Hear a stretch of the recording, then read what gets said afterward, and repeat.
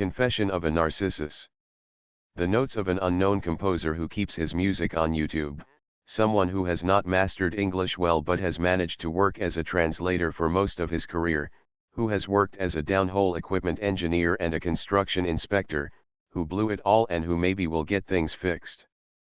I know, it is insane to write a novel in a language not native to me, which I have mastered being pretty much in the middle of my age, but I also had drafts written in Russian as well which I have probably lost. I am an asshole, as you will see later here, and a loser too. Perhaps I just wanted to leave something behind me, and since doctors believe I am seriously sick, some doctors even think I am supposed to be in a coma already, the walking dead, so to speak, I figured that maybe the time has finally come for me to try to have it published. Maybe this autobiopic doesn't look perfect, but it is true and alive like I was myself. Please don't judge me too strictly. It was my father's idea, to write a book about my life. I was about 11 or 12 years old when he first expressed it. Later I thought though that he probably would have never liked it at all if I had written that story. Anyway, I only say that this story was not exactly my autobiography, although there certainly were some elements of it. This would be some reflection of my, a bit chaotic and senseless, life. Well, if I have not lived my life as a normal person should, maybe I should take a chance to make some money out of this at least. I never have been good at making any money either. Well, that was my intro. Here we go. Maybe I should start with this chapter of my confession. I took it from my old blog when my father was still alive. Well, I have made some minor changes to it before entering this book. Hello, there. With my belongings packed up and ready, my father, gauged already, showed up in my room.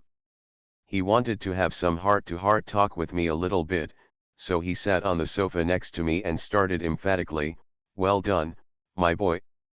I would also go to the north if I had been in your shoes." Well, Dad. You had your chance to go there. And we'd probably all had lived better if you did. Don't you think? It didn't work again, we had a fight. My mom came to the noise and attacked my dad, picking up a fight drunk again. To which my dad frantically pointed at me and shouted back at her. Just listen to him. He said that he would have hung himself up if he had lived his life as I have. He almost cried. He was crazy. He was really mad at me. My father, by the way, was not that old yet. It still wasn't too late for him to fix things up and go there to the north where the real money was. He was only 47 years old. I was 22 when I left for the north. I went to get out of the poverty I always had been in with my healthy, intelligent, and well-educated father around who was a lousy provider. My sister and I were both born in the middle of nowhere, in the distant Tian Shan mountains of Kyrgyzia, the former part of the USSR, in a uranium miner's small town. My mother told me I was the only white baby in that maternity hospital, so there was no way for me to get lost. I remember my mom breastfeeding my younger sister, holding her in her arm and rocking me, the 1-year-old boy, on her feet. I swear, I remember it. My mother could not bear my dad's relatives and left him with us in her arms, going back to her mother's house in the village of Bashkiria. There we were growing up for a few years without our father, whom we, my sister and myself, barely remembered but still loved and missed, and how happy we were when he finally came to visit us. And he brought a lot of toys for us. However, I didn't like when I saw my father hugging my mom. I mean, no one, except me and my sister, ever did that to my mom. After a while, we all left for the Caucasus. To another uranium mining town. My pop seemed to have some special attraction to the uranium. Soon after that, I and my sister went to a kindergarten. None of us spoke Russian. Not a single word. It's hard to describe the situation when you are a constant target of increased attention, a freak, Mowgli, a white crow. Of course, it was a novelty for children to see a non-Russian. Besides, better still, I was a lefty, yet another source for harassment and ridicule. I write I was because I am a man of normal shape now. I mean, I am now re-educated, retrained, and corrected. I do everything bad with my right hand, but I do it the way a normal person should. I could have become a stutterer as a result of such a re-education, but who cared here in USSR about things like this? I remember how good I was at throwing the stones. I threw further than the rest and I would rarely miss a target, but, still, I was so embarrassed to reveal myself being a lefty. After having myself retrained, I could not hit a haystack with my right hand. I was even better at fighting with my left hand. But, again, I was always shy of using my left hand openly at fighting. My parents rented a small house, a summer cookhouse, or even a room in a nearby village. And once my parents moved from such a cookhouse to a barn where we lived for a while. Good luck to us was that it happened in the summertime. My sister does not remember anything of this. I do. I am sure, my parents would be surprised to learn that I remembered that. They would gladly like to forget that too. We, the kids, did not particularly understand what was happening to us, but sure, I didn't like the barn. And I learned to fear my father whenever he was drunk and brawling. We were on our way back home from Uncle Bob's when my mom and Pop had a fight.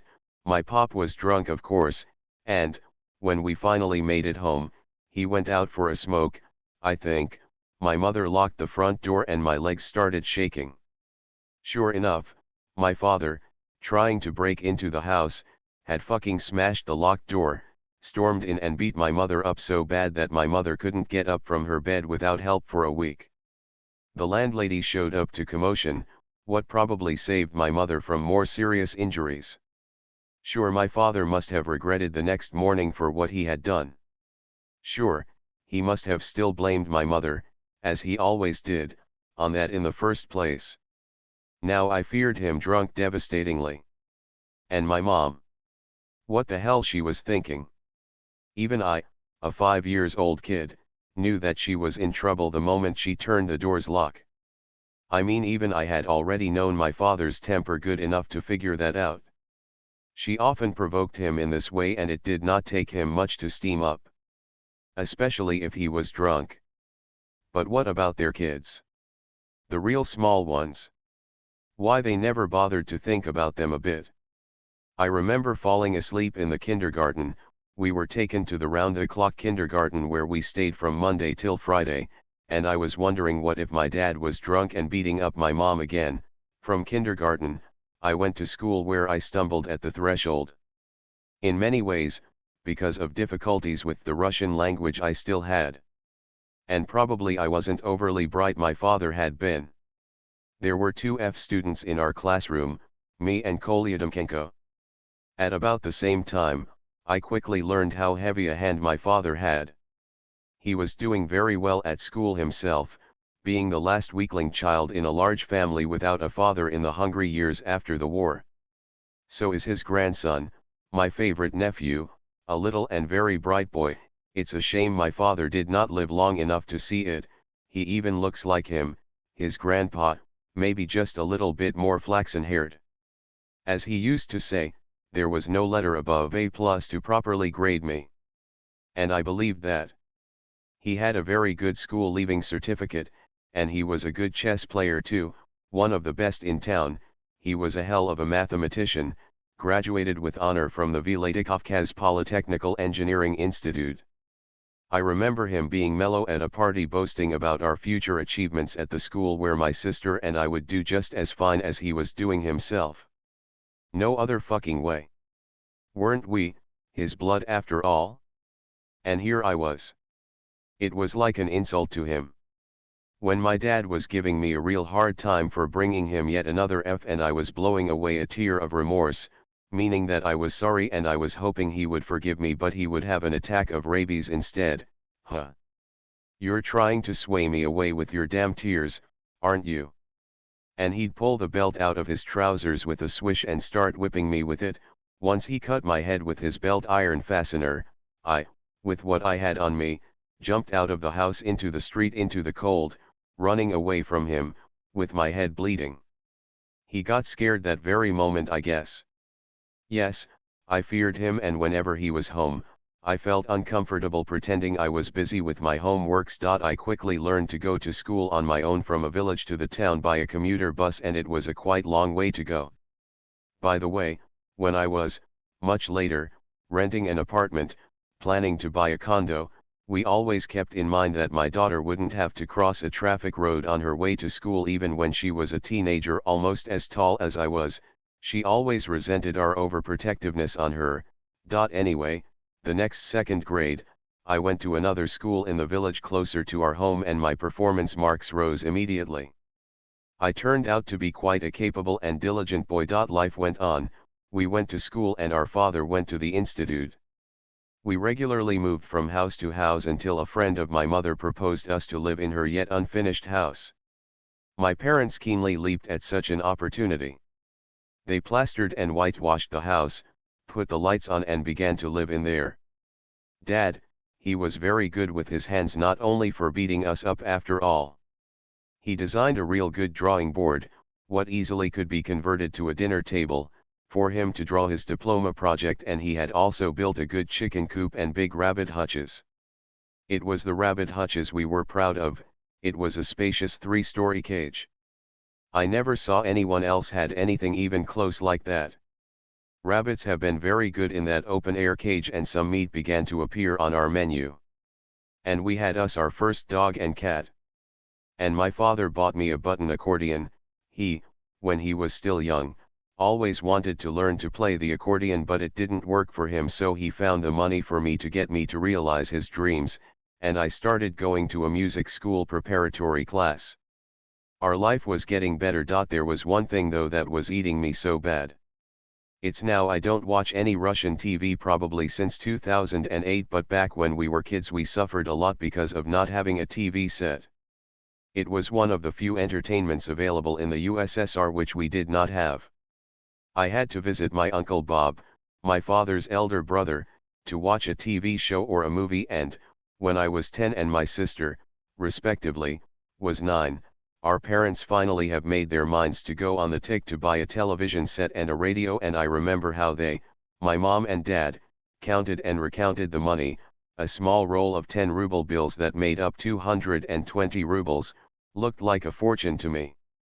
One morning my pop and my cousin, who was not much younger than my father, solemnly headed out to a local electronics store, and I, with my sister along, waited for them in joyful excitement, telling each other how we were going to watch movie episodes after dinner and the alarm clock shows on weekends. After a painfully long wait, my dad and cousin finally showed up in the yard. Yahoo! Jumped my sister out of joy. Yahoo, my ass. They did not buy damn nothing.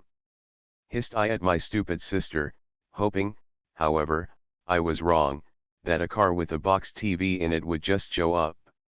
However, my father and cousin were not in a hurry to come home and please us. They were sitting outside smoking. Of course, they didn't buy anything. It was then that I learned a word of propiska, a residence registration permit system, and how it was important for everyone to have it. I remembered this for my lifetime.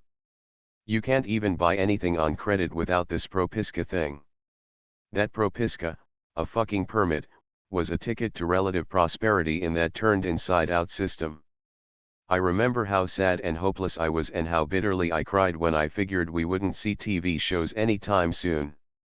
I'd say, looking ahead, that we have bought a TV set when I was graduating from high school, when it was not that important to me anymore. The childhood I had was without TV. And my pop had one at work. He worked in shifts, 3 days on, 1 day off, 3 days on his different shifts, and so on up until he retired in 2005, when a classmate of mine took over his boss place and started to run this workshop. Just yet another memory streak, a bit knocking out of the overall narrative, which also illustrates my father.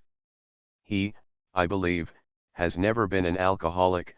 Fortunately, we all have inherited a high resilience to alcoholism, but he'd often drank heavily. As I said, I always feared him, drunk especially, but I still had some respect for him. He still had something to respect him for. Probably only after the army I finally ceased to fear him. Still not sure about that though.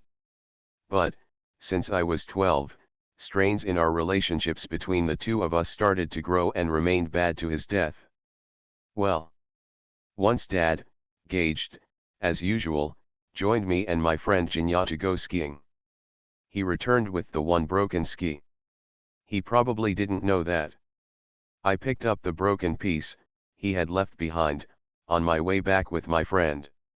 What surprised me the next day when I came back from my school was my dad's note he had written and put it right next to the broken pieces of ski seating on my table. He must have gone to work. Reading that note, I felt I was very lucky that he was at work, otherwise I would have been in big trouble for the ski he had broken. Then it enlightened me that he must be skiing with his brain out on autopilot mode, and then he started losing my respect. I don't remember me saying to him that it was he who had broken it. Not me. I mean, ceasing to respect him, I still didn't cease to fear him. Had I ever told my mother about him going rogue on me? That was unlikely too. What she could do about it if I had told her, still, that period of my life, albeit without TV, was a relatively good life to me. Most in this country lived miserably, let me tell you. Though without that total post-war poverty everybody still remembered. The oil came along from Siberia in this country in the 70s, and the war in the Middle East pushed its price sky high. I always had a strong feeling that we were the worst of all. But still, it was a relatively good time. We were going to go through experience the consequences of which I'd be feeling up until I joined the army. Soon my mother friends' relatives who wished to live in this house showed up, and we had to move out into a little room in a house which we shared with the homeowners, and, a year later, to an empty little house next door to a beautiful classmate girl named Irina, whom of course I soon fell in love with. Soon after that, my mother went on maternity leave. I think that was a step taken to accelerate a procedure of getting an apartment from this country we'd been in lines for so many years. Before that, my mom managed to go to Moscow a couple of times and successfully sell the tulip flowers which we were growing in the Uncle Bob Dach's orchard. 6 months after my little brother was born, the country finally gave us an apartment with a shared kitchen, bathroom, and WC. Still, it was better than nothing, and now we were living in a real town when my parents decided to go big and cranked out yet another project with the flowers. To their flowers, they had grown, they added some extra they bought with the borrowed money, and by the May holidays, my dad went to Moscow with suitcases full of packed tulips. A few days after that my mother received a telegram and started wailing, "What do we do? We are all broke now." And she kept crying all the time, and the very next day she, with my little brother in her arms, she left for Moscow. I still don't know all the details, but I figured that something terrible must have happened. My dad got himself either jilted or simply robbed. I may not be as cool as my dad was, for I never beat up women, not even drunk, but I have never in my life been jilted, not big time anyway, nor have I been plundered or robbed. At least that much I could provide. And we began to know what real poverty was. To help my family to pay back its debt, my dad had put us all in. I, the 13-year-old boy, worked weekends at the racetrack for 40 rubles a month, good money for a boy at the time, but there was nothing left for me out of it. I had to rescue my family. The only thing I had ever bought was a cheap Villia camera made in Belarusia for 24 rubles, which I used up until I joined the army. When I was 14 I had one shirt, precisely at the age when a desire to dress up nicely comes along. I was the only one in the school who didn't have a decent suit on my prom night, and I borrowed a white shirt from my cousin. We had money just enough to order pants for me in the local tailoring. It's good my father has never read this, because it would certainly have killed him well before he has died if he had read it. He has never been good to take any criticism. My brother and I, not my sister, she lives in Belgium now, always helped our parents. It was always sacred to us. My pop enjoyed the music and movies in his native language on a very good hi-fi home theater. Me and my brother were digging up on the internet for him. It would have been nice of him, when he watched movies on a big flat screen, to remember that it was thanks to him my childhood was not so poisoned by the TV. He died when he was 68 years old. Stomach cancer. None of his Semipalatinsk co-workers have lived that long. He was dying both manly and obediently. During his last and fatal attack of pain he went down and had never gotten up again. He had turned down any medical care. They will torture me to death, he kept saying. That's the kind of health care we have in this country. Some prefer to die. To some extent, I believe, an evil letter from one of his older sister has accelerated his end. He was the youngest in a usual, those days, large family, and all his life his sisters and a brother were holding it against my father, and he was always getting emotional over it. When I think about my dad, I sometimes think that he probably was a psychopath. He was oppressive to his wife and us, his kids, at home, and always was nice and in good standing at work. His friends thought he was a nice guy, and his nephews and, especially, nieces loved him so much and sincerely believed I was the luckiest son in the world to have such a terrific father. He absolutely could not stand any kind of criticism. That's why he reacted so bad to his relatives shit-talking behind his back. Especially those he kept supporting financially for as long as he could. Yes, he was vulnerable, but, being vulnerable, he still was cynical even for me, the tough teen boy. I'll never forget how he started collecting the spilled potatoes, the only one of all, when we stopped by the wrecked and upturned truck full of potatoes. The driver, a woman, had been taken away, apparently dead, who kept nagging at us an hour before the accident that we overloaded her truck when we kept filling up her truck with potatoes. He wasn't even ashamed of the crowd. Looks like some of us have inherited this. When my mother told her daughter, my sister, on the phone about her father's death, that's what my little sis said to this: you win some, you lose some. Just fucking like that. That's just who we are, we getting it from him. My first teachers. My first teacher was Elena Alexandrovna. I would never have remembered her name if it wasn't my classmate who had helped me out with that. I didn't like her. Years later, I figured out why. For her absolute and fierce pedagogically incorrect behavior. Perhaps she was a product, a mirror of the society, of our Soviet system. You have no idea how many such teachers we had in our schools. The notorious sadistic, like the one in Pink Floyd's Just Another Brick in the Wall. As I have said, I wasn't doing good in her class. I went to another school next year. My first teacher was Lydia Fyodorovna. We all, including me, adored her. She had her unconventional teaching methods that absolutely would involve the whole class in the learning process. During the reading, the whole class would be doing this. A student of the first desk would start reading the first line in the textbook, then the next line will be taken over by his or her next right-hand student, then the next desk in a row up until the entire class was covered.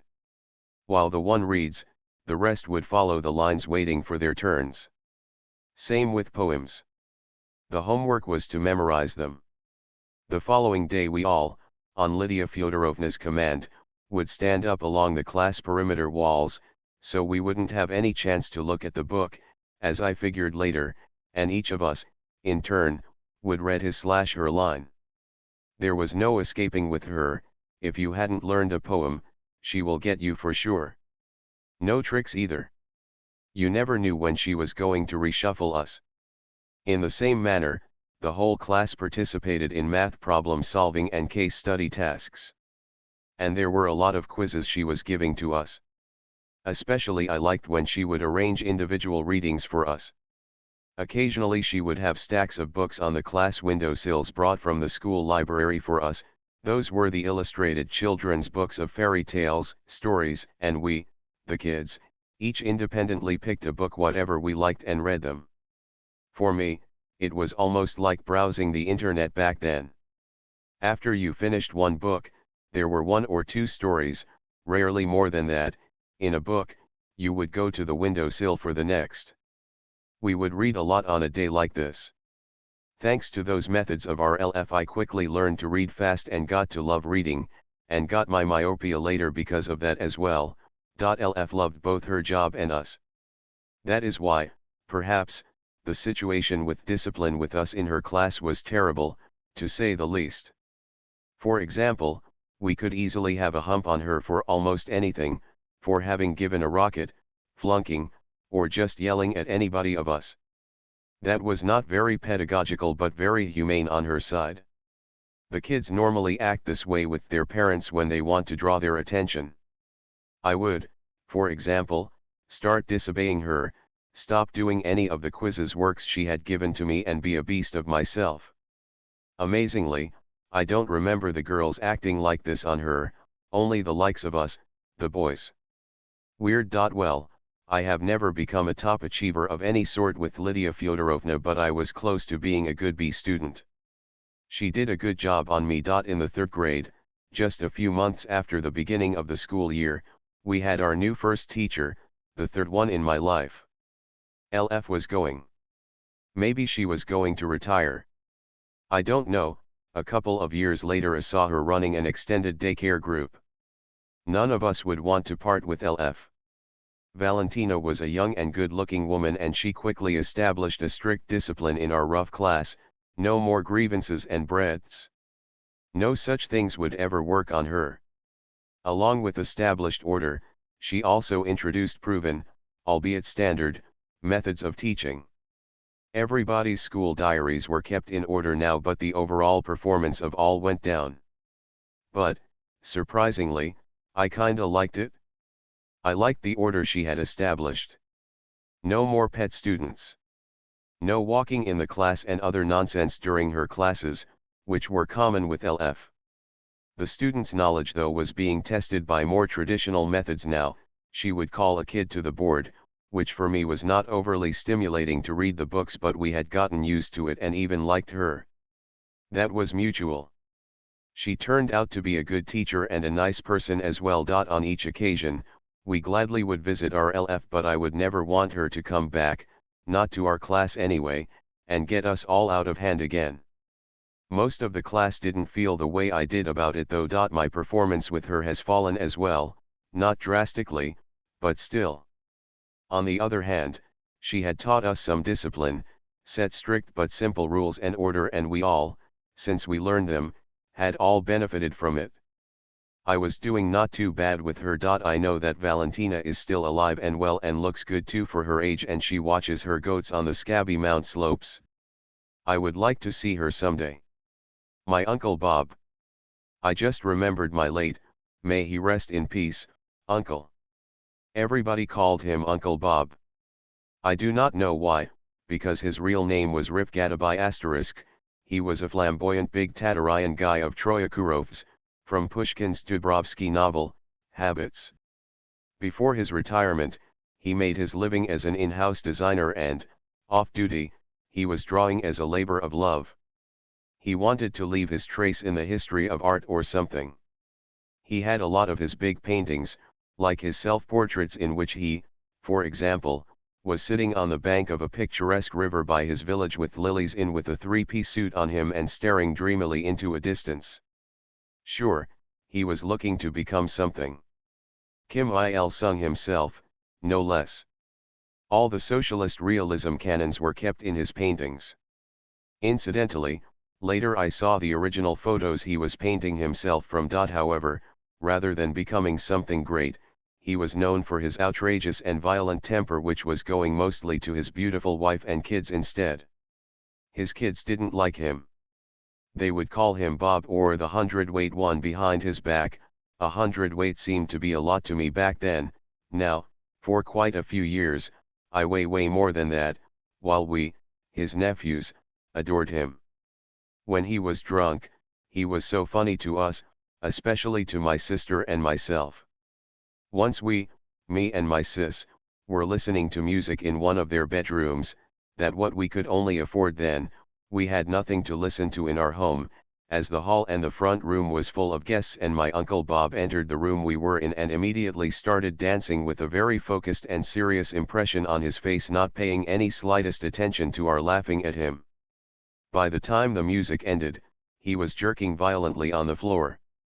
"It feels damn great, being a modern dancer," he'd say with his usual loud voice, and off he'd go, pleased with himself, to further mingle with the rest and to get some more shots, leaving us rolling on the floor fighting our fits of laughter. 10 years later, I saw this kind of a dance he had danced, when everybody started getting crazy about this fashionable breakdance in the middle of the 80s. At his kick UPS, Uncle Bob would often hold the best singer contest in which he'd always be a winner. I would like to see the one who would dare to challenge him with his rigged contest results. Well, this was only beginning. He would also make everybody mimic the deer trot, running yet another of his contests to find who is the damn best at that. And all the guests, including us, the kids, would do it. No kidding. Nobody dared him to back down from this nonsense. Now imagine yourself to be his next door neighbor. And who do you think was the winner? Damn right, him again. What about moving one's ears? And he did that too, being the best again. I have been working very hard for 16 years on that. He'd say proudly. He always demanded that he was being praised. And he was being praised. And you could do nothing about it? Or he would get us, all of his guests' kids and his youngest son, together, rank us up and have us sing in a chorus with him directing us, and we were doing our best, and there were reasons for that. His son had just already gotten a good slap from him for his reckless aping, for not taking him seriously, that is, and we all had his message. I mean, what a charming man he was. I was considered to be his favorite nephew. He would grab me in his arms and put me in the middle of a table in front of his guests and would go like, "He is my favorite nephew." And then he would turn back to me again, "Hey you. Tell me, what are you looking to become when you grow up?" And I, of course, would go like, "An artist." "Sure, you are." And he would give me a chocolate candy bar for that. It was good if it had not ended up with an epic fist fight again. It would happen too. More than once the police had taken him away. Probably it was because of him when, several years later, whenever my hometown police stopped me to check my paper, they would take me to their precinct for better checks. They'd better be careful with guys like us. He planned to start creating masterpieces when he is retired. Yes. He would say, "I will be creating great masterpieces." My dear humble Uncle Bob, he died quite a few years ago and left many of his paintings all right. I don't know if they were valuable or not. I don't understand the painting. He never had grandchildren from any of his 3 sons, but he had seen my daughter. My wife says that when I am drunk I am acting more and more like my beloved Uncle Bob. And I am even becoming to look like him, even when I am still sober. P.S. As far as I recollect, there was a huge painting hanging on a wall in his apartment hall, the copy of Perrault's Hunters at Rest. When I was a schoolboy I was taking for granted that it was my Uncle Bob's painting even whenever I saw its reproductions. Here is another who took over his job and on whom Uncle Bob would never bet on. It's my younger brother, who is a very successful and self-trained craftsman. May you rest in peace, my Uncle Bob. Normally, when they rename the non-Russian guys to the Russian-style names, they would call Rashid to Russian Roma, Mahmoud will be Misha, but I will never figure out why he was Uncle Bob. My little brother. If you think I'm crazy, you should see my brother. All our family is just like that, you know. He is a man not so open-minded as I am, and I never have asked for his permission to write about him, so I'll never tell you his name. Sorry about that. He is just my brother. Okay. I am proud of him and you will soon know why. Before I had my daughter, it was him I loved most in the world. I wonder if he ever knew about that. But I know him very little. He was 10 when I went to the north and left my parents' house for good, and we had little contacts since then, which I regret. I wasn't visiting them much on my vacations. We didn't have any Skype back then, not even a cell phone. Just a simple phone set was an unattainable luxury for most of us. Maybe if I hadn't left him, if I continued the same relations with my brother, he may have been able to avoid many troubles both he had and brought us all into. He, who thinks I was touchy, should know my brother better. You have not seen the real touchy ones. And God forbid to offend him. He had shown his exaggerated resentments early.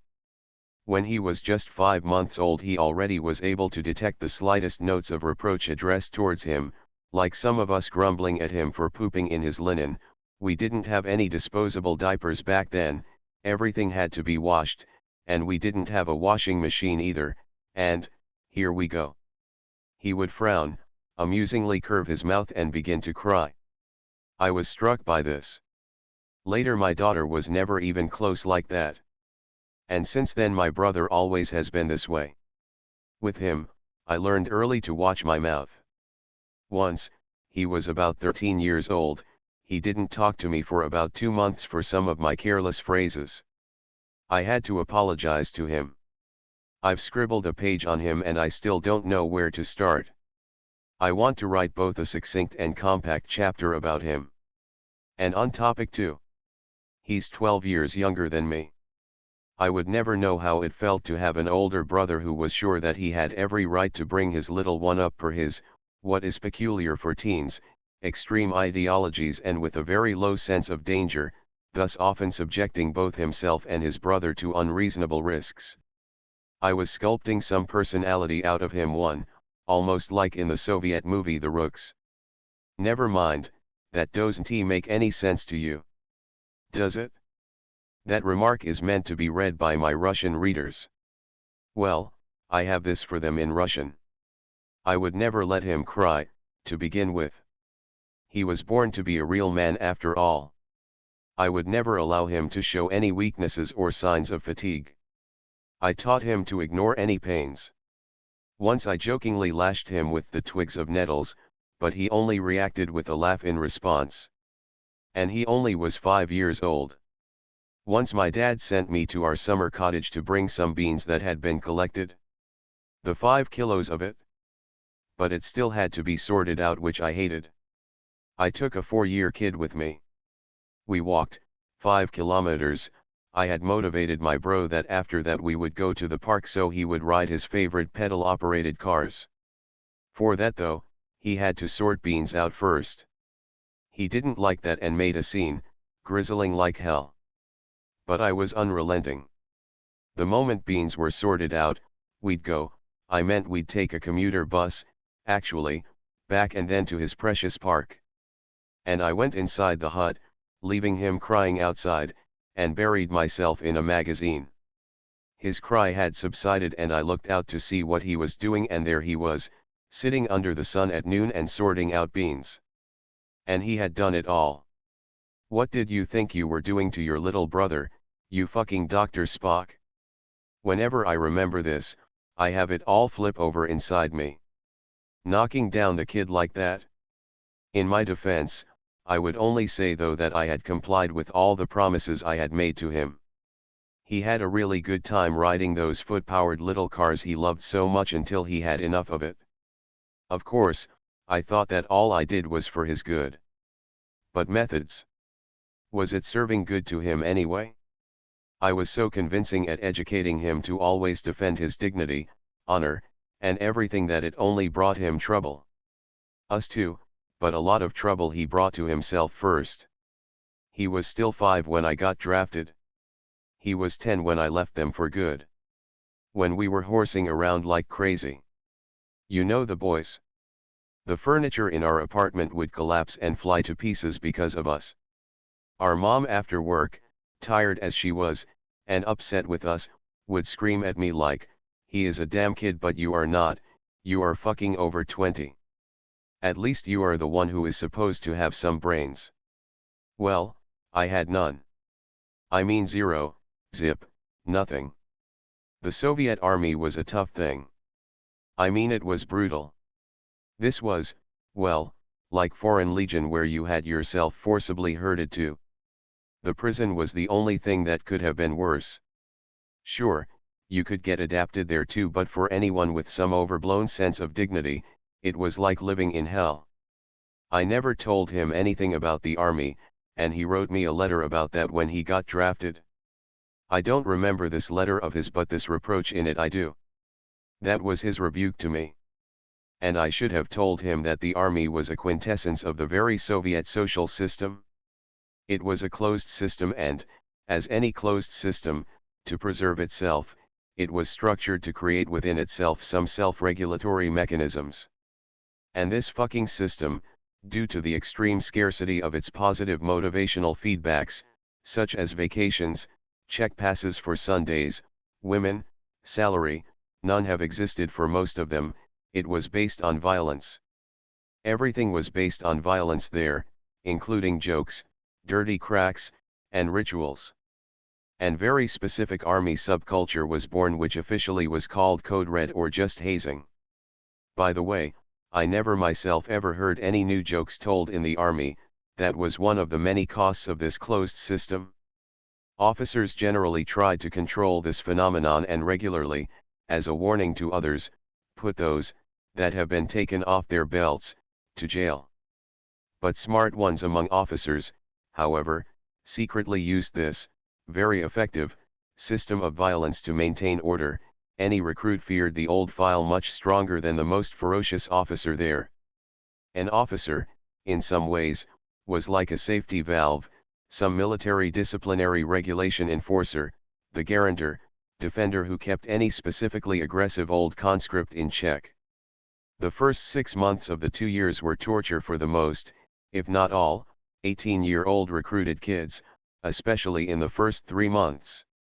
The sergeants, who just had gotten out of the hell themselves and had their new shoulder loops now and, perhaps for the first time, some power over the others in their life, were running real wild. The old files were bad too, but those who have served a year and just stopped getting their asses kicked all the time were even worse. Those were real animals. And once in a while, somebody would attempt to escape this hell. That's what I should have told my little brother about the army. I was sure he would always cope with the extreme situation. He didn't.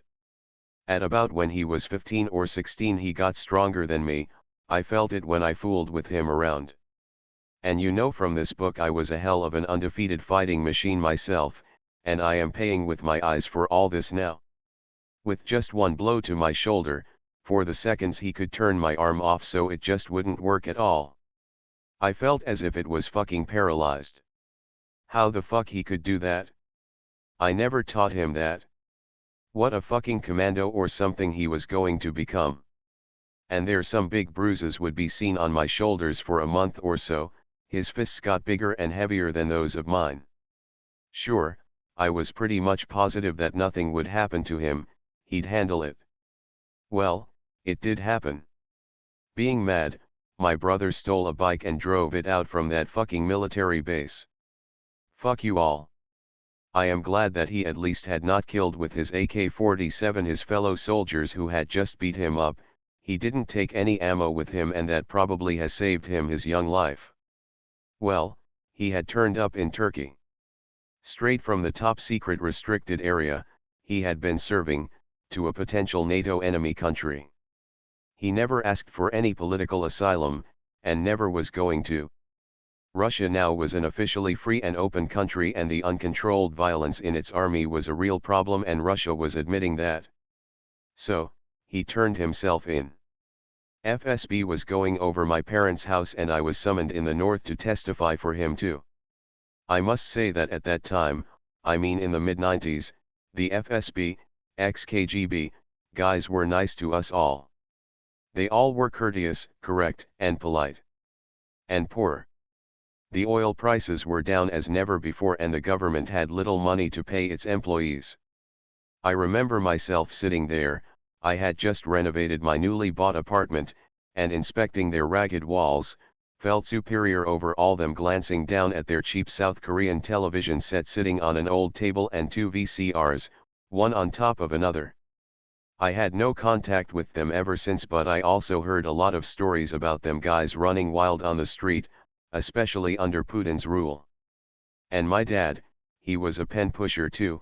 There were no social networking back then, so he was putting his precious thoughts into his notebooks. And FSB guys rummaging my parents' apartment found those notebooks of his where my pop, about 20 years before this country turned around towards China, with his fruity expressions wrote about how Russia would get under China. That confused explanations my dad was giving were no overly convincing to those FSB guys, when they asked, what the hell was that supposed to mean, pointing their fingers to my dad's notes. I'm telling you, they were nice guys back then. And in jail too, as my little brother says, they treated and fed their prisoners well. He served his time in the disciplinary battalion. I knew, even from my time in the army, what kept me in check by the way, that all preferred to trade in jail for a disciplinary battalion, or a dispat as we called it here, and would go for more crimes to go to jail. The only, but a significant advantage was that you had no criminal records after having served dispat. Any prison looked like a resort, a spa compared to a dispat out here. So my little brother came out of all that shit a completely different person, and we've never fooled around as we used to before. He has seen more in his life than I have in mine. We have never discussed this with him.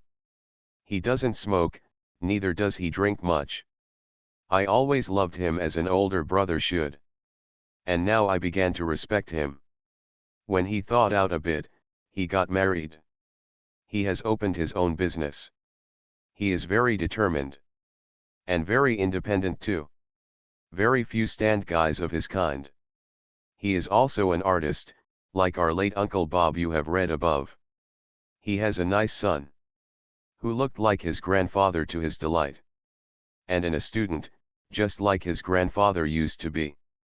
It's a shame he did not live that long to see that. Sure, he would have been glad to learn that he had his genes passed on all right. This he never could wait on us, the assholes. Anyway, I am proud of my brother. By the fact that he, no matter what, is making his way to success. And he works for Google. Remembering my Uncle Grisha. I will try to be brief about him. Well, I'll do my best. He came along in my aunt's life unexpectedly in the north. I came to visit my aunt. Well, what the heck.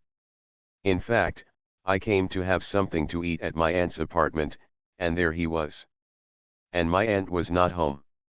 That's how we met. Both stiff and silent, we watched some TV show. He offered me some vodka. I turned it down. I mean, I was a hell of a drinker myself, but not with the first comer. He spoke with a strong Ukrainian dialect. He looked well over 40.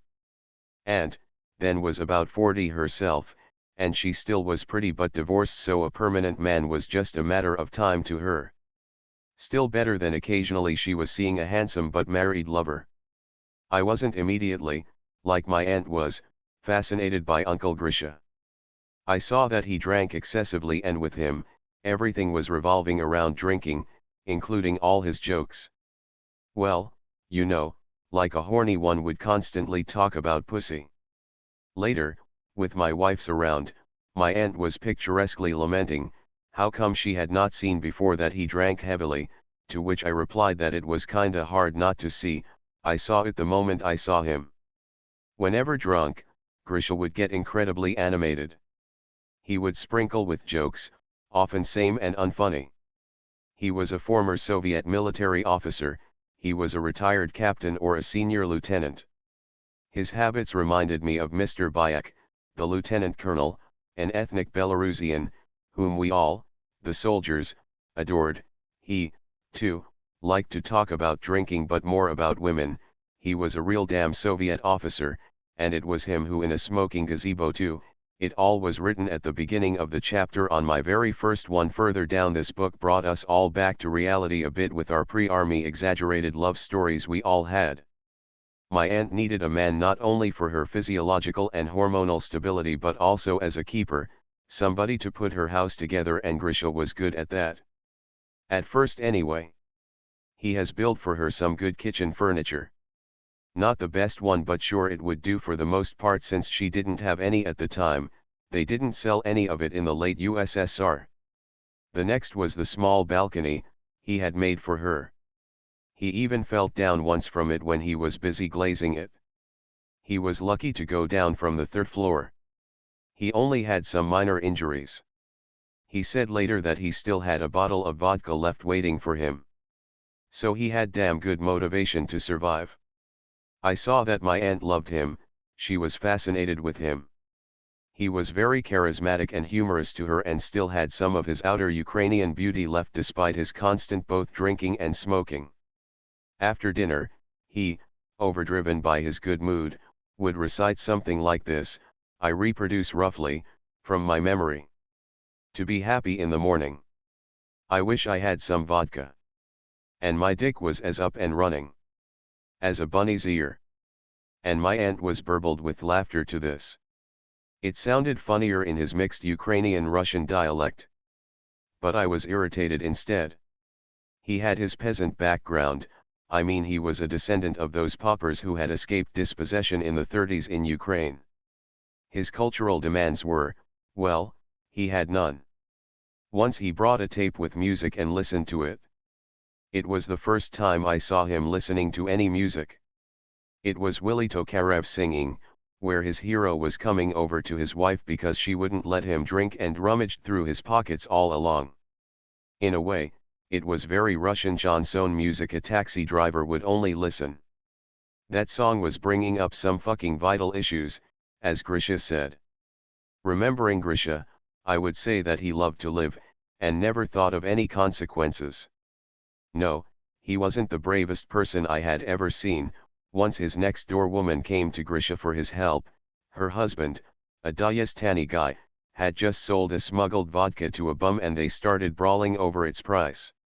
She wanted Grisha to help her husband to knock that guy out, but Grisha wouldn't go out.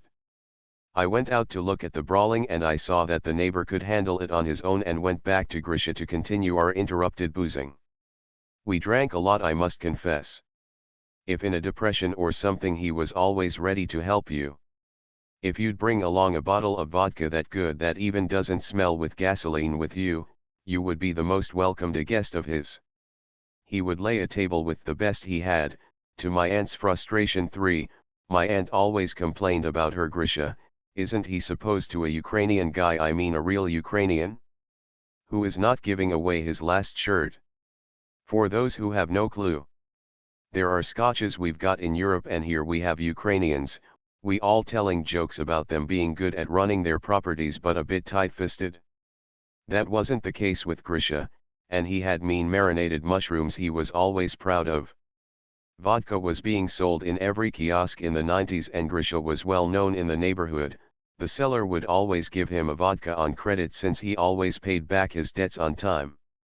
He fixed plumbings for a living when he came along. My aunt said, he was dressed up so bad that I thought, maybe, he was saving his money to buy a car. If a woman wants to find something good in a person, she would, even in the fact of being dressed badly. It never occurred to her though that a man was so poorly dressed because he never cared about anything except drinking. I never thought she was stupid, still. Then Gregory took to driving trucks again. Working on a gasoline tank truck, he would sell all gasoline on the side and drink away all the easy money falling on him with his friends and showing off all along about stealing the gasoline. He got fired. Well, he could have ended up in jail. He tried to get that job back but nobody would want to hire him back again. Everybody stole in Russia, especially nowadays, but doing it the way Grisha did, it was some sort of Italian-style robbery where the whole neighborhood would know what a robber was up to. He didn't stay long at the same work. The first serious fight I had with him was during the putsch in the late USSR. This one is almost completely forgotten even here inside Russia, no wonder you have no clue about it. Well, in August 1991 there was an attempted coup against Gorbachev, which only lasted for 3 days. Gregory, of course, supported the coup, and my brainless aunt too, by the way. And it was useless trying to prove something to Grisha, that the emergency committee, the newly established junta by the coup, was killing the future of this country. I remember his arguments, a man needs something to drink, eat, and get dressed to be happy. Note the sequence. The drink was coming first to him. And he believed that the Soviet imbeciles, the dinosaurs, would provide all this for him. Incidentally, this is the vigorous Putin electorate today. The people like him were marginalized back then, that's why the putsch only lasted for 3 days. Just 2 years later he also supported the rebellion against Yeltsin and celebrated that too. I am sure that he would have supported enthusiastically the annexation of the Crimea, done by Putin, as well. The real core of our nation, damn it. Once he was brought to the hospital from work. They suspected a heart attack. I never saw my aunt that elated and happy before. She must have decided that her man would finally stop drinking and her life would just get better. My aunt, after her Grisha's death, would tell us how she did not want to go home after her work. Her Grisha would either drink with his friends and the house would be full of cigarette smoke, or he would already asleep drunk. What kind of life was that? Once my wife and daughter, my daughter was 3 years old, came to visit my aunt. Grisha home? Asked my wife. Not drunk yet? Asked my daughter. My aunt always remembered this episode with a laugh. Grisha too, laughed when was told that story. Dear me, he would say, one of my wife's friends. I do not know what Gregory was doing there in the hospital, all I know he never gave up drinking.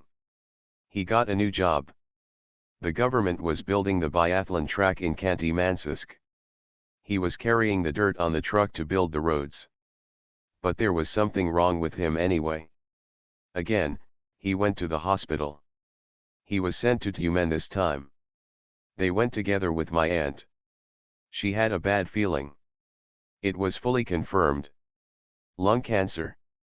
She was quietly told that he had not much time left to live, just a couple of months at best. Nothing would help, too late. Both my dad my pop had many notebooks in his portfolio with his manuscripts, which I'm still afraid to read, that's who I got my pump writing ability from. My mom, after reading them, wistfully said to me, that's what he kept harboring all along. Why he wouldn't talk to me? To what I cruelly but honestly said, that we would have never listened to him, we would shrug him off irritatingly instead.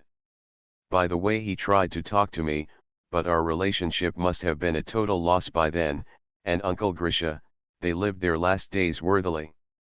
And both died in their bed with their loving wives around.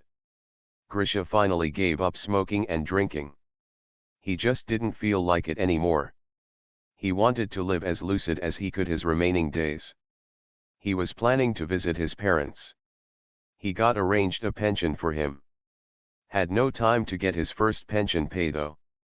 I had a feeling that he expected to leave at least a year long. He was an unbridled optimist, not when he was drunk only. My aunt once blabbed that Grisha got excited once over, my dick is up, fuck, I am still alive. We are not that easy to go. Hell, no. Well. You can't postpone death by taking a deep breath. My aunt must have known more about his sickness. Once I brought her, sobbing her heart out, she never cried at Grisha's presence, held it good, to my wife's relative, a doctor. She probably wanted him to help her out with some medications. She showed him some papers she had brought on Grisha's medical background to Uncle Victor, the doctor, who probably immediately realized that Uncle Grisha would live just a few days longer. Just a couple of hours before his sudden death, Gregory was repairing my aunt's plumbing. He was good at that. Remember what he used to do for a living? He had borrowed some of the tools from that next door Dayestani guy. He died before my eyes. When I ran to my aunt's panicking phone call, she already had an ambulance crew desperately trying to bring Grisha back. His last words were, when he flushed away his blood coming out of his throat with shower water, was, "Pistits. I am fucked up." And then he lost consciousness and died in half an hour, never regaining back his consciousness. Oh, Grisha, Grisha. I even wouldn't call you an ordinary sinner. Your life was a mess, but you have died with dignity. Very Ukrainian Russian way to live and die. You turned out to have so many friends. Look how many you've got of them at your funeral. They couldn't be just some drinking buddies of yours. Not all of them anyway. I knew that everybody had known you in this town, but still. My aunt, being a Muslim woman, has arranged for him, the atheist, a proper funeral service in a Russian Orthodox church. When we carried him to bury him in his coffin, he looked like he was sleeping his usual way with slightly parted lips with his iron tooth gleaming, just the way he always slept drunk. Except he did not snore this time. During his 9th day, there were even more people at my aunt's apartment. That was a relative I had, and he turned out to be the best one I ever knew. I remember you, Gregory. My aunt was 51 years old when Uncle Grisha died. She never got married again. My best summer. One day, swimming in the pool, I was thinking about my best childhood summer. My parents always sent me along with my younger sister to the summer camp since I was 10. Usually 2, out of the 3 of my precious months, we spent in those camps. Sometimes at different ones in the summer. Once my sister and I were sent to Sochi, and we liked this camp best, of course, for being at the sea. I was only 11 years old then, and much been for the first time for me: an airplane, the sea, the palm trees. I had oceans of impressions. The Progress camp was located in a school where Sevastyanov, the Soviet cosmonaut himself, was studying. The memorial plate on the school wall said about that. I hated camps, and my father was truly amazed by that. Why? He would ask in surprise, "Aren't you always well fed there?" Well, it made sense with my father. He, being the child of war and the youngest in a large family whose childhood was the one long and painful hunger, and whose dad, and my grandfather I've never seen, despite the exemption, as a collective farming chairman, volunteered to go up the line. That was very principle of him. It must have come from him, my pathological desire for honesty and justice. And he fought in good faith, and, therefore, died there, as my Aunt Rhea was telling me, right at the moment when he was raising his squadron for an assault. And his family was left orphaned and doomed to starve. Anyway, I was in the camp, well fed and looked after. By the way, remembering the food they fed us with, apparently, they had been stealing a lot in the camp's kitchen. My dad, despite his higher education and his natural ability to quickly solve problems of any complexity, his judgment of a character sucked, and he was a lousy teacher as well. He was very oppressive at home. That's a result of his childhood's deformed psyche, where he was the youngest and always suppressed by his numerous senior sisters. His only brother was old enough to get recruited for war, and later when he came back he replaced him, his father, and has become his role model and a true protector of him, so nobody messed with my father any longer. That was my beloved Uncle Bob, by the way. Relationships with my father started to deteriorate, I believe, since I was 11, and never have recovered ever since. I always was scared of him. I wasn't doing too well at school, and I often was spanked by him badly for that, so I never liked it whenever he was home. Whenever he was home, I was constantly depressed by the thought that he might remember to check my school diary with yet another F in it. He always scared me, but up until 11 I still loved him at least. I loved vacations for yet another reason. There were no school diaries checking I had always feared. But the camps would certainly ruin my summer vacation. There was not much motivation to make friends there. Why bother for a month only? I would never see them again for the rest of my life. And those lineups, drills, paradings, boot and song shows. And those mandatory nap times, I could never sleep. It was then I had an accurate 2-hour time reference ever since. Man. It is a very long time block when you do nothing, just lie and wait for the wake-up call, especially when you are only 11. It was the same time interval took to fly from Shevchenko. Many were coming to the camp from, to Mineralny Vody Airport by an 24 plane. As far as I can remember, there was some semblance of free time after dinner to bedtime. My relations with the groups, it always has been this way, in the army too, were not harmonious. At different times I could be an outcast and a leader of the same group. I wouldn't say that I was very fond of a fight, but, at times, I often had to do it, and luckily I had this stanza and I never lost. They had to treat me with respect. The first summer we didn't go camping was in 1977, the year my younger brother was born. My parents probably no longer could afford it, and it was the coolest summer I ever had. That was my last summer in Vincenti. In the next year springtime, we would move to the town. I have never been sent to a camp ever since, although, I was coming into the age when, I suspect, I would start to like it there. But it was the summer when I with my friend Jinya would go, walking on a single-track railway line, to the lake for swimming, fishing or boating whenever we wanted. That was then we had a fight with gypsy pushes and recaptured our fishing rods. I would write about it later here. That was when and why I finally learned to swim. I remember the day when I first swam to the boundary buoy and back, and since then I was like a normal kid who knew how to swim. Someday I will write separately about that lake. There was the primary life going on in the summertime. It had well-equipped beaches with some sort of crush bar and a boat station, with bicycles and scooters for kids, and with that big megaphone on the lamppost playing the music all day long. Now it is an abandoned pond overgrown with reeds.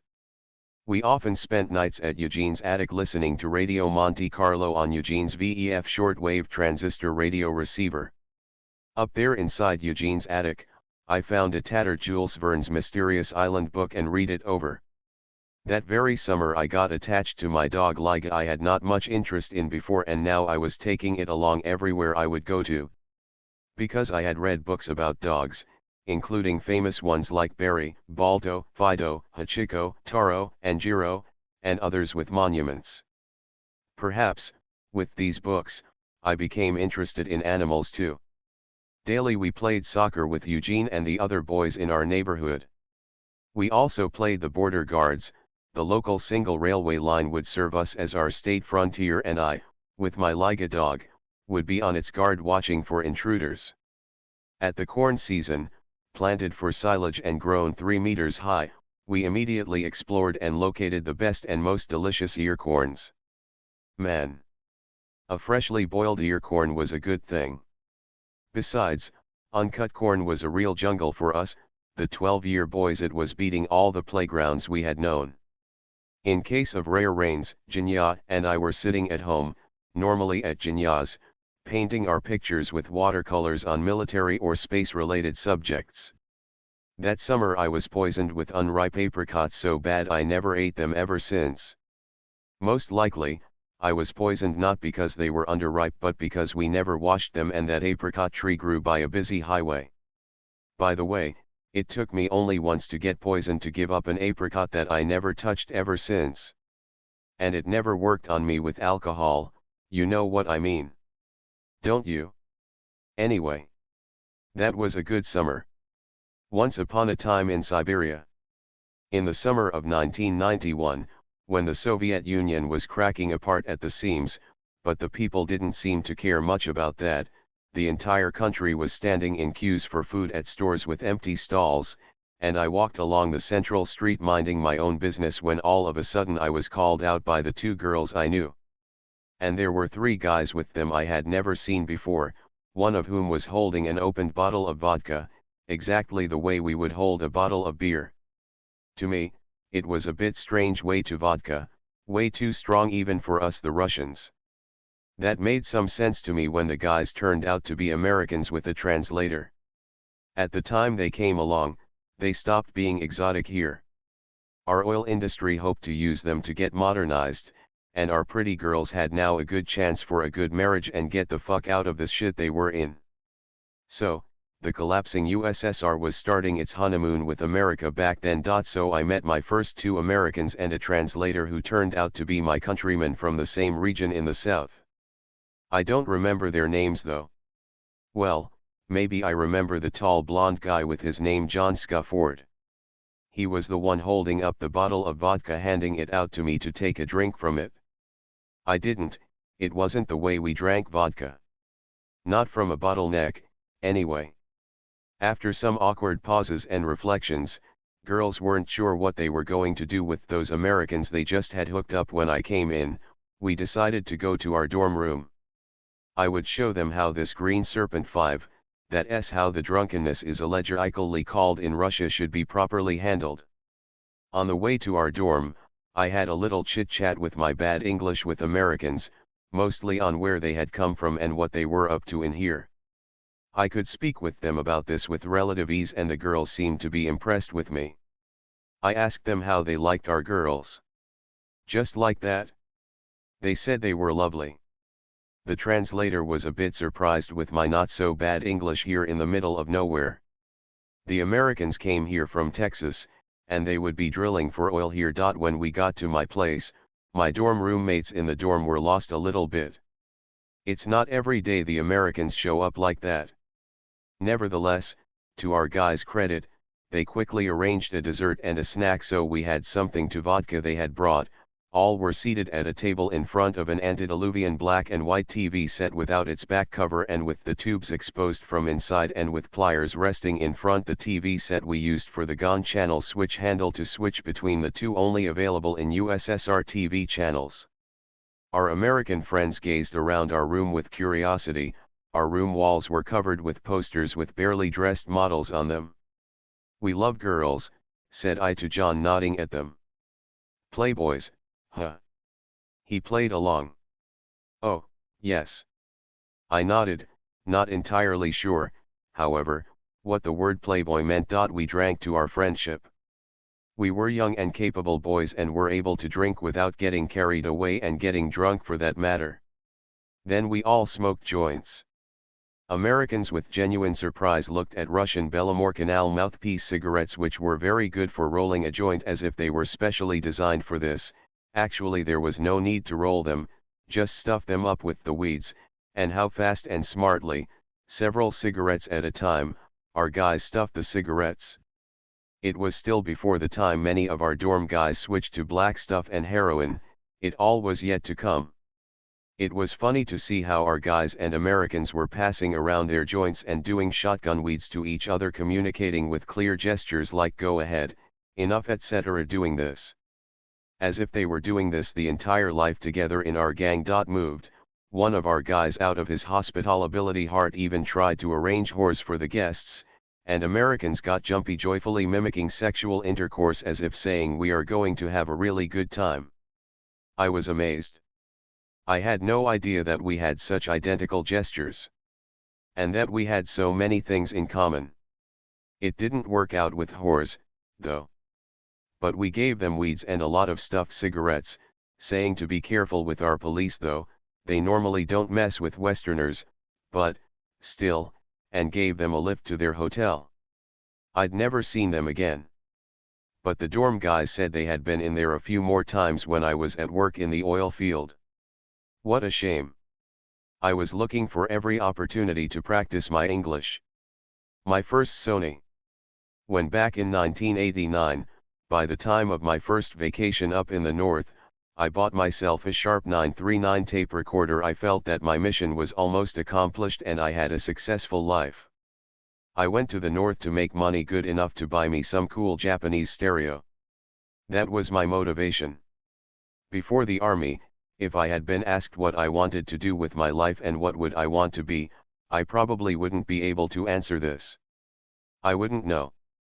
However, I had some vague plans outlined, without much ambition though, like to be a gamekeeper or a forest ranger in some kind of preserve or forestry, or keep an apiary. Just to keep away from the people and stay closer to nature.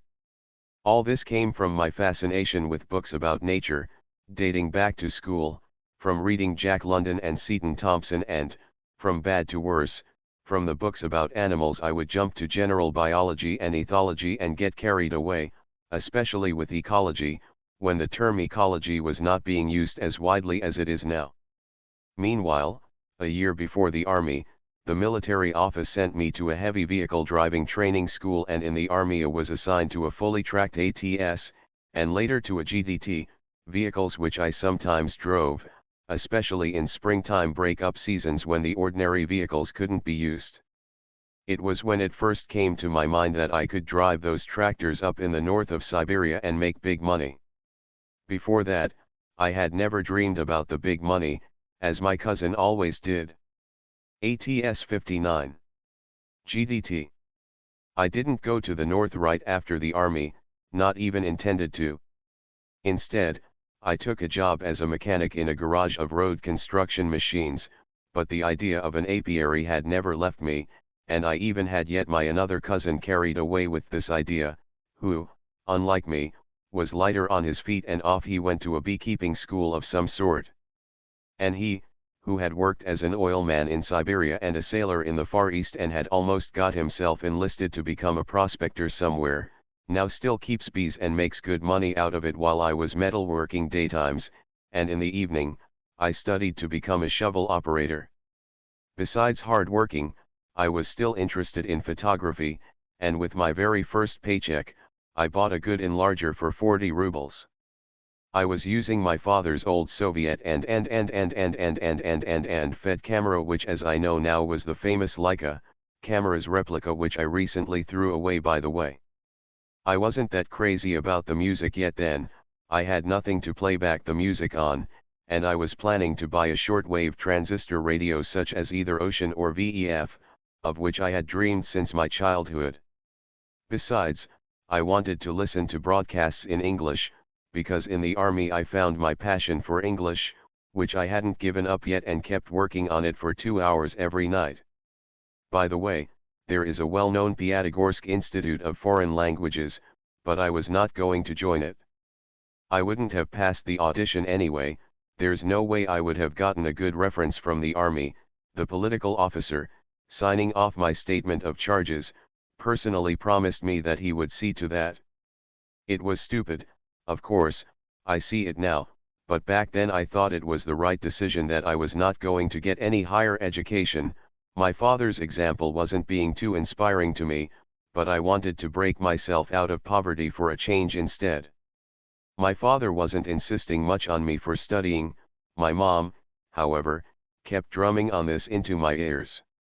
But I did not give up on English and worked it hard, continuing to strain my eyes. By the way, I messed up my eyes so much that in the north I was rejected by the medical board, and no way could I operate any excavator with my eyes that bad. I mean, my glasses I was about to start wearing wouldn't even help. Well, that was still 2 years ahead for that to happen. In the meantime, I was still metalworking, and soon enough I finally bought myself Spitala, a portable shortwave radio I paid almost all my monthly salary for. Electronics used to be very expensive in USSR. It wasn't as cool as the VEF radio was, but it was cheaper with fewer receiving frequency ranges. It was good enough for me to tune to anything I needed. Well, I could read English well as I thought, but I was frustrated I couldn't get anything of what I was hearing from the radio in English. Still, every night I was listening to BBC or VOA stations until I'd fall asleep and woke up in the morning with Voice of Russia in English running on. Years later I gave this radio as a keepsake to the guys in the oil field when I was leaving the booster pump station for interpreting. 5 years later I was back on that field again translating for Western drillers, and I visited the station to say hello to the guys. They recognized me, even remembered the Spitala. One of my former teammates had drunk it away. Anyway. After the radio, I bought Vega, a record player combined with a tape recorder with speakers on tick, and I was so happy about that until one day with my cousins I wandered into a pawn shop and saw the Japanese tape recorders in there. Fuck me good. I was amazed at both the tape recorders and their price tags on them. I could hardly recognize the tape recorders in these futuristic products. Those handbag-like luxury dual cassette tape recorders of unimaginable shapes and sizes looked fantastic compared to those Soviet loose-sided boxes, miserably decorated with rows of keys along with lone primitive dial gauges and swinging cassette holders and black speaker lattices. A completely different level of quality and appearance immediately rushed into my eyes. You see, even in high school I broke up with my illusion of our socialistic advanced system we lived in and on which the Soviet media kept constantly reminding us. I'm not going to write here on how I was letting go of my illusions. I wrote about it somewhere, about how I was arguing with my father and cousins. If I find it I'll make a separate chapter on this. Saying to my father, a dedicated member of the Communist Party, that socialism was a dead end, deadly mutation of a society. I am not going to write about how right I turned out to be, on how surprisingly fast the life itself has shown us all the collapses of all that socialism should. I had already known that all the electronics, clothing, and cars, anything that we were interested in, were being made much better abroad, even in some countries like Czechoslovakia and Hungary, our socialist brothers. Legends were circulating about the Japanese stuff. Those of us who are old enough, perhaps remember of the alleged 25-year warranty period for Japanese tape recorders, of the supposedly ultra-drenched epoxy resin fill UPS inside the tape recorders for the protection of electronic know-how and durability. Besides, the know-how had allegedly been protected by the fact that when you try to open a tape recorder, it either will fly apart, or get burned down, so those marvelous know-hows were reliably protected. These were the rumors running around among the common people, to whom this stuff was not available. So, seeing these tape recorders in the pawn shop, only strengthened my belief that all of this was true.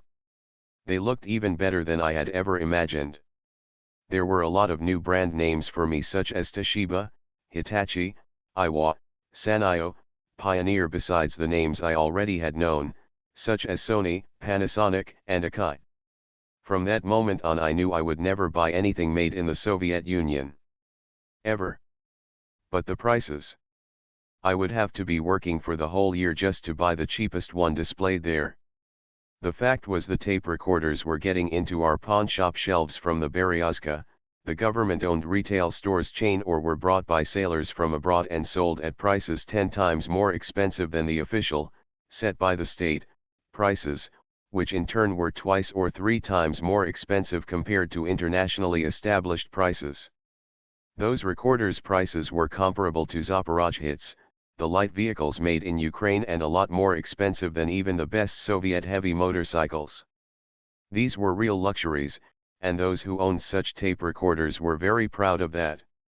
However, these owners were also the objects of undesired attention and often were subject to being robbed. And I, from then on, had my first credo in my life. To get me a tape recorder. A fucking real one. Any recorder as long as it was Japanese. Now I had a bee in the bonnet. From then on, I would regularly visit those pawn shops just to longingly stare at these beauties and listen to their sounds as they were playing back tunes. I must say that while this country was getting charged up by the acceleration campaign and had already been pregnant with the perestroika one, there was a noticeable increase in the numbers of those soiled consignment shops. Originally conceived for the sale of second-hand goods, these stores were the only way to legally sell the imported products of high demand at market prices, which prices included all the extremely inefficient socialist economy costs, thus causing prices to grow tenfold at least, and were simply not affordable for persons like me. These were reasonable prices for the distorted economy. Any goods of high demand would rush into a whistling whirlpool of pawn stores, thus eroding the holes in the dams of the Soviet economy. I like the way I have just put it. Very good. The numbers of such shops were increasing primarily in and around the city markets. Once, during one of these visits, I saw a strange tape recorder. It stood out from the rest at an affordable price. Mere 450 rubles. Just a little more than 2 of my monthly salaries. I had already been working as a pile-driving rig operator and made a lot more money than I used to as a mechanic. The recorder was a very old one, even judging by its design appearance it must have been manufactured 15 years before at least. But it still was a Sony. That's it. They would never have broken down, had they been 10 or 20 years old. Everybody knew that the Japanese tape recorder warranty was 25 years. Period. Shortly before that, I went to see Oleg, my classmate who was a sailor and happened to be home on leave. He had just sailed our polar circle during navigation, and had already made plans soon to start sailing across the border. So Oleg had bought him a Sharp 700 tape recorder, and I came to take a look and listen to this and, well, have Oleg record some of the tunes for me on that thing. Oleg copied me an AC/DC 1979, The Highway to Hell he had on his open reel tape, and some of the Black Sabbath 1983 Born Again stuff. I even had bought a special Japanese, Denon compact cassette for that, which was of very short supply by the way. Now I had this recorded tape, a reference one, and I used it to test the quality of other records to compare with mine. And I constantly listened to it. I still remember its melody. Well, I thought it was a melody back then. I learned from Oleg that Yura had a real heavy hitter, a sharp 800. But I wouldn't want to go to see Yura, we had never been friends. And the prices of these recorders were outrageous. For me anyway. And here we go, in a pawn shop, I saw at last something more or less affordable for my budget. Even this kind of money was still a big issue for me, and I had no slightest idea where would I get them, but it was still much less than the typical price of 15 to 2500 rubles. Well, I kept going to that shop, and a tape recorder kept resting on a shelf collecting dust. Nobody seemed to need it much, and its price once dropped down to 350. Wow! That was it. I had to set things going or it would be gone. And I took action. I had only 140 rubles on me, and I had to find the rest as fucking AP. The very possibility of owning the Japanese tape recorder had gotten me drunk, and I did not want to miss such an opportunity, but it was almost 2 weeks before my payday. There was no question of waiting. No way. There were a lot of young and hungry men like me roaming around, ready to buy a Walkman for 200 rubles, that was about $300 according to the official exchange rate, and here it was a real Japanese deck for an affordable price. I borrowed 120 from my mom and rushed out to collect the rest from my friends. Once in a lifetime, probably, everyone had such an experience of borrowing money, and probably you know how it works, especially when money is urgently needed. None would have any money for you. Not the closest friends of yours. It was my mother's old friend, whose parents once rented out their house to my parents long before, who helped me out. As soon as I had collected the required amount of money, the very next day, I could hardly wait for the lunch break, I hit the road for the pawn shop. And there I was. Just imagine now that you are a young man buying the latest iPad and having gotten muzzy in a queue for it. That was exactly me back then, surrounded by the onlookers and so happy checking the tape recorder. This recorder had been equipped with a compact cassette and a headphone. I had brought my cassette with me, the one with the reference recordings. The recorder was old, all right, so old that it had a deep groove on the recorder's head. I noticed it later, not when I was buying it. Everything worked just fine. It was not possible to check its recording mode though, there were no RCA cords for that, another terrible shortfall at the time, and we only used European, DIN, cable with the 5-pin connectors. Some were embarrassed by the lack of recording level adjusters. It had self-adjustable recording level controls. And no owner's manual whatsoever. I remember a short magic word Sony with a smaller Sony quarter inscription on its front panel. I did not remember its exact markings years later, I could not find it on the internet. I would find a similar kind but not exactly this one. And once again, I, who had tried hard to find it for many years, typed Sony quarter TC and then a 3-digit number in series starting with 110 and adding up the number one by one with my every attempt, and, bingo. At number 122, I found it here. It had turned out to be produced somewhere between 1970 and 1973.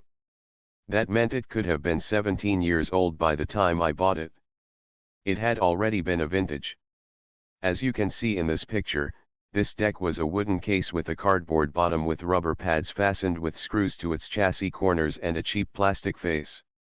Back then, we had our vacuum tube radio backside similarly covered with perforated cardboard. Anyway, after a thorough checkup, I, so joyful, counted my money to pay. What the fuck? I was 1 ruble short. I counted again. That's right, I had only 349 rubles on me. It was a disaster. It would take at least half an hour for me to get to work to get that fucking ruble I needed. Should I ask them to put it off? Would they just sell it to me, and I bring the missing ruble right after the work hours that very afternoon? The next morning? Wouldn't it work? Why not? I swear I would bring it. No. The sales ladies were relentless and I was scared to leave the tape recorder I almost bought. I was paranoid that somebody would take it away. I desperately tried to convince the sellers, but no way would they yield to me. The Soviet trade system, besides being crass, ineffective, and unfriendly to people, completely lacked any kind of flexibility. The system, for what it lacked in inefficiency, in a strange way it made up for kindness of ordinary peoples. Seeing my desperation, an unknown lady approached me and gave me that 1 ruble I desperately needed. I was saved. A saleswoman, however, inquired how would I return the ruble to her, as if it was her business, anyway. The woman just smiled and waved it away. I, being touched by her sympathy and understanding and deliriously happy at the same time, just said thank you as warmly as I could to her. Now I was the owner of this Japanese tape recorder. I was overwhelmed. I never have felt such a strong pleasure from purchasing a thing, even when I was buying the gorgeous Sharp 939, my next big deal, a car or an apartment. That was a real event for me. When some years ago I was selling away my first laptop on my garage sale, the one that had been delivered to me from America almost 2 decades before, to a young man, a teenager, I saw how he was excited and all burning up with impatience when I was showing it at work to him. I saw that those 1,500 rubles, for which I sold him my ancient Toshiba Tecra, must have been borrowed as urgently and with as much of trouble I had years before, and 15 rubles out this money must have been spent on a jitney car. He was shy because of that. I saw how badly this young man wanted this laptop, even the well-used up one I had, but cheap and of a real brand. And I wanted that tape recorder even more back then, and I finally had it. How I was listening to it. Back at home, I immediately hooked it up to Vega, and now I constantly had it playing back whenever I was home. The real challenge for me was now to get high-quality recordings to enjoy this recorder's potential, but I was thrilled if I managed to have them recorded somewhere. Even Sony's worn-out recording head produced an incredible sound never attained by Vega. Soon I found the recordings done with its head, however, were not so good. All the high frequencies were cut off. It was okay. One day, I figured, I would have its head replaced when I find a suitable one. After a while, out of pure curiosity, I made up my mind to open the tape recorder up. I unscrewed and removed its rubber pads and the cardboard bottom. I had already a suspicion that the Japanese recorders neither burn down nor fly apart if you open them up. There was nothing particularly different from its USSR analogs inside. Well, given the fact that I was comparing the 70s Japanese vs the 80s of the Soviet ones. Yes, of course, it had excellent build quality, it had compact, denser arranged capacitors, resistors, diodes, and transistors, neat wiring and shielding. The tape drives were precisely fit. Yeah, a cat may look at a king, and the Japanese were not the aliens who have made this. These were the people just like us except more disciplined. I remember the similar feeling I experienced years later when I opened my first cars, the Nissan Primera I bought in 2004, hood. Same engine, a radiator, an air cleaner, nothing overly special, yet, it looked all better. The same people assembled it except it was made in Great Britain. Now we have Japanese cars manufactured in Russia, they are as good as the Japanese ones. When I went up to the north, I took this tape recorder with me, and up there in the north, it continued to please me with music. At first, before I had an amplifier, the Soviet Vega again, I was listening to it through my headphones. It sounded better than any Walkman I heard and as good as any Soviet decks, such as Mayak or even Vega. Well, maybe its background noise was slightly louder, but my Sony didn't have any noise cancellation feature whatsoever, and it was much better on its quality of frequency response. My collection of high-quality recordings grew, all recorded with good recorders on the Japanese compact cassettes. The Korean ones were yet to come along. I had some friends in the recording studio, which we had so many across the country back then. We had no copyright concept in this country then, and there were no ideological constraints any longer that could have any effects in this country, so I had rock music new releases pretty fast and of pretty decent quality. However, some of my new friends who owned some really cool Japanese stuff, people up in the north used to earn significantly more money than anyone in the rest of this country, made fun of my old tape recorder, but I saw this as a plus. It meant that it would unlikely be stolen. It didn't look as impressive as a modern tape recorder would, but when I finally had replaced its recording head with a Sendast one, albeit made in the Soviet Union, they stopped making fun of it. They saw the difference. My Sony now was capable of making recordings of incredible quality. People would come now to me to have tunes recorded on their cassettes with my recorder. I could have made good money on this, but I didn't. For a good man, I would record music for free. I would find new friends, the music lovers, instead. Of course, a cool modern deck produced less noise, recorded and played back probably better than mine, but not much better. Psychologically, mine playback and recording performance was as good as theirs, but it was much better than any coolest portable ghetto blaster in this town up in the north. Probably even better than that flagship Sharp 939 I had bought for my first vacation. Now I listen to my Sony connected to that Sharp and never been happier, but I could no longer bet my bottom dollar on my Sharp safety. These things have actively been stolen those days. My dorm roommate bought a Soviet VCR the other day. He had only one day to enjoy it. We watched the action and porn movies on his VCR all night long, and the very next day it was gone for good. Fortunately, I bought my Sharp just before my vacation and never left it alone. I would even take it to work with me.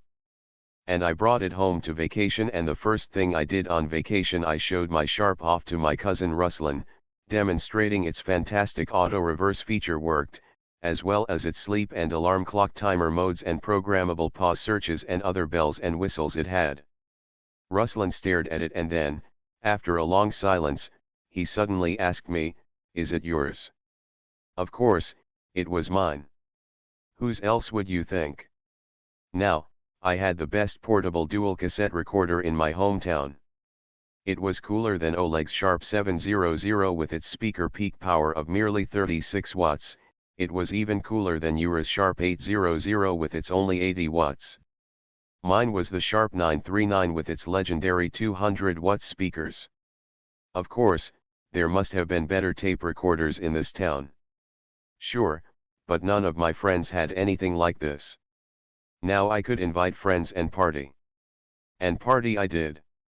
My Sharp was positioned though as a portable boombox device, but with its weight of more than 10 kilograms, it was way too big to carry it around. It was resting at home wired with my unrivaled Sony and always running on and on and on. Sometimes recording music and playing back mostly. I was now bringing more and more foreign-released vinyl LP discs. Back in 1989, CDs had just started coming along here in the USSR and were very expensive, with rock music, and now I had an opportunity to make the first copy of reference quality records. Many, I bet, in my position would not have missed such an opportunity to make money. I could not take money for it from people I knew. It didn't feel ethical to me. I was just gladly making high-quality recordings for my friends and myself. And then I was listening. How I was listening to the music I had recorded. Now I am just unable to listen to music the way I used to. It wasn't just listening, it was some sort of submerging into it. I was easily getting stirred by the reproduced hi-hat nuances, ringing cymbals, and the bass drums, or the guitar howls. Now I don't listen to any music at all. I try, but it never works on me anymore, except to some of my own just newly created ones before I upload and forget them. Listening to music on that deck, I would wonder sometimes if there were ways to reduce the hissing noise on it. Some hotshot people said that this was probably due to the worn-out motor interference inductions and it must be replaced. In a radio repair shop up in the north in 1990, they said they could do it. I had them replace the recording head and thus radically improved my Sony's performance. I went for it. It was my big mistake. I mean, there was less hissing noise, all right. I couldn't have been happier. But not for long. There were a lot of repair shops back then, the quality of our products guaranteed to keep them busy. So I brought my deck in for repair, waited patiently for almost a month, missing it badly. Finally, I brought it back home to my dorm room and eagerly turned it on. There was less noise. 15 minutes of blissful euphoria and all of a sudden a tape drive slowed down, the deck moaned and stopped. Puzzled, I touched it. It responded by playing again. After 5 minutes the same thing happened again. I should immediately have grabbed the tape recorder in my arms, get some of my fellow gangsters I shared my room with, the roaring 90s were coming in, and brought it back to the shop to get them quickly to fix what they had messed up. That's what I always did ever since.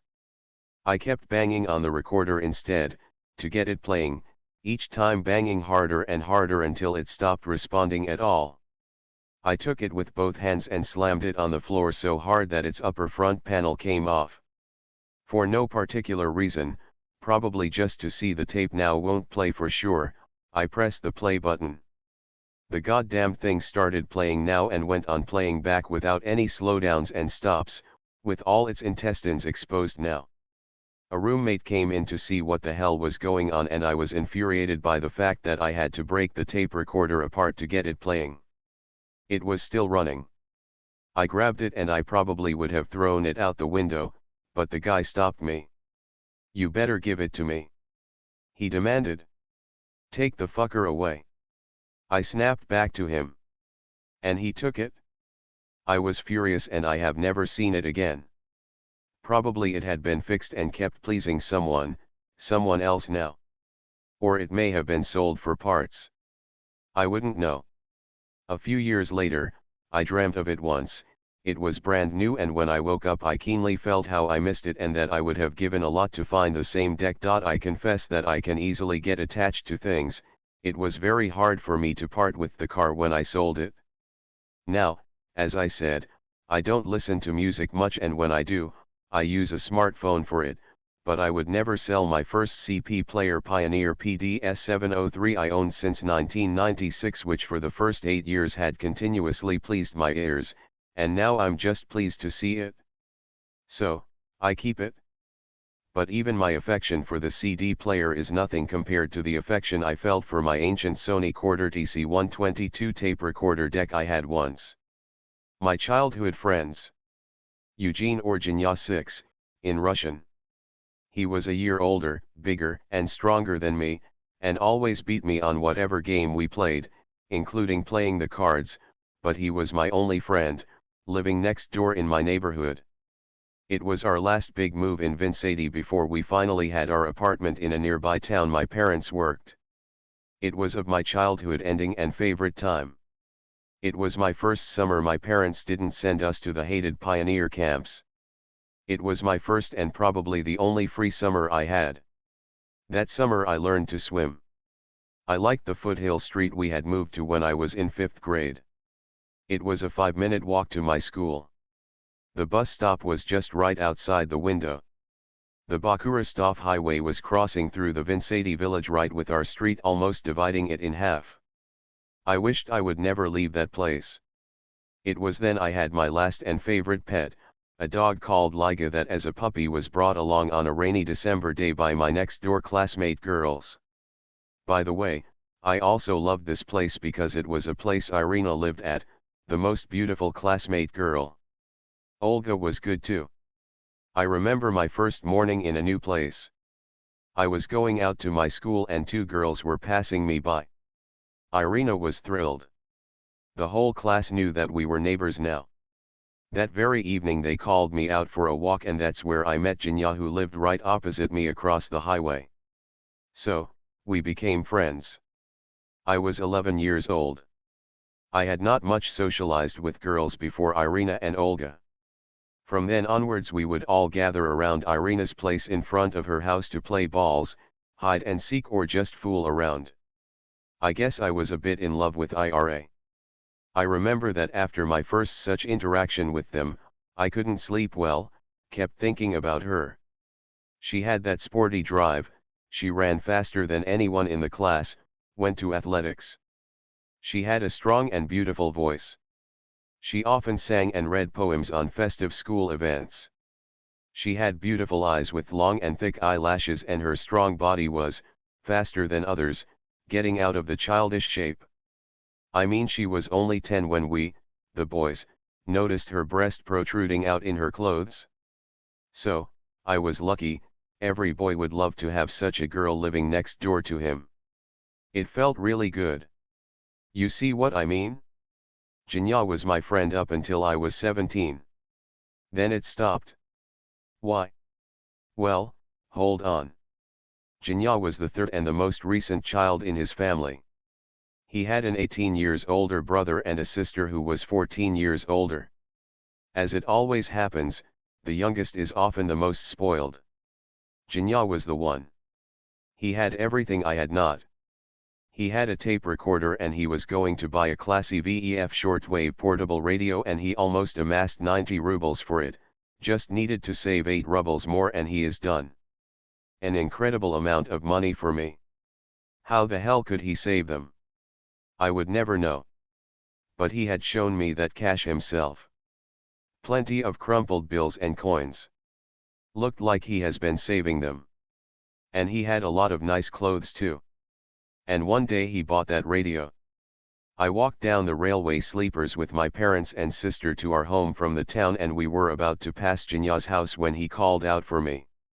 He was sitting up there on the roof at the entrance to his house loft and waving me and holding up his brand new radio receiver.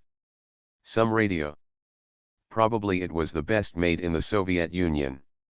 In the evenings now we listened to the Radio Monte Carlo music shows. We never listened to the enemy voices.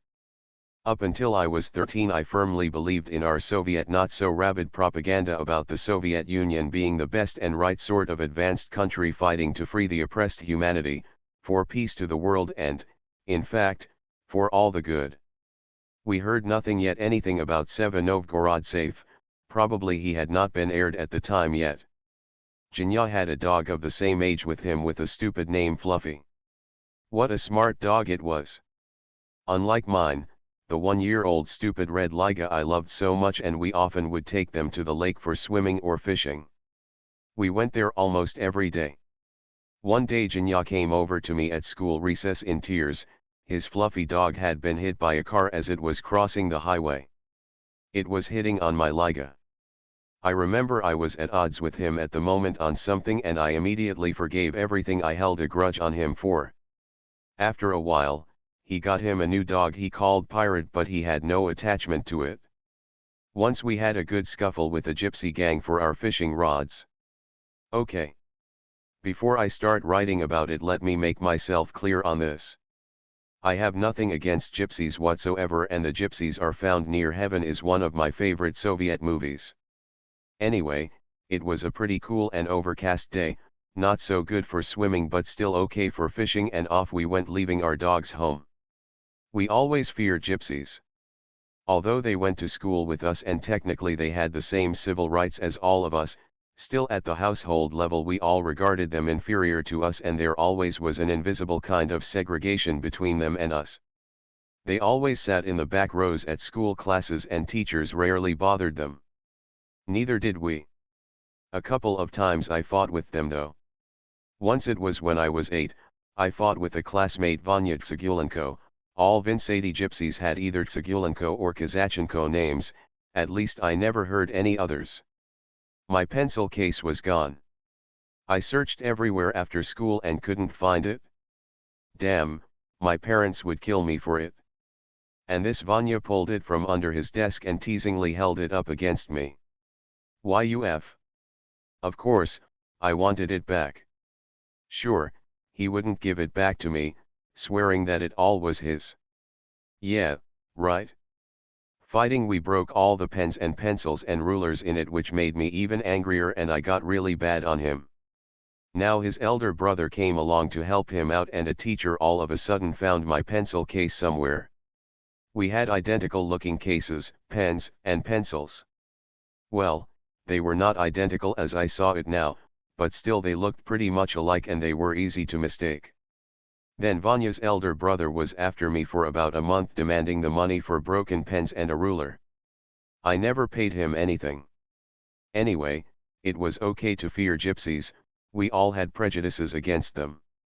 Anyway, we were fishing on the lake and there was almost nobody except us and a pack of gypsy boys who just showed up. We didn't like it at all. They were all younger than us, but there were a dozen of them and nobody else on the lake but them and us. Besides, our bad premonition came true. They suddenly, as if commanded, ran towards our direction. They quickly surrounded us. Asked us to let them fish a bit with our rods. Okay. Why not? Go ahead. All rods were Jinya's anyway. I couldn't afford them. Well. They fished, smoked cigarettes, one of them offered me one, I said no, I was too young to smoke back then, and we waited for them to have enough of fishing. One of their leaders threatened Jinya to throw him to the water. Later we laughingly recalled that moment and Jinya masterfully mimicked their accents, he always was good at mimicking funny accents. Then, suddenly, they quickly pulled up stakes and fled off. Jinya cried at them, "Give them back. Give them back. Please." Then, suddenly he turned back to me, "Let's fucking fight for our rods." He was so fierce with hatred, for a moment, to tell the truth, I lost my courage.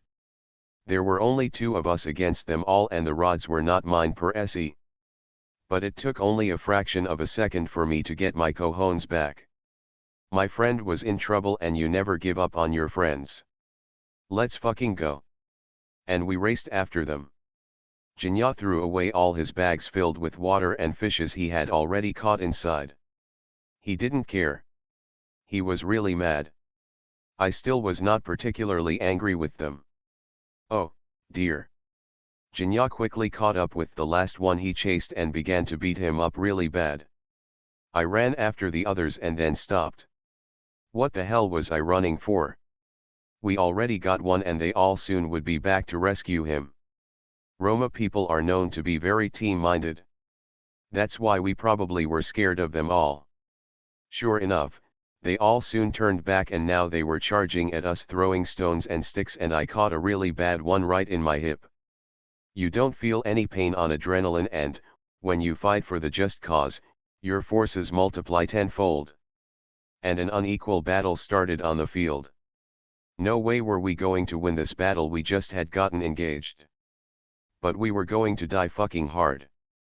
The tractors showed up on the horizon. They were plowing the field. "Hey, Jinya, it's my father with his crew. You're fucking dead. You know that, you ragheads." I winged. And the miracle happened. Right at that moment they all jaded. After a short Mexican standoff, we seized the moment and Jinya took his rod back. "Where's the fucking another one?" Jinya asked menacingly. It turned out they hid it somewhere in the rushes, we just had passed it by running after them. "Listen up, you little punks," I said, "Jinya, you keep an eye on these," and I put an arm lock on the one who hid the rod. Actually, it was the one who had offered me a cigarette. "I'll look for the bait. If we don't find it, I am going to take care of him." I pulled the prisoner's hand, break his fucking neck or his arm to begin with. Now when I remember all this, I couldn't help but wonder how we, the only two of us, could manage to intimidate and take a dozen gypsies under our control. We were always to fear them. So, threatening the rest of the gang with fierce violence which my father and his crew was about to put them into if we either don't find another bait or if they flee before we want them to, I went with my prisoner to look for it. Jinya stayed too to look after them. Damn, I would have danced for joy, to be honest, if they fled. They believed in our monstrous intentions. My prisoner gypsy boy was humbly seeking the rod for me, and the rest obediently waited for their fate. I kicked him to hurry up, we all wanted to find the bait before tractors arrived. The Roma wanted to get away before my angry father with his crew showed up and we wanted this to happen before they all saw us bluffing. If they saw it then we would be dead for sure. We'd lose more than just our rods then. Fortunately, the bait was found faster than the tractors arrived and we released our prisoners, giving goodbye kick to some of them and threatening that it wasn't over yet, we were going to band together to raid their neighborhood. Fuck, we were good, and had good fishing that day after that too. Such was the story. Jinya and I were very proud of this. We had defended our rods and honor. I noticed one thing in Jinya. He, for a man of his size and strength, was, well, how shall I put it, a bit too cautious. Maybe it was good. If he was as violent as, say, my other friend Sergey was, you will read later about him, or me at least, he probably would have been dangerous to others. Still, I was a bit jealous of Jinya's strength and always wished I had been as big as he was. When I started going to the wrestling school though, I felt that the difference between him and me started to disappear. Moreover, he told me this too. He started going to that school too. First, we trained in different groups, then we got us in the same group. Still in different weight categories. He was always bigger than me. In 1977 the French Three Musketeers movie was aired on Soviet TV and we made swords and constantly fought playing musketeers. After the French version of Zorro movie with Alain Delon starring in it, we switched to a new game.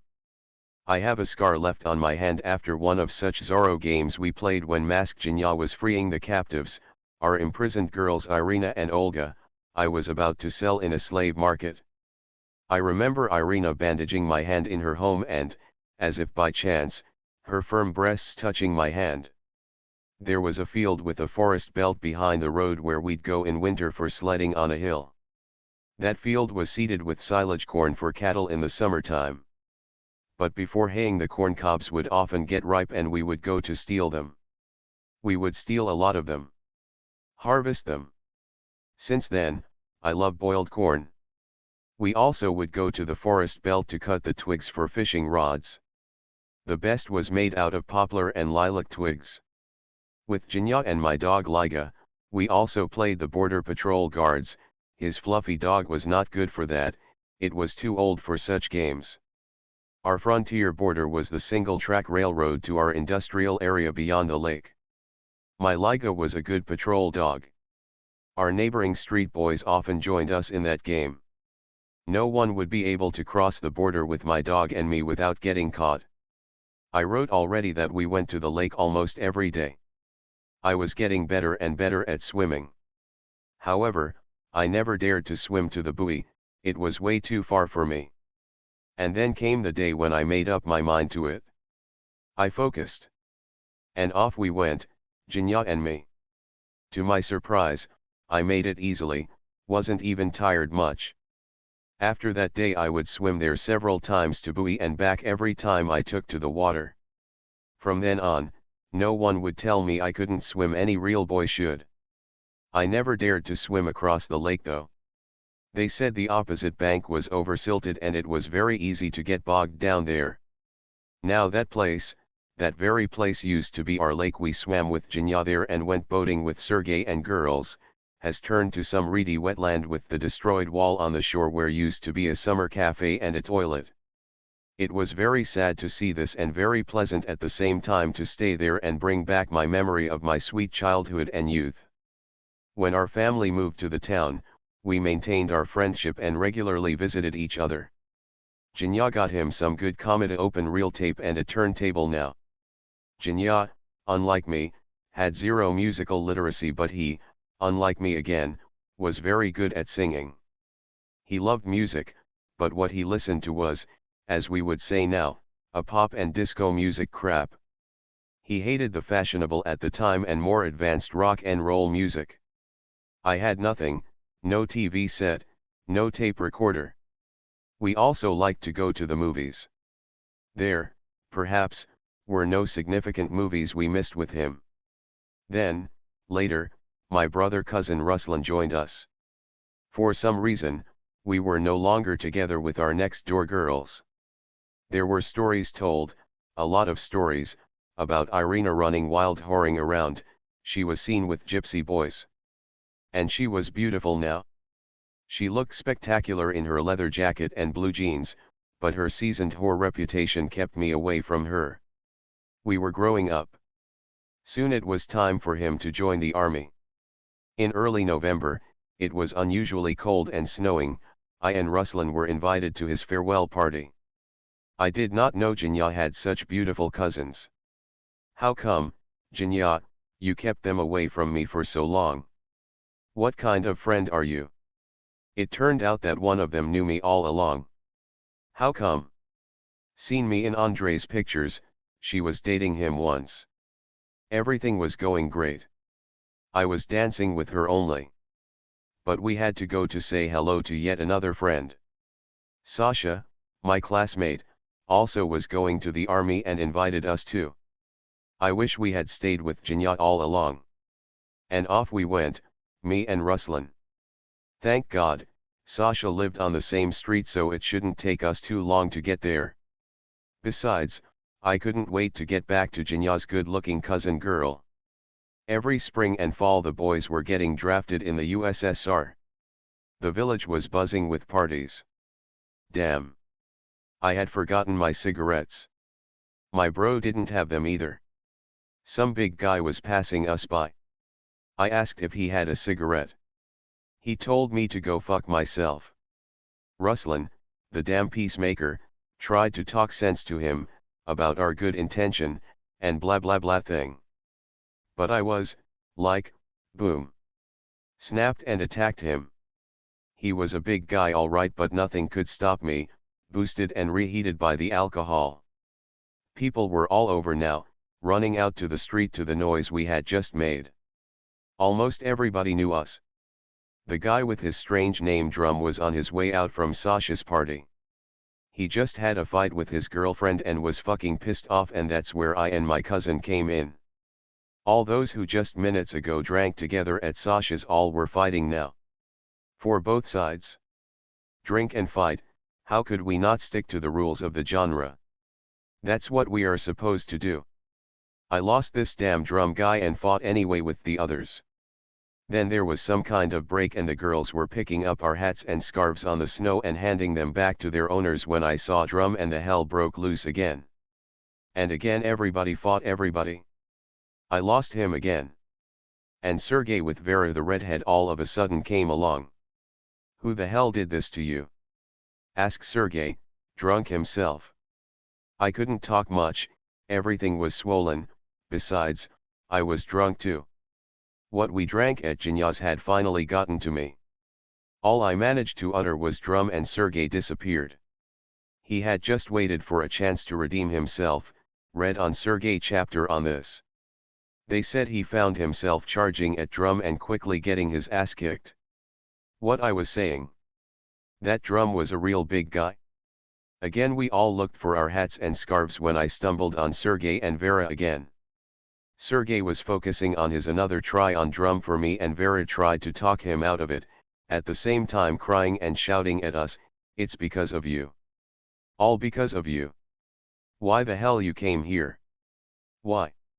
Sergey got his ass kicked again. It sure didn't work well for him on Drum. But it worked well on his friends, not as big as him. He still was good. I again found this Drum boy. After that my hat and scarf were gone for good, along with my ugly coat sleeves that were gone too. Maybe we should go too? They weren't overly happy with us anyway. I motioned Ruslan to get the fuck out of there. He got it right and off we went. I didn't want to come here anyway. Halfway to Jinya, the 4 guys from Sasha's party caught up with us, the 2 of them I knew from my childhood. They all were older than us. I and Ruslan began an unequal battle with them again. Some said it looked creepy from the side. And my bro Ruslan was fighting after all. Even managed to break someone's nose. Here we go. It was very cheering. We'll show you, you damn, ah. Even though I was drunk I still remembered burst of sparks kept flying from my eyes with each blow I kept catching with my face. Wasn't it Jinya with his beauties passing us by? Huh, Ruslan. Yes, it was him all right. Asshole. Blowing each other jaws, we stormed in and out of somebody's properties, breaking fences and benches, and it was damn slippery and it was hard to keep a balance, especially when you are shit-faced like that. Well, we didn't win the battle, but Ruslan, the peacemaker, helped both sides not to lose their faces when he said, "That's fine guys. Let's stop at that." And they left us alone. And here shows up Jinya again surrounded by pretty girls. They walked. Ruslan said, "Well, thank you, Jack, for your precious help. For everything. You are a real friend. The fucking best." I said nothing, just waved the fuck off to him. First, I could not speak. Second, Ruslan had said it all. Jinya wrote me letters from the army with his apologies and explanations of why he couldn't help me out. Like, his girls held him tight, wouldn't let him go, they had been very frightened. Later my mom told me that he, after the army, came to us, I wasn't home, once, and my mom had said to him that one shouldn't give up on his friends. Ruslan saw him once on the lake. They even talked. Jinya said he never forgot that incident, but all this was my fault, to begin with. He had started all this. To what Ruslan said, no one would dispute this. It was my fault, all right, no doubt about that. But is it an excuse enough to bail on friends? Well, I came to see him in 2008. Same house, posh once, now it was heavily lopsided. He was still big as usual but heavily limping after a car accident he had been through long before. No normal jobs since then. He had 2 sons and a daughter. His sons were not as big as he was though.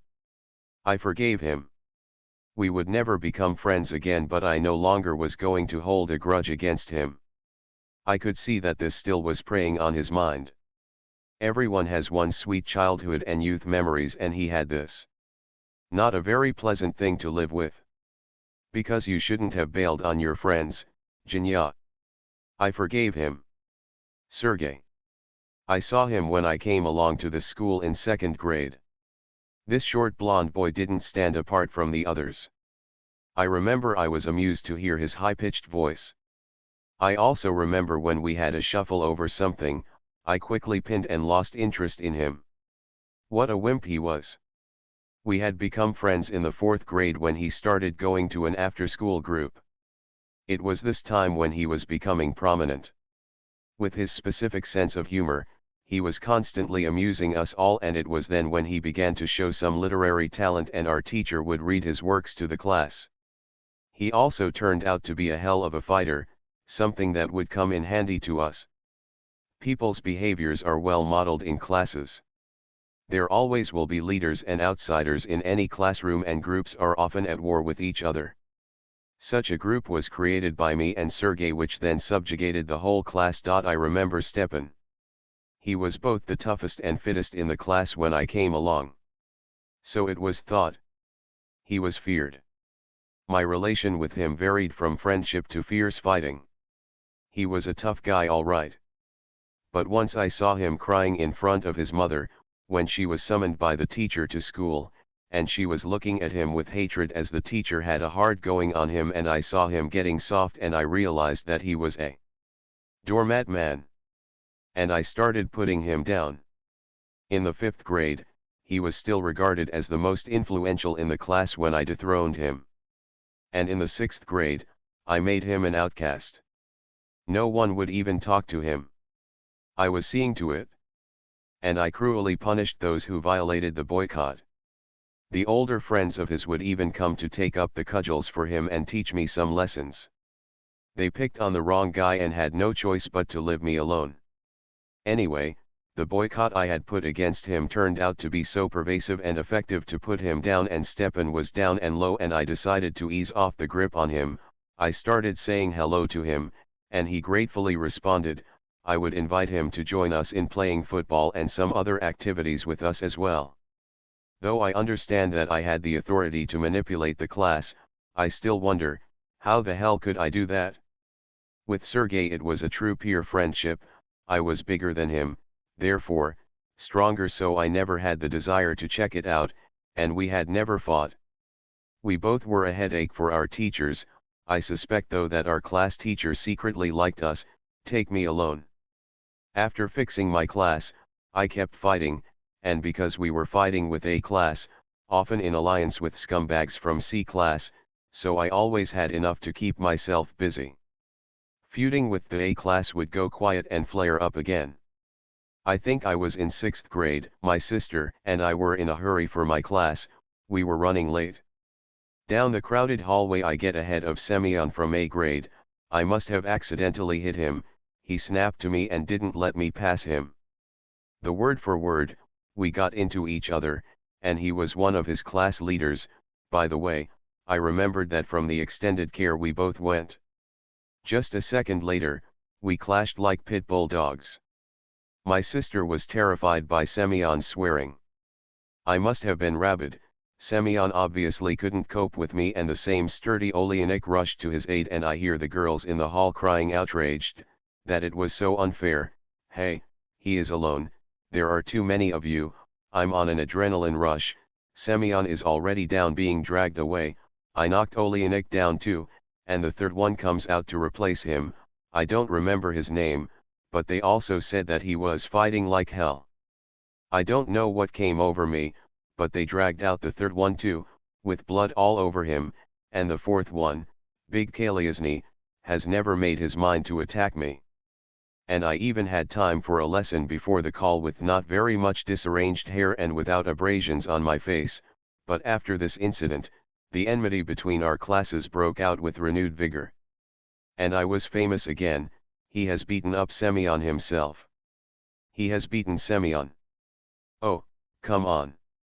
There were guys stronger than Semyon there. That's the kind of street hardening I had before our family has moved to town. To become even tougher, in the 6th grade we enrolled in Greco-Roman wrestling school in a nearby town and were very happy and proud about that, and in PE class we would do some sparring show or some couple of tricks with him in front of our class so they could see how good we were. However, after a little while, we were expelled from that school in disgrace. In Soviet time you didn't have to pay for any training in children's and youth sports school, but you had to be doing good at school to qualify for that. Well, to begin with, we didn't like it when Nikolai Fedorovich, we called him Nickfed for short, announced to bring our diaries for the next training. But we reassured ourselves that maybe not all the boys that went to this wrestling school were daredevils like us here in town, but no way they were nerds of some sort either. After the next training Nickfed was checking our diaries. One had too many CS, equals to 3 in Russian USSR 5-point grading scale. Nickfed severely lectured him and gave him a stern warning if things are not getting better next time with him he would consider saying goodbye to him. We looked at each other and tensed. The one who had an F was in serious trouble. He had his last warning. The turn came to us. Well, he has counted 28 FS on mine. And 36, on Sergey's. The whole group counted and recounted them. They fucking couldn't believe it. Then Nickfed had the group lined up. There were 2 stacks of diaries in front of the coach, one big and just our 2 diaries on the other, and the coach, in front of everybody, loudly declared that we were out and none of us would ever cross the shelter of this school. The next year I signed up to his different group again. I was doing much better in my next school in town. Sergey has never dared to show up his face in front of him again. A lot of those F marks were given to us unjustly. At least the good half of them were put in by freaked out Zinka, the math teacher. Well, she is worth dwelling on. She is now the mayor of one of the largest cities in Russia. She is an intelligent woman and has made her a dizzying career. This is generally true for short people like her. And she had a bad temper. She was teaching us since the 4th grade. She was the C class, the most rampant one and our allies in our eternal war with the A class, homeroom teacher. Ours was the B class, right in between those extreme classes. She was the youngest teacher, short, with a huge blonde braid. Sergey instantly fell in love with her. At her first lesson recess, he kept saying, gasping with delight to me, "She's so beautiful. I wouldn't know, She was a good-looking young woman all right, but nothing special to me. But she must have been hot for sure. At the beginning of our 6th grade school year, on the second geometry lesson, Zinada Vasilievna demanded the first student to tell her the definition of a circle. He didn't know he was supposed to know it by heart. NF. Your diary, please. She got to the next one. Again, NF, your diary, please. So she collected diaries from half of the class. She was pissed off at something I would never know. No one, as I remember, knew that we were supposed to know the definition. She opened the diaries to put her F marks. Well, it was the beginning of the school year, for crying out loud, they were not even filled up, so she filled all the blank lines with more F marks, so many of us had 5 to 10 of them at a time. I had 15, that was about my whole year's quota. The whole week waited to be filled up in my diary, and Zinka, to save her time, and mine for that matter, drew a fucking ugly fat and huge red F mark on the rest of the blank page. She fucking flew off the handle. Fucking loose cannon. She must have hated me badly. She'd fucking just killed me. My dad with his sick temper will surely gag me. And sure he did. Both him and my mom. My parents would never think that a teacher could be in any way wrong for once. It goes way back to a Soviet slave mentality. My father, as you know, never handled me with gloves and whacked me good with his leather belts for every F marks I had. Nick Fed had his pleasure too. I had made his day all right. He showed that big fat red F on my diary page to his lined up squadron. Nice teachers, huh? Sergey is almost the only person we're still friends up to these days. When I moved to town, we stayed in touch. I missed that rural place and my old school.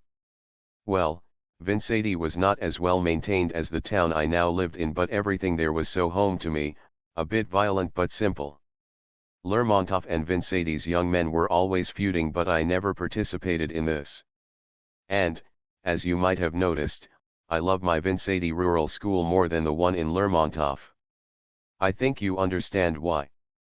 I still communicate with many mates from both schools, and now look at what I see.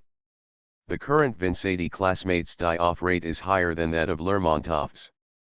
Had I stayed in Vincenti myself, my chances to die would have been higher than that of Lermontov's, and when Vincenti and Lermontov fought each other wall to wall by the lake, Vincenti would win most of the time despite the constant Lermontov's outnumbering of people. And once, when Vincenti was quite close to lose and almost collapsed under Lermontov's charge, a cavalry, the Vincenti's Roma on donkeys, suddenly came up to help. Perfect timing. They tipped the scale and Vincenti won again. But more often than not the cops would show up and intervene before it all even started. Informants seemed to be doing their jobs fine. Nevertheless, I once got beaten for being in the wrong place by my Vincenti fellow guys. Before that, I always went to visit my old school before the school holidays, when we had fewer classes, and so I had a little time to visit them while they were still there having their classes. This time I went there before the May Day holidays. I was 15 then, and I was going to Greco-Roman wrestling school for about 2 years. I was doing fairly good in the local wrestling competitions, but I was getting more focused on what is now called fitness workouts and was lovingly building up my muscles. 7. In my new school there was a girl who tried to grab my biceps with her 2 palms in the gym class, and she couldn't, and she spoke expressively about it, so I had goosebumps on my skin. After that I, motivated, went to build my muscles up to get them look even bigger. And I started looking differently at my ex-class girls and noticed that Lena, for example, had beautiful legs. And look at once tall and awkward Natasha. Wow. And my ex-next door friend Irina. No matter what they were saying about her. Anyway, I made it to see my old class. And I talked to the guys. And to girls as well. It was especially good to talk to my ex-teachers. Damn, it was good to be in the spotlight. That's what I got beaten up for being in the spotlight.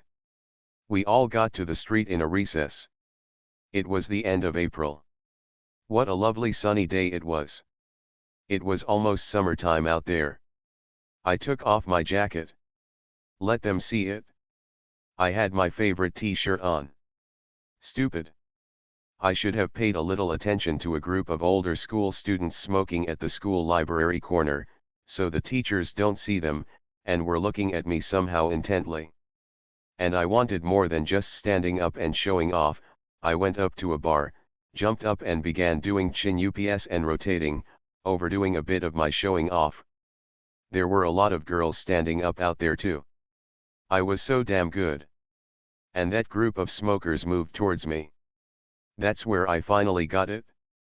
I just had it fucking coming, and the biggest separated from the group came up to me. What is your name? He asked, lighting yet another cigarette. Ridic. Hey. Did you hear? Ridic, his name is, haha. He turned to his group. What fucking kind of name is that? He was provoking me, and I saw that I was not going to get away that easy. I have lived long enough in Vincenti to know that.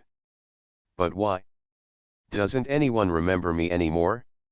Or was I an alien to them now? And do you know who am I? He kept going on me. Have you ever heard the Swan name? Hell, yes. Of course, I have. Is that you, Swan? I must have looked intense but still decent. Hey. He obviously didn't like the fact that I hadn't known him in person. I saw him before, I just didn't know it was him I was talking to. He was 2 years older and half a head taller than me. I started measuring him up so I would die as hard as I could when the second one came up to me from the crowd and just said, "Let's go." I knew him too. He was a year older and his name was Jura, and I saw I could probably handle him, but I knew I was in trouble big time. My class got silent and stayed put this way all along. They all knew the Swan all right. With me there his name had not been that known yet. Okay, we all went along behind the school building.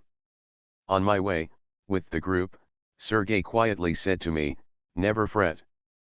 But he looked alarmed, frightened even. If there are people among you who have not seen how people fight, I will explain. When there are boys up to 10 years fighting, they rarely result in bruises and even nose bleeding, no broken teeth either. It all ends up with tears only. It looks more like a cockfight. But starting with 13 to 15-old boys there is quite a different matter, and injuries are getting more serious. It's more like pit bull dogs fights. It may get really nasty sometimes. I don't know, probably with such moral support this Jura had, he expected to easily beat me, but in the first seconds of the fight I had his one eye swollen and shut completely, and his second one didn't look much better. Things definitely were not going well for him. I told him, loud enough for everyone to hear us, that he might want to stop it. He was not going to win. He said, "No. Go ahead." In front of his cheering supporters, he knew they wouldn't let him lose it, and get maimed as well, I suppose. I still hoped to walk away on my own feet, so I did something to win over some of the crowd which was not very friendly to me. How naive I was. It was the late 70s, it was a karate rampant fashion time, and anyone who kicked with Kiya Cry thought he was Talgat fucking Nigmatulin, the Soviet version of Bruce Lee. None of us knew yet, the USSR movie star, himself. And I was kicking, and in fact, it worked great, with that Kiya Cry too. When Swan saw that things were getting really bad to Jura, he stopped the fight, turned him to look at him, and then turned him to the crowd with the words, "Look what he just did to Jura." He handed over him to somebody and, bang, landed me the fucking big one. I had the sparks in my eyes and I jumped at him when I had someone else's good sidekick from behind. It would be trouble for me to handle Swan alone, some later said, though I would have torn everyone apart, especially on such adrenaline I was, had they fought me straight 1-to-1 each. And what could I have done against the two at once? I wasn't fucking Bruce Lee Almighty, after all. I lost my balance, I was lying on the ground and the two heroes kept beating me up. After a while, being conscious all along, I didn't feel pain at all. Then this Juro with his puffy eyes and a broken nose resurfaced from the crowd again, pulled up my head by my hair to see if I had any bruises on my face yet. I had none. And right after that, I had a couple more heavy blows with his trendy jackboots in my face. He had to fix it. He would have been hurt, but I still didn't have many bruises even after his kicks, just deep abrasions left by his jackboots. And I was told that for about a month he wore big bulky sunglasses and some teachers were making fun of him about some younger boy beating him up. However, it may have become the reason for my 2 eye surgeries years later to fix my retinal detachment. The surgeon said that, apparently, I had a concussion of some sort or some other serious injuries that had caused that inveterate retina damage. Perhaps that was the case. Even after that, I was able to stand up and dared Swan to come again. He turned around to give me yet another good one. There was not much I could do to fight him back. I was a pulp with my leg dislocated. Kolya, my classmate, who even didn't know how to fight, came out and pushed aside the Swan and pulled me out of that crowded arena. I never visited that class anymore. Not that I nursed a grudge against them all along. I just felt that it ceased to be my class. I was told that after the incident, the teachers publicly shamed my ex-class boys in front of the girls for failing to help their comrade. Just look, they would say, at those future warriors, the motherland protectors on whom we were supposed to rely on. Sergei took it to his heart, by the way. I didn't hold a grudge against him either, but it was a good lesson for me. Never get fascinated by people and you won't be disappointed. Never get fascinated by anything at all. And I did my best not to. Still, I wish I could learn though how to handle betrayal and perfidy as well. Sergei has redeemed himself. That was the very incident I had lost my other childhood friend Jinya. You read it in the chapter above. It was when we were at Jinya's army recruitment party, and with my bro, we went to say goodbye to Sasha, who was going to the army and had his party as well. There, as it so happened, I triggered a major brawl, a real battle on the entire Vinsady Broad Street. Sergei was good at fighting like a lion for me then. Well, we had all our asses kicked there anyway. There is a lot one could write about Sergei. I wrote about his sense of humor. He also wrote poetry. A little naive in the sense, but very rhythmic and immaculate by the structure. I wrote my music to his just for a moment I wanted and uploaded it to my YouTube. Sure, he had some literature gift along with this innate spelling literacy. I remember how our class teacher would give him a stack of notebooks for him to check, and they sat together checking the other students' homework. I do not remember whether he was entitled to put the grade marks though.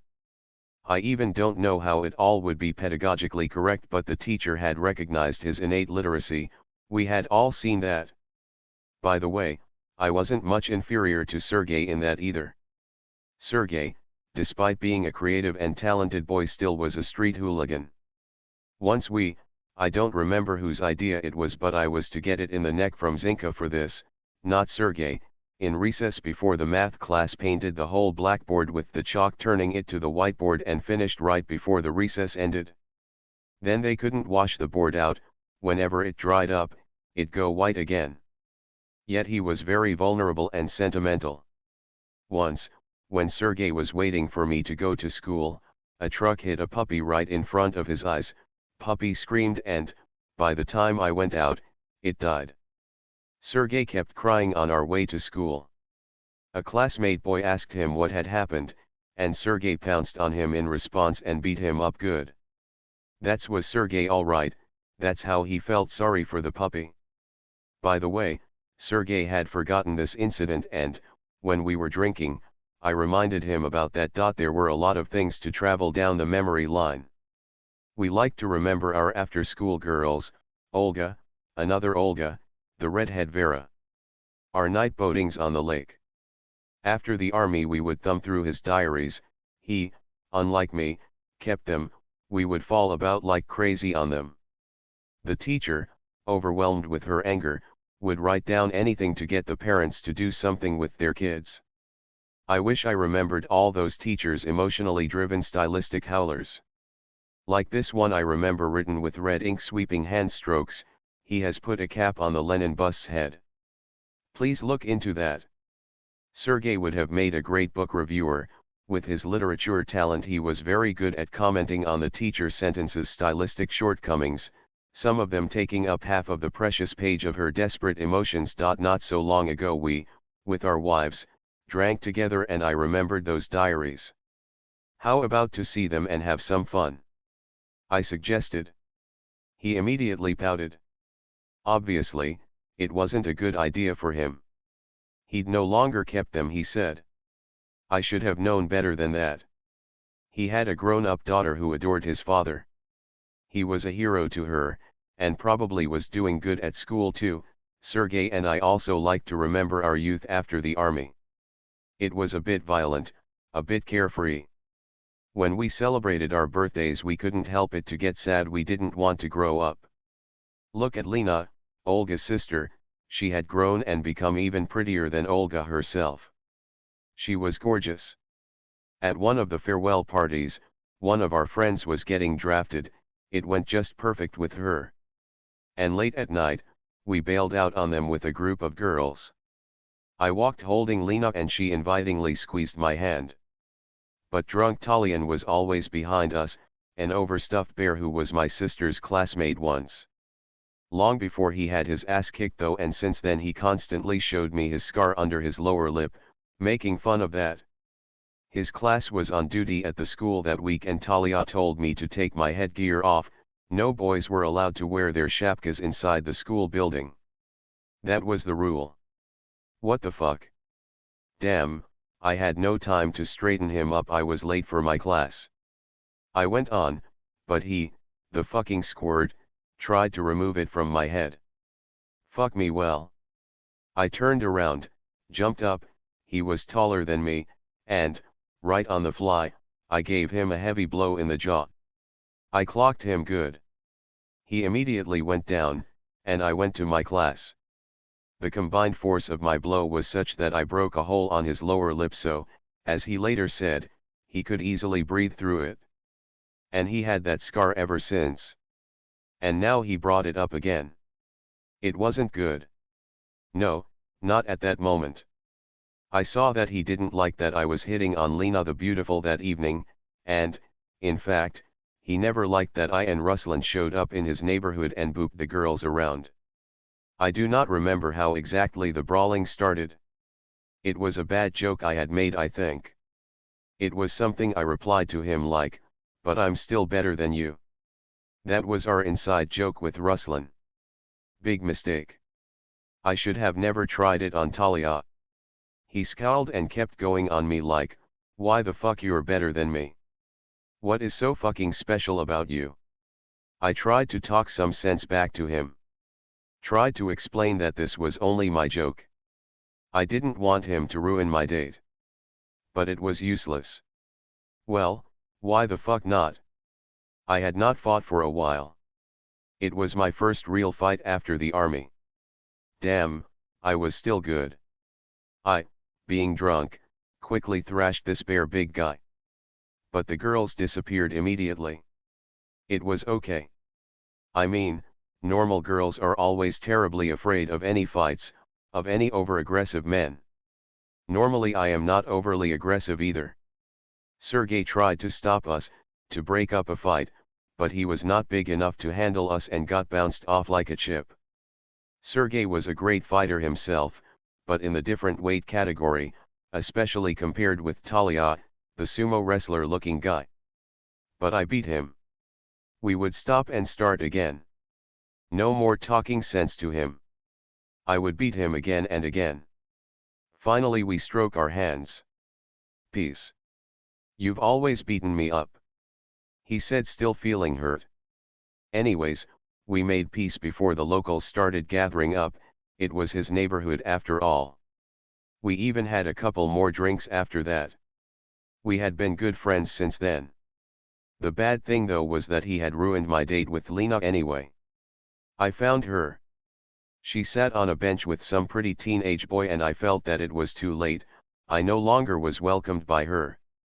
Damn you, Talia. An asshole. A party pooper. It was also thrilling to think about bragging to Ruslan about dating Olga's younger sister. Olga used to have a crush on Ruslan once. But it was all gone now. It was a really good time. Well, how about students from Leningrad? They feared our local and very aggressive, as they thought, girls. They taught us all their student songs. I still remember one. They cast my bullet for a somewhat long time, they robbed me of my freedom and hide it from me. Something like that. We went with them to the disco and glanced down at the local girls. Fucking take that. Sorry, but we are not available. Not for you. We are with students from Leningrad, you know. No wonder they were afraid of the locals. To me, they were just friends. I had dated nobody. I was still missing ally. Oh. Well. I would never say that my personal life was very much a success, but to Sergei, it all went even worse. He has sacrificed his life for his daughter as well. He suffered, and still suffers, because of his out-of-the-line and drinking wife whom he never loved. And nothing of his sparkling charisma and these senses of humor I remembered was left on him. What a shame. I asked him if he still wrote poetry. No. How about playing the guitar? No. He didn't remember when it was the last time he took it in his hands. Well, I felt I was looking at Chekhov's Ionic. Whenever we drank at his place, he would turn on his Mikhail Krug, very Russian criminal world song singer who got himself assassinated for something, karaoke to sing along. That's how he entertained himself.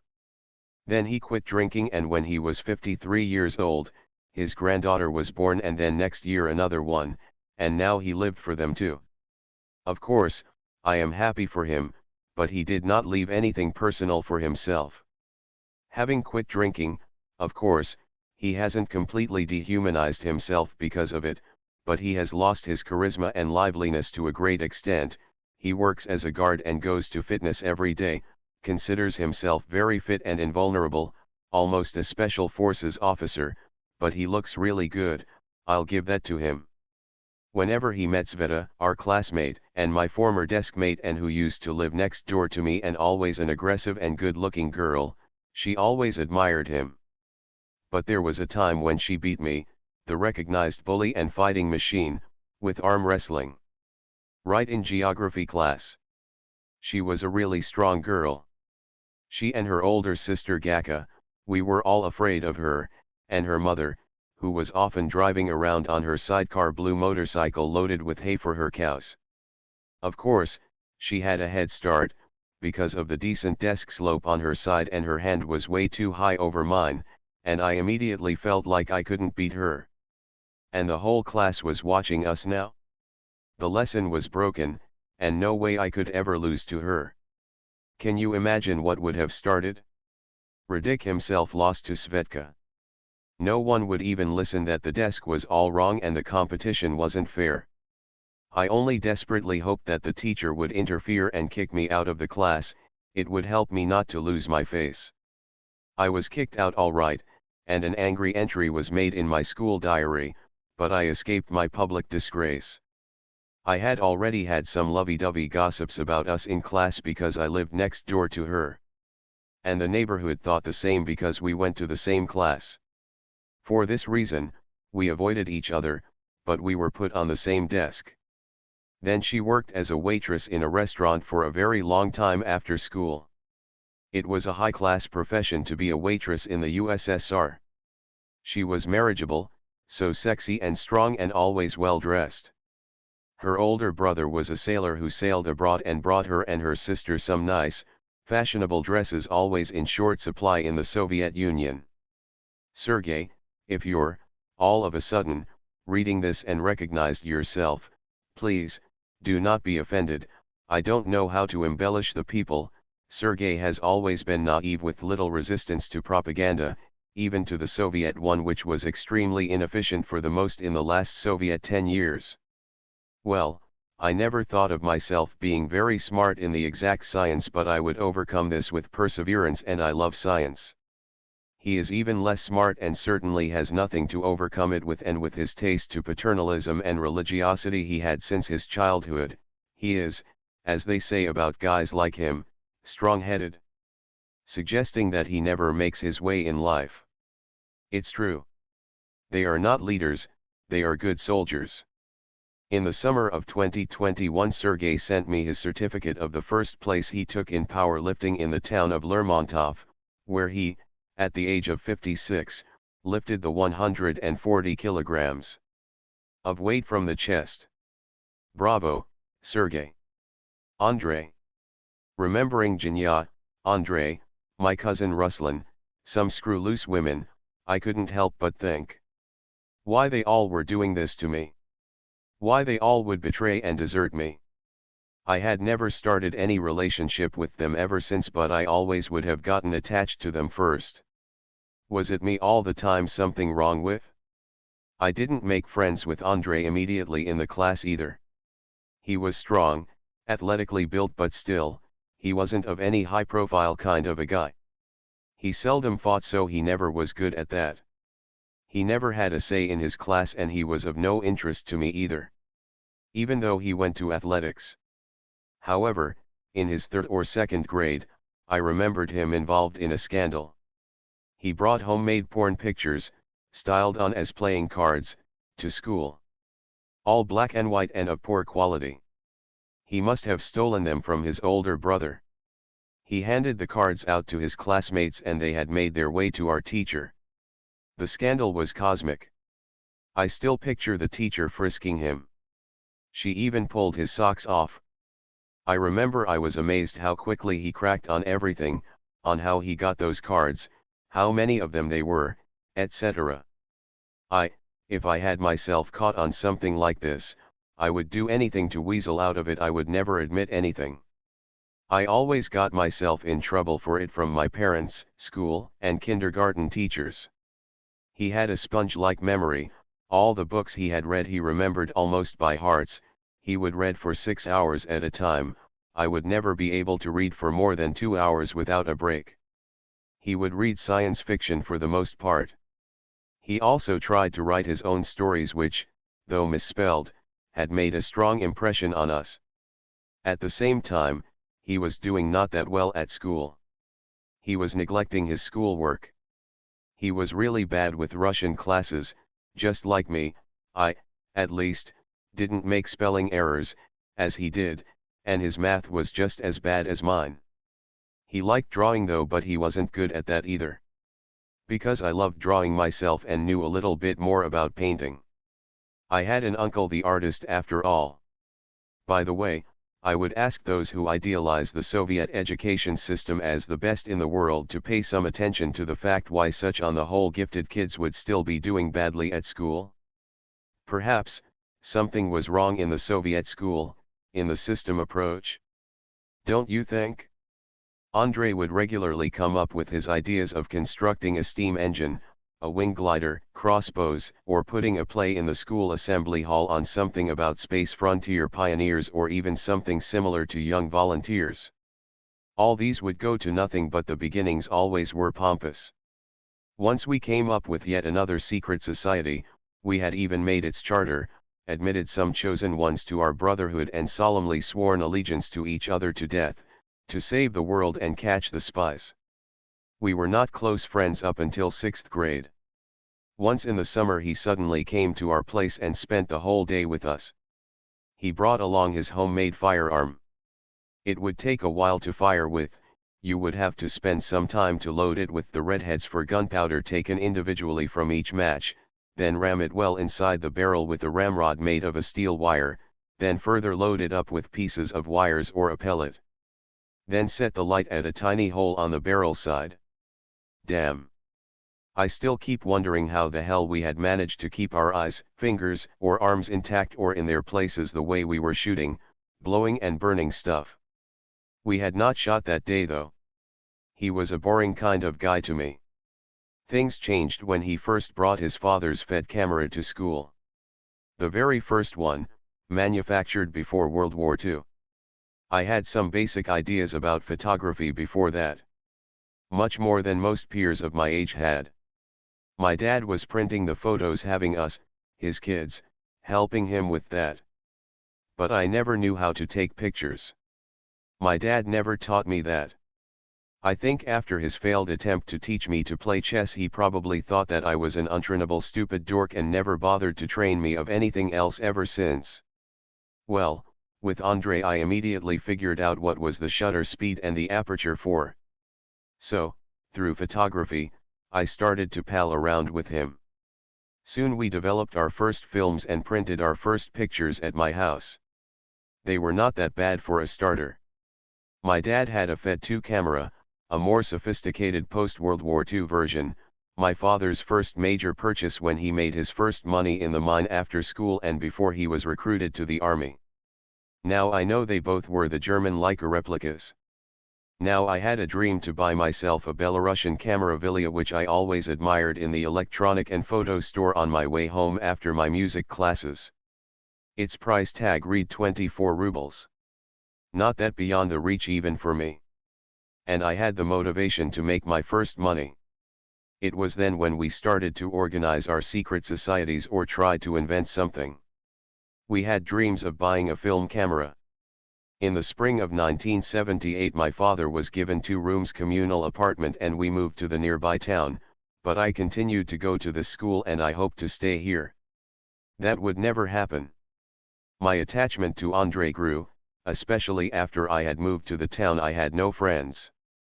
We regularly visited each other. We kept photographing and our pictures' quality constantly grew. My dad gave us some fleeting lessons on paper selection and developing chemical preparation.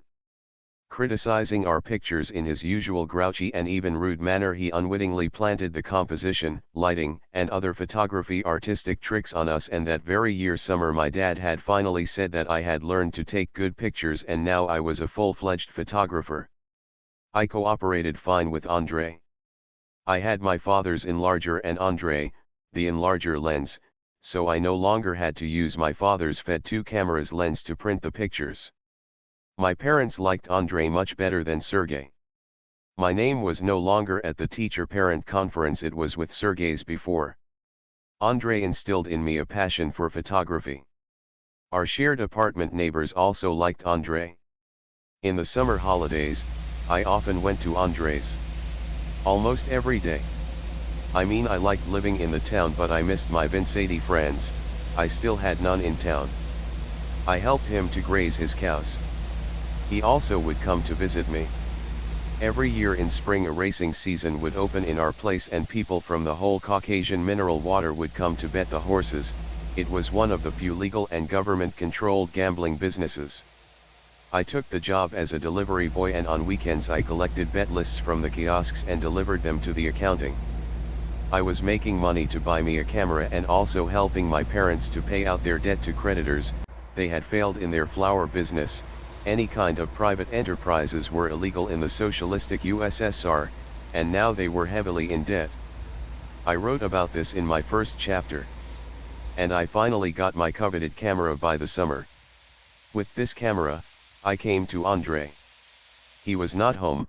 He turned out to have gone to the Asentuki hospital for the surgery to have his tonsils removed. I was lost a bit. He never told me about anything like that coming up. No one had told me anything.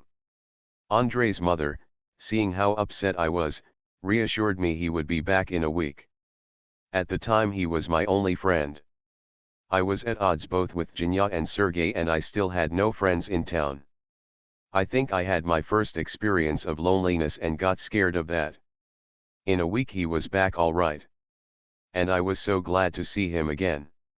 He was telling me how he was entertaining his roommates in the hospital, telling them the Conan Doyle The Lost World novel he knew by heart and how they also threw out of their windows the balloons filled with water. It was fun. Then I was at his place and, for the first time, I saw him a bit annoyed.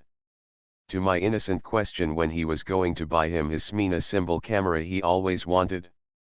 Produced by Lomo, the famous lomography manufacturer, company which pretty much looked like my Villa both externally and by specs but 1 ruble cheaper, 23 rubles, he suddenly blew up at me. Why the hell is that to you when I buy? I buy it whenever I feel like it. Understood?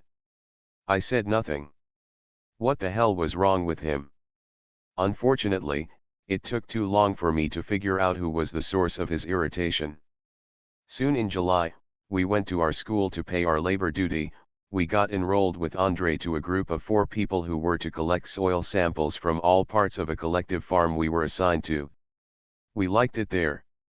We were riding in a UAZ Jeep vehicle all day long on the fields, stopped here and there to dip up samples and put them in marked bags.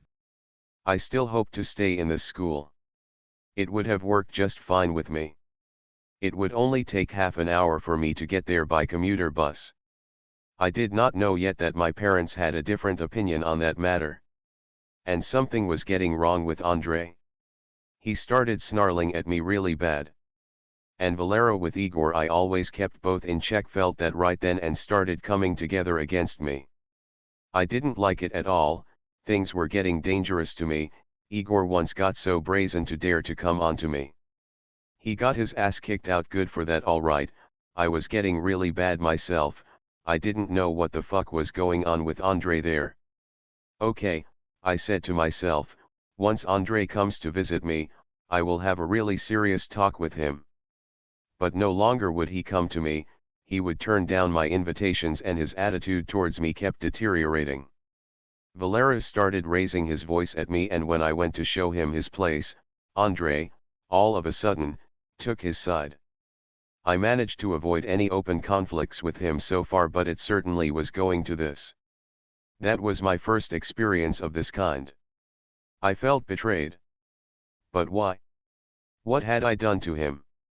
That's what I wanted to find out. I had to talk about it with him at my place, but he wouldn't go. Now I saw I was losing my only friend I had. And I had one of my first depression when I was 13 years old. Well, the first depression I had was when I was 10, after I had read one Soviet juvenile book about after the war children in USSR. This book, its stories emanated such an agonizing sadness, a dolor in me. Not so long ago, I found this book and tried to reread it. I put it away. I immediately felt that my first depression. These kinds of books were sometimes released for children. The writer was a woman, by the way, who has written this book. Anyways, I was all alone in town now. I stopped going to that works. Fuck them. Okay, I thought, when I am back at school I'll get even with all of them. I had dethroned Stepan himself, the fittest in the class, once, and I made him an outcast and set my whole class against him. I would get even with all of them. I'll see to it. Still, I felt hurt. Andre, my friend, was against me. This I could never forgive. Now I kept company with Sergey. The guy my parents could not stand. Maybe because of him my parents took me to another school, the closest to my new home. It was a shame. Among other things, I had a plan to rule my class with Sergey's help. This time I was going to be tough, even cruel to them. I was bursting with revenge and I wanted blood. Aunt Valia, our next-door woman, also noticed that I was no longer palling around with Andre, and she felt bad about it too. She liked him. He suddenly showed up a month later. He came to take his enlarger lens back. He came with his neighborhood friend who came for the summer. I gave it to him without saying a word to him and closed the door on him. He had asked me though, "You haven't twisted its neck, have you?" Fuck you. This fall I went to a different school, alright. Got myself enrolled again in the wrestling school. I still stayed in touch with Sergey. Next summer I suddenly met with Andre. I and Jinya were playing football behind that single railroad track near his home, and a group of boys joined us. Andre was in that group too. All the boys were younger than him, and that meant he had nobody to keep company with. Jinya had asked me if I didn't mind Andre playing with us. It was okay with me unless he played on my side. I felt that this man was determined to make peace with me. The team he was in lost the game, but he was in a good mood anyway. When I went to a bus stop to go home, he went with me. I didn't care much about it, but since he went with me I was finally going to have that conversation with him. Okay. What had caused his hostile attitude towards me? That he was seeing a girl and I was sort of on his way to it. When I came to him that afternoon, the day I was asking about a camera he was going to buy, he had a date with her I had messed with. Why didn't you just tell me about it? I would understand and leave. It didn't feel right. You were my guest after all. What would it look like if I had sent you back home? What did it look like to terminate our friendship instead? He said nothing. He awkwardly offered to make peace instead. We shook hands. We resumed our friendship. It was good enough to pay each other occasional short visits, but it was nothing like it used to be. We never printed pictures together. Neither had we traded our books. Now I understand that he must have tired of me and did not find anything better than to break off any kind of relations with me. Since I had no friends in town, I must have been harassing him with my frequent visits while he already was dating a girl. In the end, I did the same thing to Fat Sergey. I stay in touch with him on social networks. My new school classmate Jura. Life is fun. There was an incorrigible D student in a parallel class and now he runs his carpentry workshop and his business was good and he was happy. I was not doing outstandingly well at school, but, against a background of many, I have amounted to something, but I am not here for that. Now I would like to write about Jura, the classmate who immediately drew my attention when I came to that class. It was 7th grade when I came. He drew my attention not because he was a good student, there were quite a few of them at least as good as him in this class, not because he was discussing with friends the cryptozoology mysteries or yet another Arthur C. Clarke product reminding me of Andre from my previous school, but because of his excessive arrogance to all those who were welcome to the circle of his few friends.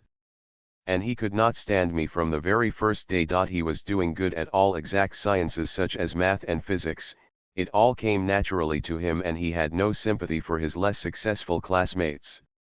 I remember he once was approached by Sergey, one of the youngs I wrote further down in this book about, to complain him about the physics teacher ferocity for putting him an F for not being able to tell her about a steam turbine operation, and Yura sharply whipped out at him, "How could you not tell her that?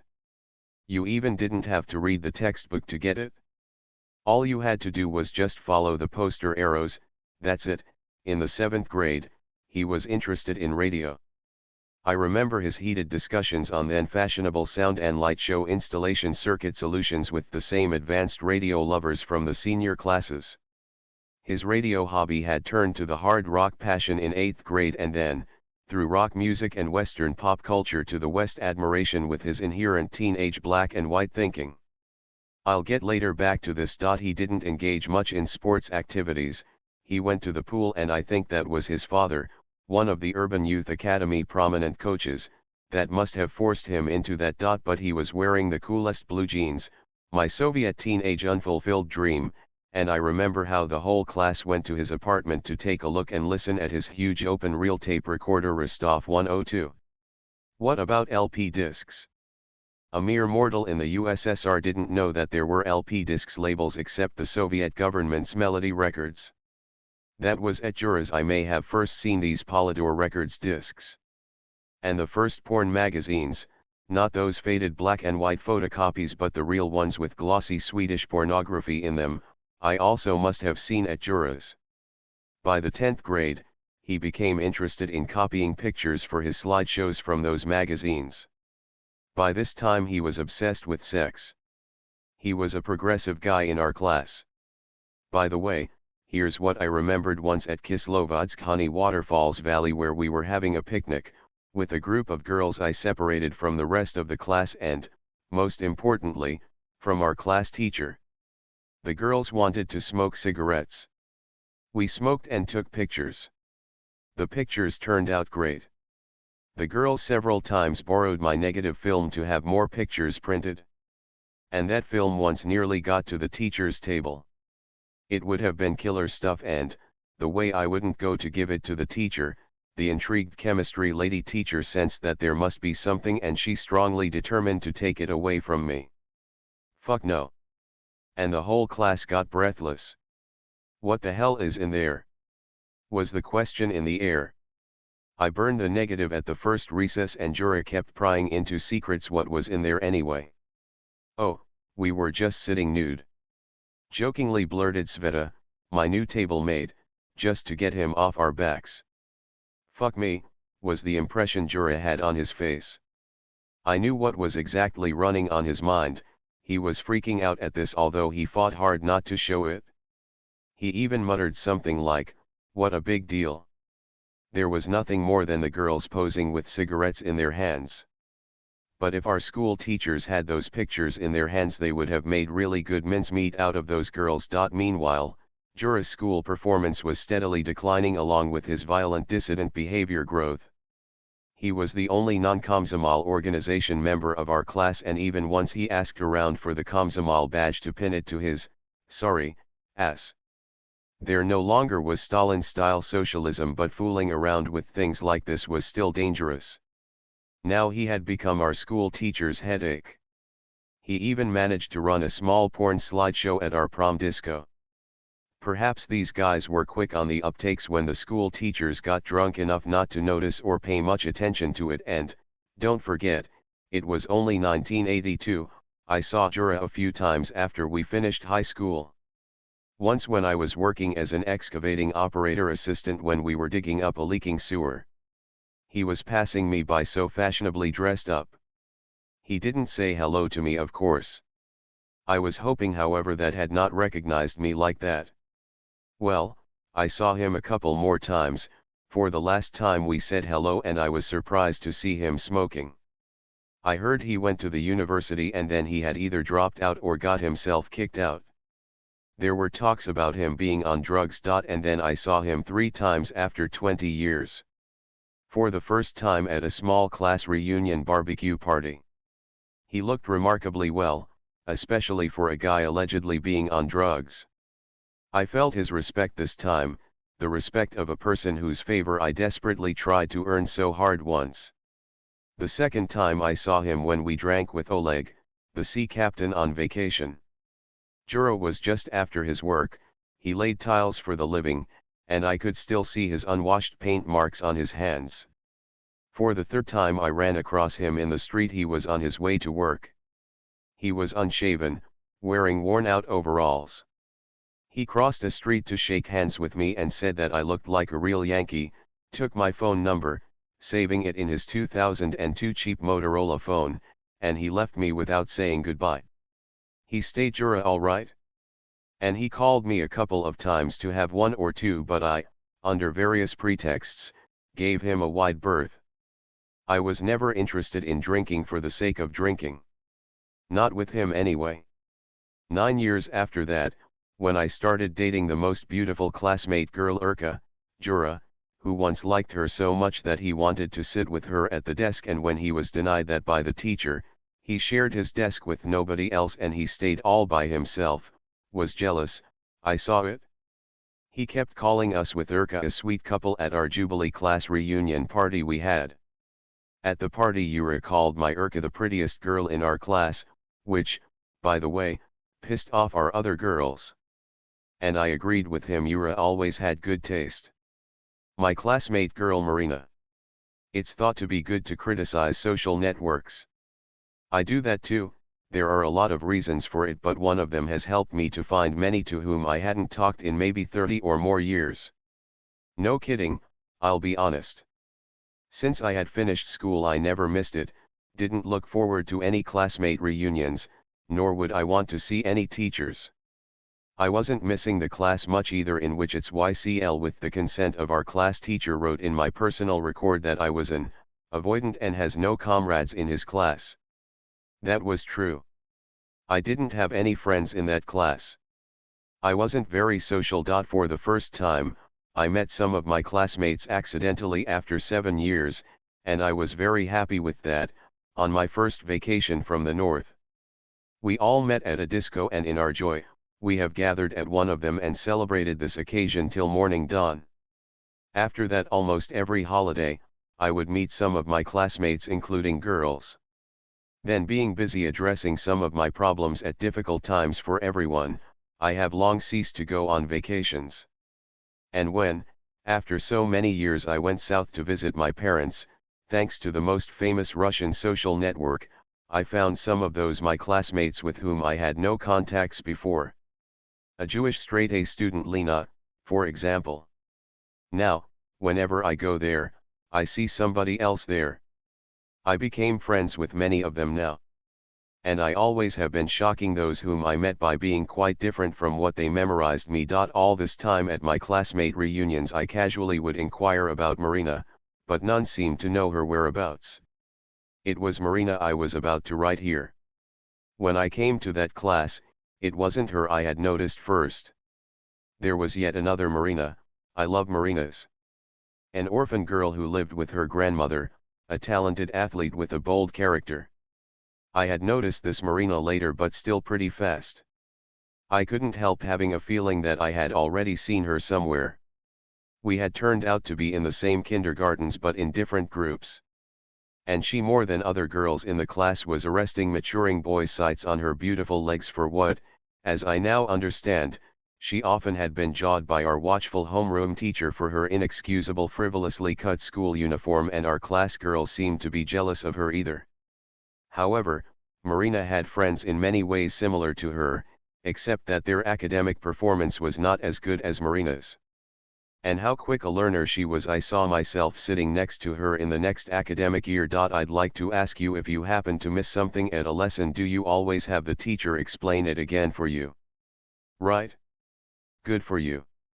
It's always been a problem for me to admit that I didn't understand, missed, or didn't know something. My late dad often had criticized me for that. If you do not know anything, he would demand indignantly, just say, I do not know. Just damn say it. Wasn't it him who had done all this on me? Wasn't it him losing his wool if I either missed or couldn't get something when he was teaching me the math in the first place? Well, I didn't inherit his almost computer logical thinking. He was a war kid, a hungry runt, and a student prodigy in his class. I have never been close as good with math as he was. Just try to say to people like him that you missed something in that trigonometric function. This, my inability to ask again, if I had missed something, came for fear of appearing to be stupid in front of others, didn't do any good to me in my future. Marina, on the other hand, if she ever happened, what was extremely rare, to miss something, she was never shy to meticulously ask somebody again and have it explained properly to her. Well, where did you get this from? Okay. What about this? Okay, got it. And this.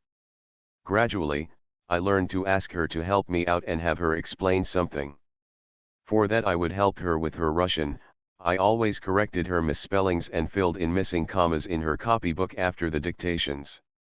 I never knew any grammar rules, nor did I care about it. I just had my innate spelling sensitivity. Marina was the most enjoyable girl sitting next to me. I am about to give my head to the fact that she was all our boys' classy chasey. I have heard our boys' talks. I don't mention myself with my imaginations about her. However, as we know, teenage girls treat boys of the same age as if they were kids inferior to them. At this time they prefer to date older boys. I had often seen Marina being in 7th grade coyly talking with some big fellow of the 10th grade. We also admired Marina in a gym class. I am not going to describe her body. She had a superb shape. Well, maybe her breasts were not as prominent as, say, some of her friends, but everything else was just great. I am not here to write about that. We had admired her for being a great volleyball player. God! How was she playing? She'd take balls at the most incredible situations, passed it around, and effectively attacked. And her ball service hits were generally devastating. They were rarely taken. I wasn't overly good in team sports except for rugby, what didn't stop me to appreciate the beauty of the game. So I remember Marina as the best volleyball player in the class, a sort of a volleyball ninja. If I was asked whether I had been in love with her, I would say, probably not. Why not? Well, like most in the class, I liked her, I'm sure more than others. I just felt she was too good for me, and I was killing all my feeble impulses at her. Why? Because I had no illusions. Well, what was I at 14 to 17 years old? A reserved and insecure teenager who even had no normal clothes. That's why he always had a problem with tonsils and sinusitis, and because of testosterone overabundance in the blood caused by his early puberty he also had acne problems which didn't add up any eye appeal to him. I don't like to remember that time. As for Marina, I could only say that, if desired, she could get under anybody's skin, especially mine. Back in 1990 me and Oleg the sailor, he is a sea captain now, yet another classmate of ours once visited Marina, now a married woman who had a 7-year-old son, a charming blonde boy. I don't even remember whose idea it was, to go to Marina's. Mine perhaps. She had not changed at all. And I was struck by her apartment's stylish decoration. We didn't have those big boxes malls those days where you could get those materials for construction and renovation. I was always amazed by the people's ability to have their fridges full of food and wardrobes of clothes while there was not a thing at stores at the sunset of the Soviet Union. We drank and talked at Marina's. I was so reluctant to leave. Since then I haven't seen her for the reasons I described above. Any of her classmates who had seen her consistently stated, including my cousin and Oksana, yet another beautiful and the star of the parallel class, that she hasn't changed at all. I heard that she was an accountant in a town major employer where my father has still been working, while her school friends still work seller at food stores. When social networks came along I naturally tried to find her but to no avail. Until, after returning from vacation I saw a message from her on my website page. I had regretted that I had not checked the website while I still was on vacation. The internet penetration wasn't nearly as good as it is now and my parents didn't have it yet then. I was still there in the south according to the date the message was sent. I could have seen her. I saw her a few years later. We had a date in a nice restaurant. We had a lot to talk about. For once, I learned that, when I and Oleg were leaving her and kissed Marina goodbye, she got incredibly horny when I touched her. She liked me. And I remembered yet another case years before when she, of a sudden, came to visit me to take some notebook on physics. That was my mother, who opened the door to her. I remember how confused I got at that moment. I was surprised. I did not have any of her notebooks. I found, however, a draft that I took from her once which I forgot. And why would she need it? I remember my mother's suspicious look on her face and how she underhandedly, yet very threateningly, wagged her finger at me. I just snapped angrily back at her. I just gave that draft paper back to Marina. And now it became clear to me why would she come to me back then. The notebook was just her pretext to see me. She had that rapid sexual maturation too, probably even more turbulent than I had with mine. We, laughingly, regretted that we could never seize each other. It was even scary for us to imagine what we would have done to each other if we, in fact, had made it. We for sure would go off ours, Dolly. Actually, that's what happened to another classmate, pretty girl who didn't seem to be interested in boys before me, you'll read about here later. She has found someone for that anyway, nothing could stop her. I still regret that it was not me. Just think about it. My first woman could be Marina herself, one of the coolest girls in the city. A stunning homeless. Suppose we all stopped drinking here in USSR. He was ranting, we will have to withdraw from Afghanistan. And the fucking Nicaraguan Sandinistas we support, will immediately lose. The Salvador rebels will surrender. He raised his hands, just like that. If they won't let us drink vodka. He kept going on, we'll switch to cologne. If they take out our cologne, we'll eat the fucking detergent. He was a colorful homeless Armenian guy, a laborer on a construction site, who rallied on his way to work on the commuter bus. This time, he was mad at Gorbachev's version of prohibition he had launched a couple of years before, an anti-alcohol decree in the late USSR. I think no one even knew his real name. We all called him Era. They said he had served his times many times and once in solitary confinement for God only knows how long. And everybody seemed to know him in this town. In a small town like this, any outstanding person would always be noticeable, and once, when I was standing in line at our local clinic reception desk, I heard a commotion nearby. It was him all right. What do you mean I am not yours? He was shouting at a lady clerk in the registry window, whose do you think I am? Am I a German or something? Well, he didn't have that residence permit and he wasn't allowed in this clinic. And he tried to prove she was all wrong with that. One evening I and my cousin were going home from Piatigorsk in a city bus where a good half of passengers' attention was drawn by a shit-faced man telling stories. Damn, probably that was this era again. Yes, it was him again. It's kind of an ersatz, you know. He was saying to a lady, do you know what an ersatz is? Ersatz is a German word for a defective replacement, a substitute. Damn, I admired him. I had just learned what an ersatz was just because of him. Some homeless wino who knew more than I did. But that wasn't all. In the course of his talking to a lady, he put, like, as the French would say, and said something in French, and another young lady turned to him and said something back to him in French. He turned to her and from then on they both spoke French only. All were fucking shocked. She turned out to be a French teacher, and he, fuck me, was born in Lyon and French was his mother tongue. Oh, dear. The care of the world must have taken the hell of a lot of the shine out of him. My friends up in the north. 13.1 Thomas. Sasha Fomin, we all called him Thomas, was probably the first I met and made friends with in the north. He was of the same age I was. I was Valentine's 8, it would be nice to write a couple of lines about this Valentine guy. He was my first and last mentor in the north. And an experienced mechanic too. Once he confessed to me that he liked my aunt, who was a very nice woman. But he drank like everyone else there, like a fish that is. And it was sickening to watch him when he was getting real shit-faced. Especially when I saw him pissing in the sink.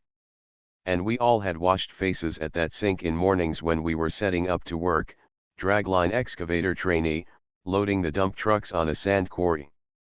And Sasha worked as a crane operator in the same area. We shared a room in a large house, similar to what we had in the south at mountain tourism campsites for hotels. Thomas proved to be a great guy. He was a normal young boy slightly over 20. He loved to fish, to drink, to listen to good music and chase women. With the women it was quite mutual, they all liked him. He came to the north with his friend Sasha the General. I'll write about him in the next chapter, right after the army. That what I should have done myself. Then I lived in a dorm next door to Sasha. It was fun there. It was always crowded and smoky in his room he shared with Sergei the Viking. These were 2-bedroom apartments serving for a dormitory in a good 5-story building. In the dorm rooms there usually were 2 beds and a TV set. Sasha and Sergei had Sasha's real tape recorder Astra for the TV set, which was always playing back music. People from the former Soviet Union who are now over 50, must remember these recorders, see pic below. Sasha worked as a crane operator and made good money like all in the north by Soviet standards. The money he made he spent mostly on clothes and women. Sometimes he could drink hard, which was okay for all of us. Said that he had been aggressive drunk, but I only once saw him being real aggressive. I managed to calm him down. It was not easy, but then it was necessary to prevent a brawl inside our group. When he came to the north in his first winter here, Sasha was very cold once, and since then he had constant problems with his prostate. Nevertheless, he always had women around. And he was very proud of it. I remember him once boasting to his friend Sasha the General about him getting laid with a new one every fucking day at Sasha General's apartment in the summer when General and his wife were off on holiday, and asked him to watch their apartment for them. How he could do that? He wasn't handsome. Later, however, I was told, by General's wife by the way, that on the account of each day Sasha's jumped the gun a little bit. And, they said, he wasn't that horny for that matter. How did she know that I would probably never know? Well, Sasha could exaggerate a bit, so what? I could embellish things a bit myself, but I can't lie, I tried but it never worked on me. Overstating is not a lie, just overdriving a bit to make things clearer. Anyway. If Sasha even had a new broad every week, not day, it was still a great deal for him. And they all were beautiful, I saw them. How he could do that? For example, I don't remember him ever dancing at discos. Neither had he asked someone to dance with him. Usually, he was staying by the wall and watching. But he tied up with an ordinary Ukrainian girl Ludmila with her 2-year-old kid girl. She was General's Olga friend. Since he has left us at Sasha the General's birthday to see her home back in 1990, he stayed with her. Officially he married her 13 years later. Sasha hasn't made any kids with her. I do not know was it because of his prostate problems, or because of some of his wives. She came to the north from Chernobyl 9, I hope my reader is an advanced reader and heard about the accident at the Chernobyl NPP immediately after the accident. But he brought his adopted Nadia as his daughter, and now he is a happy grandfather, he has 3 grandkids now. Sasha, he is a real man. I could only guess why women loved him. Again he was no killer on looks and I do not remember him beating too much around the bush with women as well with his wife and stepdaughter, but he, in addition to his charm which he certainly had, he had some reliability in him and, sure, he had his ways with women. He is not a schemer, so he would never have made a career, neither would he make any successful politician. And he has always voted for the communists or Zhirinovsky, yeah, he was fucking flesh of the Russian folk. But he had the real makings. He was the real provider, he was good at fishing. Fishing was his old passion, when he was young it was only women he loved more than fishing, and now the fishing was everything to him, and at gathering berries and mushrooms as well. No one would ever go hungry with him around for sure. My wife constantly praised him and held him as an example to me. By the way, when she once saw Sasha young in some of the black and white photos that General was showing us at his birthday party she said Sasha was cute in them. I would never get women. We hardly communicate with Sasha after we had moved to another city. He hates computers so no way to get him through social networks or even by Skype. Somewhere after 2015, his wife died, the echo of Chernobyl. I was amazed by the fact that I never remember her being ever sick, or at least sad. One of the most popular tape recorder in the USSR. 13.2 General. It was a paratroopers day 10, more about this day will be written in the next chapter below about Viking in Russia when I decided to write a chapter about Sasha the General, one of my first friends here in the north. So it turned that many of Sasha's friends, except for Thomas perhaps, were paratroopers. In his first paratroopers day in Raduzny Sasha went to a local disco with his blue beret on his head. There he met some young guys, the paratroopers like himself, and made friends with them. Many years later, when my wife and I were at General's birthday party, she saw pictures of young Sasha and his friends, she caught her breath with excitement, they all were so sexy looking to her.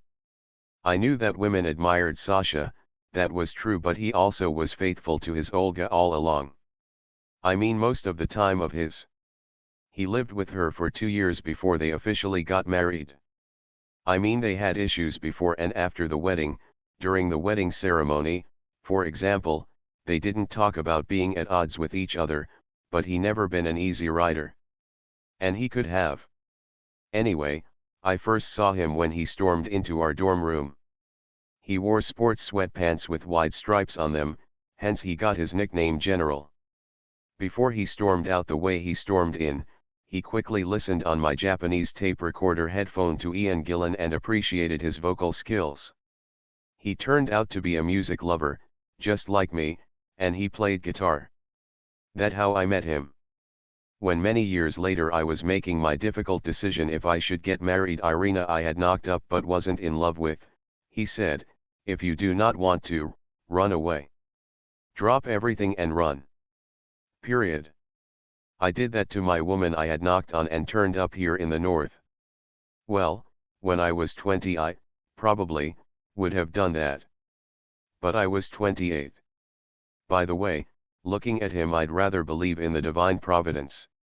They never had their kids with Olga. Well, since he didn't want them anyway. Back then. Now, I think, it was a different matter to him.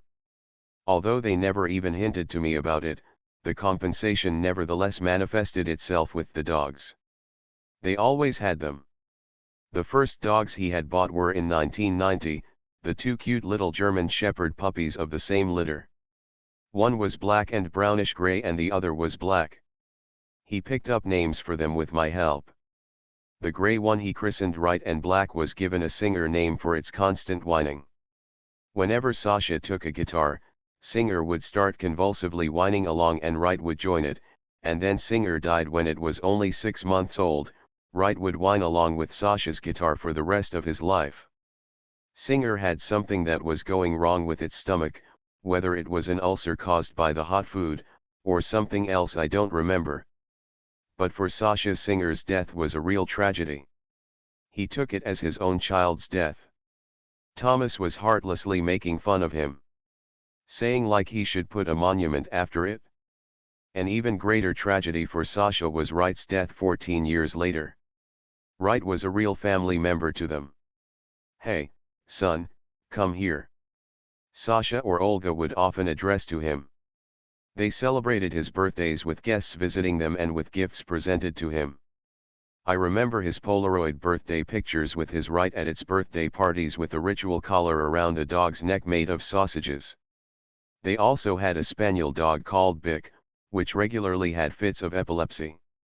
Then it ran away. It just went nuts. Yes, they kept dogs for kids, and when Wright had died, I seriously worried for Sasha. Life was over for him. He took to drink and, drunk, he constantly cried. Before that, I had never seen him crying. He was a paratrooper, a real man after all. And now he was completely falling apart. I began to visit him, and once I pulled him out to relax with the girls when I was wetting my new car I had just bought. And he finally began to come back to life. 2 years later he got himself another German Shepherd puppy he baptized Bright, my idea again. This one turned out to be larger than Wright. Larger but quieter.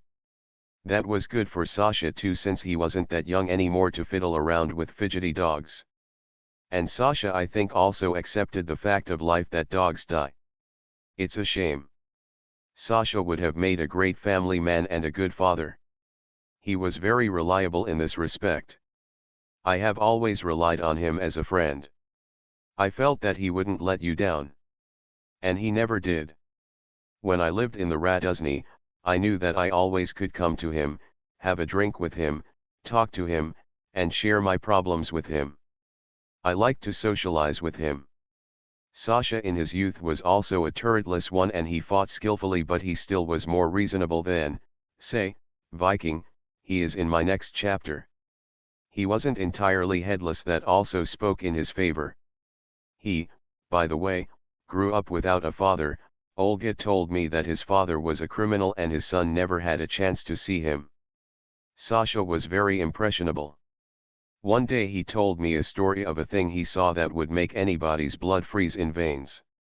It was in Tatarstan well before his arrival to the north when it happened. It was running late as he was heading home in the empty streets of large industrial outskirts, and he saw a fire around which young men were drinking and raping a girl.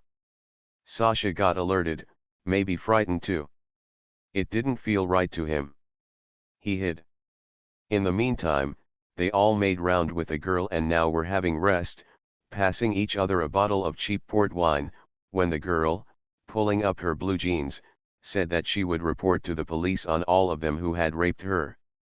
She knew all of them. Big mistake.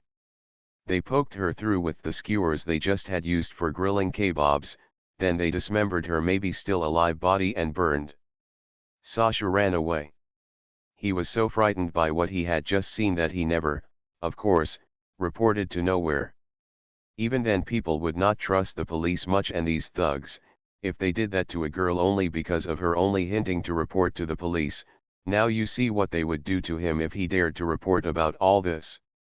I was the first he, many years later, confessed to about this. Hey. It's not Tarantino, it's something that really happened somewhere. I never was a real believer. I was always in search instead, I was a doubter. I read the gospel and I even used to know by heart its Sermon on the Mount. So I never have been an uncompromising atheist, either. All, that was then against communism, would only cause sympathy in me. But, if I was a true believer, hearing these stories I always would have issues with him. How could you allow such things to happen? Why would you allow such things to happen? Why would you have the 2-year-old children dying of cancer, for example? Why? Therefore, it probably would be easier for me to be an atheist in this world. 13.3 Viking. Oh, my readers. My book seems to keep growing all along. When I was conceiving this book, I didn't even remember him. But when I mentioned Viking in the chapter about Thomas, my thoughts about him just kept following me, and I realized that I won't be able to get by with a short footnote about him. He deserved a whole chapter of my book. He was a guy with a strong personality after all. You may have noticed that not all my friends have betrayed me, but some of them have gone out of my life in not much less inglorious way. But before that, he was one of the few I probably would share a foxhole with. Hell of the guy. He was both reckless and high-hearted. Hadn't he lost his eye in his childhood, that's where he has got this Viking appellation from. I bet he would have become either a KGB or GRU officer. His favorite movie was The Officers. His favorite books were about wars and special services of spies and scout saboteurs. I remember he had Grivati's Gorpahox's book. I just had found out that this Grivati's Gorpahox had, in fact, never existed, and this book has been written jointly along by the 3 Russian writers, about a US commando Green Beret Gene the Untouchable. There was another book as good about a disgraced Abwehr agent who had saved a Jewish girl, and destroyed his career because of that, and who was given a chance to atone himself by plotting and bringing about a Churchill kidnapping which failed. It was from him I learned about Otto Skorzeny, his role model.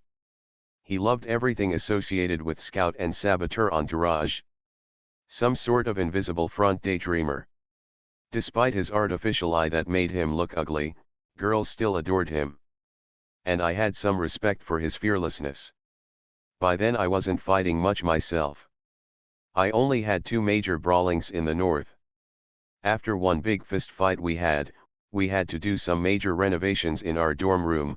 One drunk from West Ukraine had provoked a fight, for what he got his ass kicked by me all right, and his fellow Ukrainians gave him more to bring him back to senses. And the second one, that seems to be the last serious fight I ever had, was when I was 25, I clashed with some drunken mugs. 11, damn, another chapter is about to come up. Maybe I should write about this fight separately because I was so good there. Especially this such epic fight of mine was the last one I had. Had I been on my own there, I mean with no women around, it was them I was protecting, I'd rather get out of there. I would never take any chances with them, even if I was drunk myself. But I would never bail out on girls, especially those beautiful ones. No way could I afford to lose my face. Well, I had to stop the one who started it all. I overplayed my hand a bit. The guy was taken to a hospital to sew his ear back. My paste had turned out a bit too heavy. I broke his external ear rim so bad that his ear hung on its lobe. The girls later said it looked damn gruesome on him. There was no stopping now. Even those girls tried to stop me to no avail, and the rest of the guys just ran away. The next day they all came to see who it was who had so mutilated all of them. And I was a disabled one after my work injury, and my left hand still didn't work, So I fought with my only hand available to me at the time. Well, after what I had done to the brawler's ear, I was scared myself. My sweet ones were getting dangerously devastating, and I vowed to avoid any fights to the last. Reason with people to the last possible moments. And you know what?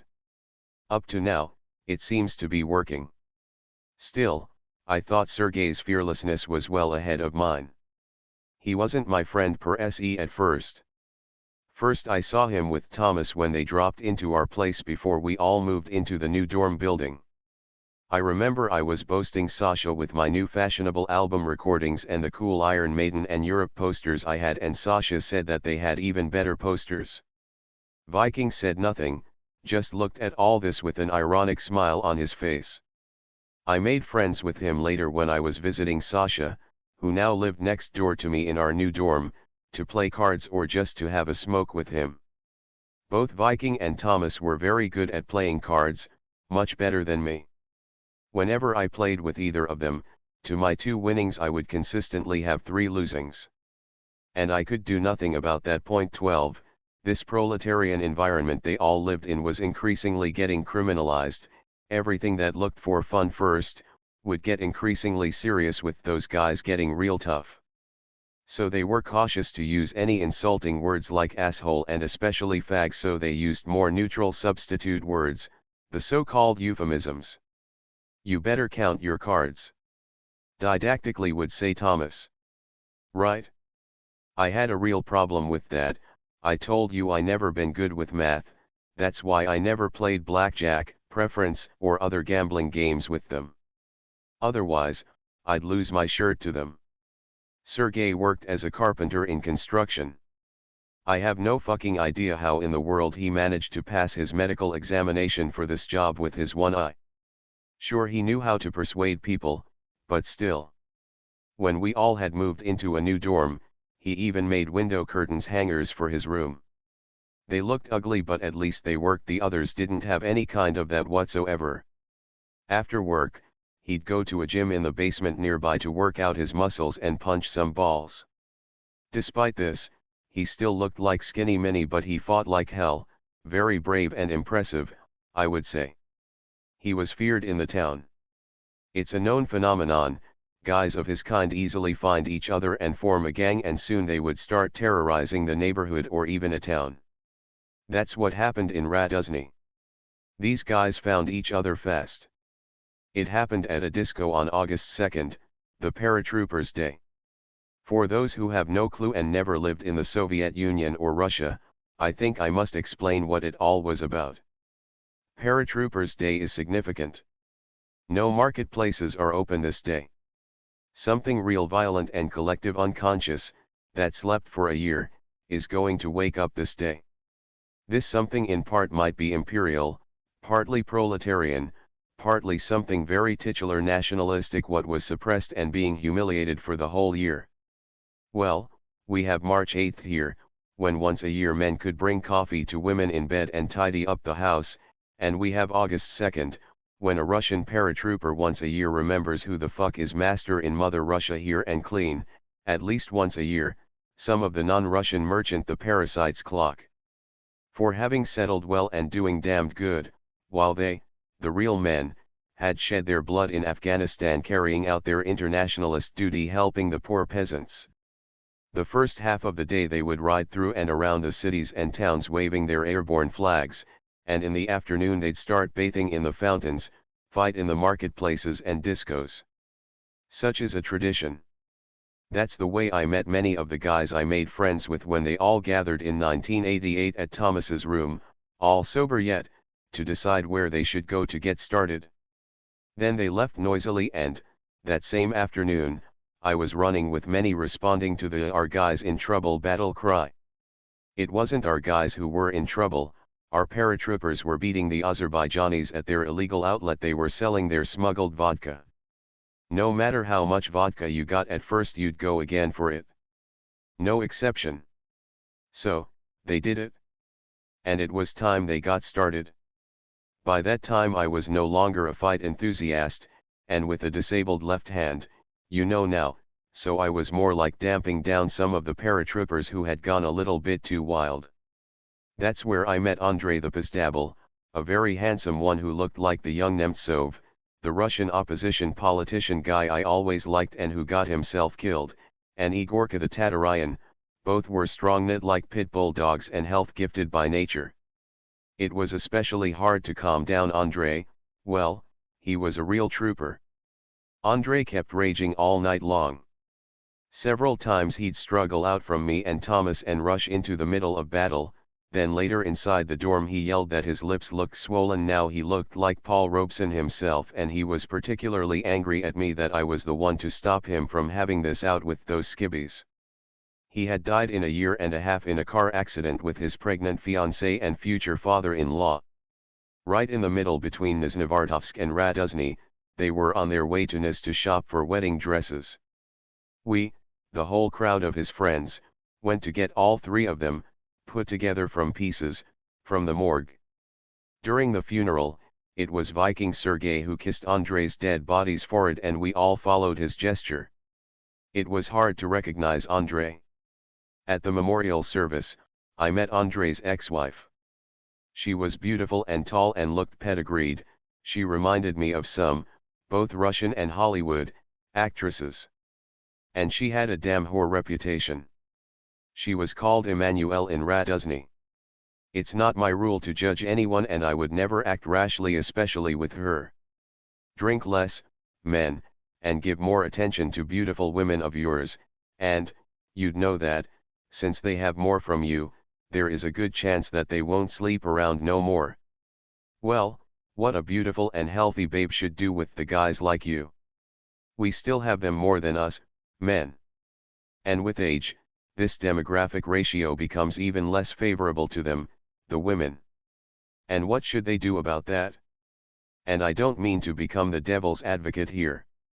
Well, I have digressed a bit. Sorry about that. Back to Viking again. I remember Sergei with sadness.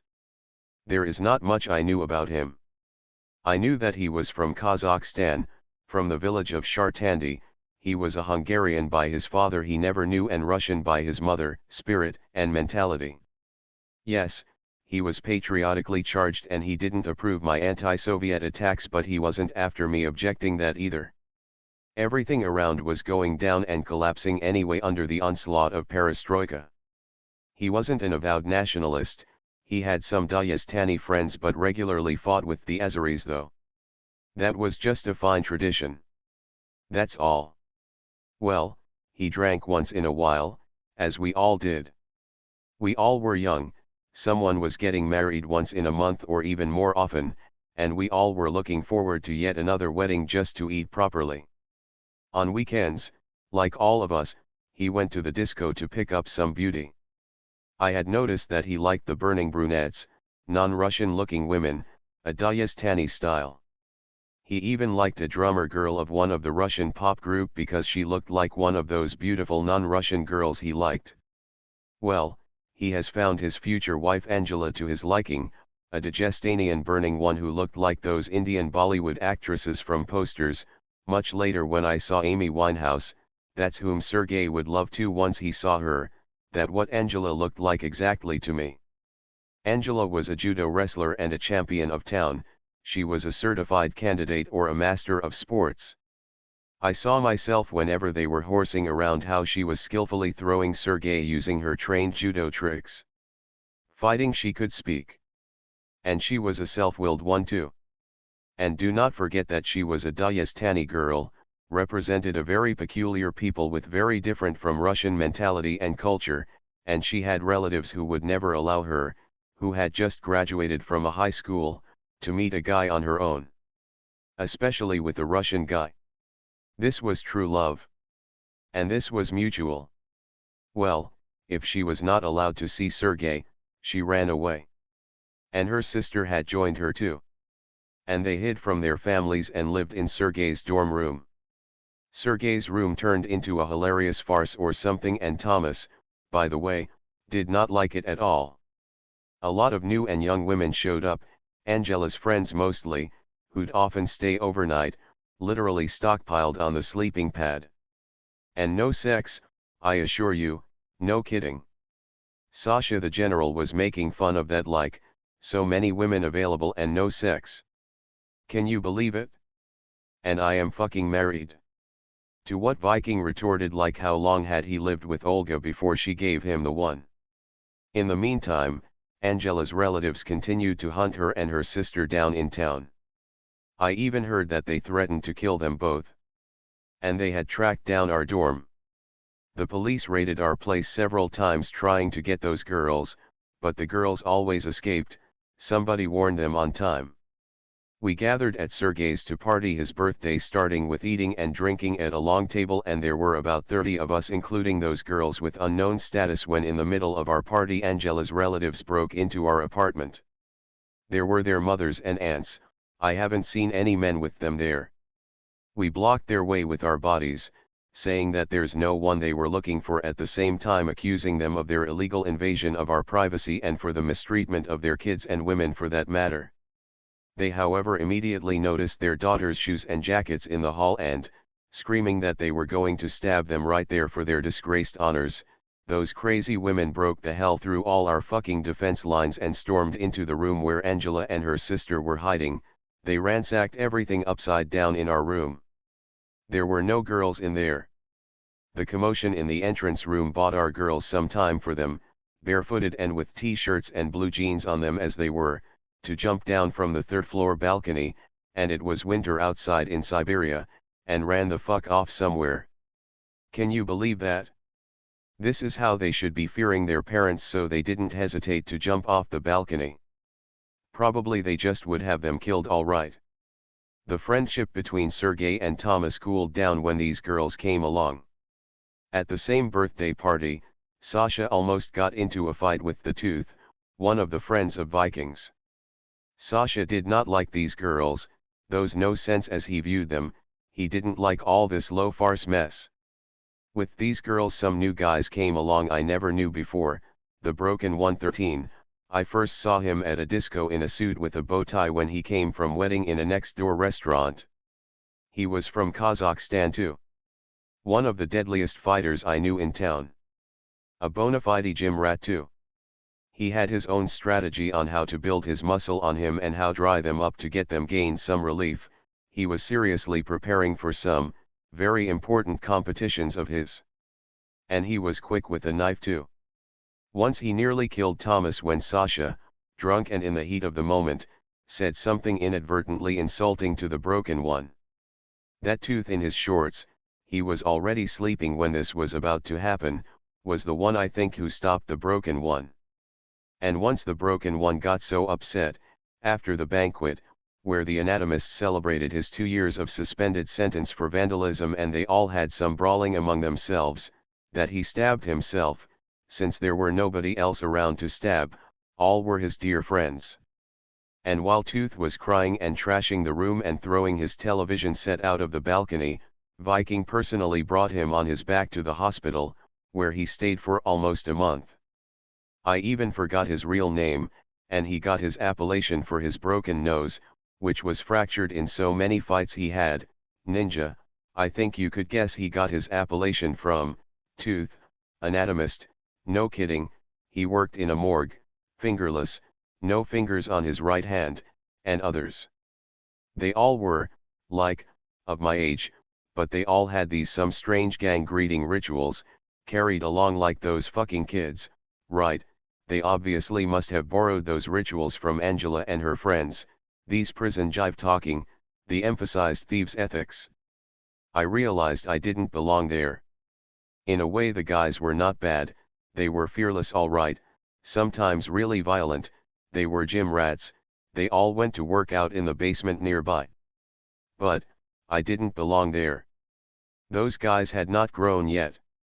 So, Sergei with his gang, Angela, her sister, however, as the more educated and responsible one, was forgiven and accepted by her relatives back home, and her parents quickly married her off, no longer taking any chances with her, and her friends went to his mother's home to Kazakhstan for a wedding, his and Angela's. It was fun traveling to Kazakhstan by train, real fun. They took up 5 units in a coach, They all were slightly drunk, with champagne and vodka they had a lot with them, and stoned all the way along. 3 days on the road went just like 1 hour. Imagine Viking's mother being cornered by so many unexpected guests. There Sergey and Angela got married. Well, unofficially yet. But what the hell? Sergey has become her first and, who knows, probably her only man. True love. And how self-sacrificing it was on Angela's side. And they celebrated that occasion the way it should be. They partied for a couple of days, then stopped by a local club disco on a little railway station. And the gang's girls were gorgeous. And they were so conspicuous to locals. But it was not enough for them. They had long since learned that with such friends they had there was nothing they couldn't do, and now they were dancing on the DJ stage, they were above all. Even in Raduzny these girls, their guys however didn't give much shit to music, changed the repertoire of the local discos to their tastes, especially they were ecstatic about the one which was the apotheosis of their bad taste. They all sang along with this stupid Buonasera, signorina. Buonasera, signorina ciao ciao. Buonasera, signorina. Buonasera, signorina ciao ciao. Excuse me, I don't feel good. It was always put on whenever these girls came along there. And now, these guys nobody knew here, acted as if they were big shots here. Tension grew. And here we go.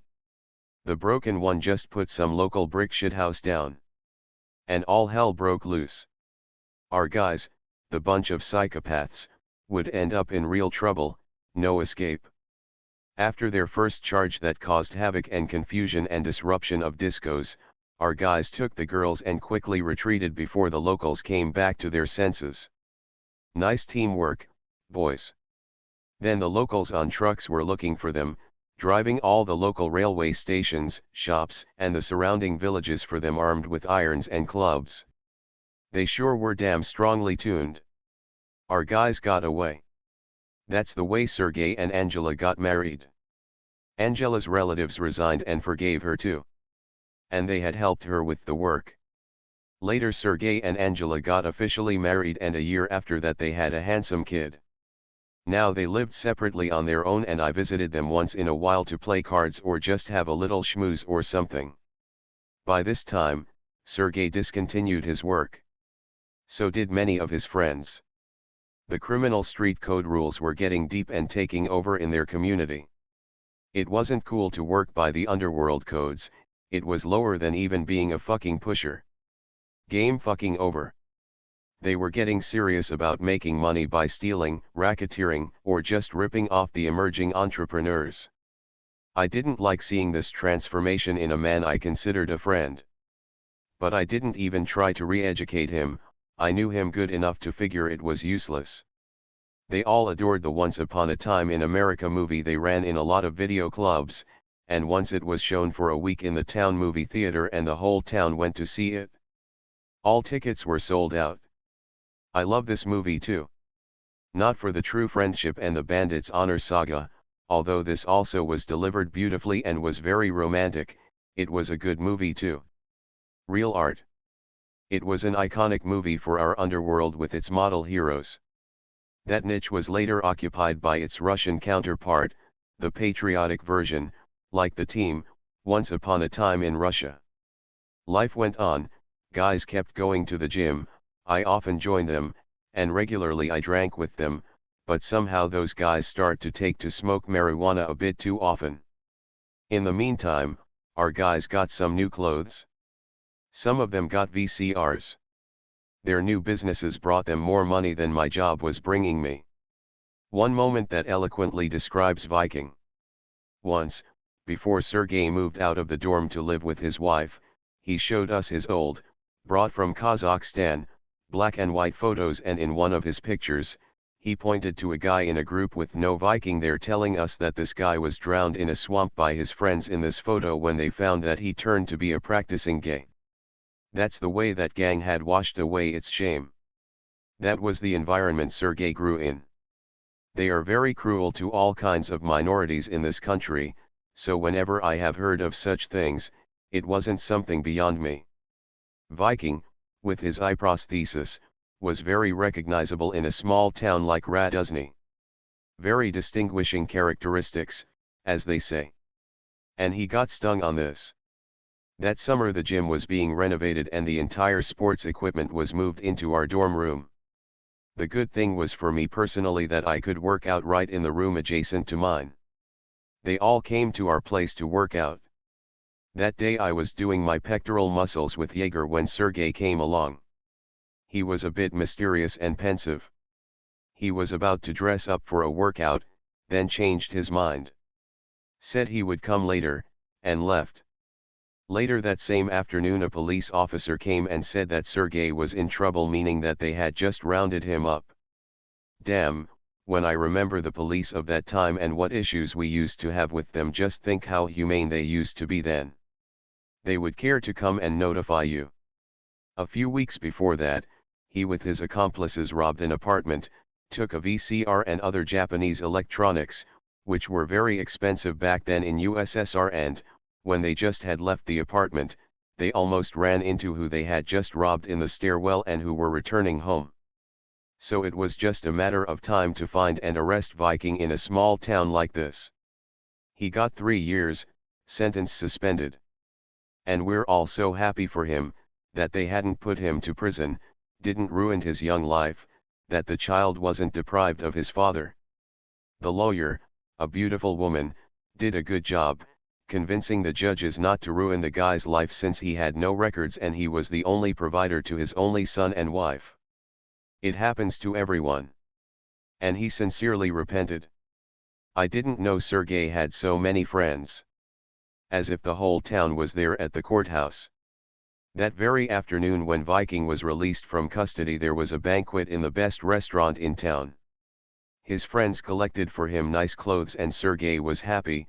It felt cool to have good friends. I certainly did not expect Sergey to get serious any time soon. And he never did. Yet another year had passed. Sergey and Jaeger got a PC somewhere, unlikely that they had bought it somewhere. It was years before the PCs would ever come along there, which sold good, and with the money they made, they took a leave and went to Sochi. They had a good vacation, met some girls, they came back tanned and full of impressions. Dashing 90s were coming along. I'd probably shock the Russians, but I love the 90s. Yes, the USSR collapsed, but I had long foreseen that besides the USSR drove bonkers not only the whole world but drove bonkers itself. I heard that the Soviet Union emigrants were crying when they learned about the gone USSR, but, believe me, no one was crying for it here. But this is not what I like the 90s for. Yes, the population was getting impoverished and I was getting down along with it, but I had a hope that we would become a normal country.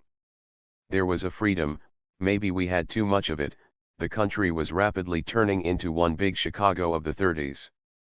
We had a free TV, once on one of the Central Russian TV channels in the most watchable time when even children didn't sleep yet. The most hard-code Caligula version was aired, so I and my wife weren't even able to wait to its end. Sure, it was a bit too far, but you know what I mean. It was intoxicating and euphoric. But at the same time, the real fascists of the extreme Nazi version were creeping along in this country. And in the mid-90s the Russian, still free newspapers, started seriously discussing the possibility of Russia turning into a fascist state. Trending was already taking its direction. And I was seriously worried. To tell the truth, I didn't think it would be that creeping and unobtrusive. It's still not that real, it's a Mussolini-light style that is taking shape here. Getting back to the point. Viking and his friends better had to roll up their sleeves, the real work was about to start for them. There were a lot of emerging hoodlums thirsty to pick the feathers of newly arrived entrepreneurs. But I was against it. We even didn't have as many entrepreneurs as we had those ready to rip them off, and Sergey's friends one after another started getting hooked on heavy drugs. Not that I felt pity for them much, good riddance for most of them. Projecting to the middle of the 2010s, those were the quintessence of vigorous Putin's electorate. But they were Sergei's friends, with Thomas no longer around. After his fight with Tooth and the commotion with the Broken One when Tooth had saved Thomas's life, he just left. I felt that they, sooner or later, would get Sergei hooked into it. And I worked proactively to keep this from happening. I would tell Viking stories about yet another case with an addict having his golden shot. We had more and more of such cases in Raduzny. In the meantime, the Broken One was pretty tight, using the needle and melting in front of our eyes. Tooth had just started taking shots too. Jaeger had already tried it and liked it too. I read somewhere that should one addict come along in a neighborhood, the 5 more will come along with him as well. To all pyramids it's a pyramid, not any multi-level marketing can even compare with it. Starling was an authoritative bandit who came along. He was squeezing some businessmen, often in favor of the others, the tougher businessmen, but quickly was becoming a sub-man. One day I came home and there was a strong smell of acetone in our apartment, so it even hurted my eyes. Starling, the Broken One and Tooth inside, all were mysterious and quiet. Then such a smell began to appear more and more often, and then it never went away. It required a lot of acetone to cook the dried poppy cut straw, and they boiled it in it. There was a foggy acetone stench in the kitchen. Once, when I was at work, this fucking poisonous fog exploded. Since then the walls and ceiling in our apartment were black.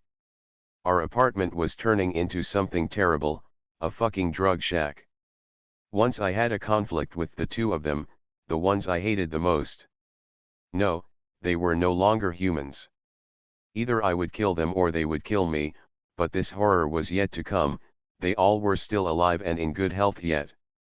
They were Vikings' friends and I tolerated them too, as long as Sergei still was clean.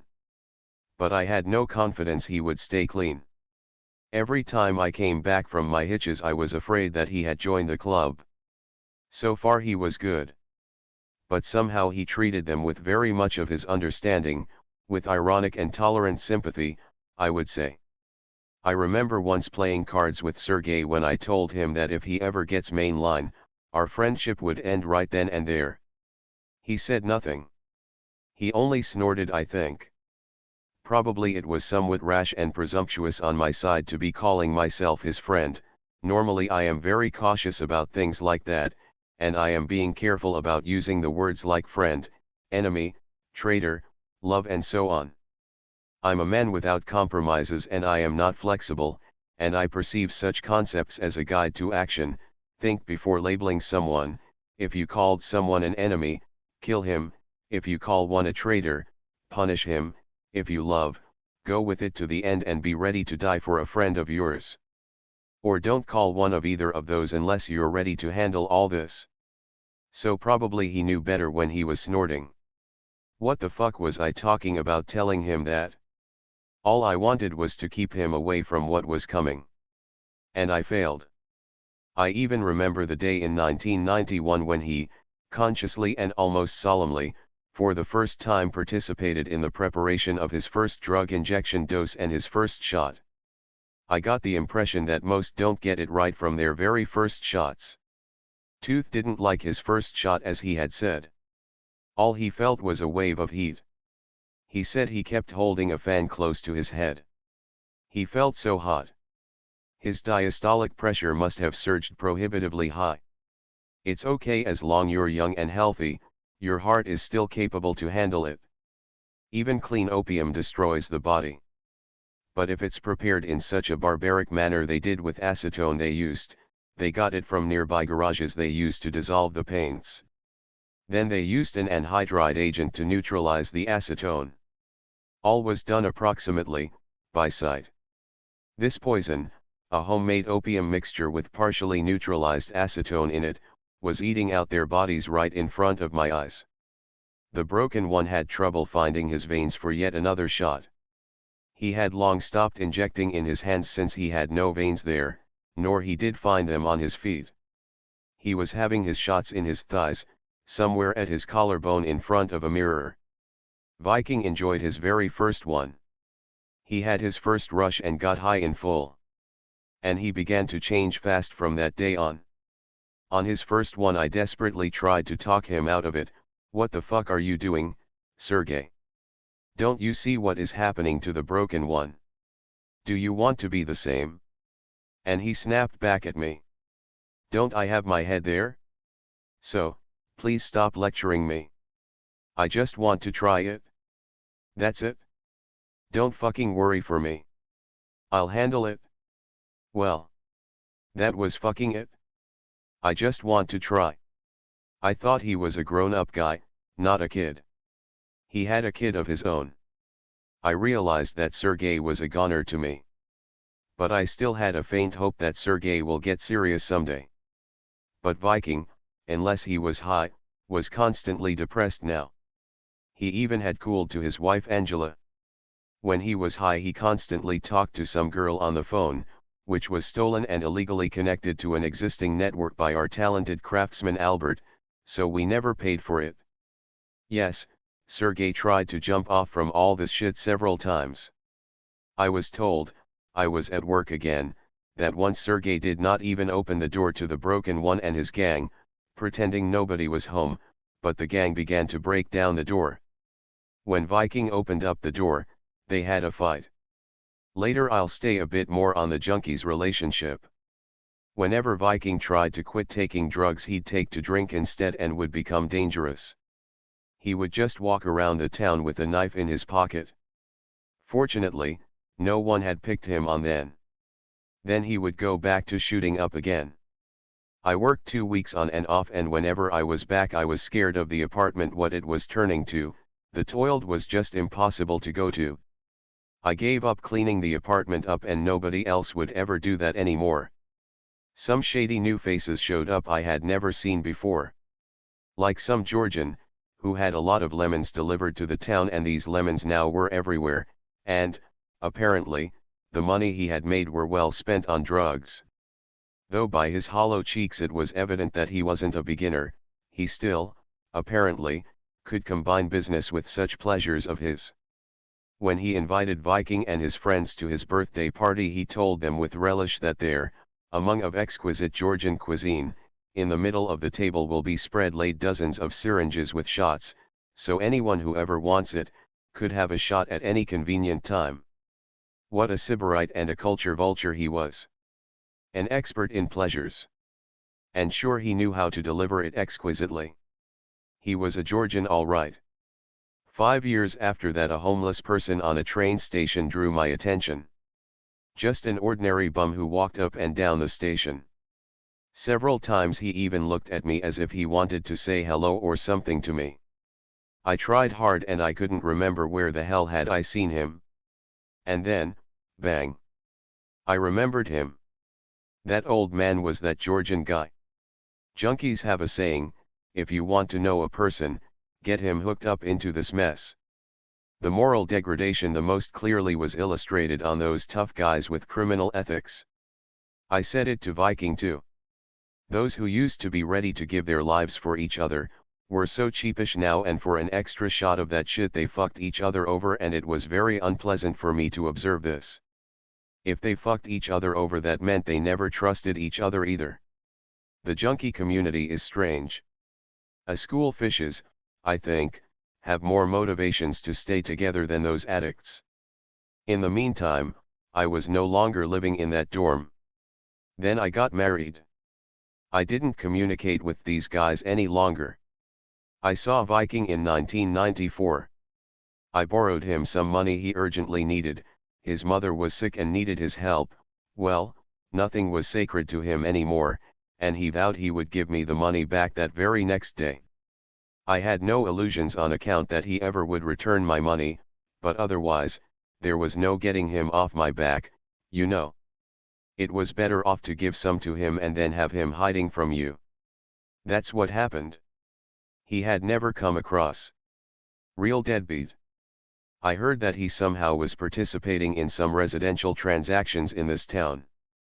He had pawned some of his friends' apartments and had sold a couple more while owners served their times. For what he got stabbed and barely survived. I saw Jaeger once. Once the best friend of Vikings.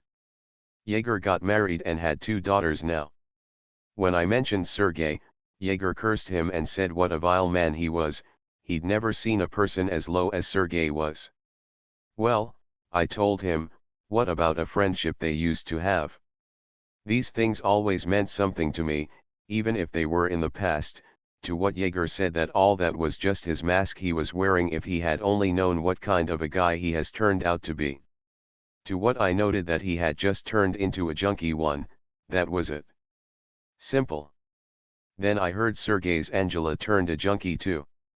Once I saw her too, she was with her 8-year-old son and, right in front of him, she asked me for money to buy some bread. Sure, I gave her some. She still looked okay. Just she might have lost some weight or something. She had gotten divorced from Viking. Couldn't help thinking about her relatives. What they had to go through with a woman like Angela. Next I saw her, I guess 7 years after that. She was just an ugly wasted woman I could barely recognize. She looked scary. She was toothless. I hoped she wouldn't recognize me. She did. But she was shy of my wife and quickly disappeared. I heard she moonlighted pimping. I just tried to picture how the prostitutes should look like with their pimp like this. Viking had died in prison somewhere. He, the junkie one, had a better chance to survive in prison, even in a terrible one we normally have in Russia than in the free side, and I believe he had lived in prison longer than he would have in the wild. 13.4 Yegorka. I am not Jaeger, Igor is my name. He would always say with irritation to those who called him Jaeger, but people kept calling him Jaeger anyway, even Yegorka sometimes. Jaeger was a cool guy. Men respected and women were in love with him. Why was that I would never know, since he wasn't handsome, but women were crazy about him. He was an ex-paratrooper as well. He was quite serious about his body, he kept working it out and consumed the right protein, if he still could get them, it was the Soviet time, to help build up his muscle, lamenting though that his muscles did not grow as fast as he wanted them to, and still managed to be jealous of the fact that I had more massive bone and good muscles by nature to work on. Well, that's what he was saying. He was too picky on himself, to me he was proportionally built. He also maintained his even tans. We didn't have any sun parlors back then, but he always managed to find places to sunbathe. He was always well kept and well dressed. Somehow he reminded me of that my brother cousin Ruslan you're going to read about. Only more self-confident and aggressive. So women knew what they were doing voting by their bodies for him. He was the right kind of a kid. He also had that entrepreneurial spirit. He was one of the first in town to open up a video room, and then, working in a bank as a security guard, he took out a loan and opened up his outlet.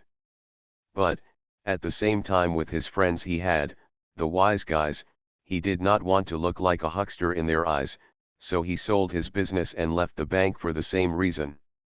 My friends kinda started to look at me awry. What if they go to do a bank job? What shall I do? Shoot them. Fucking street code. Then, I heard, he was selling computers. Jaeger was a funny guy. Once, when he still lived in our dorm with us, some girls came to visit us in the morning when Jaeger was still in bed. The girls stayed for about 2 hours keeping Jaeger in bed. Jaeger, I told him when the girls finally left us, if I were you I would never care if the girls were in here if I had to get up. Why would you wait for so long for them to leave?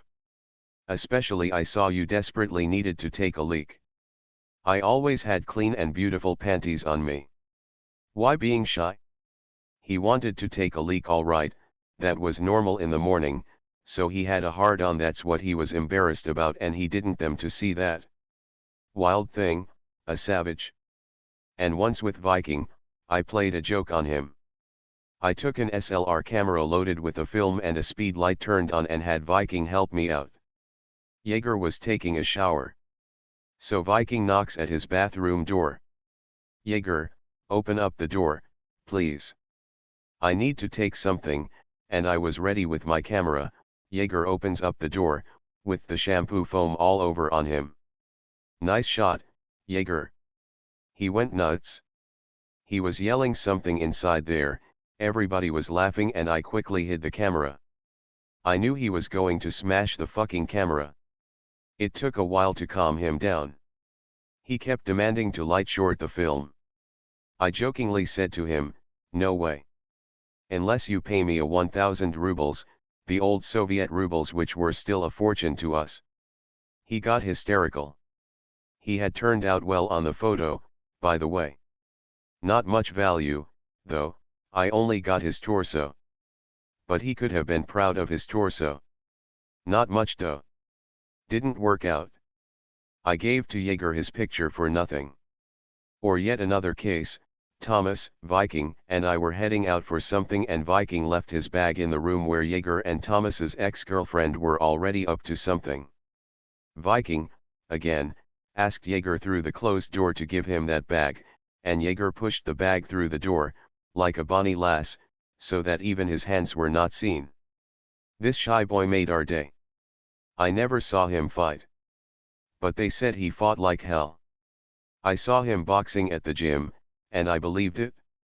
He wasn't particularly aggressive, but he was the one to be very sure of himself, and you'd better watch your mouth if you didn't want to get your ass kicked.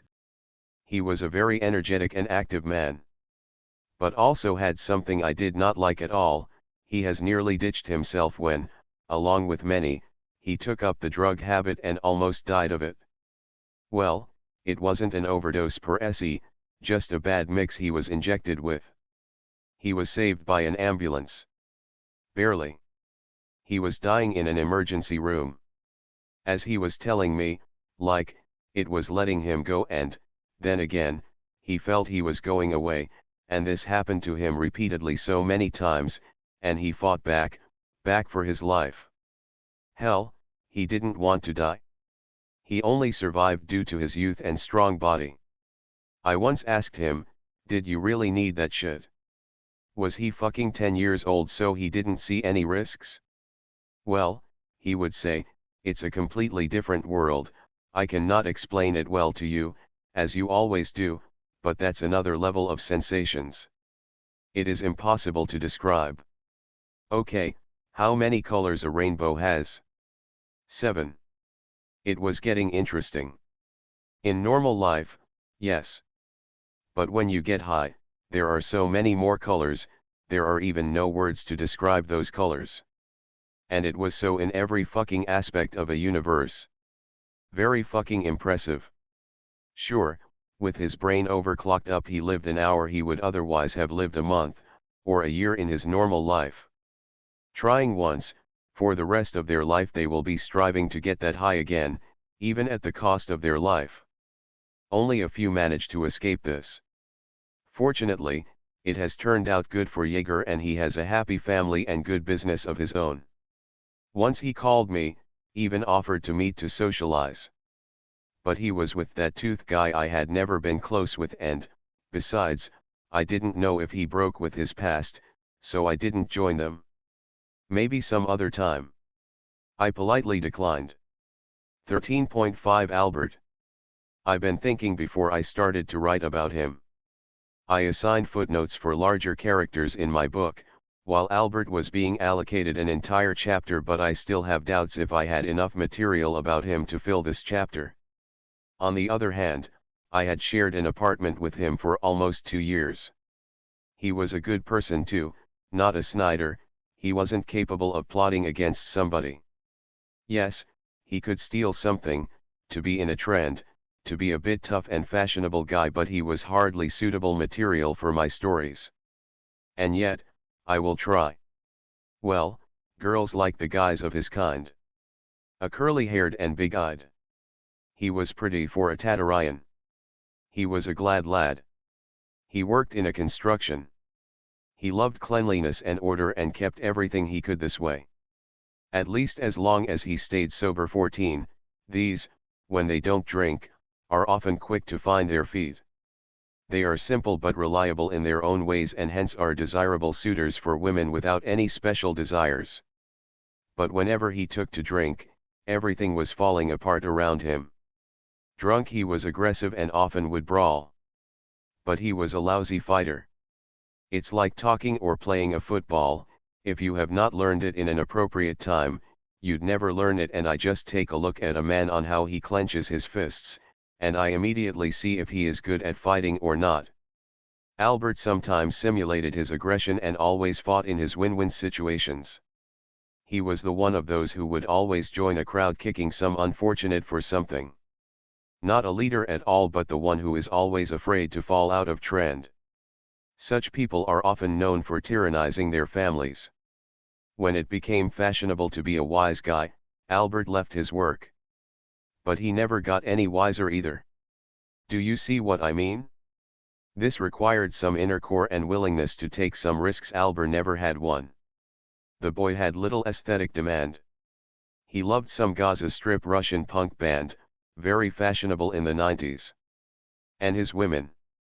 Sometimes he had pretty, but the most he was fucking were somewhat ugly.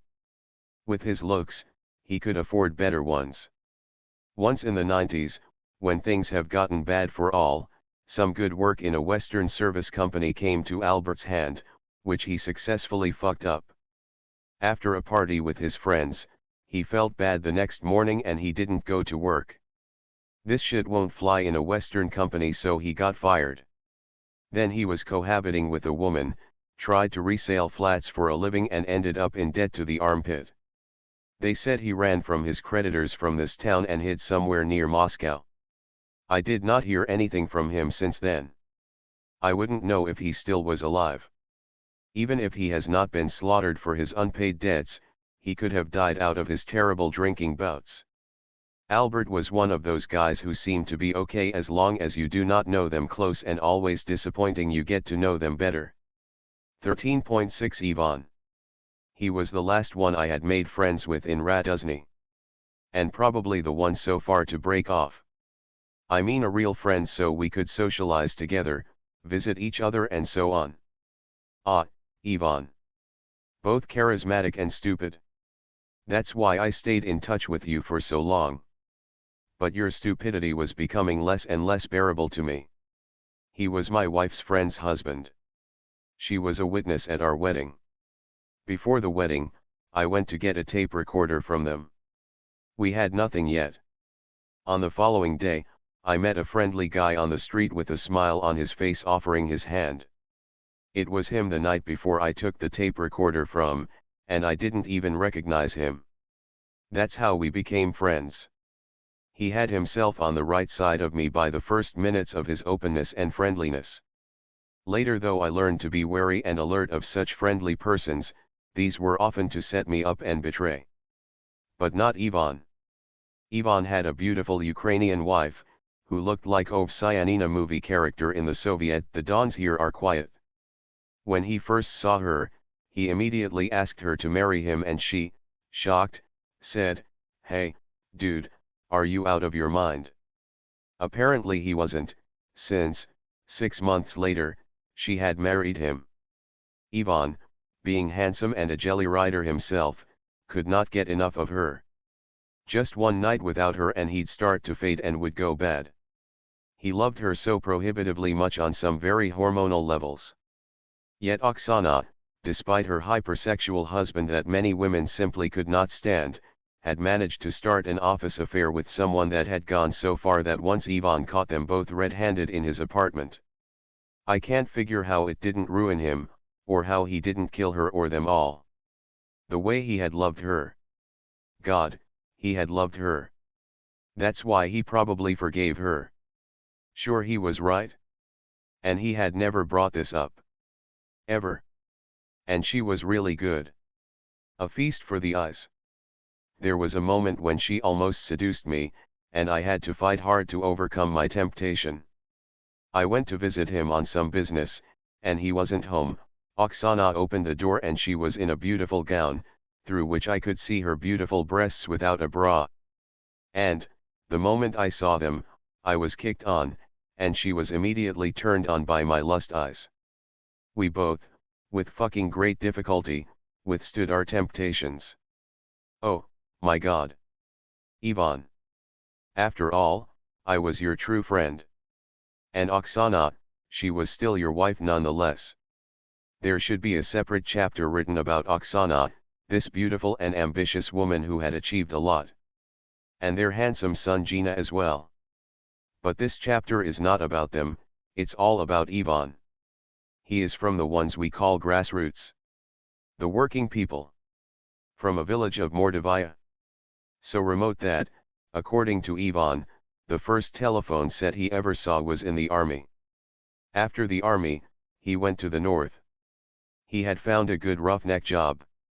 Made good money until the 90s came along when I met him. All seemed to know him in town. When we walked through the town all just kept saying hello to him. And he was good at chatting up the girls too. Once we went to buy me a washing machine I saw on ads which were then bartered for crude oil and brought to the town. While I was discussing the price with the owner, Ivan was flirting with her roommate bringing up Pushkin's poems. Wow! By the way, there were a lot of large books at Ivan's apartment. Like Karamzin's History of Russia, Bulgakov, and so on. He liked to refer to and quote famous people in his conversations. Something, I still could not understand what it was very naive in his judgments. But he was good to socialize, so my wife and I often visited them or vice versa. There was something about him and Oksana. In the army, he served in the border security forces, he was promoted to a sergeant major. A man who before the army hadn't seen a telephone set. Perhaps he had some qualities the authority must have noticed them. The same qualities I can only guess about, I still wasn't sure what they were, must have helped him amount to something later. A lot later. In the north, he quickly got to his feet. But the 90s nearly killed him. He was desperate and angry. He was very angry with Yeltsin and the Gaidar's government, and he did not understand how could I be so happy about all this. And I was happy. As long as the communists are not coming back again. I and my wife bought a one-bedroom apartment not far from Ivan's in 1994, and Ivan and Oksana the year before they were given a good two-bedroom one by the state. By 1995 we had a lot of expats in town and our companies needed interpreters, and beginning with this year and, especially the next year, things started turning right for me, and in 1996 we bought a big three-bedroom apartment for $7,000, a fortune at the time. 11 years later we sold it for $80,000, renovated and furnished it and left Ivan and Oksana behind. Just in 3 years. I had nothing and now I had everything but a car. But I didn't want the car and the garage, my wife wanted them, not me. I preferred to buy something I dreamed all my life, like some good hi-hi stereo. Our first purchase, as I wrote, was a washing machine, and the second thing we bought with Irina, was a Japanese TV set. And, since then, it was like plain sailing. Irina would buy some furniture or a bedroom set and me, a hi-fi CD player or an amplifier. We both had motivations to make money and often argued due to differences in our priorities. Ivan had no luck with his work yet and was very upset about it. Especially his Oksana. I felt, and later Ivan confessed to me when we drank with him, that she held up his friends, more successful businessmen, or even us, as an example to him, like, look who Radic was when we first met them and look at him now. Ivan was trying to start and run a business. He tried to set up a supply of valves to oil-producing operators, but it did not work.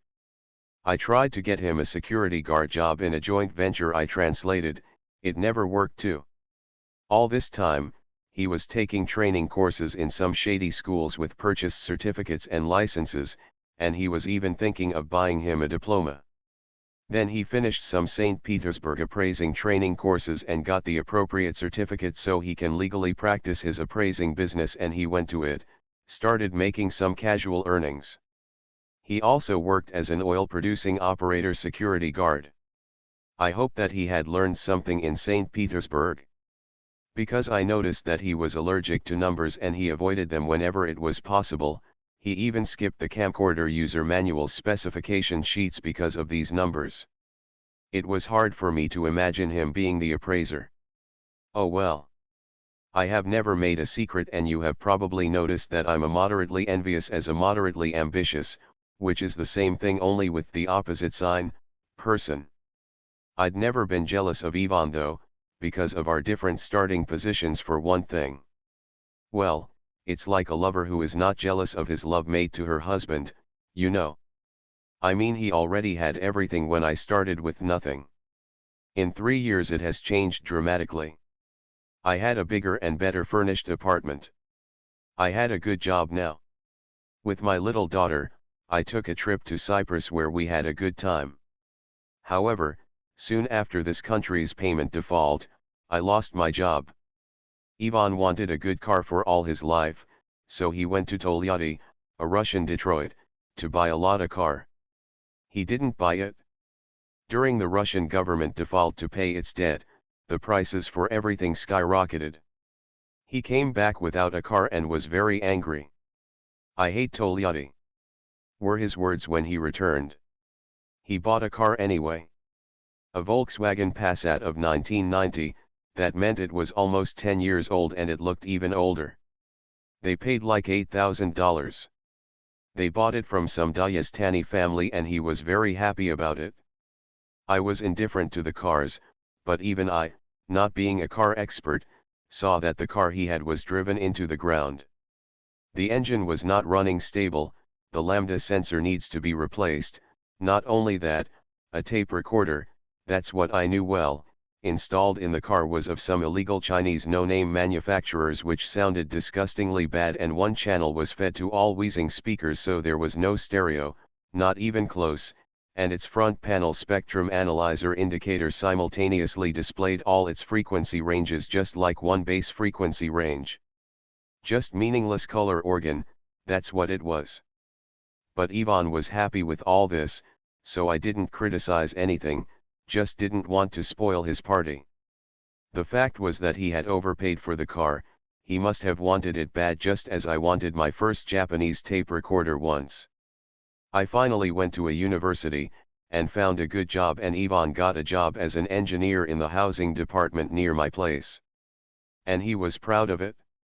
He said he was busy preparing the municipal services provision there, and mastering the computer at the same time. Good deal. They sold their car though, for $4,000, and they thought that was a good deal. Some serious steering problems came to light. His Oksana was very pushing lady. Her friends told me that she was an active Komsomol member and even a leader. She was very active and initiative at work too. However, after the office affair, she had to leave the company, but she quickly found a position for her education in one of the first joint ventures, where she quickly made a career and took the accounting manager position. Now she was not only the beautiful one, she also became one of the coolest, famous, and influential women in town. And now she had a driver. Being a woman full of ideas, she went to her bosses with the tax optimization program which would save the company fortunes. She had their okay. I had noticed that all more or less ambitious persons sought to move to Moscow. I had a good chance for that myself back in 2015. Perhaps it was a major mistake of my life. Maybe as a warning I should write a chapter on that. But I just don't want to bring this up. Just don't want to. I also noticed that those who were frequently to Moscow on their business trip soon would move there. Oksana also often went to Moscow, and on her returns, she'd admired fashionable Penkin's concert. Yes, she liked it there. Nevertheless, her decision to move to Moscow was unexpected to everybody. And a major shock to Ivan. He had just finished his apartment's chic renovation and put plastic windows. Finally, he found him a decent job, and his appraising business started paying off a little bit. But it wasn't him to decide for his family.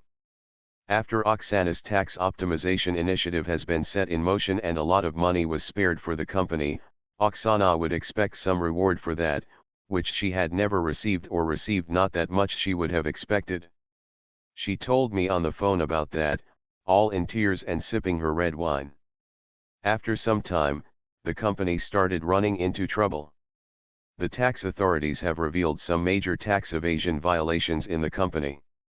In general, it all ended up sadly for this company.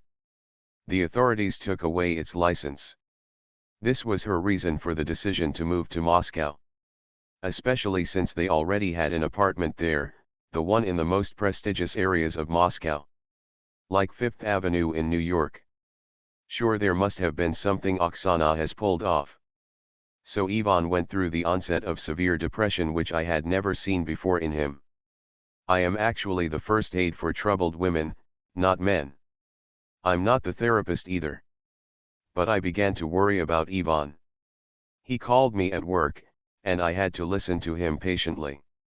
He was scared of Moscow, he was a rustic man brought up to be his family boss and he wasn't, and that he had hands of gold. I saw myself more than once on how he turned his apartment around and when he helped me to renovate my apartment, and he was admired by a woman. And he even told that he no longer wanted to live.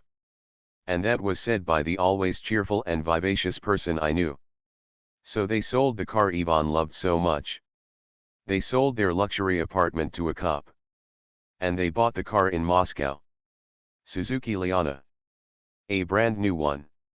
I do not know about Oksana, but Ivan felt bad for the first 2 years in Moscow. Really bad. He had no work in Moscow. And his wife was hard on him, bugging him all along.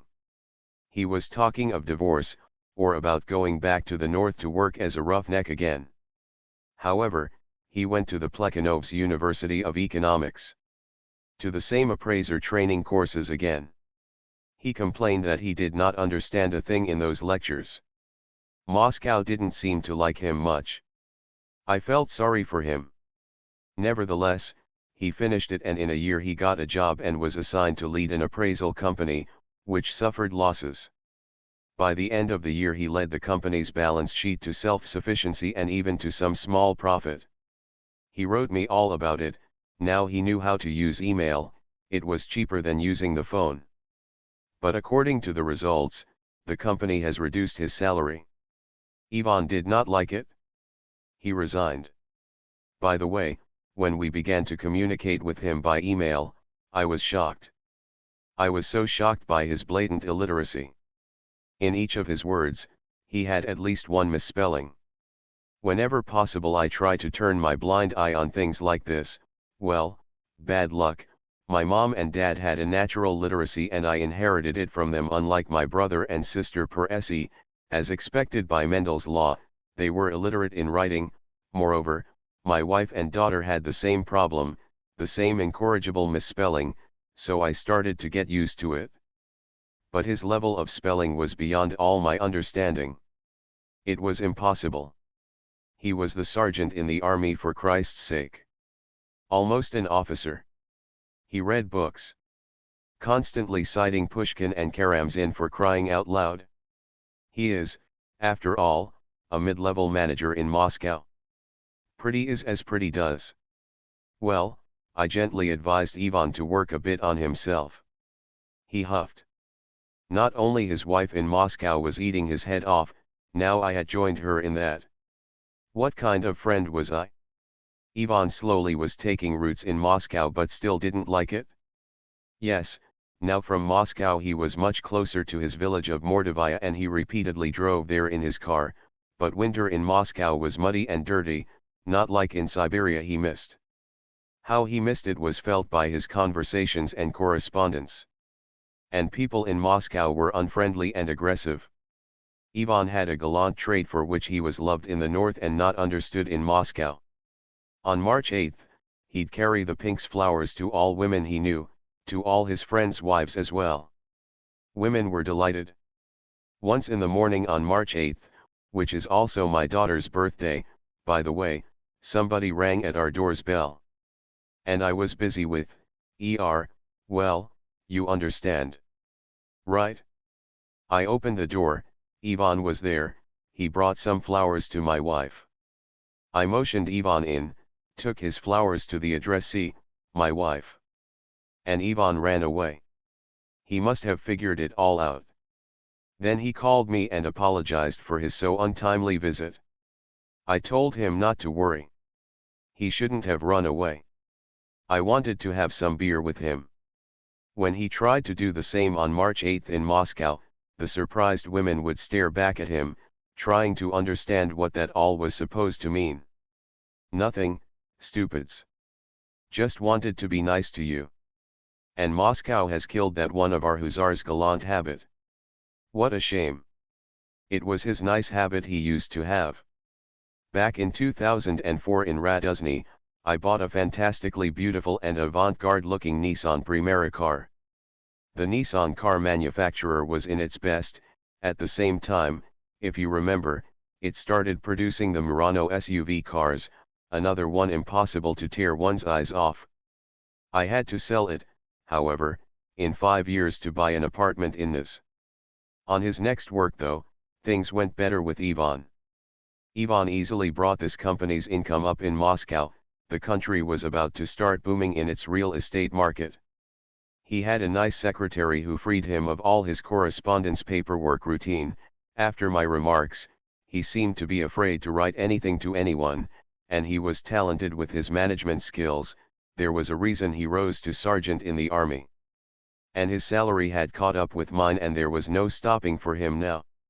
And he was bolting up together with someone to open up his own appraisal company. In one of Oksana's phone calls she for the first time appeared to talk high about her Ivan. It sure wasn't her admiration yet, but her satisfaction. The trend was being changed. At the same time, Moscow was disappointing Oksana in the sense that Moscow was ignoring her. In Raduzny she was prominent and influential. In Moscow, she was just one of the many, yet younger and more beautiful ones, and with language skills. In companies where she worked, her ebullient initiatives were either ignored or angrily rejected. She would leave the company, take another job and start all over again. Ivan in the meantime founded his partner his own appraisal company in Moscow, with a branch in Belgorod city, and he started getting something from the construction and the real estate market boom. He had upgraded from Liana to Tina, and you know what? I felt that I was starting to envy Ivan. I had always believed I was smarter than him.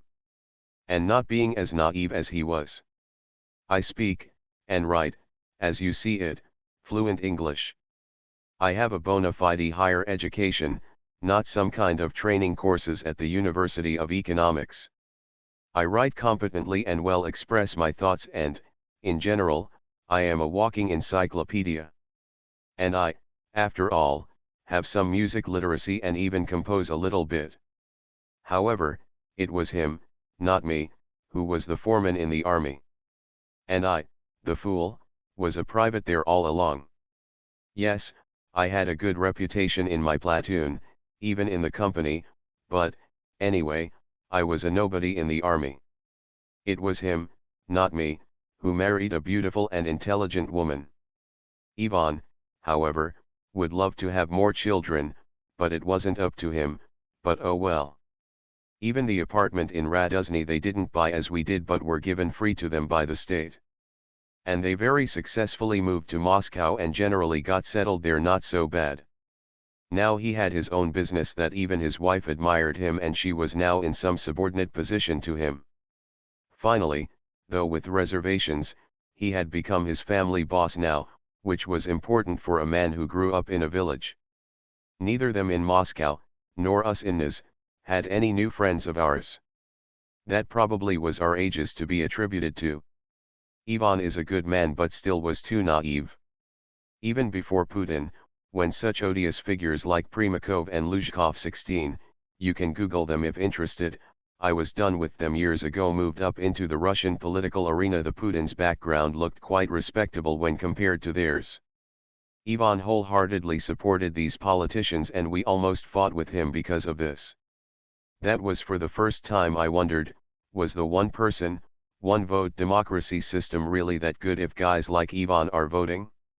Now I am, by the way, a big skeptic of such a democracy. Democracy, except age limitation, must still have some property or minimum income requirements, so his or her voice was more responsible, like the shareholder's voice or something. Then I was horrified a bit with Ivan many years later, in 2007 when Russia won the Sochi Olympic Games bid. It was okay with me. All were happy, even I to some degree. but when Ivan was convulsing in his letters on how Putin was the great genius, and that he gave us a good life and blah, blah, blah, I was really scared. I coldly noted him that a good life wasn't in fact that good, and it wasn't him who gave it to us but the oil prices, which rose unprecedentedly high, and later they then doubled up by the time Putin attacked Georgia. Again, life was not that good, but the corruption under Putin's rule has increased by orders of magnitude. Again, we had a fight. In the meantime, Ivan bought him his second car, an SUV, and gave his Tina to his wife. Life is not fair. And my stable life was coming to an end. I had 2 expensive surgeries on my eyes. Cataracts, this is my inheritance from my mother's side. Then I was downsized in the company. Department in which I worked was disbanded. I had to go back to translating again, and the demand for translators was no longer stable and constantly decreasing due to global technological change. I've been 3 times to Ivan's place in Moscow. Twice, when I was on my business trip, and once with my family on vacation. Well, they lived on Rublovsko-Uspensky Highway all right. The apartment was nice too. Nice, but not much better than mine in Nice. While 5 times more expensive. Ivan never told me much about his work, but I had an impression that after his peaks in 2008 his business didn't grow much, and he even had to go through some sort of optimization. They had to sell their Belgorod affiliate branch. Later they sold their Tina too. They were doing not bad, of course, but neither had I noticed any special prosperity with them. I mean, after I visited Moscow I no longer envied Ivan. They could have done better in Moscow. And in conversations we had, especially on Oksana's side, I felt some disappointment in the air. And I had another 2 very expensive eye surgeries, retinal detachment. I was paying off for my riotous youth. I kept in touch with him until mid-20. Then, after another conversation about politics, I decided to end any relationship with him. Enough is enough. He was really stupid. I told him that if such a semi-gangster country as ours is a breeding ground for all such bad things as corruption, excessive aggression and inadequate behavior with its neighbors, the country that threatens the very existence of the world with nuclear annihilation, then let it fall into several independent countries. It will be better this way. To which he replied that I didn't love my homeland and that the Americans were to blame for everything. Old song. I told him that thanks to Putin and his policy, this country had no future. He kept checking stock prices to successfully invest in something. What a stupid kind of a person he must be if he was unable to understand that investing in this economy was the same as he simply would throwing his money away. It was not my business, it was his money he was risking with, but I felt that I didn't want to have anything with such a short-sighted person he was. I notified him of that and removed him from all my contacts. I no longer stay in touch with him. I hope he is all right. My women. Hey. Relax. I had not so many women in my life. I never looked to become some sort of Casanova. I was never meant to be a ladies' man. I will say this. I never have counted them. Maybe I had around 3 dozens of them. Is that okay with you guys? I am only going to write about the most prominent ones, such as my first one, my most beautiful one, my most abnormal one, my wife as well, and the most mysterious I was happy with as never before, at the beginning. You'll see here what troubles I've managed to get into with my women. I will start with my most abnormal one. 14.1 The most abnormal one. How she got me in her trap. I want to point out, my dear readers, that I am not sure if I did the right thing not to adhere to a strict chronology of my narrative. Most of these relationships, you're going to read about below, are nowadays called toxic. There could be my fault for this, as probably my parents as well. Initially, I published this chapter in my blog as a separate story.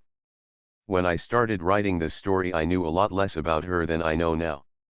All names had been changed in that blog and the story was presented as my friend's office romance. I was in trouble because of this broad, and I had even bigger trouble because of the story about this broad. This story was meant to be a warning. A warning to stay away of her kind.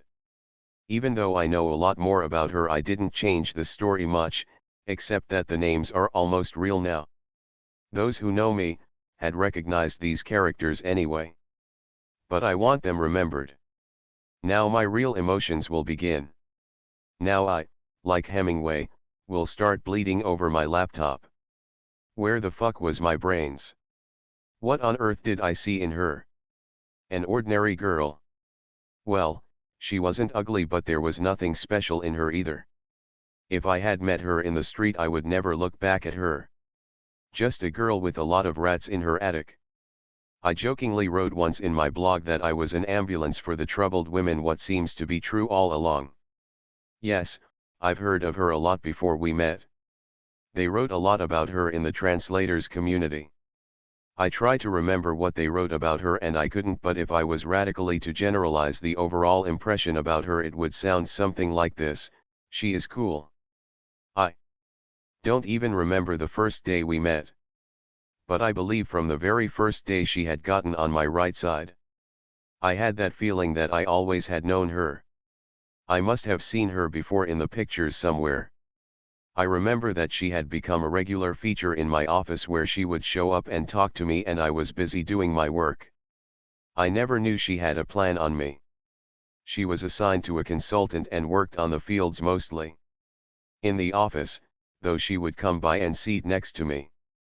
I don't remember what we talked about, but my work would stop. I wouldn't have the ill grace to say to her, "Excuse me, I have a lot of work to do." Besides, she was good to talk to. I remember, much later, she told me, or wrote, I don't remember, she had been shocked sometimes by my straightforward opinions on various things. She thought I was a bit too cynical, but she was treating me good. She seemed to have that special feelings towards me. And everybody liked her. Both men and women. She had it all right. With all her original appeal, she still didn't cause any sexual desire in me. Zero, zip, nothing. She had that kind of a strict school teacher asexuality, and I went to the university exams where I had a really good time chasing girls, and I would come home so balanced and well and feeling just great.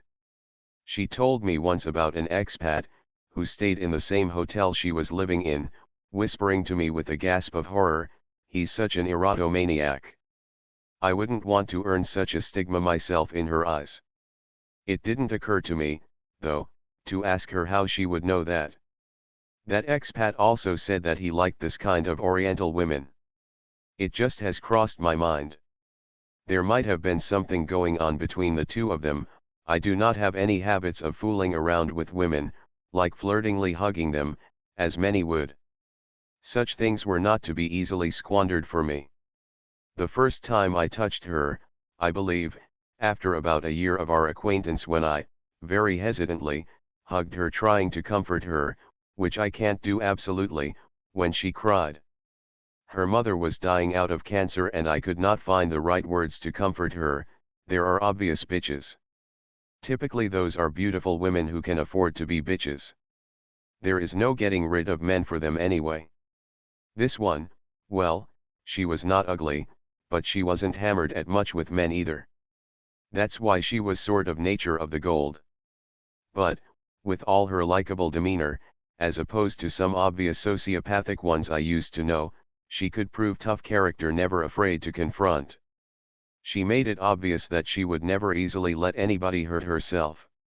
Those who asked for troubles were so very sorry afterward. She wasn't the one to easily forget resentment. She didn't seem to be afraid of anyone. But she was very nice to me. Such were the feelings I had. The winter holidays were approaching. My wife went to St. Petersburg for further training, and once I had an idea to ask her out to a nice restaurant. Why the hell not? We were buddies and knew each other long enough to go to a restaurant. And I did. No excitements, no hesitations. I wasn't in love with her, just a purely friendly relationship, and I was sure she would go. I chose a nice restaurant, phoned them there with her sitting next to me and easily booked places for two. It was an expensive fancy restaurant, the food was good, I ordered a French red wine for her and I was getting loaded up with some real man stuff like straight Russian vodka. I vaguely remember how we went to another restaurant where we both smoked hookahs. Perhaps it was the first time she saw me this drunk. Perhaps by this invitation to the restaurant I had extorted her intention to do it, which took a little while for her to come to the scratch to act. A couple of days after the restaurant, my daughter and I were walking down the street from the pool when she called me and asked what was I doing then. I said cheerfully that we were walking down the street in the frost, and that we had a really good swim in a pool nearby and so on. She'd called not just to find out what was I doing, she was up to something, but my daughter appeared to be in her way. This all I interpret from my vision of today's perspective of what I know about her. I didn't give much shit to this call back then. Just was taken aback a little bit, maybe. And then, a few days later, she did one thing, I am sure, she regretted it more than once for picking on the wrong guy. I just didn't know I would regret it too. Oh, how would I regret it? Well, this phase started in December 2006. I remember everything, even the date and time when it happened. It was one of the New Year Eve days, which was coming to its end, and there was almost no working personnel in the office, many flew to the corporate party in Moscow. And I had no one to babysit my daughter, my wife still was on a staff development training course. A couple of weeks before, our department flew to a big meeting in Moscow where we discussed our department restructuring program. It all turned out to nothing as usual, but I am not here on this. I flew back with her sitting next to me. Yes, she was very nice to me. So, there was nobody but the two of us in the empty office. Stay tuned, it's coming. She sent me an email invitation to the sauna she had arranged in the hotel for us. She wrote to me, because of piquantness of the situation and because of my self-doubt, yes, the girl was so nervous, she was shaking in her shoes, then she spontaneously switched to English where I was, welcome to join, but it's up to you to find a pretext to put this off till a better timing if you feel it this way, no hard sale, no hurt feelings. No hidden catch, no strings attached. And then she switched back to Russian. Just I am all alone, you're all alone too, fuck. Me naked. Stunned, I immediately wrote her back I am in. I avoid saying no to a woman in the first place, except the very very exceptional cases. I just don't like to hurt them. Sure, it never occurred to me to prick up my ears and put all this off. Would you? Being a healthy and normal guy? Exactly. And that was my big mistake. Anyway, I said my daughter at home that I was going with our drivers to Banya, the Russian sauna. I took a shower at home. Yes, I was going to the sauna, but, you know. To calm down a little bit I had a little brandy before I left. On my way to her, I bought some good wine, and by the appointed time I was there. Well, I am not going to draw a detailed picture here. I will just say that, everything was romantic. Well, she was a little bit stiff, but, hell, it was for the first time after all, I was excited too. She wouldn't let me get carried away in the sauna, but when it came to sex in her room it was, I suppose, a small shock I had experienced with her. I have never been with a virgin girl in my life, but the feeling I had I was dealing with the one right then. I somehow managed to bring her up to copulation, but sex with her was a disaster. Sure, I would never want to see her again. Perhaps I would have forgotten her for good, but, as you'd see later, she wouldn't let me go that easy. The most unusual thing in all this was her invitation. I wrote in my private part of my blog on this unusual event, that's why I remember our restaurant and sauna dates. Interestingly, at the end of that entry, I added, I only fear that if I fall in love with her, definitely nothing good will come out of it. That meant I saw that something was wrong with her. I didn't know what it was yet, but it was for sure. I haven't heard from her for quite a while. That was it. No strings attached. I had some lengthy affairs without love before her. So, nothing special was going on. So far. After she had left the company we wrote some meaningless casual emails to each other. She was writing mostly, I was only responding. She might have some feelings for me, I had none. She would also send me different photos like the ones with her lovely cat. We all do that. But one day she sent me a letter with the attached pictures and a strong warning to open them carefully with nobody around me. The attached photos were glamorous, some messed up with Photoshop, portraits of hers. She was nude in some of them. Soft home porno style, not too obscene though. You might be surprised, but even then I did not come to any excitement. I had seen better. Nothing to be impressed with, short legs, small breasts with sticking out brown nipples. But neither was I alerted to it. Not again. Maybe, because she was far away from me. Well, she was out of job for a while and bored. It happens to everyone. That's the way I reacted to this. That was my fucking big mistake. Yet another one. This my increased tolerance to people backfired on me. She had tried to get my attention. She should be more careful with this kind of photos. What if these photos were in the wrong hand? What she was thinking, sending me these photos? Did she even understand that by sending them she, in fact, had trusted somebody with her fate? I mean, I wouldn't do anything to take advantage of this, but one should never forget this: nothing that ever gets to the internet passes into nothingness. It just waits in the wings. What if she had sent them to someone else? Okay, I didn't care. Anyway, I don't remember how long it was lasting this way. Maybe a year and a half, nothing much was happening. Without much enthusiasm, we corresponded back and forth. And then she suddenly turned me on. She made me horny. During these correspondences, she once in a while would get hot and express some sensual desires which I ignored at the time, but during that one of these outbursts, the intensity of which kept growing, she suddenly so colorfully painted that the rather bloodless sex we had after that sauna that I suddenly got turned wacko. Fuck me. I was fucked up in the head. So was she. She did it. She finally did it. She totally loosened me up. I went off the scale. Our overshared desires during these epistolary sessions reached the point when she finally got really scared and tried to slow it down a bit, but I was all geared up already. I am not going to write about all this shit. What are you thinking? I am crazy enough to write this story? What the hell was I thinking? Anyway, now I was dreaming of seeing that girl, and I saw she felt the same. Now I felt I began to fall in love with her. We had even agreed to meet and even managed to meet, but nothing ever goes as planned. I was with my daughter and she was with her husband, so we didn't even try to do anything. She wanted to take me away to a local waterpark with a nice private sauna in there, but I didn't want to leave my daughter alone with her husband.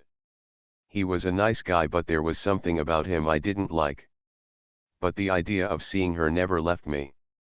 She was no longer a buddy, she was an object of my sexual desire.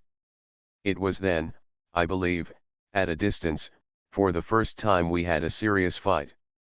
It was she who had seriously turned me on, and then, seeing the situation getting out of control, she decided to stop any kind of communication with me as if it was my fault.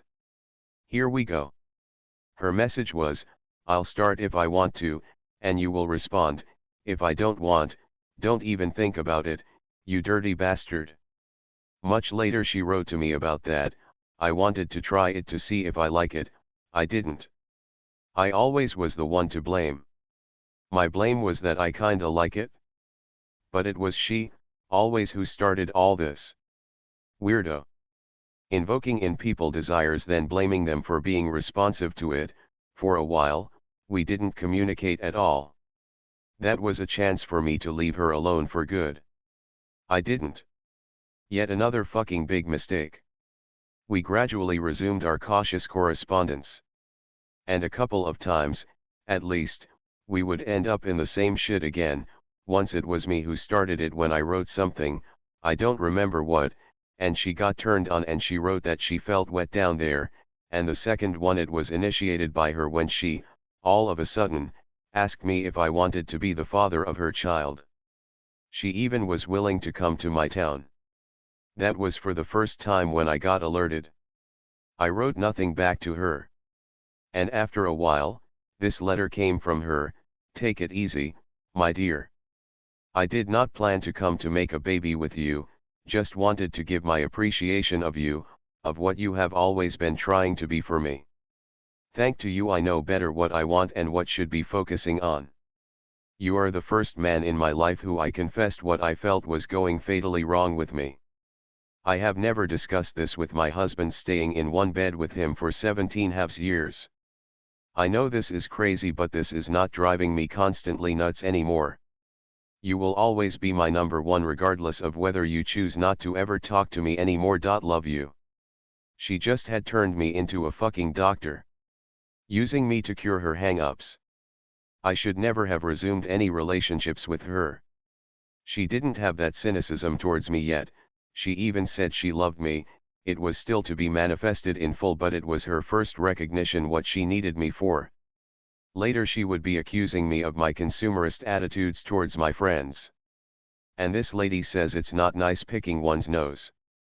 See, I think after a short while we did start yet another excitatory correspondence once again, which ended just as bad. After that, even my most timid overtures would be either ignored or brutally, savagely stopped by her. If I knew her as well as I know her now, I would have figured that she was seeing or in love with someone else. This time she would take no exception to even my innocent compliments. After one such jokingly flirting with her, she gave me her last warning, and that angered me. What did she think the kind of a lady she was? Her last warning.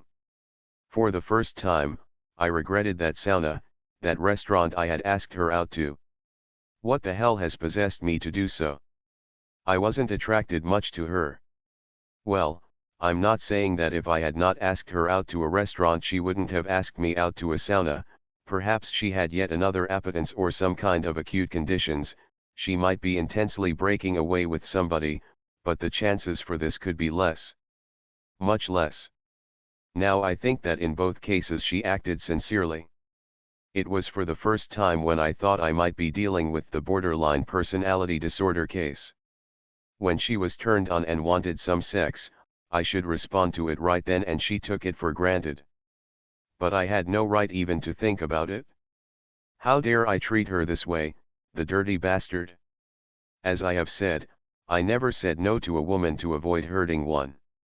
Maybe I should have said no to her sauna, resent her photos, be wounded in my deepest affections to her erotic desires she was so eagerly expressing. How many sleepless nights I would have provided to her and saved mine. I suspect, however, that some said no to her, not being beautiful, and there were enough sleepless nights without me, I guess. Anyway, now I knew the real hatred to her for this last warning. Now the problem was that we had to see each other soon. We had to work together again. For so many years I was dreaming about it. And now for the first time, I didn't want to see her. And I wrote to her about it. That she was banned for good in my emails. I didn't know how I was going to act when I would see her. I should have noticed, which I did not, that something went wrong between us. For example, I didn't pay attention to the fact that she used to end all her letters with the word love and then she stopped. And she no longer was sending emails that often she used to. In the beginning, I always forgot to congratulate her on her birthdays and things like that. She resented that. That was something she'd never forget on me, and would have her husband create some funny videos and send them to me, and I'd forget to thank her for that or even open them to read. When I finally got myself straightened out on that and no longer missed her birthdays, she ceased to do that. This I recall now. But I didn't pay any attention to that either. She was settled down in the same cottage I was staying at, right in front of my room. I was dodging her. She had made friends already with many, some liked her at once. Surprise. And here we go. The next morning she comes into the office. Joyfully she says hello to the boss she finally sees in so many years. They hug. She comes up to me, we both hesitate to hug, just saying reserved hello, shaking our hands. She was smiling. I give it to her. She had a lot of nerve smiling at me, albeit with some traces of uneasiness, I'd say. What if I bucked or snapped at her in front of everybody? What would she do? She smiled, and I felt that I could no longer pout at her. Damn. This is it. This is her charm, for which we all loved her. I immediately forgave her. I forgave everything.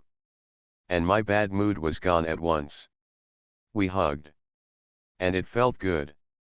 And my mood stayed good till the end of my hitch with her. Had we something going on between the two of us?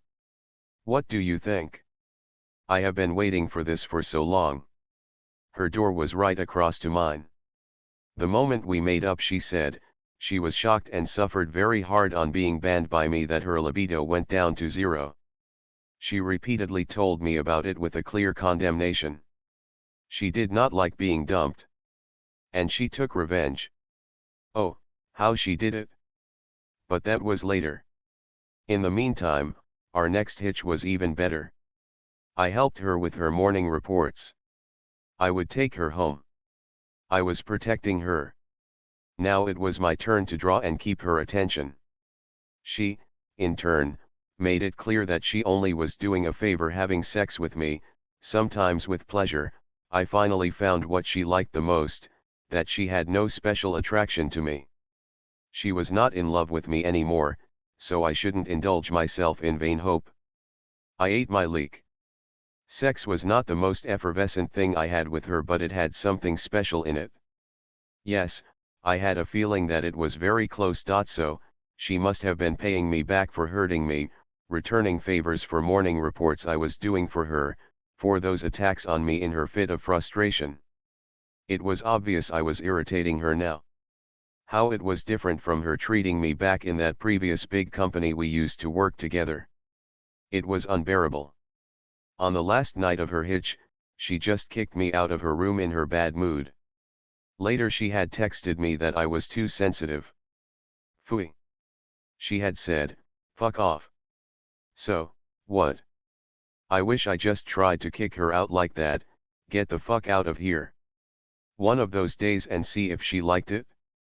It didn't even occur to me that all this was because of Pete, a newly hired translator, who just came along, who was 10 years younger than me, with whom she used to be in love with and whom she just had her boss hired. Despite all of this, on the last morning of her workday I made her morning reports, most of it, and translated in the morning meeting she was supposed to and rarely did. On my days off I constantly texted her first and then emailed. I had forgotten about that ban, of course, and I regret that. Enough was enough. She would answer once to my dozen emails at the most. I would send photos I had taken at work, her portraits, photos of our friends, some of my own precious selfies as well.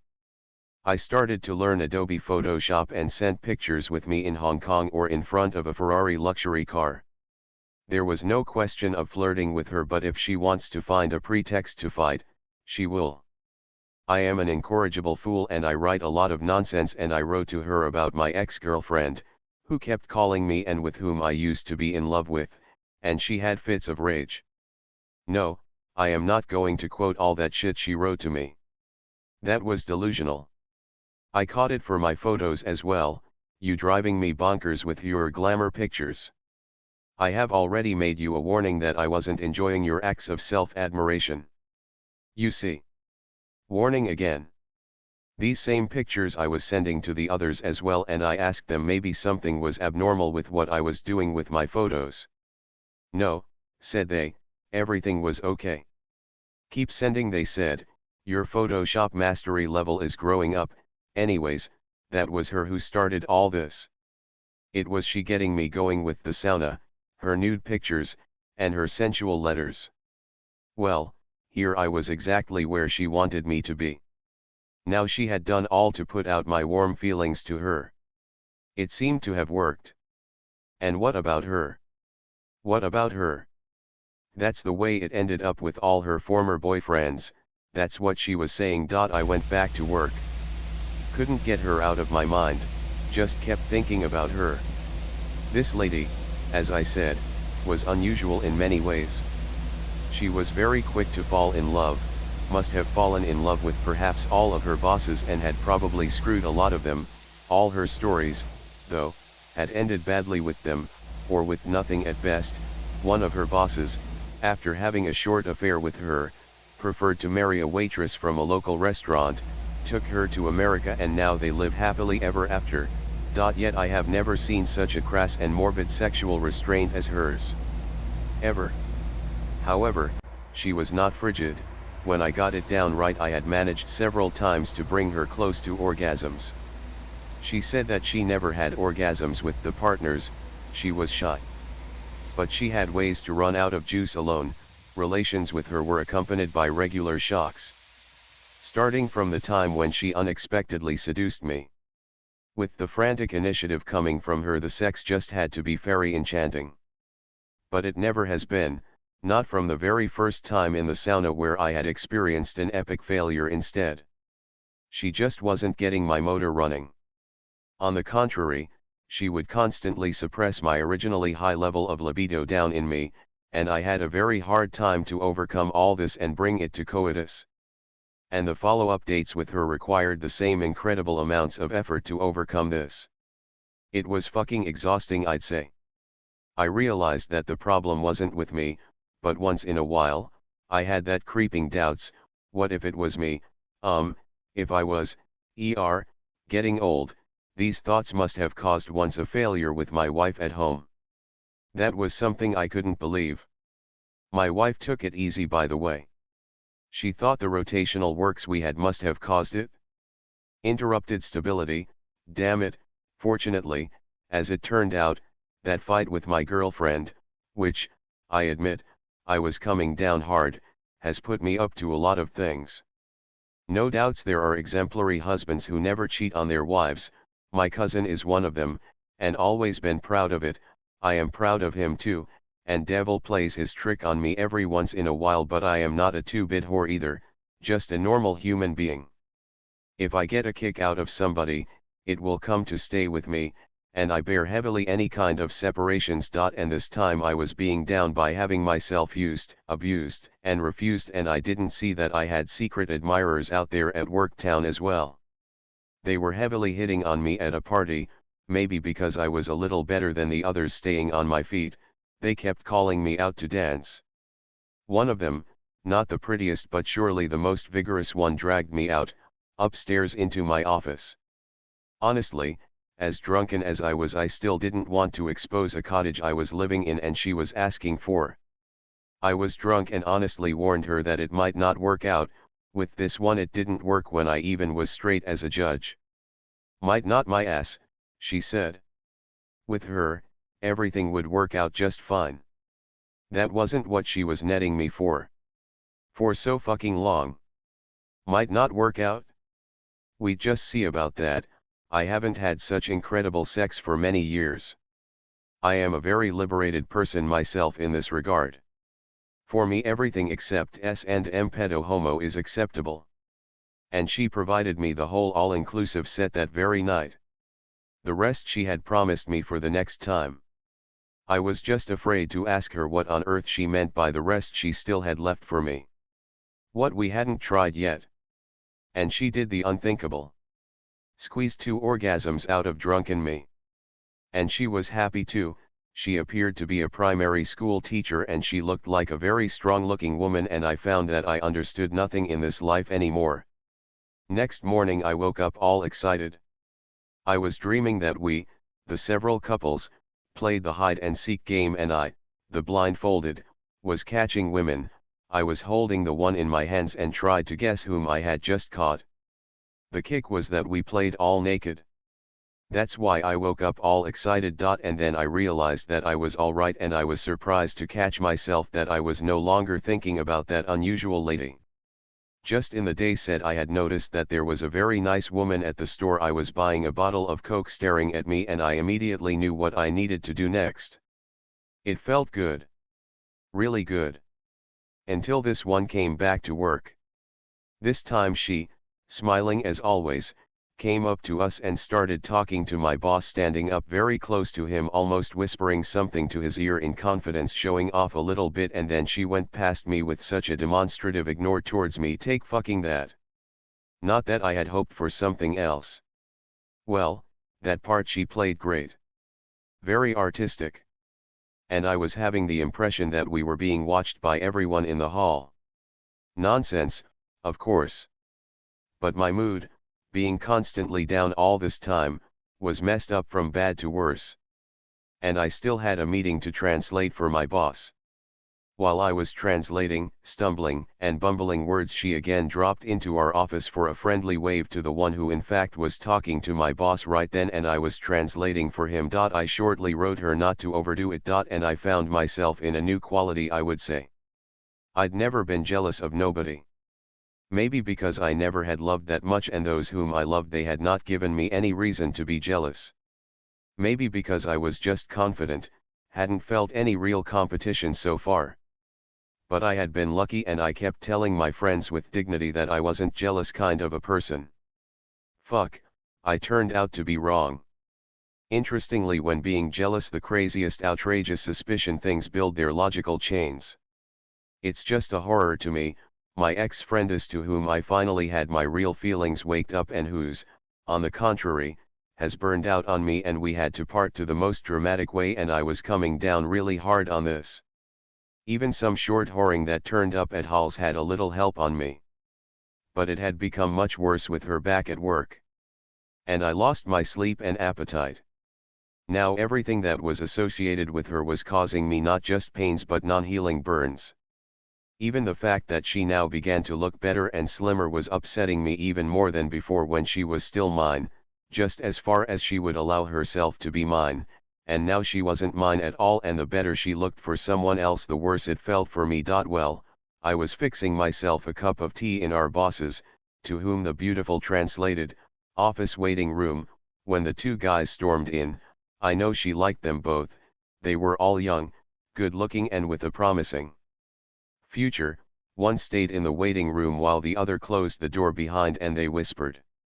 And they made sure there was no boss in the office before they had come.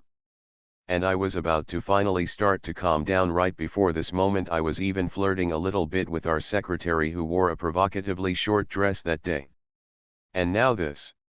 Later on, this lady Carmen walked down the hall looking up triumphantly at me passing up and down in the office, and slightly nodded at me when passing, as if, again, saying take fucking that.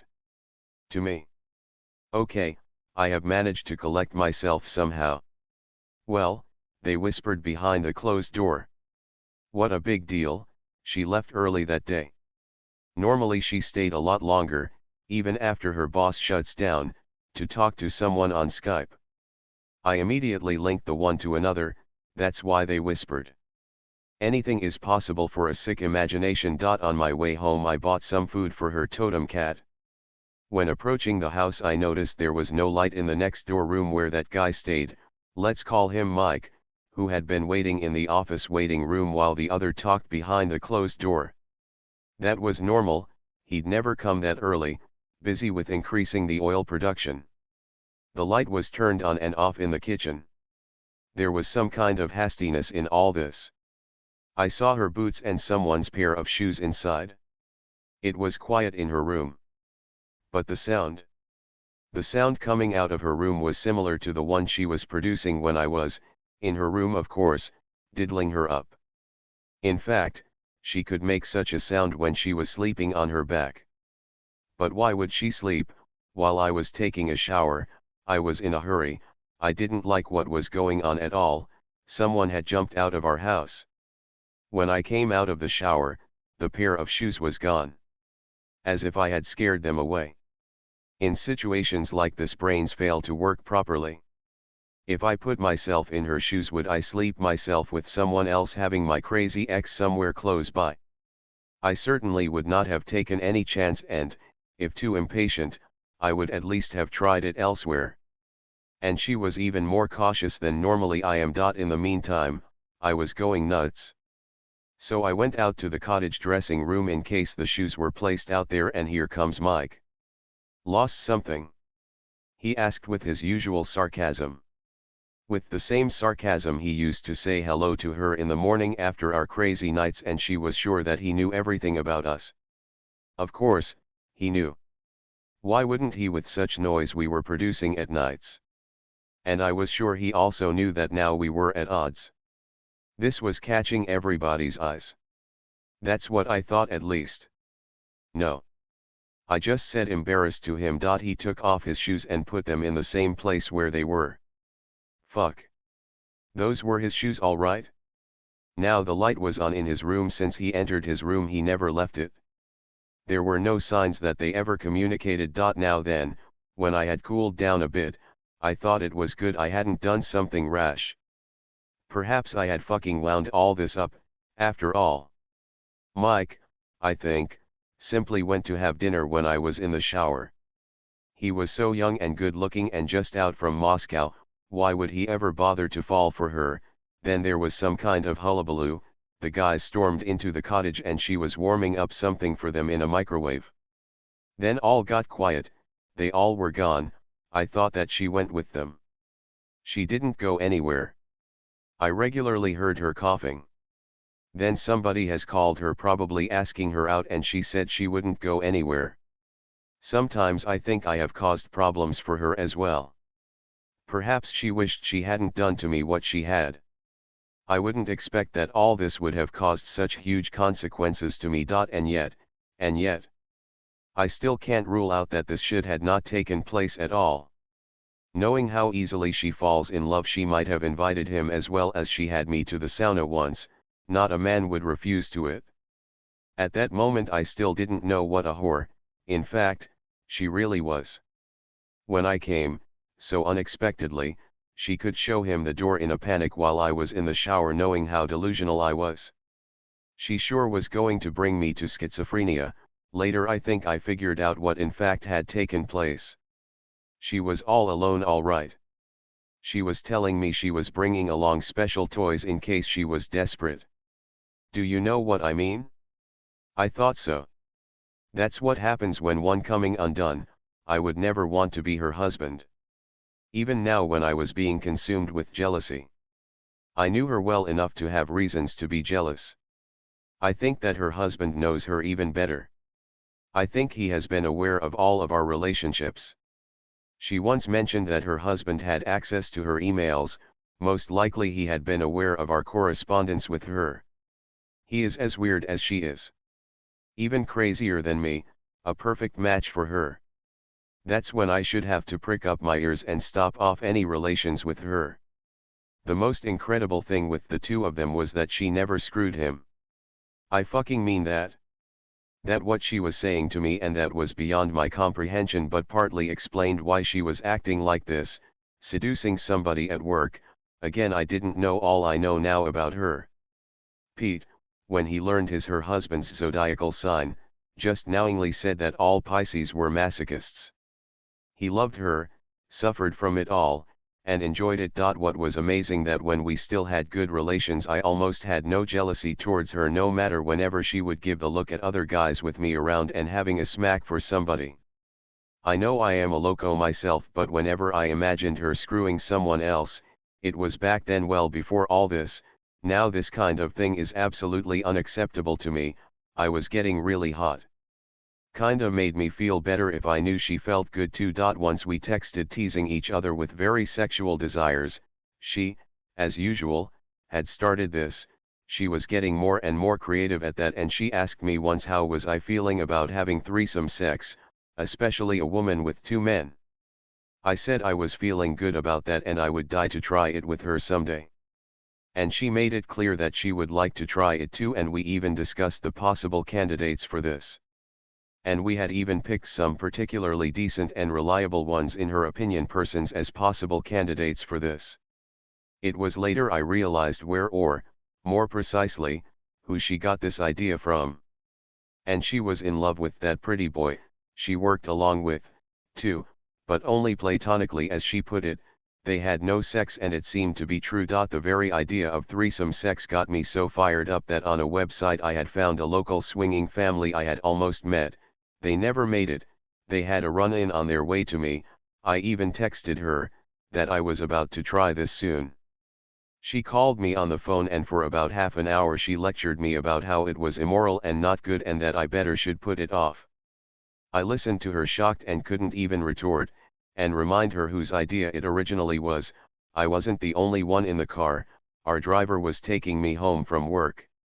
She was the one who had planted that idea in me, and this very same person was saying it was immoral to me.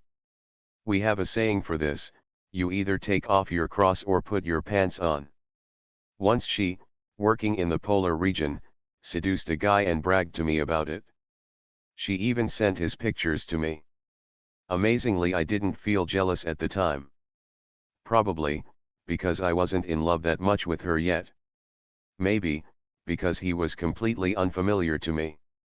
I remember, though, that, when I learned that she one night came on a visit to one of her fellow interpreters whom I knew, I asked her please not to sleep with him. It would be very frustrating for me to know about it. She, probably, didn't like him herself. I think I even know why, because he had the same oriental look as herself. She even was almost mad at me for it. Anyway, next hitch though, she emailed bragging about him, inquiring why all of a sudden she began to avoid him. She enjoyed being run after. Such was her compensation. I'd dump you before you do that to me. I've gotten into the same trap of hers, as you see. I didn't know yet how often she would do that. Neither did I know that she had plans to get rid of me. I mean for good. To have me out of this company. Yes, she had plans for me again. So not all the time I was jealous of her, and I knew if the impossible would happen and we make it up again, I mean get all our relations completely restored to the point they were right before we broke up, I would again cease to be jealous, even if I loved her. So, there is no linear relations between the love and jealousy. It's not that simple. Probably I'd rather start to get turned on again at the thought of her being with somebody else. Now though, I would never dare to try to trick her into a threesome session. In fact, I have never suggested that. It was her idea. Well, don't get me wrong. I didn't mean to give you an impression that she was the devil incarnate himself. Was she really so bad that there was nothing good in her? I always tell everyone that those absolute villains and saints are only in Bollywood and Hollywood movies normal people don't watch.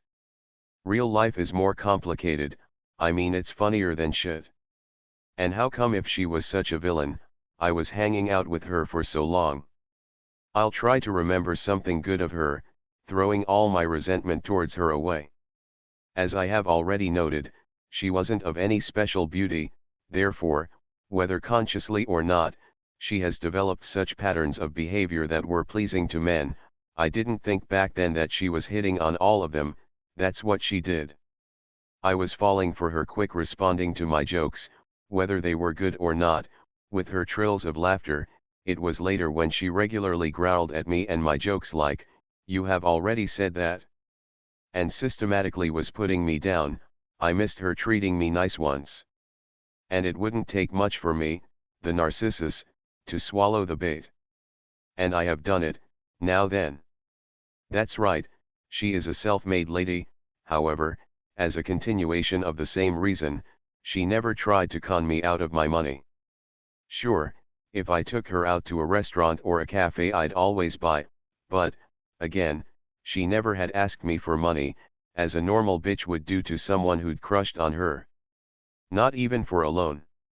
No even concealed attempts to freak me over. Very good quality, I'd say. Once I jokingly offered her to buy her a mink coat. She, for a moment, had those little devils danced in her eyes, but she managed to refrain from her temptation. Girls, tell me with your hand on your heart, could you refuse such an offer? If she'd only said yes, I would have had no choice but to put my money where my mouth was. With a little of her imagination, she could easily con me on the thick as two short planks. Stupid. I am always angry at people's stupidity. Especially at women's. I will never fall in love with a stupid one, even if she was beautiful. This kind of a woman never had it for me. While the other way around, one could just have it all right. This one, putting some feminine features aside, is an educated and smart lady. She never had annoyed me. She was fun to be with. Or take this episode for an example and you will understand why people still liked her. We had mice in our cottage. Maybe even rats. A lot of rats.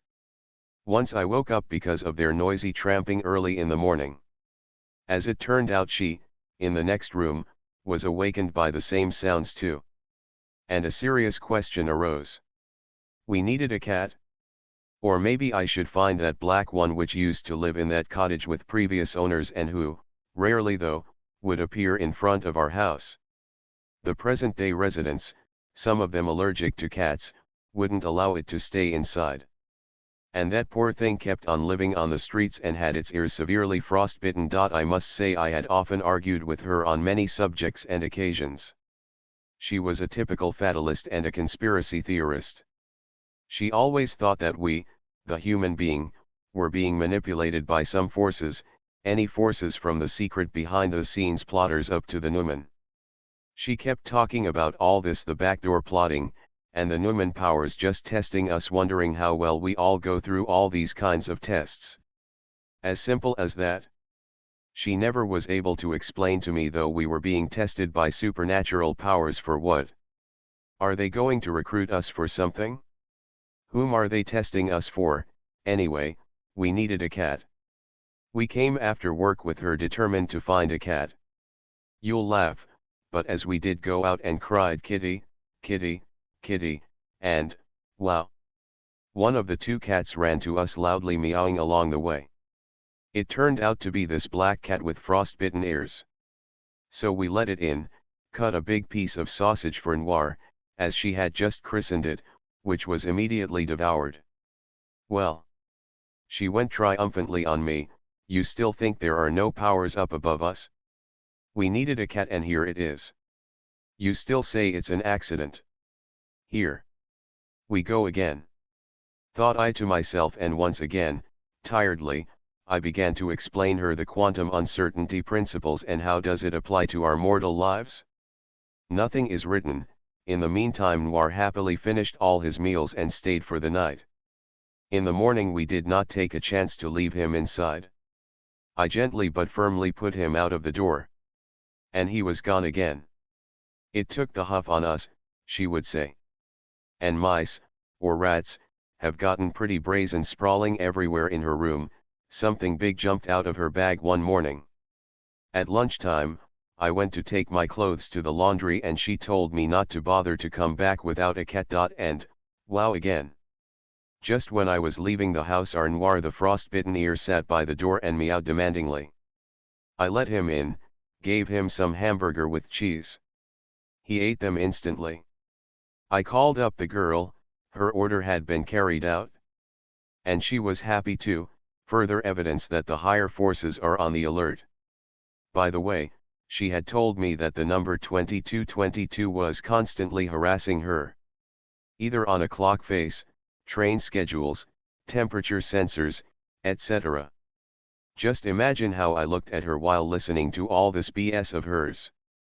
She also liked to talk about herself being a witch, and a femme fatale being chased by men, as many friends later wrote me about her. Well, I was not discouraged by that for sure. In fact, I had always been attracted to witches. There was a planned outage in the office that evening and we with her went to the store to buy some cat food, litter, etc. She had plans to bathe the cat since she had no idea where Noir was frigging around. There's a lot of cats hanging out at the dumpsters.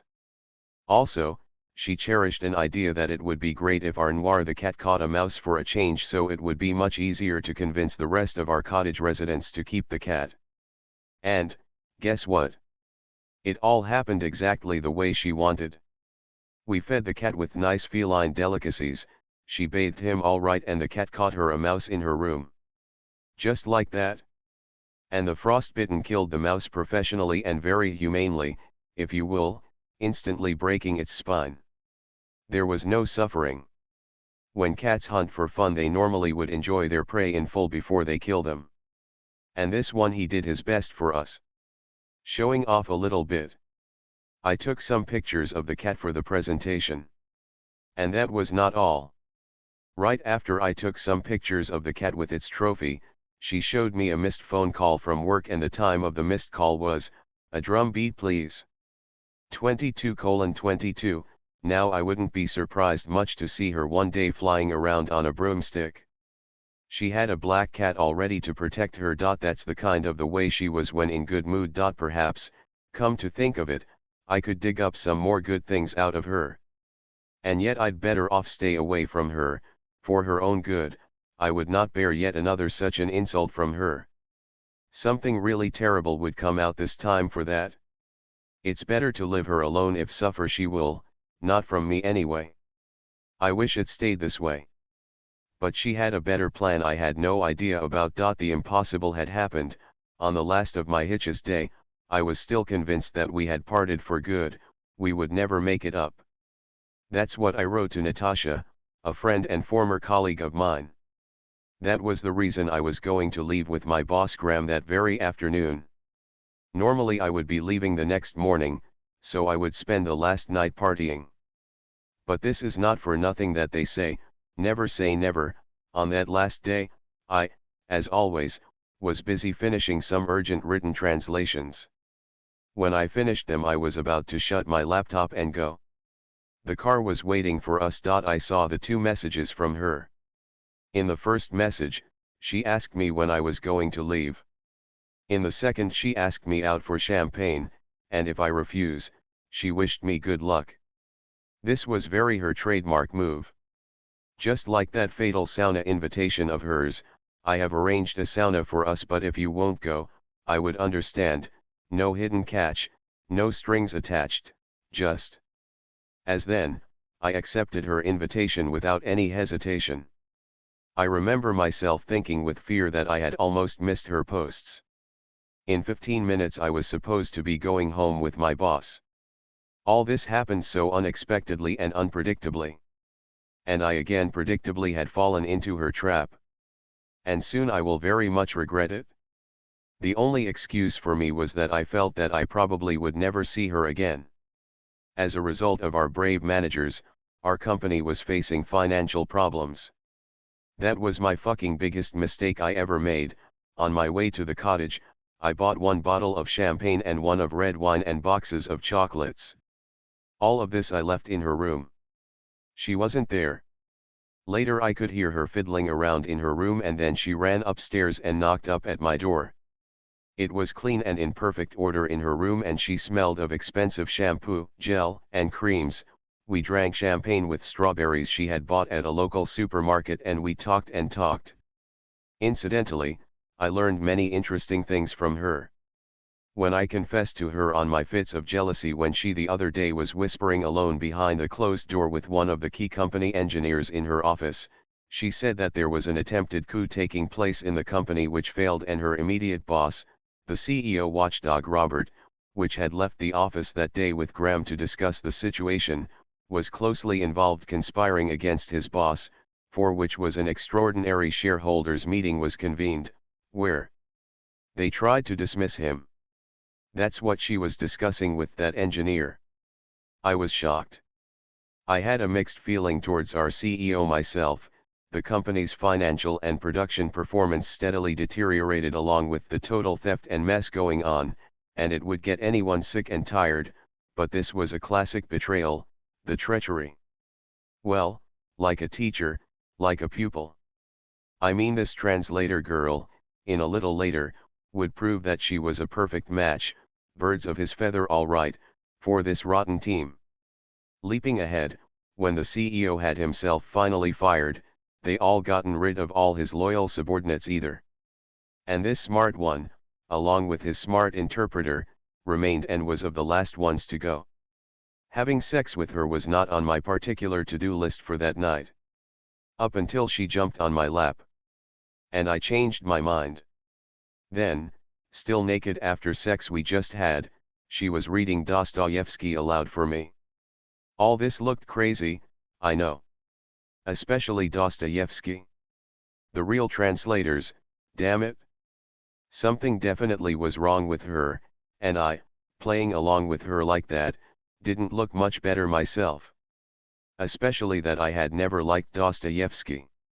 At that very moment, I think, looking at her still naked, I tried to understand what it was that kept me, who at my over 50, who after 3 days of sex abstention gets really sick, sexually suppressed with her. Was it her body? I looked at her again. It wasn't perfect, but it was okay with me. I wasn't picky much, not at the end of my hitch I wasn't. What was it then?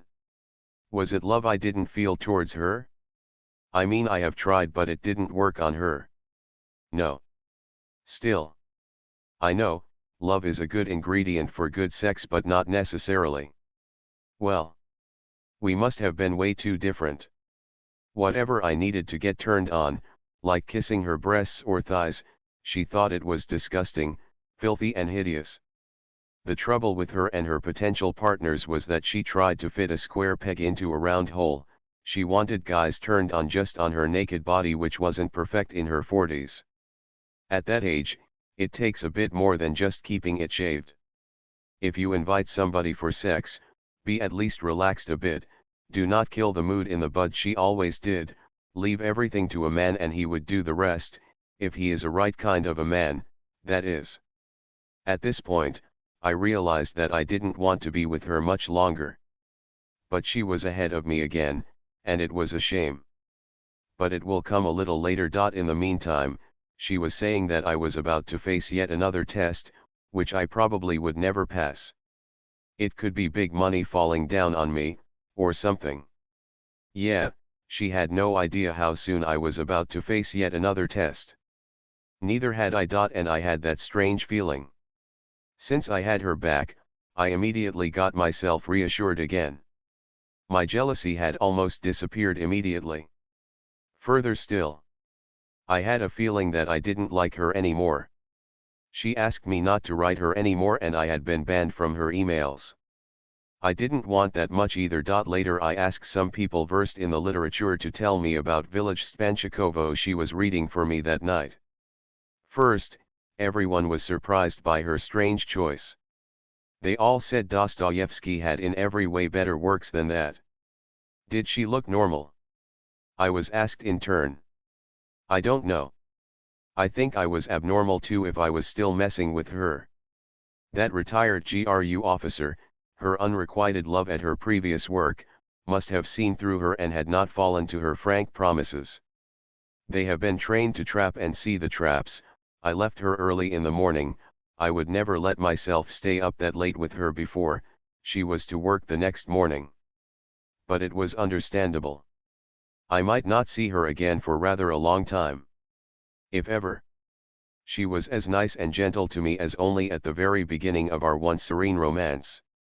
It was evident that she had been missing me too. That's what I thought. Wrong. Back home I received a letter from her with a message saying that I shouldn't get my hopes up too high. She just had an urge. Her very quintessential message was, "Hey, you're just a vibrator." Weirdo, she always has been this way. Now I had a strange feeling about her. Men certainly would like her, but whoever she gets to the bed, there will be a problem with them. They won't stay much longer with her, and I'd better off stay away from her either. Was she going to seduce somebody? I kept asking myself. Again, I still didn't know all things I was hearing later about her, otherwise I would never ask this, since I would know for sure, she would. She had a plan to get rid of me I didn't know yet. Because she could not seduce anybody openly with me around. Especially this time she felt uneasy with me close by, no flirting, no chuckling. Well, there were some candidates. Take a newly hired warehouse employee for example. By all measures, he would suit her. He was younger than me. Spoke good English too. But would she be a perfect match for him? I don't know. She always takes the initiative in her hands, just like she had with me, otherwise, she'd never get it with guys like us. It would be interesting to observe. I just thought about how I would have reacted to that if I knew she was fucking someone. I never had much control over her, but it would be much more unpleasant for me to learn about this when I was at odds with her.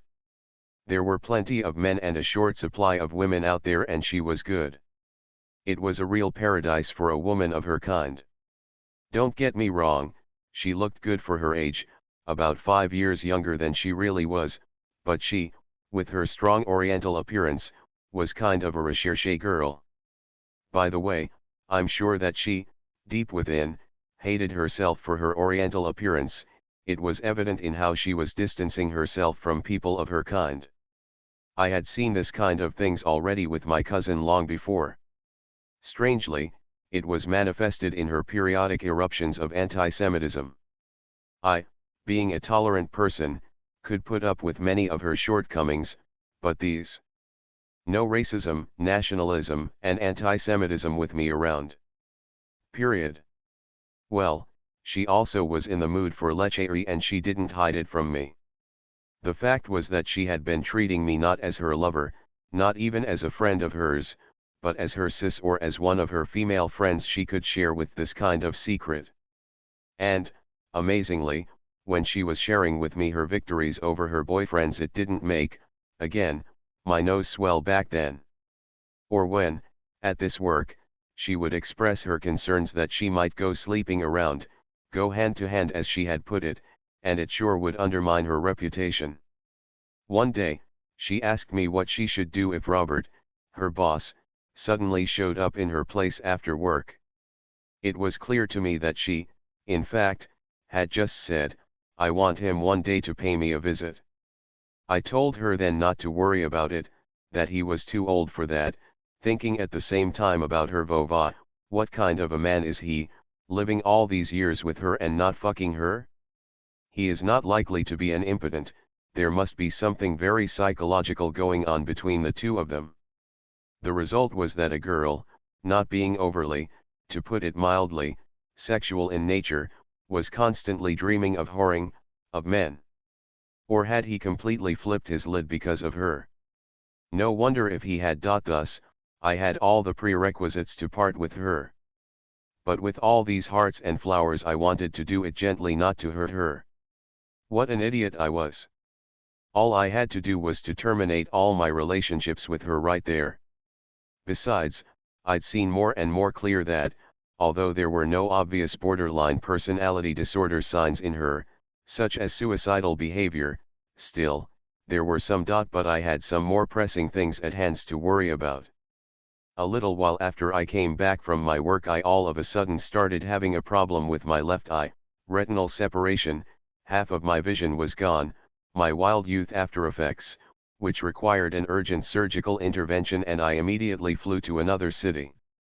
Well, it went more or less successfully. I came back home. During this time, we had renewed our cautious correspondence.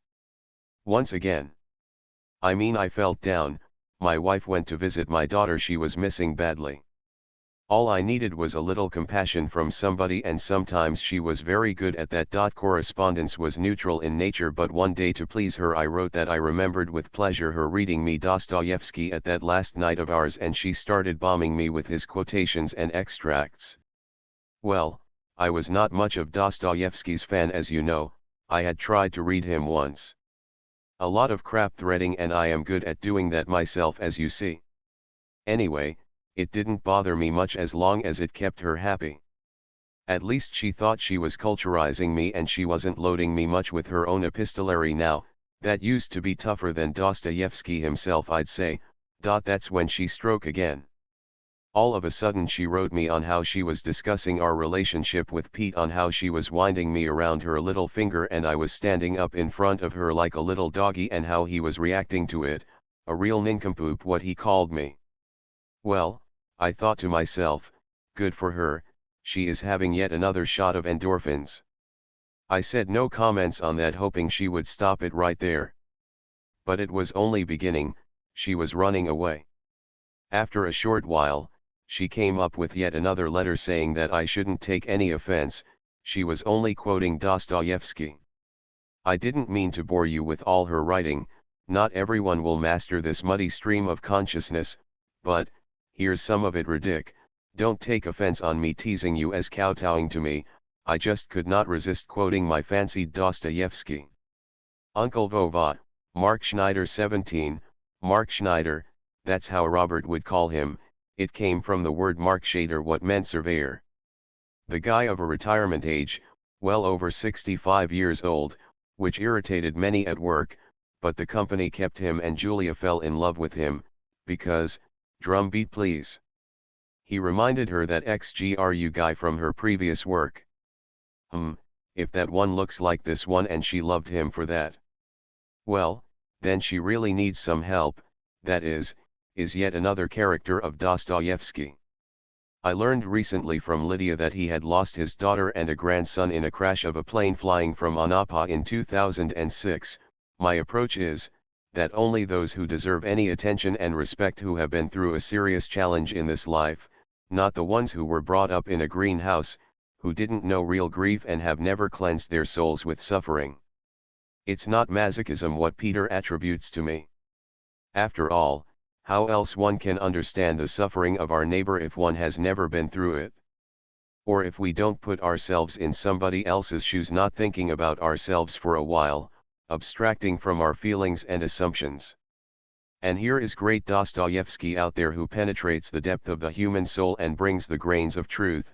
We don't feel them because they are deep in the subconscious, up to the surface. There is perhaps no need to dig deep, it's really one step ahead to the psychiatric hospital. So don't judge me harshly, even if I was cruel to you. I didn't mean to do it on purpose to hurt you.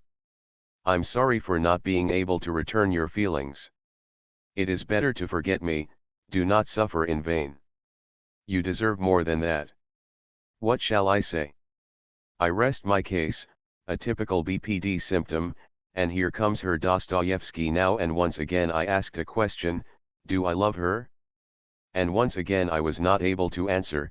That is, it's better to say, once again, for the umpteenth time I said to myself that I hated her. Yes, I hated her. There were minutes, each time at the end of our conversation, that I would give half of my life to strangle her. I swear, if it was possible to slowly sink a sharp knife into her chest, I would have done it, I think, with delight. In the meantime, I swear to all that is holy, if at Schlangenberg, the fashion point, she had really said to me, throw yourself down, I would immediately have done it, even with pleasure. I knew it. One way or the other, but it had to be resolved. She understands wonderfully, and the thought that I was quite rightly and aware of all of her inaccessibility for me, all the impossibility to fulfill all my fantasies, this idea, I'm sure, brings an extreme pleasure to her. Otherwise, if she could, cautious and smart, be with me in such a short candidness. I think she still looked at me like that ancient empress who was undressing at her slave presence, considering him not being a person. Yes, she was a lot of times thinking I wasn't a human being. You see? She wished I had jumped out of the window for her. You fucking wish, and I said yes, for the sake of God. If she thinks she will never have that urge again, she obviously had picked up someone else. What feelings she couldn't return she was writing about, she got it all right and responded quickly. She said that even if she would have that itch again, she would be on alert this time, sure she had someone else now, a little slut, that it might not work out again and I shouldn't have rubbed her nose into that sauna in the first place. She never got it? She just didn't get it?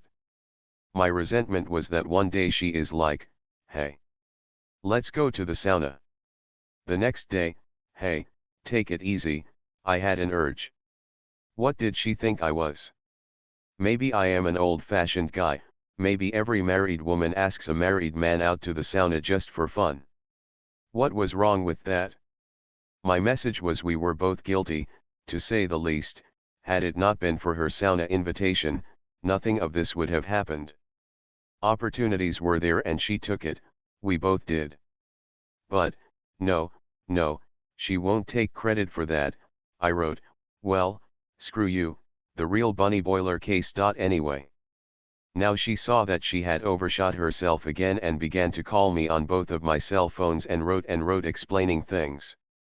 I never returned her phone calls and started setting my mail services to ban her for good. It took a little while for me to figure out all the settings before I could stop her messages flowing. Trying to patch up what she had done to me, she wrote in her last email that she just wanted to let me know that there was a chance for this company we both were working for to go broke soon and I should find a better place to work. That's why she was calling me. Right? This company has been having financial troubles at least for the last 6 months, and she decided to tell me that Queen Anne was dead. At least she tried to save her face. Nice try, girl. Now I think that was her, maybe subconscious. You should go message for me. There was no better place, and she knew that not any company paid as well as this one. That's why she took this job I helped her with. And she started implementing her plan on me. My next move was I wrote to her that I didn't know who had mentally crippled her. I might guess though, she was mentioning her elder crazy brother now in jail, who might have molested her, but she had in turn already done that to her husband and I was meant to be right next in line. And she wrote to me, "Fuck you." Bang on. I even couldn't help laughing. But I didn't laugh. I was at a total loss when I got a letter from her husband where he said that all her incoming letters and texted messages, to her corporate cell phone, were being moderated by him, and all personality attacks and insults would be no longer tolerated, otherwise all respondents would be banned. Oh. We were being moderated for how long? Fuck me, I remembered her once mentioning that he had access to her mail. It sounded so incredible that I didn't give due consideration to that fact. I should have. For how long has all this been moderated by him anyway? From the very beginning? Then he should know better who has started all this. I remembered our most intimate letters with her that she always instigated, and I vividly responded to them and gladly played along. What a fucking idiot I was. I remembered how she shared our relationships with her colleague and then with me about his reaction, now this with her husband. She was fucking sick. They both deserved each other. What freaks. What mentally crippled ones I was dealing with. I must say that all this started to cause a post-surgery relapse to me and I was sent for medical re-examination with possible subsequent surgery. I thanked her for that, and immediately her watchful wanker husband, the moderator, like a rabbit out of a hat, popped up with his warning red lights. Now I was trying to shake those freaks off my mind. Crazy, yuck. And go on living my normal life. Later she had sent me a threatening letter to show my letters to her boss. And also called me a coward and a dirty dog. What was I going to do with her? She, having one email account for two with her husband, was regularly asking me out for a date, sending me the nude pictures of hers I never asked for. And now she was threatening me. What was she thinking? Would a normal human being ever do that? I thought she had known that I still had those pictures of hers, but I was not going to threaten. That much shit she was, I was not. Okay, I only hope that would pass too. The nastiest thing of her behavior, if she is really sick, it's another matter, but I am not sure about that yet, was that she chose to have it out at the most vulnerable for me period after my first eye surgery and having her husband involved. What kind of husband he is if he never sleeps with her, and, besides, she said to her bosses that she was single. This sadist girl was having her husband, who, as it turned out, was already aware of our affairs, make greeting videos on my birthdays and other my significant events that I, to be honest, never viewed. Then she was in love with me, and so she was showing her affection. And during this conflict, she had set him against me to defend her sacred right to cheat on him. Anybody would love to have such a husband. I believe that this was pretty much the cause for my eye trouble relapse, and for another, a very expensive, operation in that eye. To make matter worse, I still managed to contract adenoviral conjunctivitis, especially dangerous in this particular case. My roommate in hospital had confidently said that it obviously was a spell someone was bringing on me. To what I said, if I had believed in that shit I would even tell who would do that. Maybe she even would love to take credit for that, I don't know. As I said, she always been proud to consider herself a real witch. Well, my eye doctor Anastasia, the beautiful woman and a great person too, strongly recommended me to go for another eye surgery operation with a warning though that the clinic had run out of quotas, they were short of hands and they might turn me down. I should try other cities and shouldn't wait too long. The timing was crucial. Great, the Ekaterinburg Eye Clinic was overcrowded with patients alright lined up to the limit for the surgery up to the end of the next week, but, since my situation was bad and urgent, in a few days there might be a hole in their very tight schedule, so I checked in a nearby hotel to wait. In the hotel, my eyes started to inflame as if something had gotten in there. However, the doctors decided that they could do the surgery and I didn't want to take a chance and miss the only hole in their schedule. So they did it as scheduled. A few days after that my good eye, because of that inflammation, started to look worse than the post-surgery one. Anti-allergic pills and drops had been assigned. It was the summertime beginning with everything blooming around and the pollen was likely to have caused an allergic reaction. It was weird, I never had any allergic reaction to pollens before. Anyway, on my returning day things have become worse. I was waiting on a cab to the train station with my not just tears but mucus as well gushing from my eyes. With an unbearable sharp pain I went upstairs to the nurses and almost howled in despair, please do something, I almost see nothing, I can't open my eyes. And I ran down again, there was my stuff left downstairs and the taxi could have arrived. There was not a taxi yet and I was approached by a doctor with a nurse who took me to his room. After a quick look, he said I had contracted adenoviral conjunctivitis. He wrote down eye drop prescriptions and back to his nurse, we can't keep him here with his conjunctivitis. And off I went, with my eyes closed I took to the station. God only knows how I managed to find a drugstore to get my prescribed drops. A young family with a child helped me to get to my train. Thank you, guys. Back at hometown Anastasia went on with her intensive treatment, administering yet another half a dozen drops and with daily injections, coming out for me on her Saturdays and Sundays as well. And there was no hot water at home and my wife still at our daughter's place. Maybe it was good, she wouldn't be of any special help to me anyway and my mood was really bad, worse than ever, thanks to that possessed bunny boiler nutcase. It was better for her to stay away from me. I seemed to be recovering from conjunctivitis, my eyes no longer hurt that bad but my vision was not restored completely yet, sometimes it did for a short time only. But I had hopes. My vision was not just my work, it was my life as well. When finally my long-suffered eyes came back to normal, I, at the end of the summer, went back to work. Having missed my work I was entirely absorbed in it and after hours I would always go home. No drinking this time. Vulnerability is a terrible thing for a man, I would say, and my vulnerability, I hope temporarily, was very depressing. I had not much I was good at but being protective, a guard if you will, was one of my few things. Even my wife once said that she always felt as safe as houses with me around and her words worth a lot since she rarely praised me. Not that I loved to fight since my childhood but I sure knew how to do it.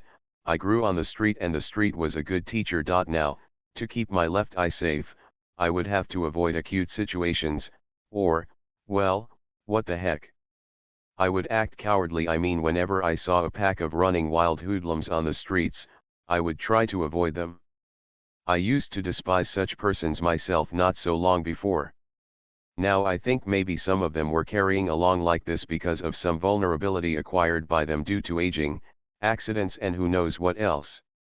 Anyway, after work, I would go home, have dinner, browse the internet and go to sleep. That was about it. After a few days, the possessed one came along and settled down in the same cottage with me. We were flatly ignoring each other. It was annoying though that she was carrying on with her usual, not put on, cheerfulness. Obviously, she made friends with all and she seemed to be running the show as one of us through and through. Like things have gotten even better without me here around. Impunity prevails. Did she always get away with this kind of things? Drag somebody into bed whenever it falls into her mind and no questions later, never mind. I just had an itch. If you don't leave me alone I'll set my husband against you, he is a good boy, understands everything. All she was doing to men was all ass backward ways and still getting away with that, with her forgiving husband she never slept with, call boys, co-workers she was in unanswered love with. And she just kept getting away with that. The oil man's day office party was thrown in the company's new cottage. I went to the party too. Reluctantly. If you are an oil production engineer, you should know how good they are at celebrating their professional holidays, especially if you are working in Western or joint oil producing companies with mostly young and ambitious engineers and managers working there. It would be a real rock star's party. The food was, as usual, fantastic. There were 5 kinds of barbecues and shish kebabs only, if I am not mistaken, all kinds of beverages and drinks you could think of, both for Russians and expats. The only expats at the party were the director and a consultant. Some employees came with their wives, so there were no strangers in there. I don't know how they were at Moscow's head offices, but normally there were not many women at oil man's corporate parties. So I wasn't very fond of this kind of parties. I mean, I wasn't a stranger to the bottle myself. Still, I never liked senseless booze. UPS. Women, I guess, must have thought it was a paradise. This time I was there for an esprit de corps sense, for professional involvement. I was keeping it quiet out there. Translated when I had to. Clinked glasses for toasts, they kept saying. The people kept loosening up. And our star was having a really good time. I could hear her trills everywhere. You could see her chit-chatting with a warehouse manager, clinking a glass with the smiling expat consultant, coming in with a drilling supervisor laughing at something funny he must have just said her, and now again with that warehouseman. Do they sleep, I wonder? Vlad, the workover department head, sat down right next to me. I barely kept my sigh. Vlad was a good guy, but, when drunk, he becomes unbearable. It was particularly annoying that when he was getting real cockeyed and when everybody was in their height of relaxation, he would think it was a perfect time to discuss the situation of his particular concern, well, which any extraordinary meeting would have been proud to resolve, giving real hell to a translator who is surely boozy himself too. Several times I had to stop this kind of sessions myself. Vlad, I would say, I understand that you are thrilled, you are having that irresistible urge to discuss it, but we will not solve the problem. We will not even remember what we talk about, but you making me a mindless job and ruining the party. It's impolite, to say the least. Of course, he'd always feel hurt on anything like this. So I expected his reaction and I was ready for that. But what he said, I was expecting the least. Hey, Ridic, he started, leave Julia alone. Please, my fucking blood started running cold. At the same time, I had that miserable and long-forgotten feeling I used to have as a child when I knew that a serious mix-up was going to take place and I had just put on a brand new shirt for the school, or, when I was a little older, I was ferping a cool girl after disco and had a guy I had just stolen a girl from, with his friends waiting for me. No, I was not drunk yet, but from now on I vaguely remember things. This fucking bitch not only had involved her so-called husband to have it out with me. She now was trying to set my fellow laborers against me. There she was in all her glory, thanking me for the fact that I helped her to apply for this job. I remember it had crossed my mind it wasn't for the first time she had paid in the same coin when she attacked our common friend who had also helped her to apply for a major offshore project and babysitting her there as I was here. You little fucking bitch, I stood up, knocking over chairs, and off I went, crushing the tables and dropping bottles on them like an icebreaker. On my way to still laughing Julia, grabbed her by the arm and dragged her along back to Vlad. By the way, I had noticed that Julia was afraid of drunken men and, although I wasn't aggressive drunk, not for the last 15 years anyway, she was afraid of me as well. Perhaps this also came from her abnormal brother. While I was dragging her along, I don't remember her uttering a sound. She must have been silenced by shock and fear, I guess. Are you complaining about me to all or just to Vlad? Are you dear friends now? I must have said that too loud as all, despite the music still playing, turned looking up to me. Vlad stood up and I, purely on impulse, on my psychomotoric agitation, clocked him so hard that he was thrown to one side and his glasses, to the other. He got up quickly and I was ready for him to fly on me, but the guys intercepted him while the other group headed towards me, but I avidly gestured to them to stop and they did. Well, my gesture must have been very expressive. Who else thinks that I mistreated her? I violently shook Julia. All were silent. And I noticed those shocked expats with "what the hell is going on" look on their faces. I turned back to her. It's your husband you should fuck, not somebody else. One's begging them to give it to you. Then you'd have your kids and bring your head back in order. I must have been saying something else when my eye lighted on her pantyhose long spots. Shit. I pushed her away fastidiously. She pissed herself. I was exactly calling this out loudly. Shit. She pissed herself. I didn't know any better. I quickly left that house. I do not remember any expression on her face. The heat of my passion must have erased a lot from my memory. That very night I packed up all my stuff and left with the first bus in the morning. I don't remember if I ever had a sleep that night. I had no idea what was happening to her, nor did I care. A week later I had a phone call. That was her husband calling. I was wary, even had ringing in my ears. Julia had just jumped out of the window. All I remembered, the ringing in my ear kept increasing. Well, I have recovered from a massive heart attack. Julia has pulled through too. The words on the streets were that she no longer lived with her husband, neither had she had a boyfriend. No kids. People say she is having cancer or something. Hope she will get well. She is good at that.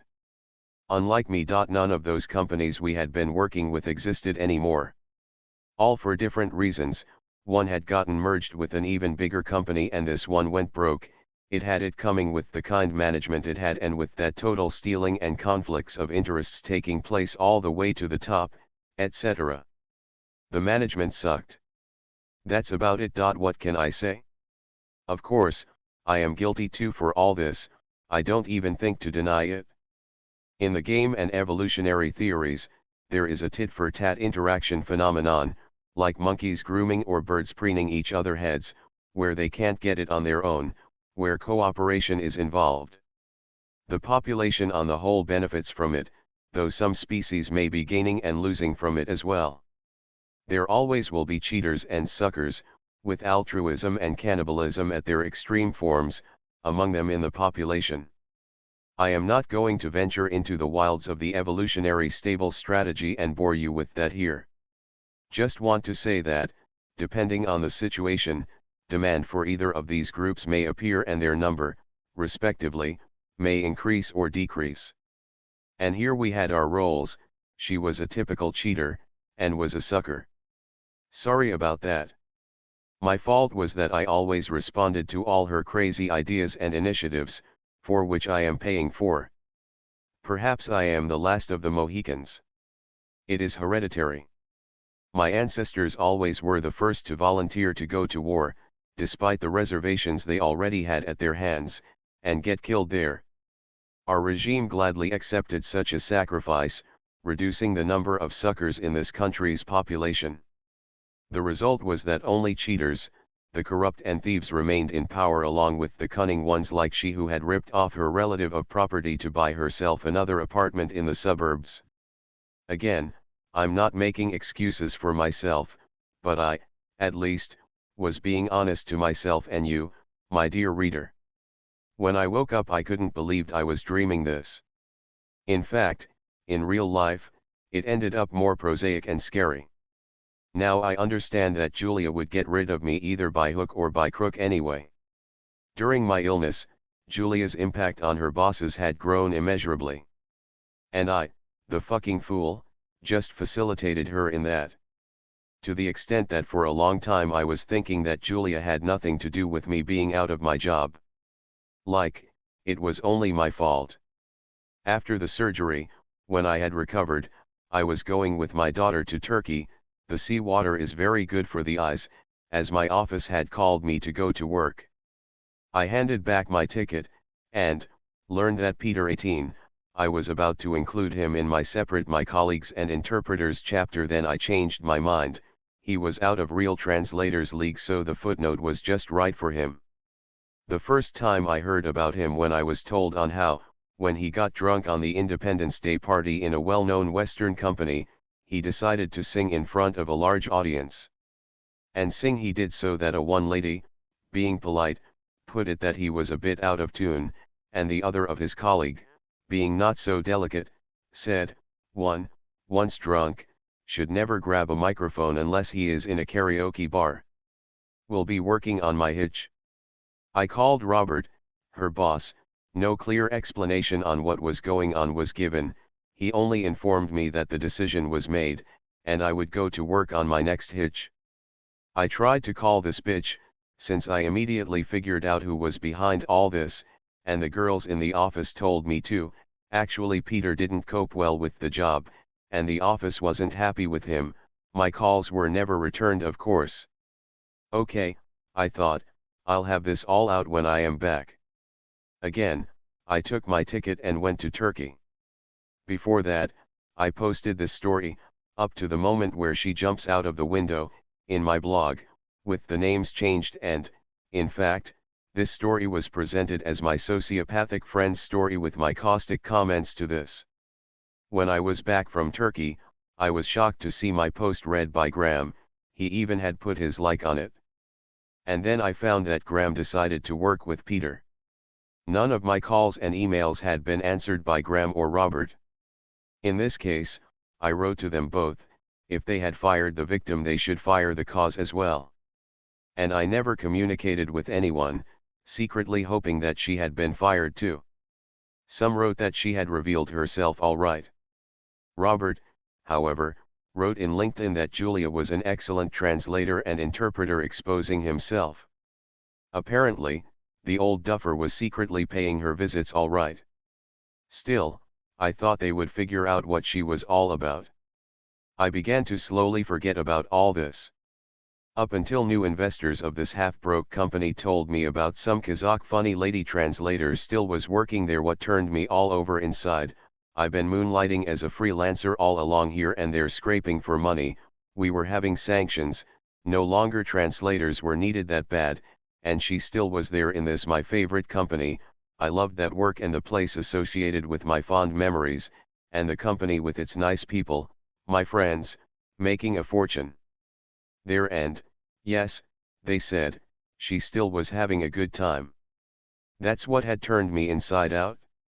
She, who got this job from me, took this job away from me. I helped her with this work and I will take it away either. Especially, when my friends regularly sent things about her. Anyway, I would never be proud of it. I sent her the most decent nude picture of hers she was bombarding me with, to her bosses, the HR and the security department head. I knew that, doing this, I was killing my future as well. I will be blacklisted for sure, but I couldn't help myself. But she will be fired. My wife, however, who knew almost everything by then about me and her, said Julia would manage to wiggle out of this shit anyway. She did before. Sometimes I agree with my wife.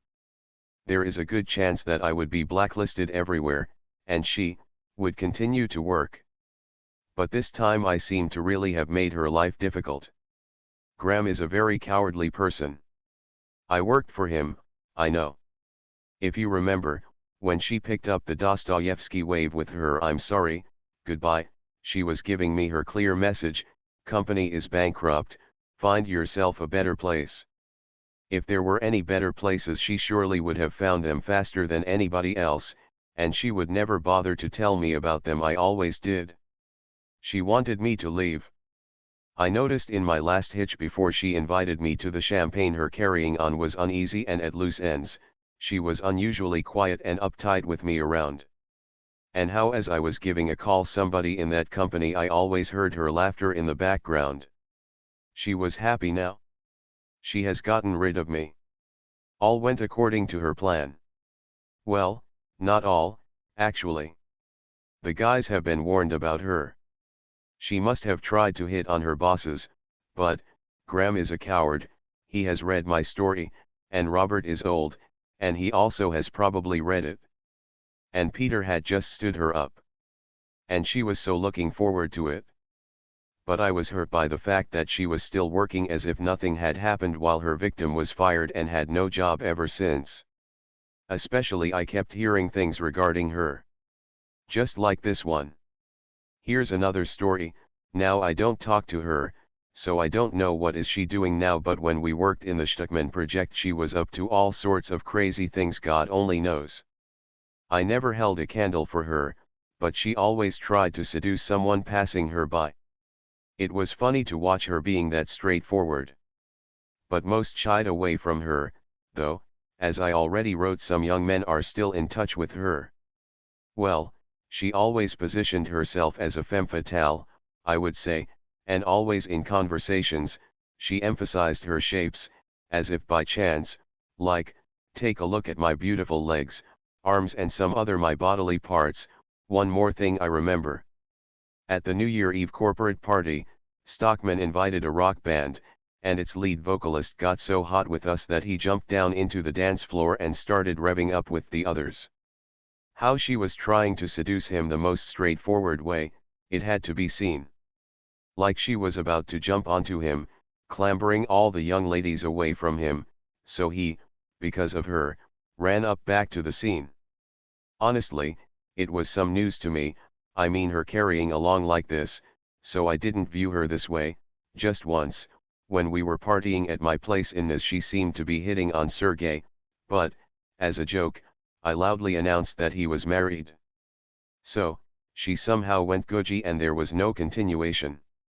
I was more surprised by her too open relationship with her boss, not in the sense that she was hanging around him, but that she felt entitled to give him advice and behaved familiarly with him.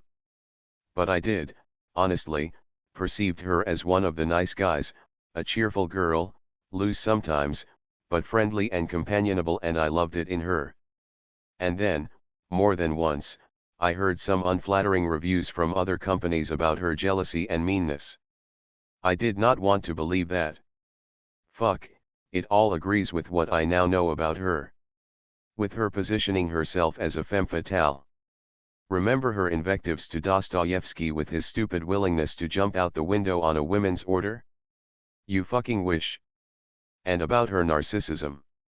I remember her, lying around naked and lifting up her legs, looking at them as if trying new boots on her for buying, turning them around in different directions. However, she turned out even viler than I even thought. In fact, I learned so many new things about her that maybe I should rewrite this chapter. If this book is ever going to be reprinted, maybe this will be a completely different chapter. In the meantime, I'll leave it as it is, with one of my dream episode about how she throws herself out the window, and I was down with my stupid heart attack thing, and with other, not my dream, episodes with my stupid and naive I was being good to her, helping her when she felt bad, why she was doing all this to me things. Let it be as it is. Well, there is no way to bring my job back, but I'll see that now she will be fired at least. Julia. Didn't I tell you when you asked me for that last champagne to never do that again to me or I would kill you? Didn't I? Didn't I tell you that since you had tamed a beast you were responsible for it now? And now you had it coming. And now you, the bosses, listen to what I say. Somehow, I'm sure you will read it. The guys like you, I have noticed a long time ago, are pretty well settled here in Russia. Making a fantastic amount of guap here, practically doing nothing. You can throw dust in someone else's eyes, but I saw you both working. You can't fool me. It is thanks to you that such a promising company as this one had collapsed. However, this is not my main complaint about you. My claim against you now is different. It is because of you and those like you who have given such creatures as Julia a go-ahead for her further unbridled sexual rubbery feel-free impunity to do whatever they want. But she is going to end up badly. They always do. And for everything that has happened and will happen to her, and to me for that matter, is all your fault. And one last thing. This probably I should never write about, and I apologize for this in advance, I don't mean to offend anybody, but after her, I always thought I would have a lifetime prejudice against all women of oriental appearances, even the prettiest ones. I would always be shying away from them. Things like that are never forgotten. She had left a huge scar on my psyche. After her, I could not normally communicate with people, especially with women.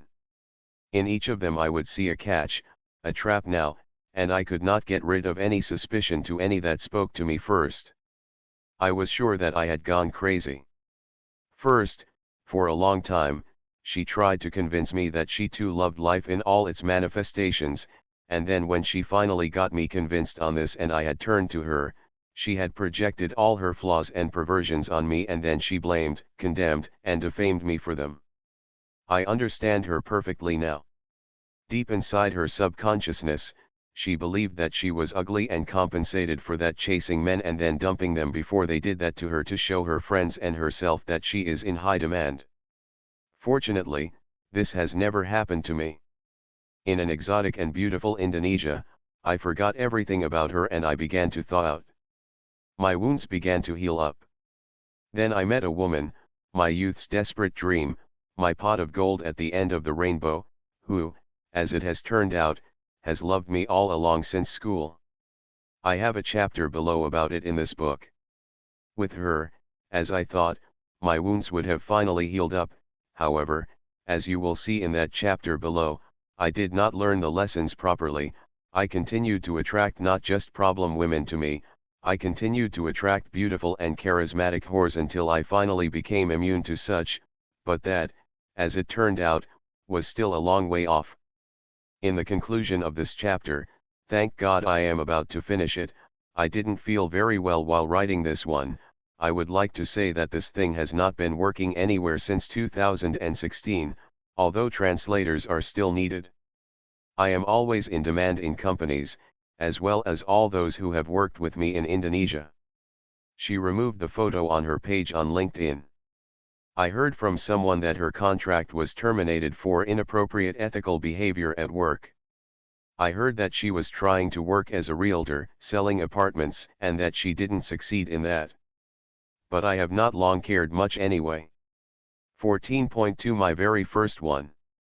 When in the army we sat down in a smoking gazebo bringing memories of our turbulent steamy love affairs with the chicks in our civvy streets, some very charismatic lieutenant colonel, whom we all adored, came along and joined us in our conversation and sharply brought us all down to reality, saying that there were more than half of us who hadn't seen any bare boobs yet, and neither of us, the fucking love machines, objected to that. Incidentally, I was the one of this half and was very ashamed of that. Out of this kind of conversation I had a feeling that I was almost the only one who hadn't done it by the age of 18. So, trying not to give me away, I was knowingly and fully engaged in this kind of conversation, at the same time avoiding any soloing in that. I didn't want to get caught by someone experienced. Anyway, my first non-platonic affair I had, was with a St. Petersburg girl. She was a friend of my sister's I came to visit. Her name was Ida. She was an almost transparent blondie girl. She looked like an albino rabbit, except she had normal blue eyes, not red as a normal albino rabbit would. Not that I liked her, I didn't, but there were two justifying factors I had. The first was I had just been demobbed from the army, a young, healthy guy and incredibly hungry for the chicks, and not very picky at the time. The second was that she was a close friend of my sister who shared a hostel room with her. She had heard a lot about me from her and probably looked forward to some kind of romantic relationship with me. And she, being the blonde girl, looked just right to the surrounding. I mean, she looked so Leningrad-like. 19, this St. Petersburg used to be Leningrad in the USSR. She looked some sort promising and even inspiring to me. Normally I would have a crush on brunettes. When I and my sister got to the hostel on Zhenya Igorova Street from the train station, I was met. It was well past noon and Ida was still sleeping. My sister had told me on our way back that she was making bonfires all night long with the boys on the lakes. The white nights, you know. My sis was loudly protesting to this, her still sleeping. Ida got up. She was confused. Then she asked me if I could squeeze her head for her to relieve her headache, please. I did. She felt better now and off she went. So I met Ida.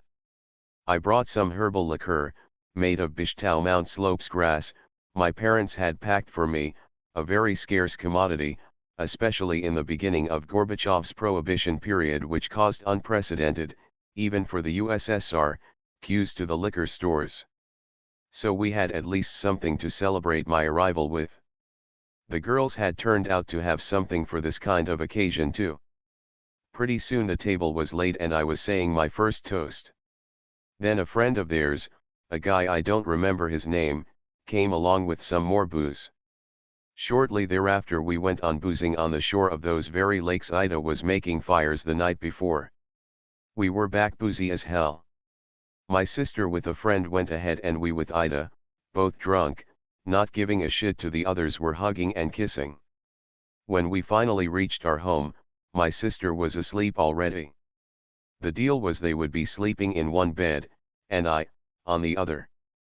When I came back after a taking smoke, I saw that Ida was on the other bed, asleep too.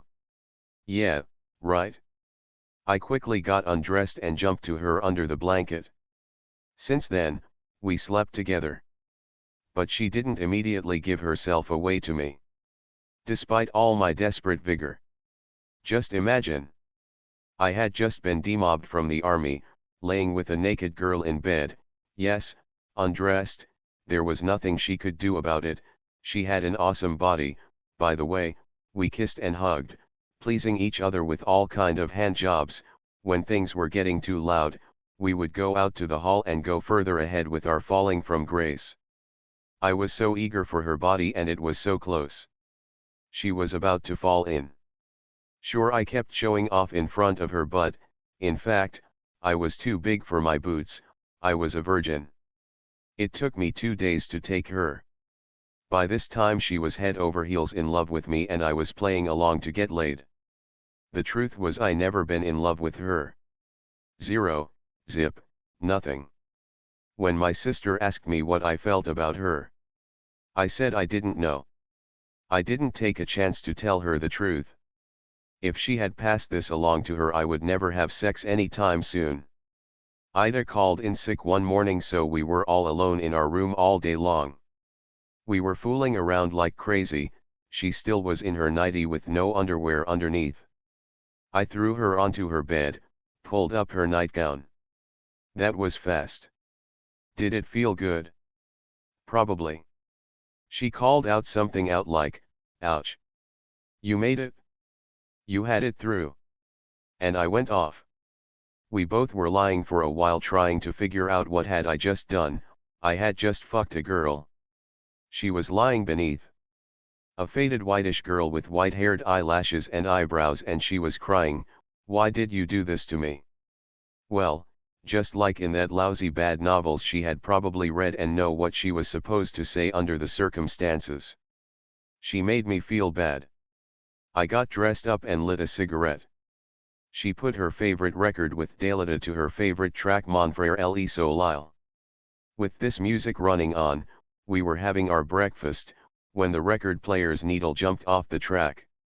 Ida put the song again, the needle kept jumping.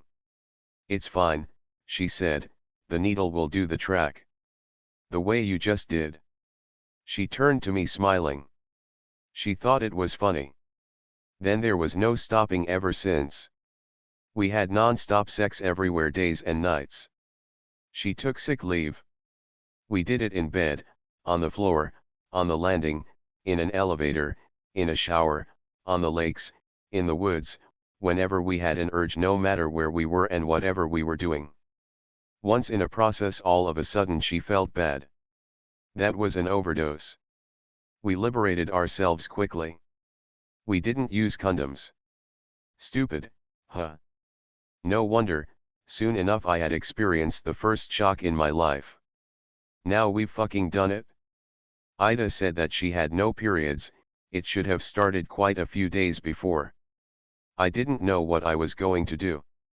I was wandering for the whole day in the streets, smoking and drinking some bad diluted draft beer, sold right from the ale barrels.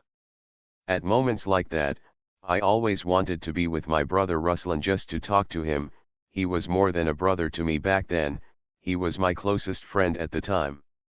There were 2 more tormenting long days like this before Ida said that she finally had them. I hugged her and gasped, "You sure scared the hell out of me." There was no stopping again. It was a 24/7 sex marathon with renewed vigor now and without any fear of getting knocked her up any time soon. As usual, we were fooling around all along, wrestling and tumbling about. She was laughing underneath me and suddenly she, still laughing, after a few attempts she gasped out like, "I love you." And she started crying. I looked at her confused. I never liked when she cried, she looked ugly when she did that. She probably cried to my lack of response and bewildered reaction to her "I love you." I liked to have sex with her. I really did. I even liked her personality. She was fun to be with. But I wasn't in love with her. I didn't know how to deal with that. I didn't want to break her heart. And she probably knew it. She'd often say, "You just having fun with me." Along with this, I started getting edgy with her.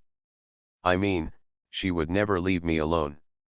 Sometimes I needed some privacy for, say, reading my English textbook or just having some fun reading a paper or whatever I was doing. There was no escape from her. She kept hanging on me. Once I had to insult her to leave me alone. That offended her and I felt sorry for her. That her kind of primeval innocence also annoyed me. Her education was clearly below the average, you just couldn't talk on any serious matters to her. In a way she was a talented girl, she loved to draw and paint and was good at that too. She also wrote good rhyming poems on any occasions. I wouldn't survive yet another abnormal poet, I had enough with my Aunt Rhea, the Ruslan's mother, neither did we need an artist, we had an Uncle Bob. I started to think that maybe it was time I got rid of her. Especially after her trial balloons on our possible future family life. Once on a weekend, we all went to visit her parents at a Traktorny State Farm, Sovkhoz, in the Priozersk area. Right at that moment, I saw what was Ida's background, her upbringing was coming from. Her parents, her colorful rustic thick mom and gray skinny dad, the tractor driver, always anxious to find something to get drunk, treated me good. But when I and Ida were back from a nearby forest, we had run off for yet another urge, and had an afternoon rest, Ida got right next to me, hugged me, and called out to her parents, "How do you like my future husband? Fuck me running." I froze with the shock and, with my darkened face, I pushed her away right in front of her parents. "Look, I'll show you the bride show." I mean, I never promised her directly anything. Yes, I was used to our daily, almost hourly sex, but I never had said yes to her. She might have been interpreting my evasiveness as a yes or wanted to see it this way. I left them with some sense of relief. Ida went to see me off to the station. She had me leave her my favorite shirt as my keepsake for her. And I nearly hit her in the subway.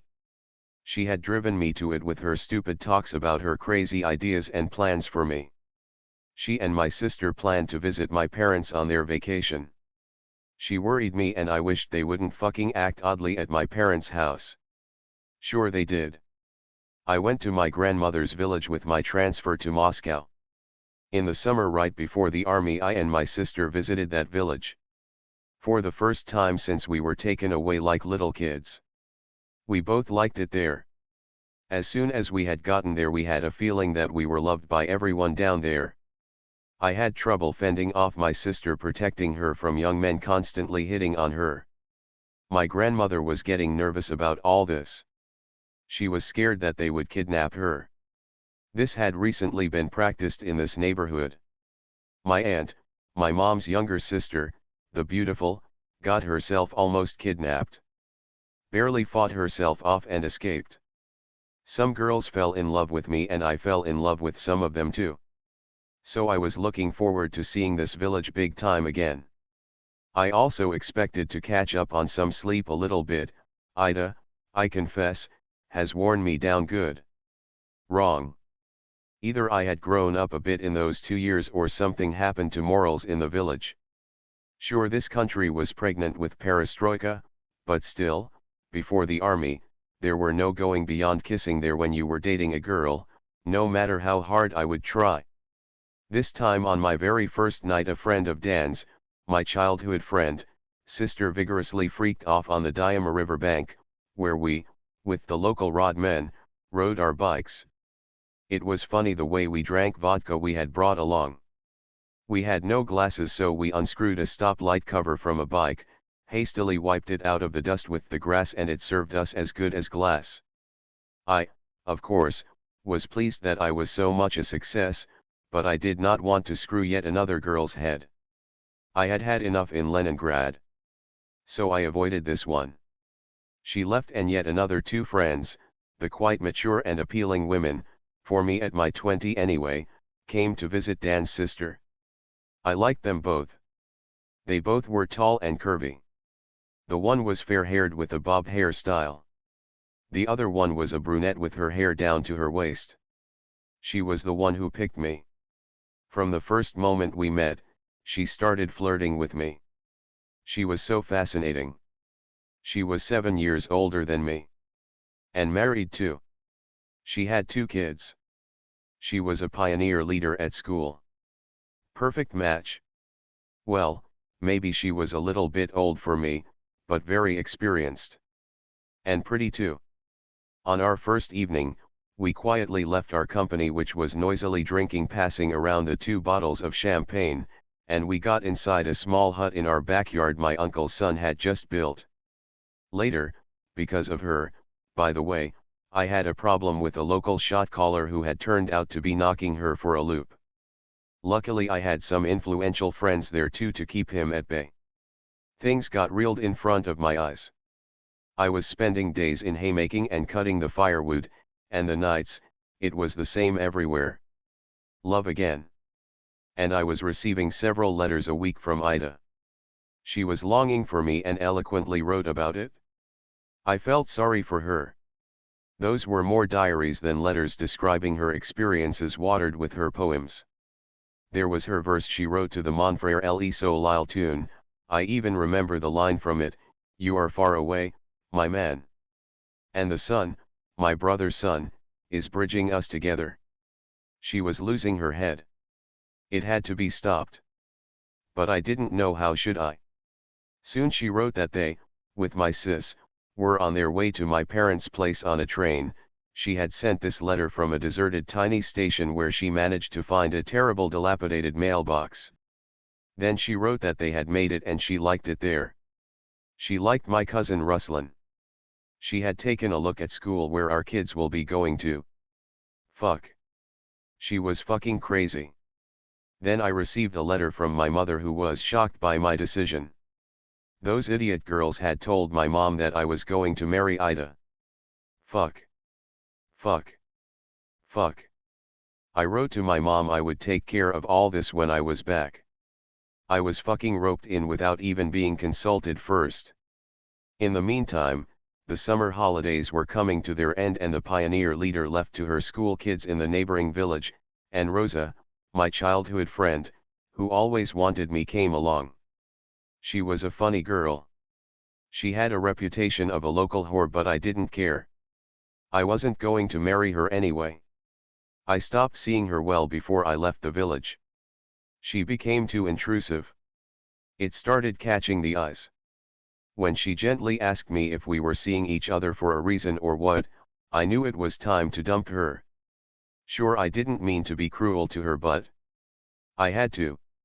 Every holiday comes to an end, so here I was after the potato had been harvested and the firewood prepared for winter time. I, in the late fall, had to go home. The first thing I did upon arriving, I reassured my mom that I was not going to marry anybody. The girls were just crazy, they didn't know any better. Then I went to see Ruslan. After listening to my enthusiastic stories about the village and Leningrad, he asked me if I was having a stormy affair with Ida. I told him on how it really was like. She was funny all right. And hot. But, stupid. And I was horny right after the army, he knew how it worked. I had a serious talk with my dad at night. It was understandable for him that I, right after the army, had seduced a first available girl. I was young and healthy for one thing, but I surely shouldn't have screwed her in the head. I shouldn't have given her any hope unless I was in love with her. Was I? No. Then I was in trouble. She was coming back. What could I say? He was right. The problem was that they were about to finish their residence registration paperwork in Leningrad. They were willing to give up their Leningrad residence permit. One must be living in the Soviet Union to understand what it meant, and come here to stay. Ida is set to marry you, said Daddy sarcastically. My parents have long wanted my sis back home after she had graduated in Leningrad, but she wouldn't even hear about it, so she was at odds with them. I had a secret mission I went to Leningrad with. I was to gently persuade my sister to come home. Nice job. She was coming all right. Bringing me my wife along. The truth was I hadn't even tried to talk her into it. I knew it was useless. If I were in her shoes I would never come back myself, despite the fact I loved this southern region. But it happened. Now for her friend's sake, she was giving up the treasured Leningrad residence permit. I had a message from my father: unless you willing to marry her, do something. I learned from Ruslan that my sis and Ida went to visit him every day. Took him out for a walk. Stayed up late sometimes. And Ruslan babbled that he had fucked Ida one night in a kindergarten territory. And again, almost her ritualistic, "Why did you do that?" Ruslan, by the way, was hurt by her blunt assessment of his sexual ability. "Radic was much better than you." He was hurt so bad that it had far-reaching consequences for him in the future. I had an idea right there and then. It was so fucking a great excuse to break up with her. Couldn't be better. And we concocted a letter to her. Ruslan wrote that Radic never liked her. He had a lot of girls in the village. Sounded cynical? Sure it did. But I didn't need some creepy girl to come to fucking marry me. I wanted to make sure she would never come. Wrong. A week later I got an angry letter from my sister. They would come anyway, but not because of me. I remember the ending of her letter: "There are still more good people than the bad ones out there." Oh, dear. The two of a kind. I was too late with my letter and everything was in full swing. It was a very vexatious time to expect their arrival. Every day with bated breath I would come home from my work. And, one day, that was it. I and Ruslan saw their boots in the hall. They were here, and I saw dark bread they always ate in the kitchen. That was them all right. They all were in the front room and I, as luck would have it, needed something in there. I had to go in. I took Ruslan with me. My sis ostentatiously hooked me to Ida. She nodded at me as ostentatiously. I picked what I needed and left. We both noted that Ida had gotten prettier and her shape was even better. Sure, she was a motivated girl.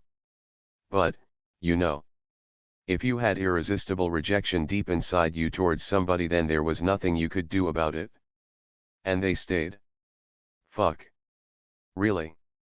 What did they expect?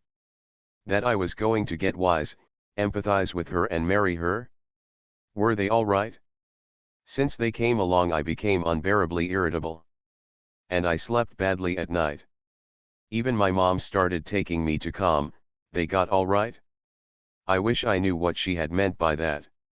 Did she mean that Ida no longer was going to marry me and I could take it easy now? Or what? Ida tried to talk to me several times in the kitchen. During one of her such attempts, I told her that I knew everything about her, alluding to the sex she was having with Ruslan. She didn't seem to be surprised by that. Once in the front room, she sat down on the opposite side of my table in front of me. I was doing my English. She smiled apologetically to my outraged look at her. Damn. I really felt sorry for her. She still cherished some hope to win me back, and she still had no idea that I never had liked her. Never. I stood up and walked out. A featured concert film of Autobiography I Have Come to Speak, a hit, was released and running in the USSR cinemas that year. I and Ruslan went to that movie too. In the cinema, we, of course, stumbled upon them. When we took our seats, they sat down right behind us. There were no easily available seats. They must have traded them. Fuck. Moreover, in the course of the film, when some of Leningrad's views flashed, Pogakova toured, Ida from behind would drop to my ears commenting, "Here we were with you too." One evening my sister called me out for a conversation with Ida. She had to say something really important. Well, she couldn't be pregnant. It could have been seen already. I was getting nervous. On our way to the meeting place in the town park, my sis burst into tears bringing out all this shit about what a fucking jerk I was, doing all this to her best friend who still loved me. Oh, how she loved me. Stop being hysterical. Now. Or there will be no conversation. Ever. She understood, stopped crying. Ruslan showed up and they left us alone and I started the strangest conversation I ever had with Ida. I reproduce it as I remember, a lot of time has passed since then. "What do you want?" I asked her coldly without any greeting and working hard to suppress my irritation with her as I went on, "Please let's not make a scene, I just had one with my sis." "There will be no tantrum," she said quietly, "I just wanted to tell you something. There is something you don't know about me. Well, I am sick." Holy shit. It flashed through my head. Am I too? It fell from my lips. She looked at me. "Always thinking of a number one. Aren't you?" "No, you are healthy as hell." And then she started talking something weird. Once a taxi picked her up and there was no interior door handles inside the car. It was a trap. The taxi driver had raped her, the innocent virgin girl, right in the car. She went for a checkup after that. She was told that she was healthy, but she no longer would be able to handle herself right without having sex. She had been turned into a nymphomaniac girl. To some sort of a man-eater.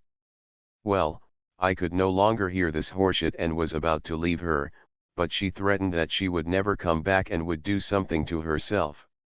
I was scared, I felt she wasn't kidding at all. What could I say? She was crazy. Maybe she had been raped. As for the rest, if I even had some feelings for her, I would walk on her anyway after this kind of a story because I would immediately think she needed help. I understand she was trying to explain her cheating on me with Ruslan. By the way, he got his ass kicked good by her. She branded him as a hypocrite. She and my sis. True. I agree with them on that, I had to learn that myself later. And that's what she had said about him. I felt sorry for him, you know. I felt that he would never be loved by a woman, and I saw he loved kids. He had a tiny dick. And she clasped her palms in front of her face to show how tiny it was, as if she was holding a chicken bird. That all reinforced her impression and the entire depth of this drama of his love to children and the women's lack of love. I was fucking shocked. He really loved kids. I even would be irritated sometimes with it, seemed a little bit exaggerated to me. Interestingly, this very episode has long and decisively been wiped from my memory until recently. I think I have never told Ruslan about that. I hope so. That would have been a hell of a shock to him if I had. He had enough from her at the kindergarten. Since I saw that she was a bit crazy, you know, I switched to a very friendly tone with her. Apologized for what I had done to her, for having invoked false hopes at the heat of the moment. But, please. Nothing would work out with us and it would be best if she left. The faster it would all end, the better it would be for us all. She had gone. My sister stayed. She had developed depression. Even after getting over it, she hadn't talked to me for about a year. Then gradually she began to thaw on me. Once she said Ida had gotten married and she was happy all right. But my dad. I wrote about him on how he was good at being a tedious pain in the butt. Especially after he had a shot or two of alcohol. Several times he tried to talk to me about Ida.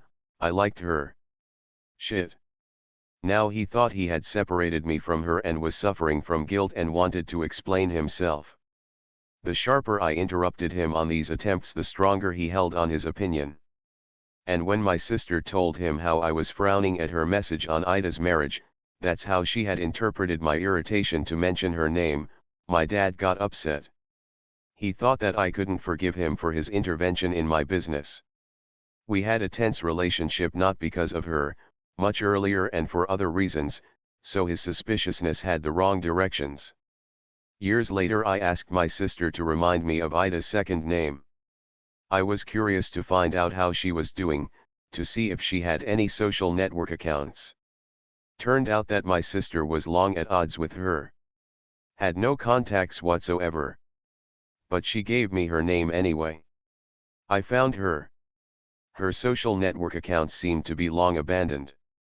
I had the impression that her life didn't go well. She smokes, used to drink a lot, now she didn't drink at all. She had 2 marriable daughters. According to their names, they were from different husbands, both were Tatarians. I must have done something on her if she still loved Tatarian boys. And she kept dog pets. Ida, I am sorry for what I have done to you. The epilogue, sort of. 30 years later, the incredible happened. I wrote to one of her social networks and she happily responded. Now we friendly communicate. I really admire her. She has her own thriving business. She sells all kinds of ointments, drugs, and herbal tinctures. She has a few shops with branches in other cities. She was a drug addict all right, and she also had problems with alcohol. But she had coped with all this and she is doing well now and still full of ideas and is constantly busy. Here is her last letter I received. You are an unusual person. Now I had more time, I was sick today, and I reviewed your page 400 times over and over again. Still watching your videos. You have a very rich inner world. It is a pity that you're so far away. I'd love to have some coffee with you and talk to you for a long time. Very long time. I love St. Petersburg for the unusual people living there. There are a lot of things to recall. 14.3 The most beautiful one.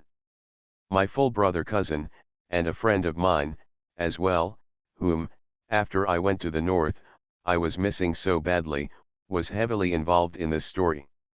He was pretty much part of my life back then. So I am going to start this chapter with him. You may even be surprised how much of this chapter I had spent on him here. You'll see and understand that this story was about our life, my youth, about those who had just started walking through their lives. The lives coincided first with the acceleration and then with more famous perestroika periods in the country no longer exists. Remembering my cousin, the one who is my Aunt Raya's son, I was about to give him a call, then changed my mind. We hardly talk to each other now, except those rare congratulatory texts exchanged at holidays. What do I tell him? Most likely, at the end of the week, he is probably drunk again, and will not remember anything about our conversation. Besides, it was me, who always called him, he never gave me any calls. You have seen already that not everything in my personal life went very well, but, compared to him, my life was a success. Our paths parted long time ago. We are thousands of kilometers away and about 40 years apart, since I left him. Not that we are at odds, we have never been, but not many things from our friendship glory days are left either.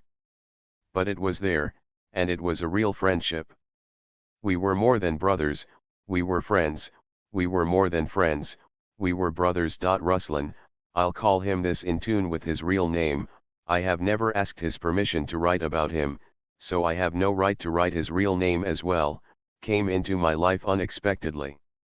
Of course, I knew of his existence, as he knew about mine, but we were so far apart and not talking. But when he came from Central Asia to study in our region, and it became clear that before the school he was going to stay in our place, I wasn't thrilled by that but accepted it, especially as I soon went to a military training camp. First, I was in the mountains around Teverda and then we went to the sea in Sukhumi, so, for the time being, I forgot all about him. When I returned, I wasn't socializing much with him. He didn't read the books, was not a rough kid either. So what should I talk about with him? He never responded to my impromptu sparrings and fights. How can one live without all this? He looked boring to me, and what really was annoying in him, he kept slouching all the time. And when I went somewhere, even to a grocery store nearby to buy some bread, he'd always catch up with me. There was no way to shut myself away from him for a while. I, by the way, have even been shy of his bright oriental appearances. He had inherited from his father, an Uzbek, and for a long while I kept him away from my friends. Several times we went with him to visit his older sisters who lived in the nearby town of Pyatigorsk. We also went together to a lake to swim where he turned out to be not a swimmer. The Tian Shan mountain rivers are not particularly good places for swimming. But he started working on fixing it, and he began to catch up quickly with some of my little help. He turned out to be a fan of rock climbing. I wasn't surprised, considering where he was from. We had climbed our surrounding mountains which, of course, were far from the Tian Shan, as he had always said. He missed his native place, at first. The day before September 1st one of his sisters came to take him to Kurzovka, a county town beyond the mineral vody, mineral waters, to join the machine operator vocational training school, and, when they left, I felt lonely and sad. I realized that I, in fact, had gotten attached to my cousin brother.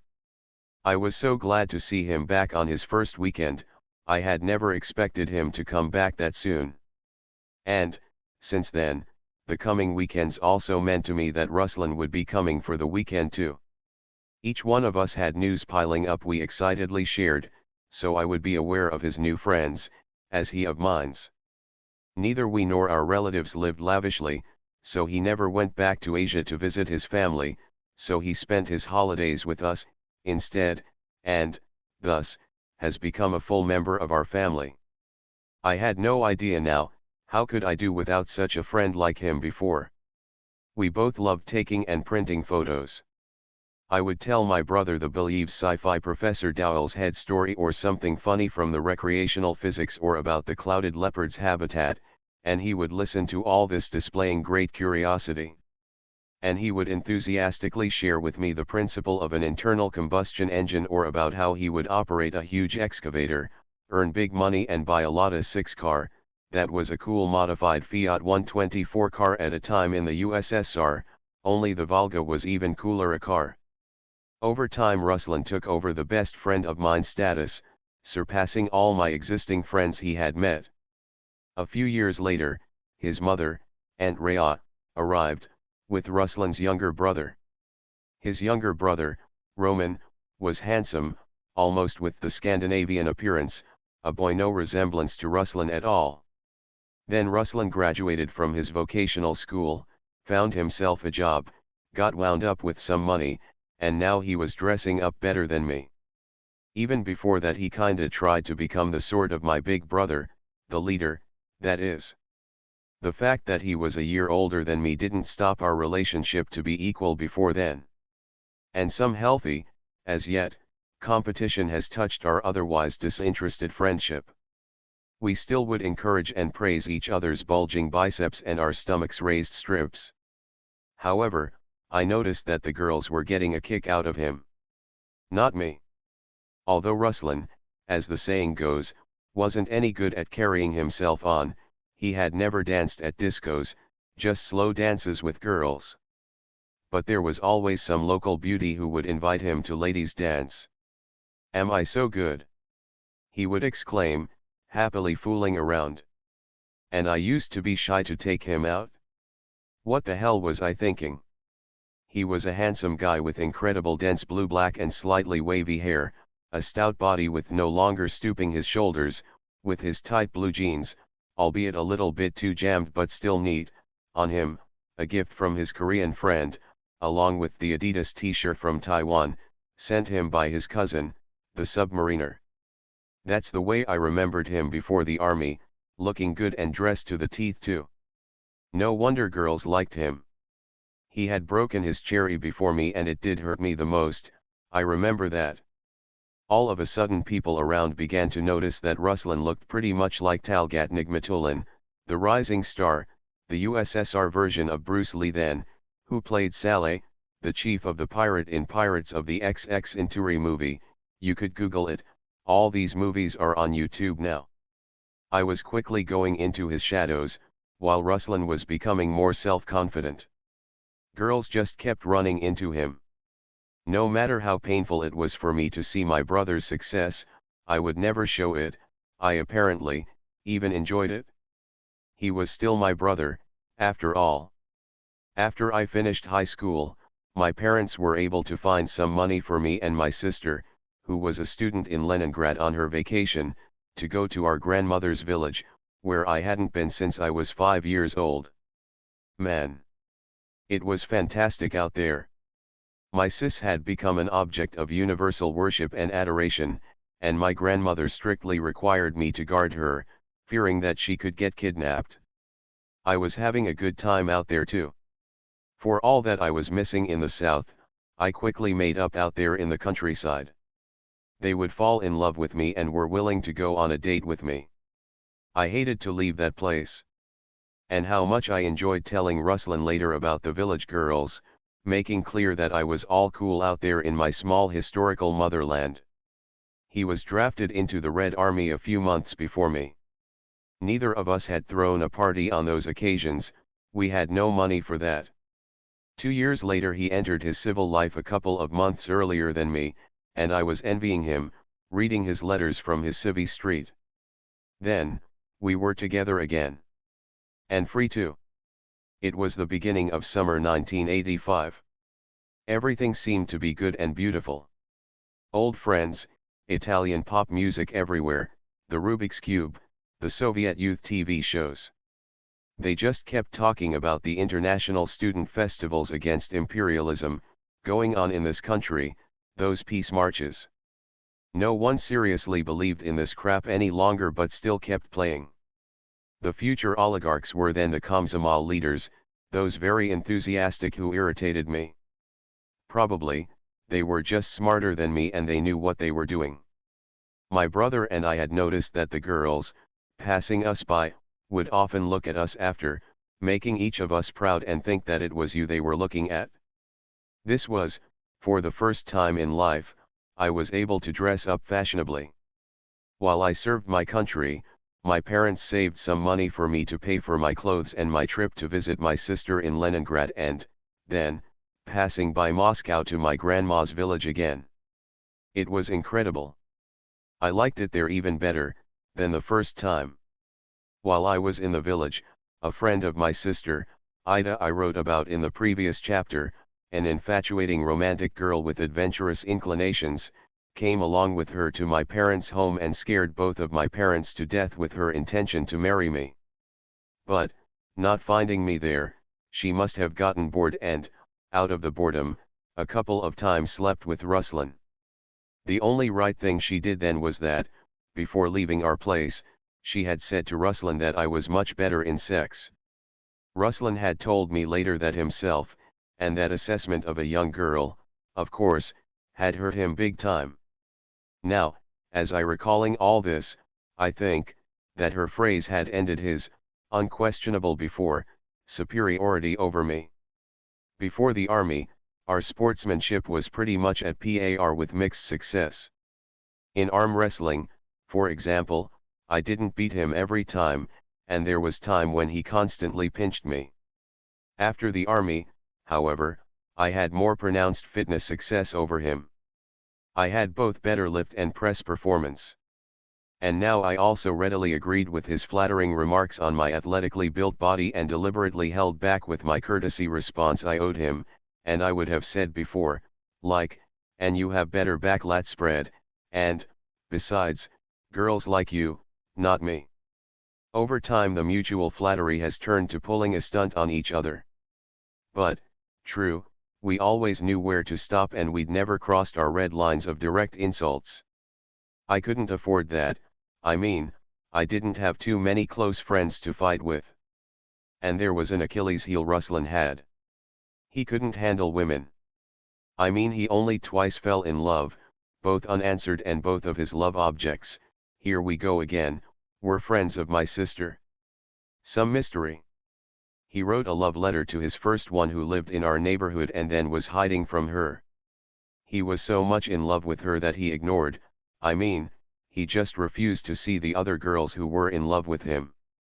With the second one, they said, I wasn't there around, I was up in the north by that time, he was constantly seeking her love, carrying her terrible moods and, at times, being humiliated, and finally had convinced her to marry him. And so they lived till she died of lung cancer. It was an odd couple, I'd say. Anyway, after the army, he still was my best friend. We had a lot in common, we both liked taking pictures and printing photos at night and even days, having our pictures look professional, and we, from time to time, started to make some money on that. Our passion for photography finally started to pay the rent.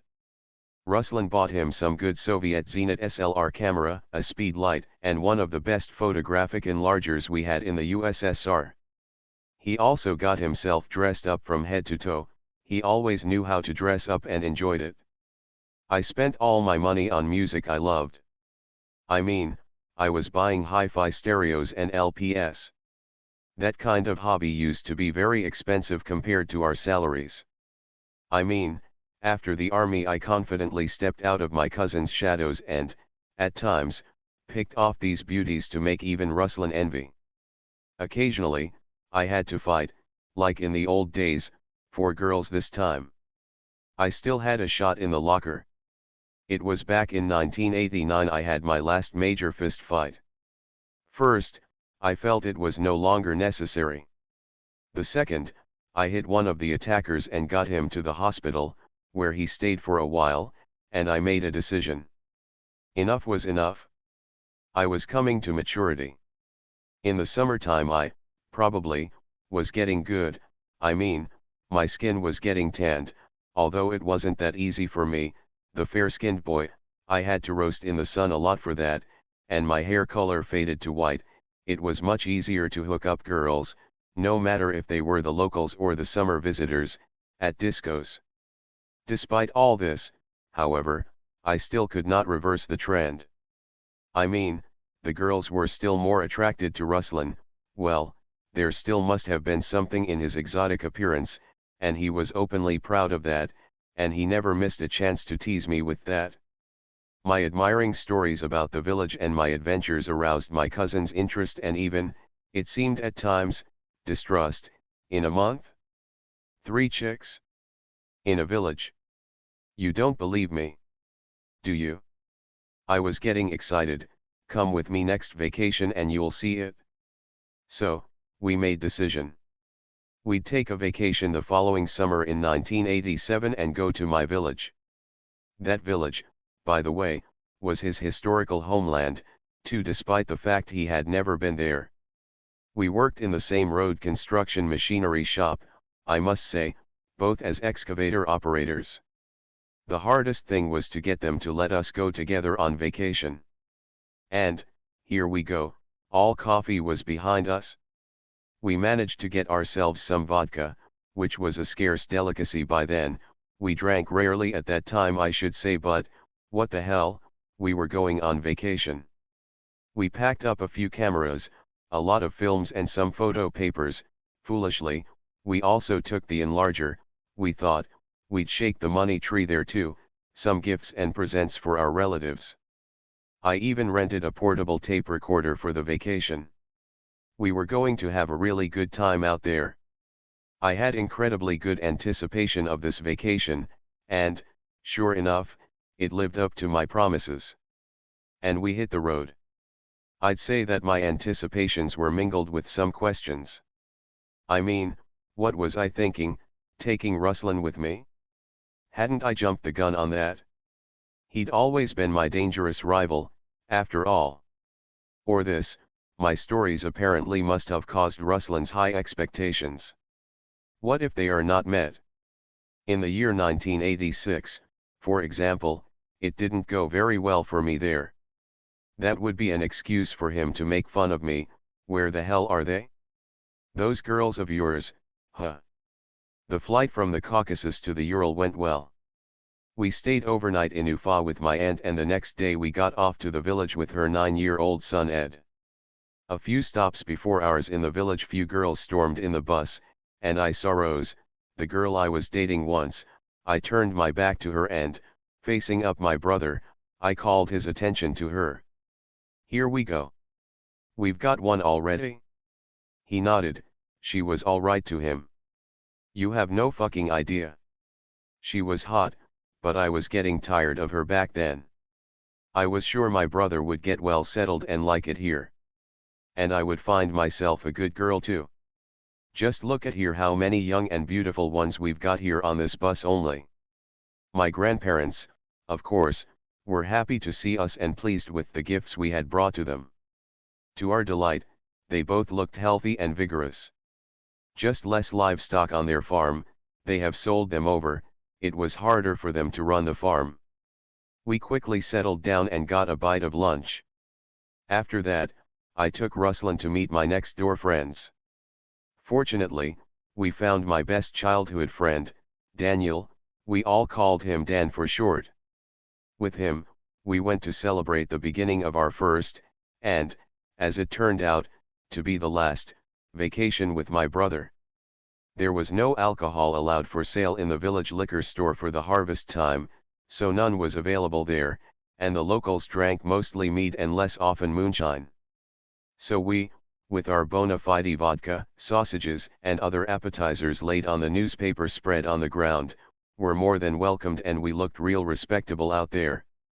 We camped under the trees on the high bank of an unnamed creek, flowing to a larger but still unavigable Diama River.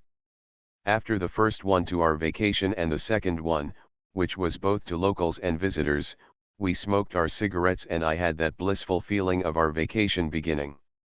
Never mind that as to Dan's stories, there was nothing special in the village now, it was boring as he was saying. I still had a good feeling that the vacation would go as it should. It felt good. The now verging sun was caressing our faces, my rental recorder was playing back some nice music, and we enjoyed the beginning of both summer and our holidays. A few hours later the two of us went to the local village club. I knew from my experience that the real fun started at night after the movies in the club ended, especially at the weekends when a lot of students and young folks would come to visit their parents from nearby towns. My 9-year-old cousin Eddie asked me to take him to the local club for movies, but I said no, he was too young for that. But here came a friend of his, our family friend, a local daredevil who kept the whole neighborhood, if not the whole village, in check, to put a word for Eddie. I had to assent and let Eddie go there under his friend's responsibility. We agreed to meet at the club after the movie was over and I'd take Eddie back home. Ruslan and I came to the club right on time. The movie had just ended. The crowd was coming out of the cinema house and stayed, mingling and expecting for something to come out. Happy Edward ran up to us. I saw a girl separated from a group of girls and, kind of ambling, approached us. That was Rosa. She was so glowing with happiness and that whorish sparks in her eyes. Hi. She whispered, somewhat sensually to me, peeking at my eyes, and it was damn arousing. Hi, I said, taken aback a bit. This is Ruslan, my cousin. I saw you today in the bus, and blah blah blah blah blah. She nodded Ruslan curtly and came right back to me, looking straight into my eyes again. She certainly had made her mind on me for that night. We moved to the side. Ridic. Eddie called me out. Where are you going to? Whoring. Blurted Rosa, Happily fooling around, Ruslan grinned, "I fucking her." I asked Ruslan to take Eddie home. "I'll come back later." I came later, alright, much later. In the morning. I walked Rosa home and stayed with her in her summer kitchen for the night. I wearily trudged back in the early morning carrying my silent tape recorder as if it was a piece of wood, the country girls, passing me by with hose in their hands and with brownish sunburned faces, on their way to work, curiously looked at me. My first day of the holiday has passed. Ruslan seemed to be in good mood. He came back with Eddie from the country club the night before, had some tea with him and went to bed. Just in case, I reassured my brother that we still had the entire vacation ahead of us, and we sure would knock ourselves out. "That's for sure." "Sure, you're knocking yourself out, all right." He couldn't help it. I shrugged. True, every dog has its day. Rosa, once coming into my life again, didn't even think of disappearing from it, so all the other girls were cut off from me now. I was mostly with her in the afternoons. There were no chances to miss her. Sometimes I wanted to be all alone. I saw that there were some beautiful girls I kept coming across with at the club. Especially, I remembered the one Ruslan drew my attention to. She was standing apart from the crowd in the pool room. She was so beautiful and sad, reminding me young Anastasia Kinski, the one I saw once in the movie Cat People. A young man approached her, they began to talk and I immediately lost interest in her. I wasn't alone either. Well, why Rosa didn't go with Ruslan that night anyways? Strangely, it wasn't just Rosa who wouldn't go to Ruslan down there in the village. The first week of our holiday was about to pass by and he still had not been hooked up by anybody. Not that I cared about it a lot, I was just curious. Why?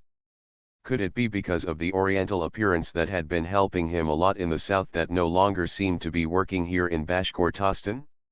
Here we had a lot of guys like him. Here I am going to talk off the point a little bit. The population of that village, being ethnically homogeneous, was quite a mixed gene pool.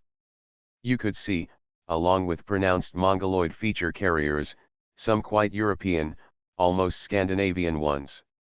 I remember, I was surprised to see for the first time the red-haired and freckled folks in the village, as if it was somewhere around the city of Arkhangelsk, not in the middle of Bashkiria. This, I think was, an echo of two Finno-Ugric tribe Mongolization waves, the first one, during the Great Migration period and the Huns invasion, and the second one, 1,000 years later, during the actual Mongol hordes invasion. So, to some extent, I could say I am related to both Hungarians and Mongols with the Huns. The facts of strong Ugric blotches in our language, I am not a linguist by the way, which belongs to an entirely different language family, pretty much favor this version. I even would say that the ethnic group which is now called the Kazan Tatars is, in fact, the Turkicized Ugric. They, the Kazan Tatars, are anthropologically very close to the Mari people.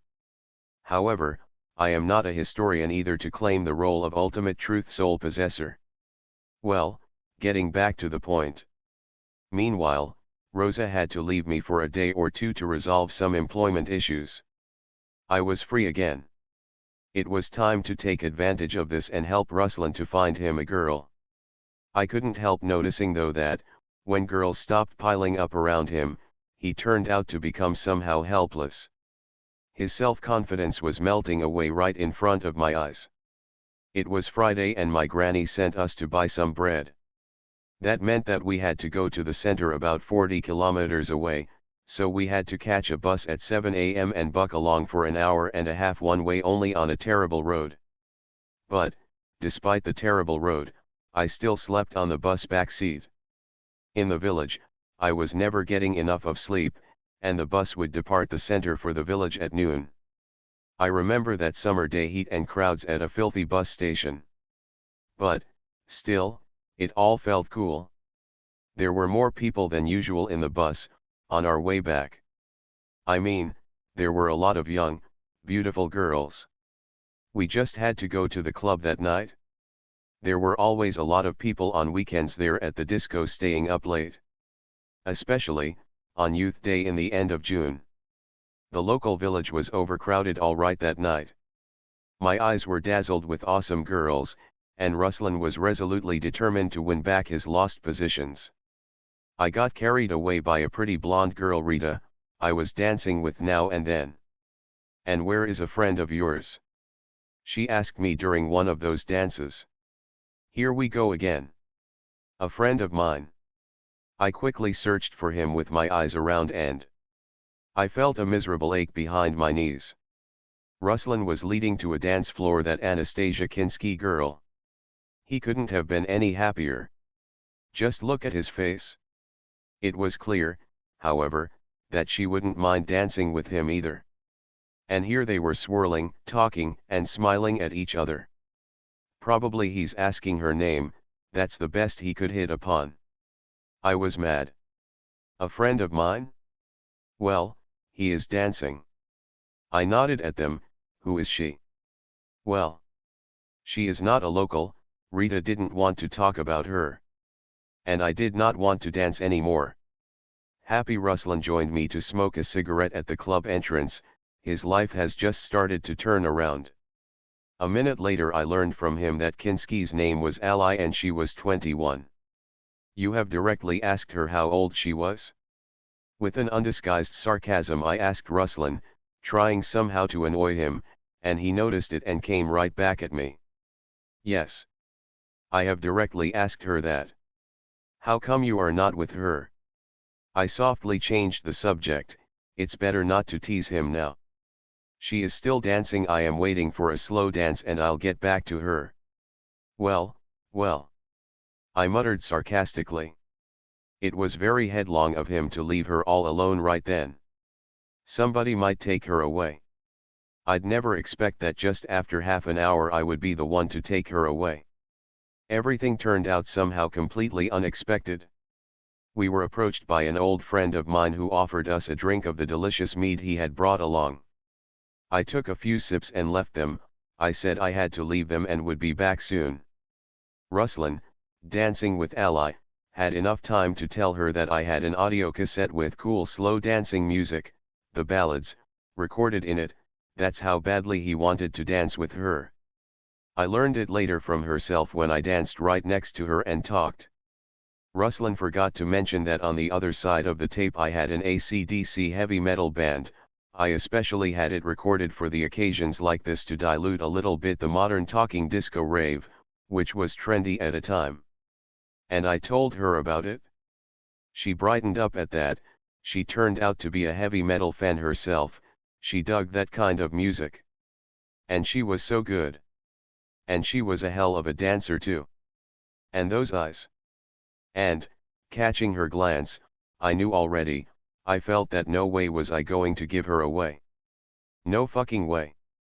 They even put my tape with an AC/DC on but quickly took it out. Ally and I both realized that there was no way they would let us listen to the right kind of music. I suggested that we go to my place. I had a tape recorder. She liked the idea and off we went. While we, arm in arm, walked to my place, I found that Ally had been through a difficult period. She had to run away with her 3-year-old son from her husband and hide here in the village for a few months now, staying at her relatives. And she probably still loved him, who, by the way, looked like me.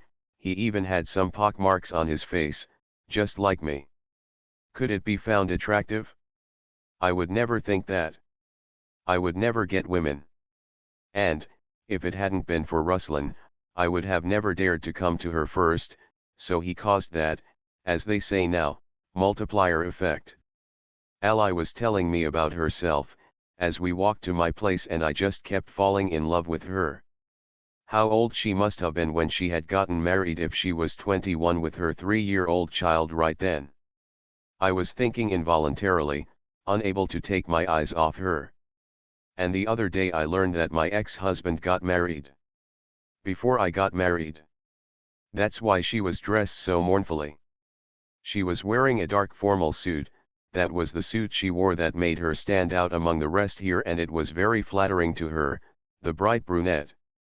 She was also wearing trendy coarse netted pantyhose, which also looked cool on her, along with her elegant black shoes. A large stylish chain with an attached screwed steel plate with an engraved inscription on it was hanging around her neck with identically looking chains around her wrists. I thought of her heavy metal rock fascination. I liked the hard rock music myself, but apparently not as much as she did. I didn't have that much of panoply on me and I already wished I had. In the courtyard where we came in, I turned on the lamp under the fence roof. At least we had some lighting. I brought my tape recorder out and some tapes with it and a packed brand new blue jeans made in India for Ally to try it on. My sis gave it to me to push it around. I also picked up a bottle of vodka and glasses, sneaking for them separately not to clink when passing by my sleeping grandparents. "That's to our meeting," I said to her silent surprise look. "Haven't drunk vodka for a while," replied she, "they drink mead here." Curious Edward looked out from the window into the courtyard. "Back to sleep?" I growled back to him and Edward immediately disappeared. With low-volume hard rock music playing we sipped vodka without taking any snacks, we didn't have any, and talked. We talked about just released cinema movies as well as semi-legal videotaped ones. Talked about music. Ally showed me some heavy metal moves and kicks. She was a superb dancer with a good sense of rhythm. I told her about my passion for English, about our land where the Black Sea is at hand, and about how I was going to earn money. A filthy lot of them. No, not that I had no money on me right then, no, I had plenty of it but, blah blah blah. There was no stopping. And as it was going for Ally, it was much easier to get along with men rather than with women. That's why she had so few friends.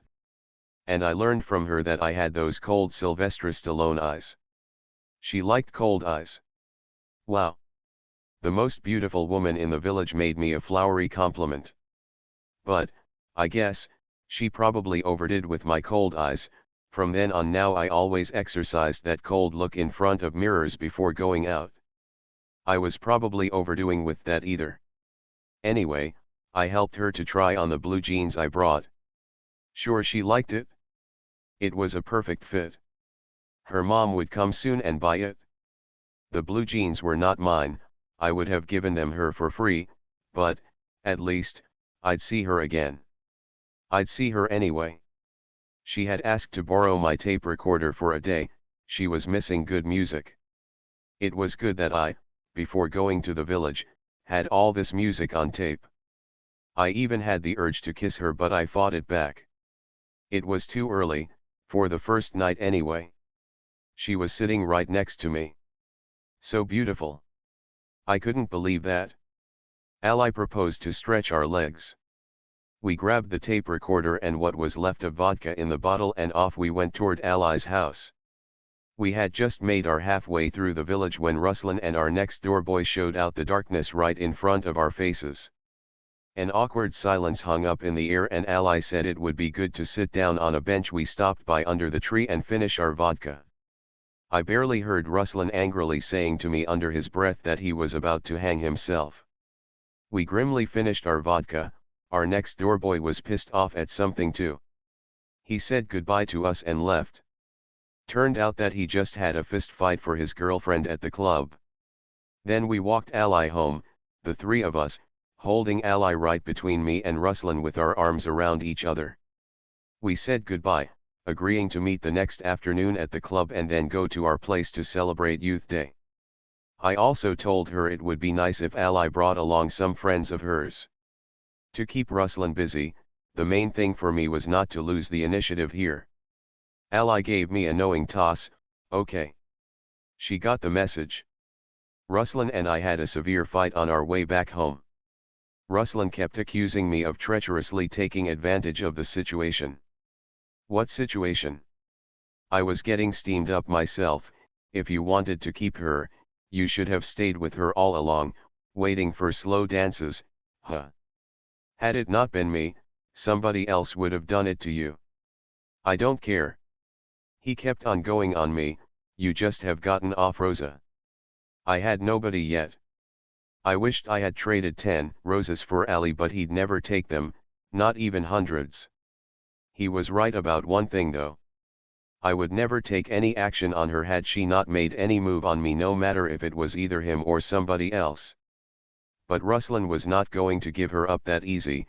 He vowed to get back what belonged to him. I was carrying on like a winner, making clear that it was a done deal and she had chosen the one she wanted, telling him, not without some embellishments, how we just had a good time together, especially focusing on trying on the blue jeans. I was using the whole psychic attack arsenal I had against my opponent. The most important thing was to suppress him, and make him go with it. Back home I kept acting like a very happy guy, and in a few minutes, I was breathing evenly on the couch as if I was in a deep sleep. I was far from being calm and happy. I didn't know what I would have done in his shoes, but I sure wouldn't put up with this. Here was another thing I knew for sure: don't make any sudden movements, keep showing confidence and act as if Ali was already mine and would remain mine. Ruslan kept fighting with me all the next day long. He even wouldn't help me with cutting the woods this time. He looked very malicious. After lunch I went to have some siesta in a hut a relative of my mother had built 2 years before, and which I had mostly been using for doing a knock with girls. Ruslan has upgraded the hut a little bit by putting lights and installing a fan so you, before going to sleep, could read or listen to music. Anyway, when I slept, Ruslan took his chance to take her back. So I clutched up a bit but remained calm to him. Nothing. She wasn't home. I asked her neighbor girl to call Ali out. I took a deep breath of relief. I finally woke up. Well, what a fast egg Ruslan in fact was. You should not have done it, I said. Ali has already made her choice. He seemed to have finally accepted it. My uncle, my mother's brother, has arrived with his son that day. They came from Uzbekistan. On my way to the club that night I almost got into a fight with a young man. He brazenly asked if we had any cigarettes on us while he had his pack sticking out of his pocket. Yes, we were strangers out there, but when somebody comes like that, he needs to be fixed right there at its very beginning. He had just picked on the wrong guy. We got it settled. He turned smart enough to apologize. Nice meeting you, man.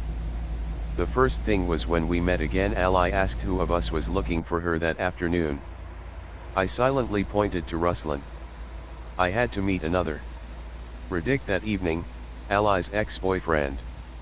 They violently fight for girls in the village, and I didn't want to ruin my very important date, not that night, anyway. But I wasn't going to back off either. And the guy was trying to scare me. Okay, don't get me wrong, he was saying, if I can't handle you on my own, I've got friends here. Understood? No tilting matches here. He had made that clear all right. It was going to be a real monkey stomp. But I made it clear to Radic that I was not going to give Ali that easy, live or die. Besides, I wasn't all alone there. Just take Fail, the Oleg Guzmanov, for example. Then later, inside our hut, Ali was quizzing me about what were we talking about with Radic.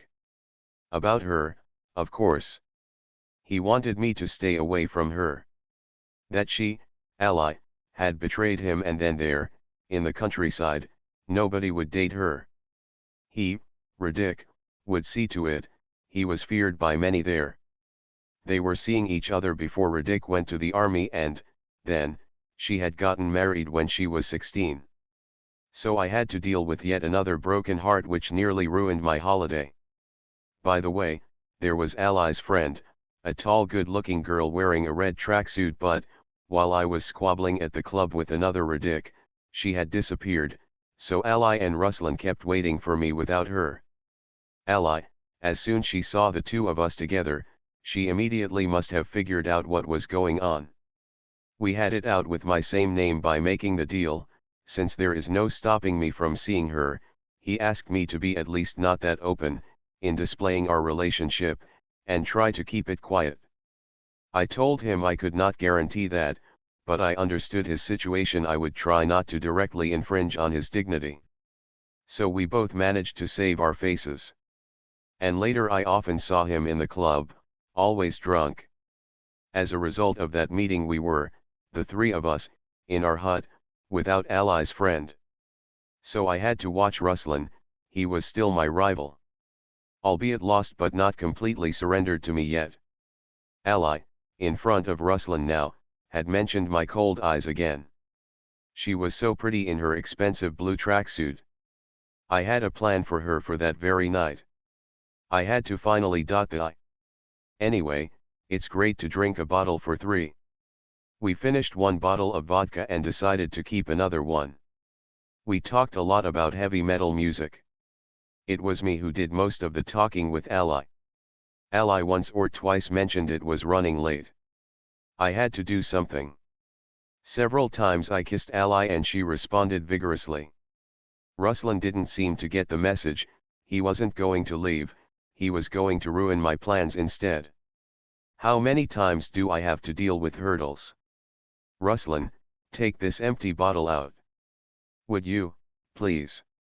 We both with Ali expectantly glared at him. After an endless pause, Ruslan took the bottle and, so reluctantly, he left us. I turned off the light.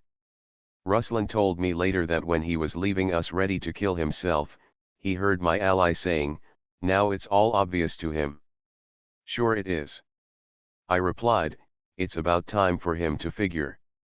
I swear I do not remember this dialogue, I am taking Ruslan's word for it. We drank a lot of water, I mean I hadn't drunk so much water even during the hot hay harvesting time. We, exhausted, fell asleep in the morning when the darkness started breaking away. Ali, it turned out, saw us almost from the very first day in this village. She had seen me with Rosa around, who will no longer dare to approach me.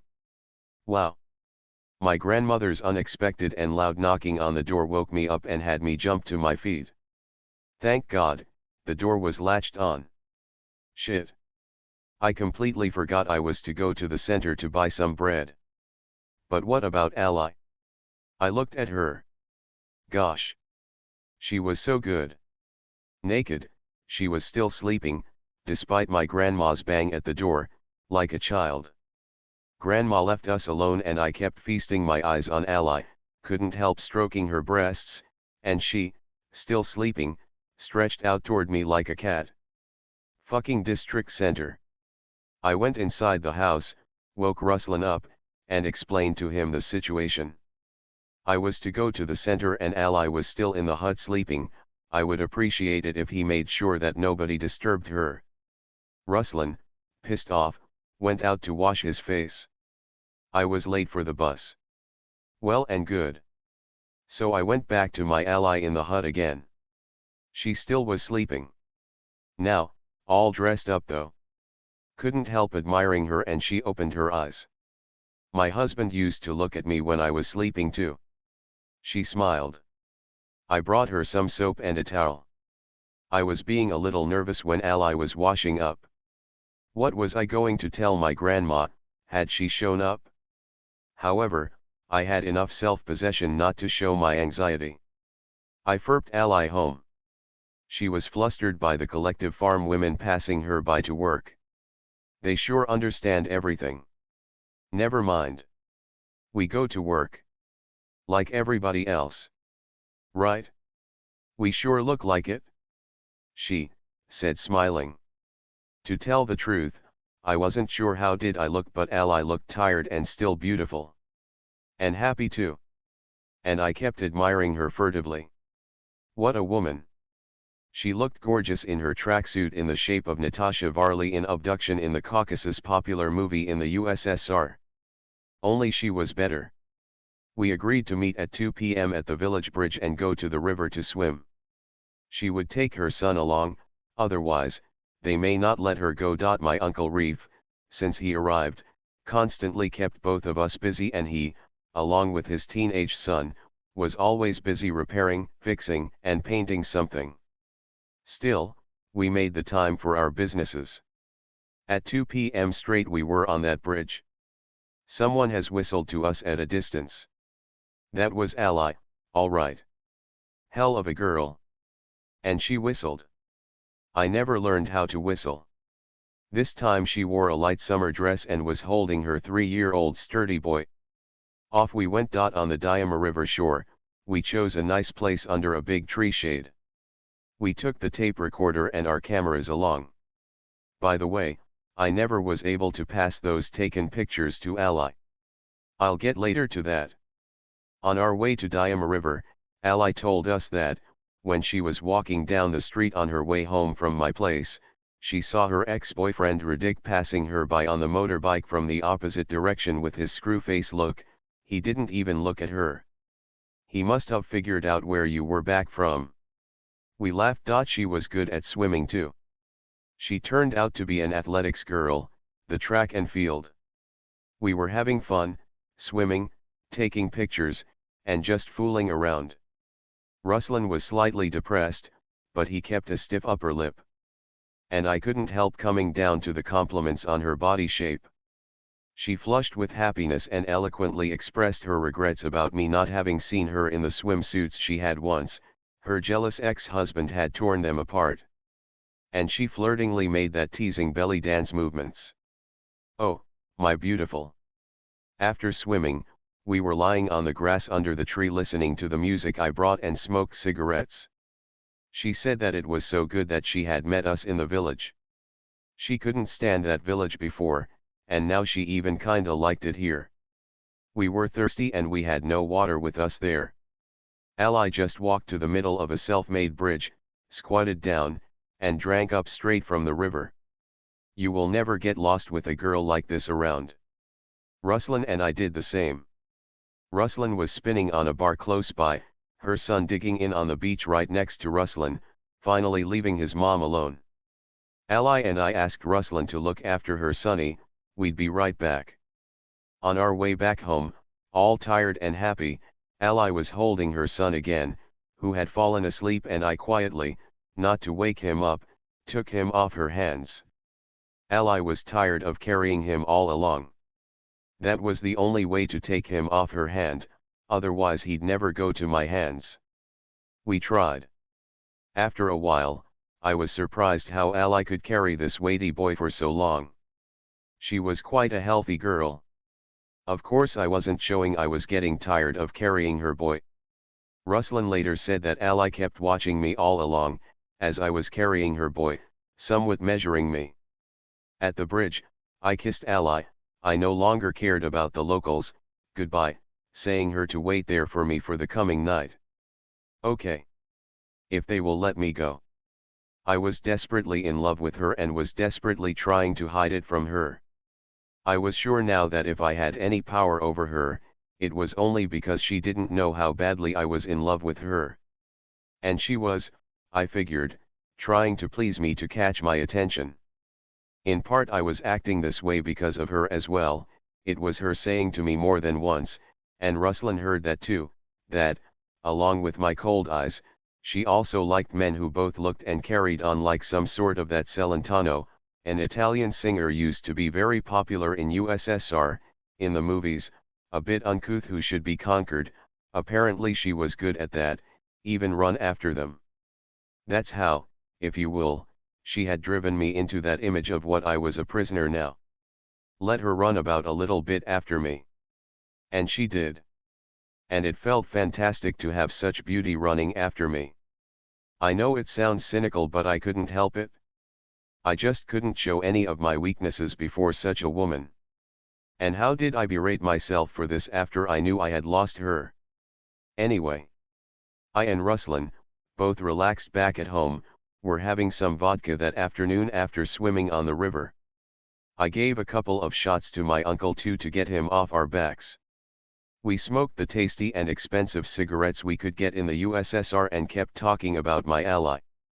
I was telling Ruslan how her little boy had accidentally given her a scrape on her gums, and she asked me to examine how badly it was scratched. Fortunately, it wasn't bad, and I had a chance to see her perfect and white teeth, whereon Ruslan had commented that as it often happened if a girl was beautiful, she was perfect all along the line. It's even unfair somehow, I'd say. He said. He too, was always thinking about her. He too, had fallen in love with her and didn't hide it. I put my hand on his shoulder. It's okay. I wanted to give him some encouragement as a token of gratitude for giving in her to me what probably was not possible to give voluntarily.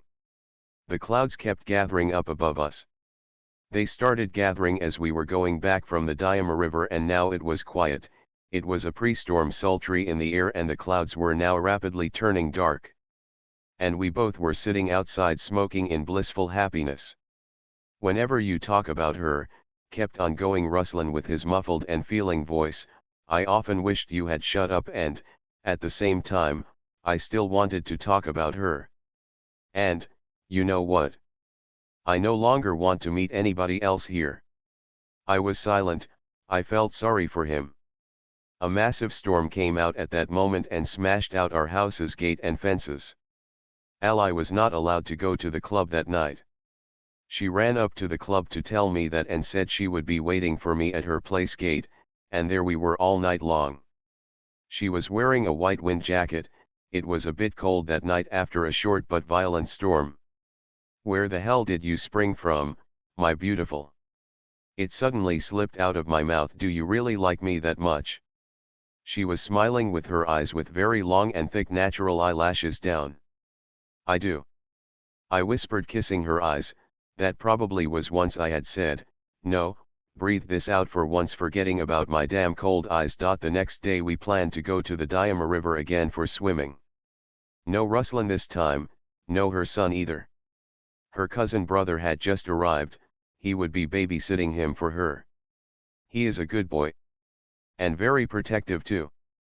You'll like him, when you meet him. She never came at the appointed time, 1 p.m. I had prepared some food, water, and drinks this time. We were going to have some fun.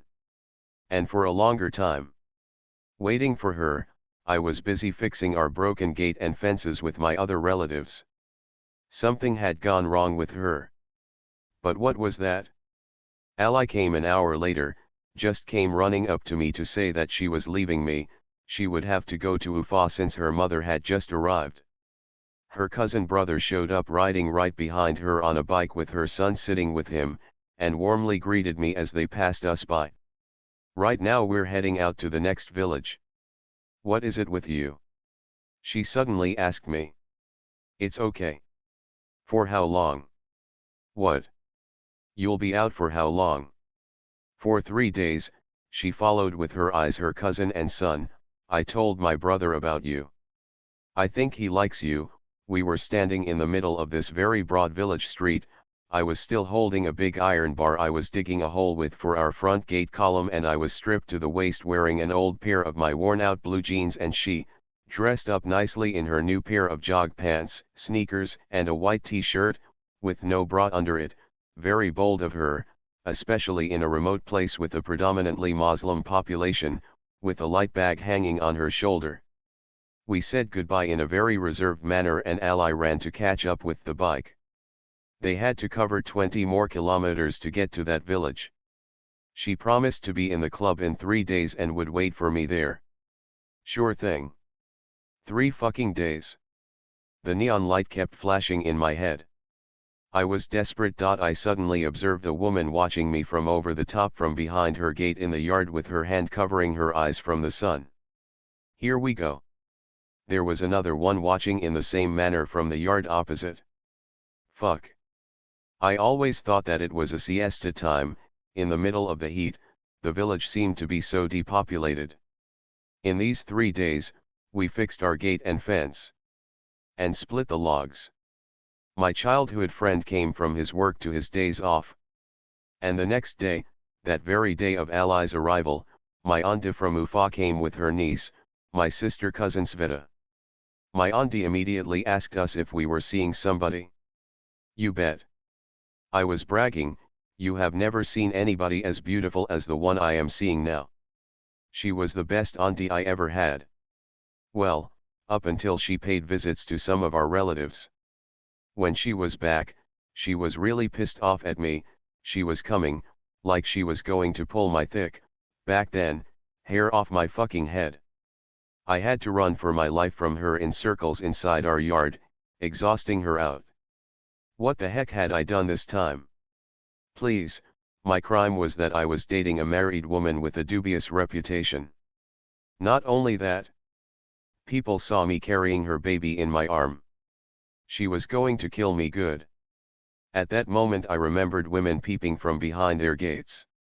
That night I went to the club. My ally was supposed to be waiting for me there. When I came, they told me that ally was there all right. She must have been inside right then, watching a movie. I went inside, sat down on an empty seat. I waited for my eyes to get adjusted to the darkness so I could find ally. And I heard the steps. High heel steps. My ally. Steps coming closer. And now here comes and sits right next to me. Rosa. Fuck. Hi.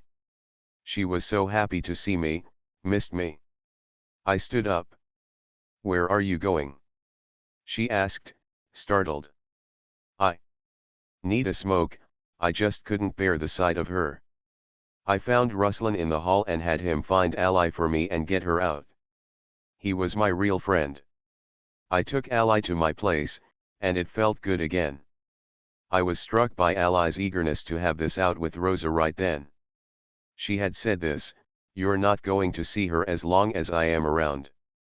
Right after that she, however, recollected herself and said that she wouldn't fight for a boy. Nevertheless, with ally around, I never saw Rosa close by. Having such a stunningly beautiful girl, who was ready to fight for you, was something new to me. Judging by the euphoria that I was feeling all this time while she was with me, the dopamine level in my blood was probably higher than ever. And I never had that self-confidence ever before, as I had with her around. Sveta, my cousin sister, met ally and was thrilled with her. All the local young people of the village admired or envied us, the happy and relaxed ones, and I, being madly in love with her, was acting like spoiled fancy pants, who, in fact, had the situation under control. That's how it looked from outside, anyway. I didn't play, I lived in the image of that cool guy, and the girls started saying that I was becoming too arrogant to them all, while ally complained that she had few friends, and kept losing them. Everything here was against her. Well, at least her ex-boyfriend had finally left her alone. He used to be all over her before I came along. Her relatives kept forcing her to marry and now they were having a go on her for hanging around at nights. Her uncle once threatened her to get her out of his house. "You will live with me," I said casually, blowing smoke rings inside my hut. "I will have to pick up all my stuff then." She did mean that? I bit my tongue. I thought of my aunt. No, I wasn't ready for that yet. We no longer went to the club, ally would come to my place instead. Being with ally, I was getting skinny and the guys said that I no longer looked as impressive and brutal as I used to be, but I was sure I never had been as militant as then with her around. With my testosterone level going wild, I was aggressive and ready to tear apart anyone for her. It was a shame I had never shown that as she did on me with Rosa. She was telling me a lot of her stories, like when she was a cause of severe fights at discos in Dushanbe. One day she was hiding from her drunken boyfriend who, in a fit of jealousy, threatened to kill her, and furiously drove a motorcycle in the search for her through the night city until he got himself killed in a crash. In the city of Ufa after splitting up with her husband, she never used a word divorced. She was sitting all day alone in a cafe, in a state of prolonged depression, where, inside the cafe, she met the metalheads gang, the aggressive young guys, the heavy metal rock music lovers. She made friends with all of them and got fascinated by the hard and heavy rock music and all these rallies and entourage like leather coats and chains. They constantly hung out in that cafe. They had the band leader called Redhead, her new boyfriend now. Then her Ufa relatives had her go here to the village. I knew she was holding something back on me, but I didn't want to know too much about her past. I was in love with her too much to want to know too much about her. In a week or two we realized that we missed the river. We never went there since our last time. We fixed this right for the next day. We went down there that very night though. That's how it worked there. We got out to the street from our den. The night was still young and it was still busy out there. An accordion played somewhere across the street, somebody whistled at the other end of the street along with echoing laughter. And on our gates bench, there probably was half of our street population. The crowd was passing around a large bottle of a scented mead, each taking a good pull from it.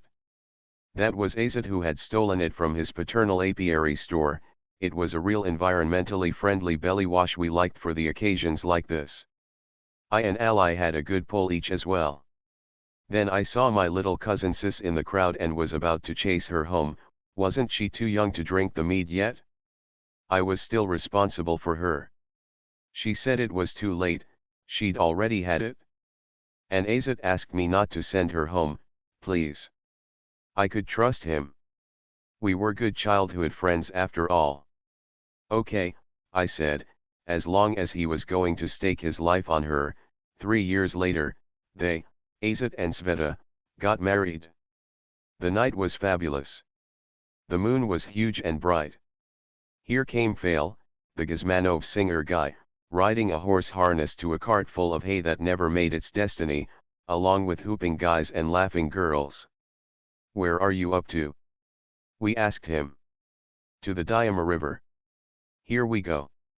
The idea to go there right then, well after midnight, sounded good indeed. The crowd set out to the river. On the way there we got stretched out and broke into small groups and couples. I and Ally found ourselves in the middle of a lonely track, lost in an uncut meadow under the bright moonlight. The village was far behind now, almost as far to the river, yet with barely audible distant voices. I was about to start kissing Ally when we suddenly heard a distinct grunt in a bush ahead of us. I froze and Ally almost fainted first, but right there she suggested that it was someone playing tricks on us, and I decisively moved to the sound. Of course. It was them, Azit and Sveta, squatting in the bush. They laughed happily with the effects they had on us. I chased Azit fooling around a little bit. Finally, we all four made it to the river. Diama River looked beautiful, shimmering with the reflected moonlight and mysteriously black forest on the height of the opposite bank. We all wanted to swim. The problem was that neither Ally nor I had any swimming gears. Each solved the problem in its own way. I announced I'd swim naked and immediately got undressed. Oh. He did that. Sveta turned away, spluttering and chuckling, and ran and jumped into the water. Fuck, it was good. Swimming at night in a river like this. Ally had jumped after me with her blouse on. She put her clothes neatly folded on the grass. Quite a different story was with Azit and Sveta. They had their swimwear on them all right. All four of us were noisily tumbling about in the river.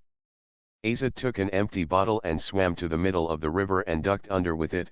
He, being a local village boy, knew all the water springs coming out at the bottom of the river, so he filled up the bottle at the bottom of the river with incredibly cold and tasty water. Exhausted, we got to the shore. Laughing, Ally said that I, being naked in the light of the moon, looked like I was wearing nice white bathing suit. Good effect of my approach was that I had dry clothes on me when I got dressed. I gave Ally my sweatpants to wear so she could keep her clothes dry out of her wet body. Soon Fail showed up with his cart full of young people making a din and with the restless accordion player. Ruslan was with them, all right. Judging by the fun they were having, they must have passed around quite a few more bottles of mead on their way here. We took some pictures, danced to the accordion, and fooled around. The poor horse took us all back to the village. We kept riding through the village, and Ally watched Fail to be easy with the horse all along. Then, early in the morning, Fail, each and everybody, delivered home.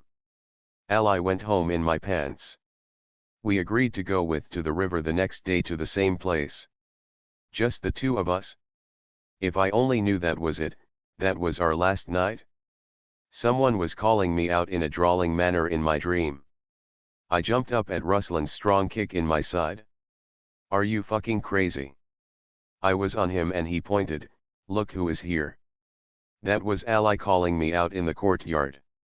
It was still early in the morning, The sun had not risen yet. I came out to her. I am leaving with my mother. I came running all the way through to say goodbye to you and get this back to you. She handed me the package with my sweats. To say goodbye, you say? I felt sick. Not again. I'll be back in a week, but you will not be here. I know. That was true, our vacation was coming to an end. Whenever I think of that moment I always kick myself. I would never forgive myself for how I was saying goodbye to her, to my most beloved woman, as it has turned out up until I met Urka. I must have been half awake. I slept no more than 3 to 4 hours a day on that vacation, I reckon. And now Ally was standing next to me, having just run across half of the vast village and calling out for me, and I could not wake up, just moaned in response, until Ruslan gave me a good kick in my stomach to animate me a bit, and me who still didn't seem to understand what was going on. I would have been hurt if someone had said goodbye to me the way I was saying to her. I sat in front of her, I was lost, and Ally, as usual, was gorgeous, looked fresh and beautiful, just out of the bandbox in her pink trousers and a white shirt. I was silent, resentful because Ally was leaving me. After a very long and inhospitable pause from my side, Ally had offered to exchange our addresses. There was no pen around, and I wouldn't go inside the house. I wouldn't want to wake my grandmother up to have her open the door for me at this ungodly hour. Maybe, I'll see you someday, said Ally, leaving.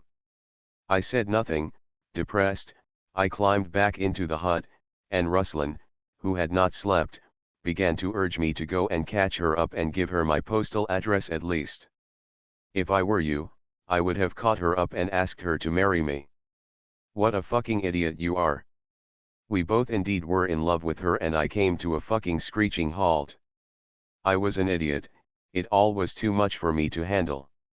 This love must have played tricks on me. I stayed lying inside the hut, all sick and freaked out. I then left my postal address for Ally to write to me. I had an asseveration from my Sveta that she would pass it to her. She never did. And how I waited for a letter from her. And what a letter I have prepared for her, waiting on its wings and never taking off. And those beautiful pictures she has never received. If I had received a short line from her, I swear she would become my wife. My mom, by Ally's pictures, immediately figured out whose daughter she, in fact, was, and she wouldn't mind me marrying her. After this affair with Ally, we both, me and Ruslan, have become completely different persons. Ruslan, by the way, had no affair with any of the village girls on that vacation. I do not know why exactly, but right after the vacation Ruslan had gotten very sick and got himself hospitalized and stayed there nearly for a month. And I had a very strong immunity against any diseases and love as well. At that time I met student girls from Leningrad who came to our region with the student construction crew in the summer. We had some good times, but there was no love, no sex, just friendly relations. After Ally, I swear to God, I had no attraction to any woman for maybe 7 or more months. At the same time, after Ally, I had that absolute confidence in myself. Now I knew that everything was possible for me. Ruslan, on the other hand, had lost such a self-confidence of his he always had. He lost it for good, as it had turned out. For a very long time after Ally, I still kept comparing my other girlfriends with her with the same summary: Ally was still better. And Ruslan consistently and sincerely agreed. In my homeroom, and later in the North Hostel room, I had enlarged photos of her hanging on the wall. My cousin Sveta, as I said, has never passed my address to her, although seen her, all right. Later I learned that it was her inherent typical irresponsible attitude and lack of any seriousness in her. She'd never do what she was asked to. Unreliable person. Later she would seriously suffer because of that. I tried to find Ally, or at least find out something about her whereabouts. She had gotten married, and she had 3 more kids. That auntie of mine from Ufa made a considerable contribution to that we never saw each other again. She was preserving our family reputation. Ally did not fit into her rustic patriarchal, modest and a hard-working man's woman. I don't talk with that aunt of mine I once loved. I had enough of one of her remarks. Your dad also loved to come to the village just to have fun. I was supposed to come to the village and spend my whole vacation cutting hays and digging potatoes. All in accordance with her shabby ideas on how a person should spend his holidays. Ruslan after our vacation tried hard to redeem himself, but I've completely lost interest in this kind of our competitions, and he, for some reason, could never redeem himself. It no longer worked for him, and if whoever he met again, he'd now hide her from me. 2 years after my departure to the north, he married a girl, and, a year later, he had a daughter with Down syndrome. I never believed it was his daughter. I had good reasons for that, but I have never said that to him. He has made his choice. Ally, if she remembers me at all, probably was sure I had forgotten her very next day after she left, and I have never been thinking about her. The way I had behaved with her during her saying goodbye to me, what else she could think of me carrying along like that? Ally, my little doll. That was the shortest but strongest love I ever had in my life. It would be good for you to know that. I'm still loving you. Remember that song we used to listen to a lot? 14.4 My wife. What's that? She asked me, pointing at a pack of pills in my suitcase's inner pocket as she packed my bags. Well. I hesitated. It's, Levitra. It's what? Are you kidding me? No, it's like Viagra, only better. You're kidding me. Are you freaking nuts? Stop. I grabbed the pills, they've never come in handy yet. Oops. That was the wrong thing to say. I put the Levitra pills back in my suitcase pocket. I didn't use them in that tropical paradise, at least not at first. My wife never touched them. I would never trade my precious wife for anyone else. Who else in the world would put up with an asshole like me? This book better makes me rich or my wife will be furious. In fact, it was because of her that I started writing this book in English. I thought it was a good idea at the time. That was until my boss, Graham, read a chapter from it, one of the nastiest I wrote about my wildest experiences. I was foolish to upload it to my social network. But let's move on from that. My friends, you never know where you may find or lose something. I didn't want to get married, especially not to her. When she met me on the street outside a grocery store and said we needed to talk, I felt a chill run down my spine. I knew it, I had just been caught. In her youth, my wife reminded me of the French singer Patricia Cass. Later on, 2 different men that we were close with said she looked like Princess Diana and even wanted their sons to meet our daughter, who they referred to as Princess Diana's daughter. They may have jumped the gun with the princess comparison, but it still felt pretty good. I never thought my wife was beautiful. I was even shy to go out with her. I was also annoyed by her bad manners. I thought she was somewhat stupid, despite her managing to get a higher education, which she seemed to be proud of. I'm highly allergic to stupidity, as I suppose you've noticed, and I think any thoughtful reader of mine can understand my deep-seated cause for that. It was this irreparable stupidity that always annoyed me in my sister. And somehow, I found myself married to someone like that too. My wife has never cheated on me, despite her irresistible sexuality, even when I was away from her for long periods of time. I'll tell you this much, if that had been the case, I would have understood and I wouldn't have made a scene over it, but please don't tell her I said that. She said she wished she could do it, but she always had a superstitious fear of cheating and I trust her. I believe her. I wouldn't have stayed with her if I didn't. We had been through everything in our youth. To be honest, I treated her poorly. Apparently I couldn't forgive her for forcing me into marrying her. I never hit her, but I always had issues with her. I treated her like Kai in The Snow Queen, with ice in his heart, treated poor Gerda. I didn't like that she never shared my refined musical tastes, never left me alone to concentrate on my English classes. She always had more pressing things for me to do instead, and wouldn't let me watch TV at night because she wanted to sleep in peace. We only could afford a small one-bedroom apartment. She wasn't beautiful enough for me and she slouched, and I always had an answer to any of her complaints. I warned you. Or I wasn't the one who wanted to get married. We had our differences and I was cruel to her. But we learned how to deal with that. The main difference was that despite everything, she loved me, but I was never in love with her. Never. And so, I wasn't happy despite the abundance of sex we had. I always loved sex, even when there was no love involved. When she first saw me, an all-terrain truck driver, she didn't like me at all. I was a bit disheveled, a bit unkempt. That was her first impression of me. And she was a lady from the accounting department who came out to the field for an inspection. We met through mutual friends who had gathered to celebrate Victory Day at a bakery where a good friend of mine was working. I didn't like her either, not at first glance. She was tall and awkward. If someone had told me that in 3 years she would be my wife, I probably would not have believed it.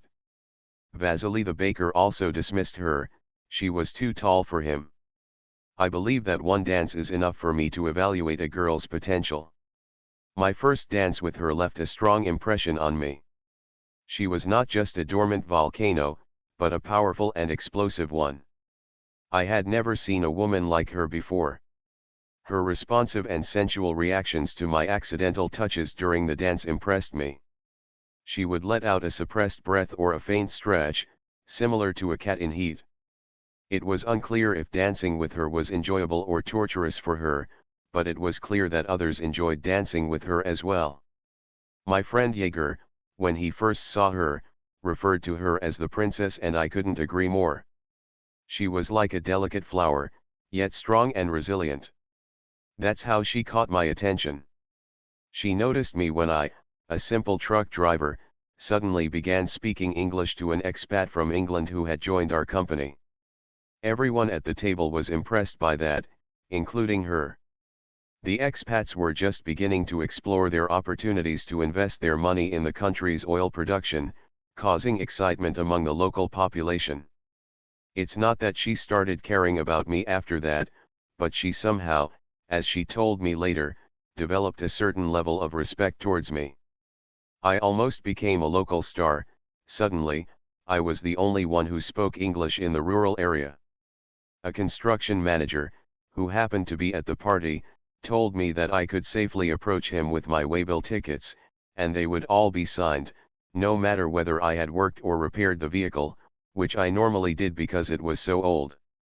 When I decided to keep the princess and volunteered to see her home, I was very confident that I would be rewarded for that. When we entered her room, I, being so sure of myself, leaned toward her. As she told me later, she was really scared of my move, it was so strong, so imminent, and fast. She started pushing me out. I was shocked, it was the last thing I expected. She called the hotel manager to have me kicked out, and that's how we met. She was almost 3 months pregnant when she married me. My friends, especially my friends' wives, said I should be rejoicing to have a wife and a child all in one. What else did I need to be any happier? They were right. Especially when she gave birth to my beautiful daughter. It was immediately clear to me that she, in fact, was beautiful.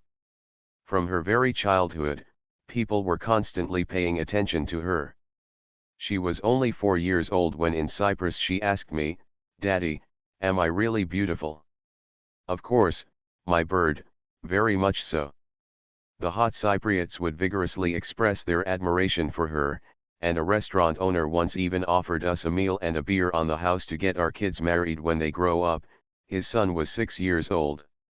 I thought he was too old for her, though. Yes, I have a beautiful daughter. She is grown up and taller than me now. She graduated and now works in an office. She was my greatest piece of luck in my worthless life. Irina, that's her name, was an excellent housekeeper, always keeping things clean and in order. Her cooking was superb, and it was a virtue that was okay with me but not first in my priority scale. Unlike my dad, who was also a great cook, his typical food wasn't necessarily the healthiest. He cooked with a lot of animal fat, making wonderful and delicious burgers. His passion for cooking may have stemmed from his hunger during his childhood in wartime. My mom, on the other hand, was not a great cook, nor did she enjoy cooking. Perhaps this was why my dad took the cooking responsibilities on himself. I mean, Irina cooked so good that everything she touched tasted just amazing. Unfortunately, the side effect was that I quickly gained weight, and I'm still struggling with it now. Hey. I'm not going to write about everything, but I can say that everything seemed to be going great between us. More than that, I'd say it was wonderful. In the early days of our relationship, her explosive temper was always present. I often said things I didn't mean. Well, sometimes I did, such as I wasn't the one asking her to marry me, and threatened to leave her with my meager belongings. Usually, this would calm her down, but over the years she never truly learned to control her emotions or manners. She loved me, but in an odd way. I was the breadwinner and a tireless sex machine all rolled into one. But as time went on, she stopped worrying about me leaving as she saw me as a provider, and also began to look after my health. Yeah, we had our differences.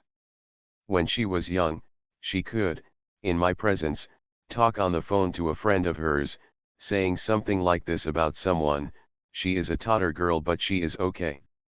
I often suffered from my own people, both in the army and after. Remember Julia? She's a totter bitch, all right. But still, I was amazed by her lack of tact. Especially when she once, being wild with her emotions, sent a telegram to my parents with the words "Damn Tatarva." I hit her for it, but it was the only time ever. Many years later, I apologized to her for that. She was surprised, having completely forgotten about me ever hitting her. She even claimed that this had never happened. I am incredibly grateful to her for that. I must pay tribute to her. Over the years, she has become more and less tactful in many things, especially when it comes to ethnic matters. She has learned to control her emotions most of the time. Looking at the freshly ironed clothes and those Levitra pills she never touched, I was grateful to my wife for what she had done for me. Even though I had grown accustomed to her taking care of me, I was still in awe of her dedication. She had spent the entire night ironing my shirts and pants, allowing me to sleep before hitting the road. It was then that I truly appreciated how much I needed her in my life. You see, I never loved her, so in general, I felt no remorse when I cheated on her. I didn't hide it much from her either.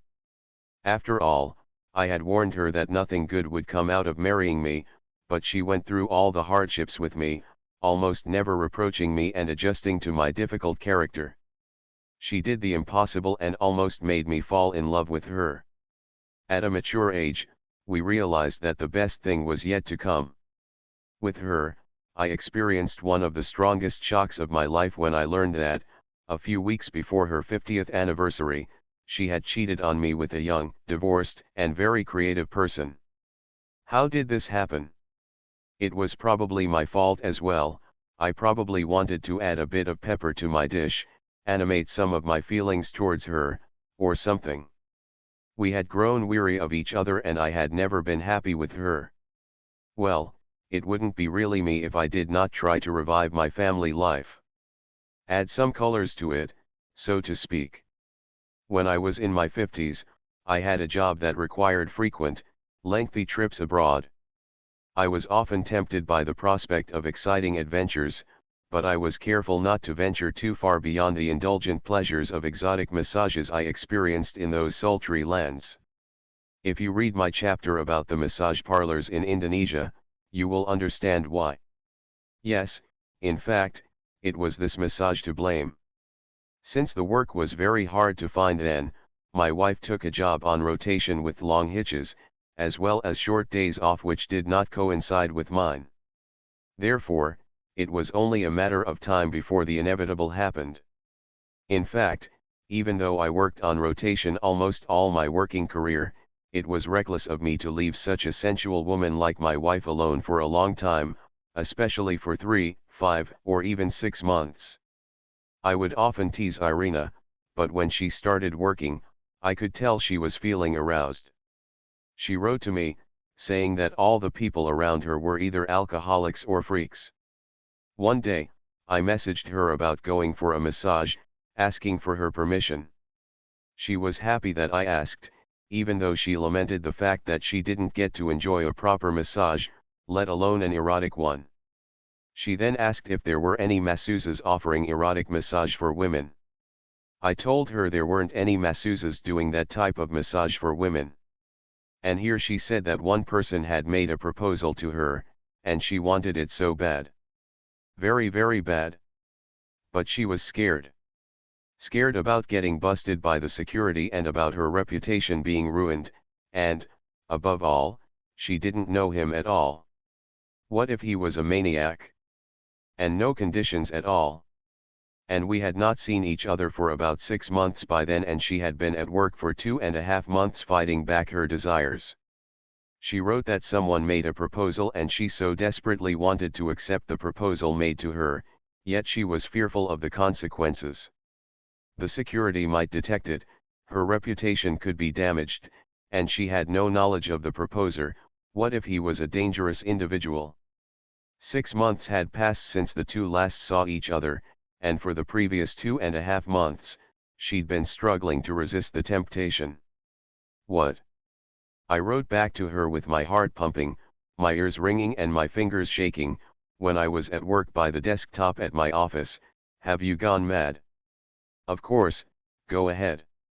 Don't lose a chance. Especially at our age. It is out of the question. It will cure everything, even your runny nose you have just complained about. She had just caught a cold, one condition though. You will tell me everything. What? I responded to her with eagerness and enthusiasm, with my ears ringing and my fingers shaking and my heart pumping when I was sitting at my desk at work. I exclaimed, "Are you crazy? Of course, take the opportunity. Especially now, at our age. There's no way you can pass this up, it will fix anything, even that runny nose you just mentioned. But there's one condition, you have to tell me all about it." I had pushed her to the decision, I presume. I felt my cheeks burning red. "Well," I said, "whatever is good for you is good for me, you know me." "Thank you," said my wife, still not sure if it will be good for me. But the proposal was received this morning and it is still not clear with places yet. You will have a new experience in your life. Go ahead. Okay, she said and thanked me for that. These conversations with her and thoughts about it had turned me on incredibly. I was so excited, feeling the rush of adrenaline and endorphins driving me to dizziness.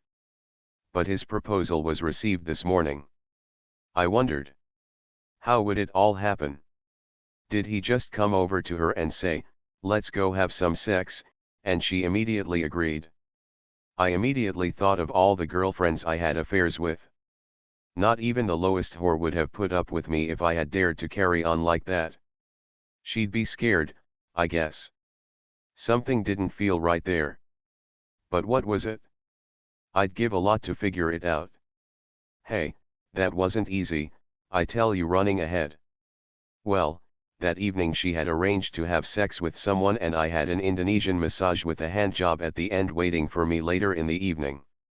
However, she wrote to me again that evening saying that it might never take place, she was scared of getting caught red-handed by the security and she didn't even know him. Plus, there were people all around them, making it very difficult to get one-on-one with him to arrange all this. I reassured her and said again that she should not miss such an opportunity, and that we both were of ripe age, and who knows how much of our life we yet had left to rejoice. To get her further on, I said that I was going to have my masseuse undress when she was massaging me. I wasn't confident if that would work out for her, I knew too well my wife, she probably would never make up her mind. Otherwise, I would have been more careful with all that I had enthusiastically gotten involved in. Later, I joyfully wrote to her that I had a really good massage. She was glad for me and asked if I had the pretty one doing it in my room, not in her parlor. All of a sudden, she wrote this: "Do not call me, he is sitting right next to me." This was her last message I read early in the morning. After reading this, I instantly got excited and wrote back to her, "Be sure to tell me what the outcome was. I am sure that it has all worked out for you. I'm happy for you." In the evening, back at home, I remembered that I had some money on my Skype account and I called her on her cell phone. She was still at work when she picked up. Her voice was cheerful. I couldn't believe how I had been waiting for her joyful messages with descriptions of her impressions, but there were none. I had written her about the massage I had and the naked masseuse who allowed me to touch her, though she had been a bit shy. Still, there were no responses from Irina. I began to think that something must have gone wrong, or she was just being nervous about cheating on me and hiding it from me. None of my messages on Skype had ever been returned. I asked her to give me some sort of signal so I would know she was alive, but there was only silence. In the evening, back at home, I remembered that I had some money on my Skype account, so I called her on her cell phone. She was still at work when she picked up. Her voice was cheerful. She was like, "Hey. You lost me." I was like, "Where have you been?" I have something wrong with my Skype, I can't recover my password, even the IT pros tried to help me, it didn't work. Can you speak? I'm not alone right now, but I'm walking out. She went out and she sighed somehow happily and prepared to answer my questions. At that moment, I realized that it all worked out for her all right. Well, how was it? Excellent, better than I expected. It flashed in my mind, better. My heart was pounding. I felt happy for her. Excited, I congratulated her. And she was like, "People are here." But she clearly wanted to talk about it. Just say only yes or no. He got his hands on it. Yes. Not just hands. What about you? No. Why not? Not ready yet. He has arranged the room, the next time we go to the town he will book the hotel room. And she told me that he had done something to her, and it was so terribly pleasant, but I was unable to find out what it was. The connection was bad, and she was too shy to speak out loud with people around. I asked her to write about it, but she said she had too much work to do. She had never did, no matter how much I asked her. But I was intrigued, what had he done to her? Was it something she had never allowed me to do? No, she just simply said. I had a storm of emotions swept over me. I didn't realize what it was at first, there was joy and jealousy at the same time. That was probably the masochism, the thought of my wife, on her past and planned sex with someone who had just made an offer the day before. And she loved it? I knew, from then on, her memories of this would always bring me on again and again. After the phone call with my wife, I called a local girl and was with her all night, while all my thoughts were still about my wife only. That night and the next day at work, she couldn't get her Skype to work, and I so wanted to talk to her. She even didn't write to me. After several of my text messages, she only replied that she loved and missed me, that she had already bought tickets to go home, that she was okay, and I felt she was so dear to me. I also experienced incredible gratitude to her for having such confidence in me. Now I would kill to hear her first impressions, before they were eclipsed by the others to come. I couldn't concentrate at work. I just kept asking her to tell me briefly what it was he had done that I had never done, and she liked it so much. She wouldn't tell me. In the evening, I finally received a message from her in which she wrote this. You only can call me after 8 o'clock. Please take into consideration that not a single word is ever allowed on intimate topics since he is seated right next to me almost all the time at his workplace. He certainly works outside on sites as well, but may come in at any moment, and people are around. The only Wi-Fi access I have is at work. And I have no headphones, so when I'm talking to you, everyone around will hear what you say. So please, don't let me down. I am doing all right. Kiss and hug you tightly. I had not even realized what was happening. Here we are, I thought to myself. That was the end of my workday, and as I made my way home, it all suddenly became clear. I called her from my hotel room and told her everything that had been building up in me since she made that indecent proposal when she put me on the back burner. Now I had to ask her lover for permission to talk to her? Strictly at a certain time. That seemed a bit much. Wasn't it? What she had written to her lover was usually written to me, her husband. She should remember that I had made my condition clear. Go ahead, but she had to tell me everything.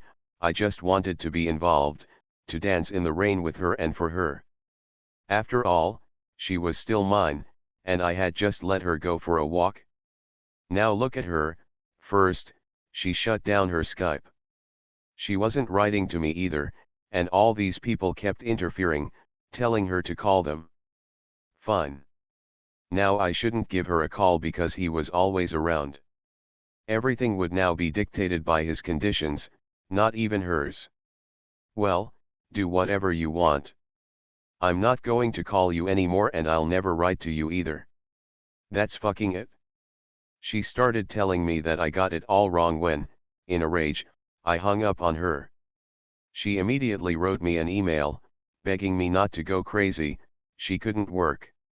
She really meant that she didn't have much time at work, and after work, she didn't have access to the internet. She asked me not to break her heart. Then she justified herself, saying that it was only necessary for her good health because she was feeling so bad that she had to struggle to move her feet. She was fighting back her desires for 2.5 months before she gave up. She was a human being too, after all. I kept telling her that I had accepted that, what was good for her health was okay for me. I just didn't want to find myself pushed aside, that I would never tolerate. In the end, we agreed that she would share her experiences whenever she had time. And I promised to wait patiently. She asked me not to be jealous. I wrote that it was impossible. I was being terribly jealous of her and, at the same time, I was terribly happy for her. I even didn't know which of either I had more in me.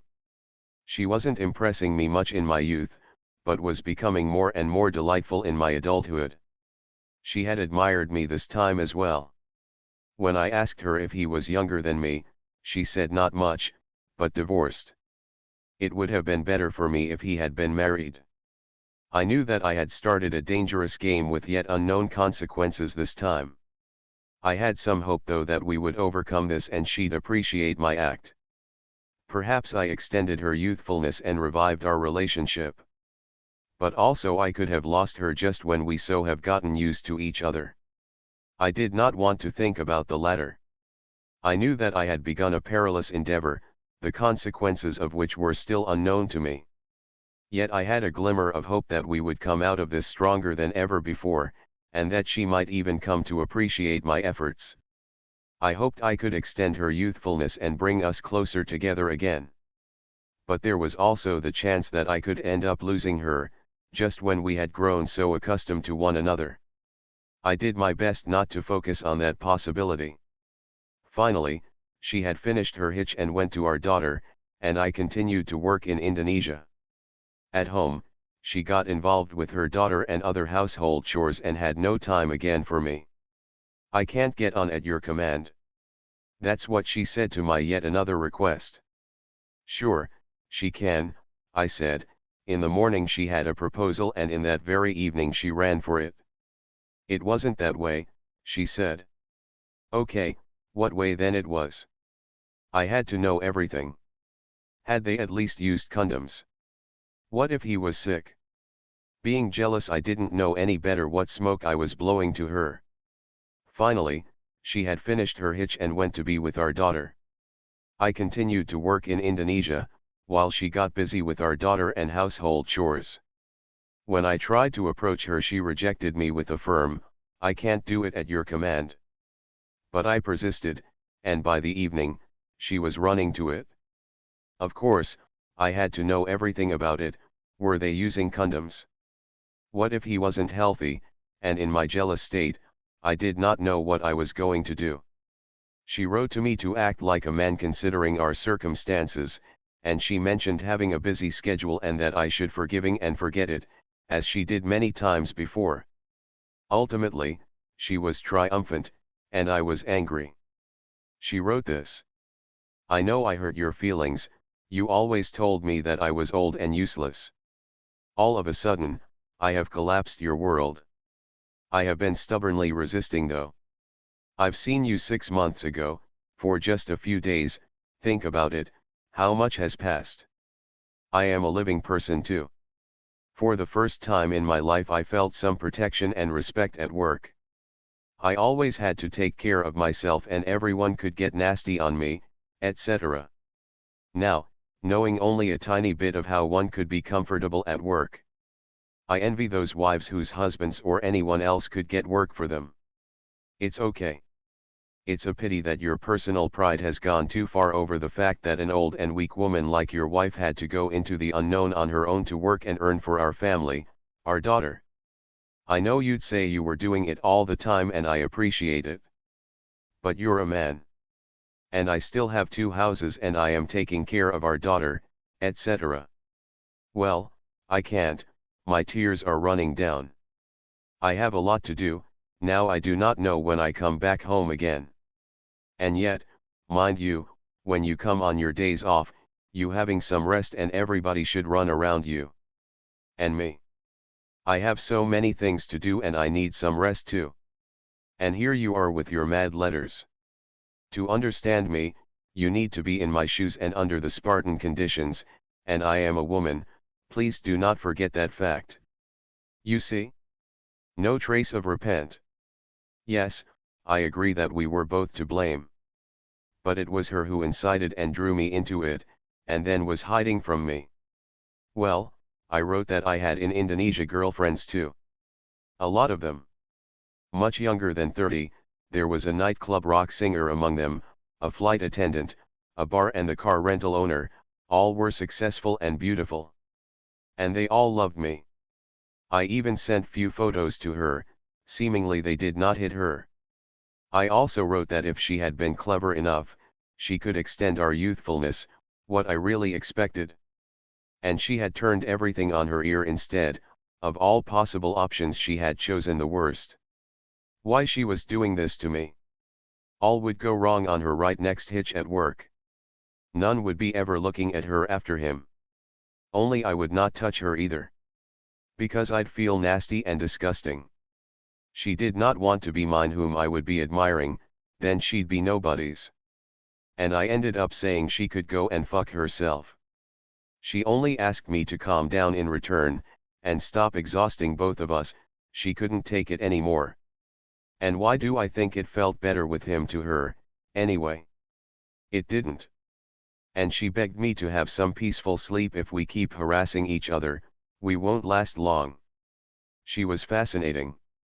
For the first time in her life, she was asserting herself, leaning in on me.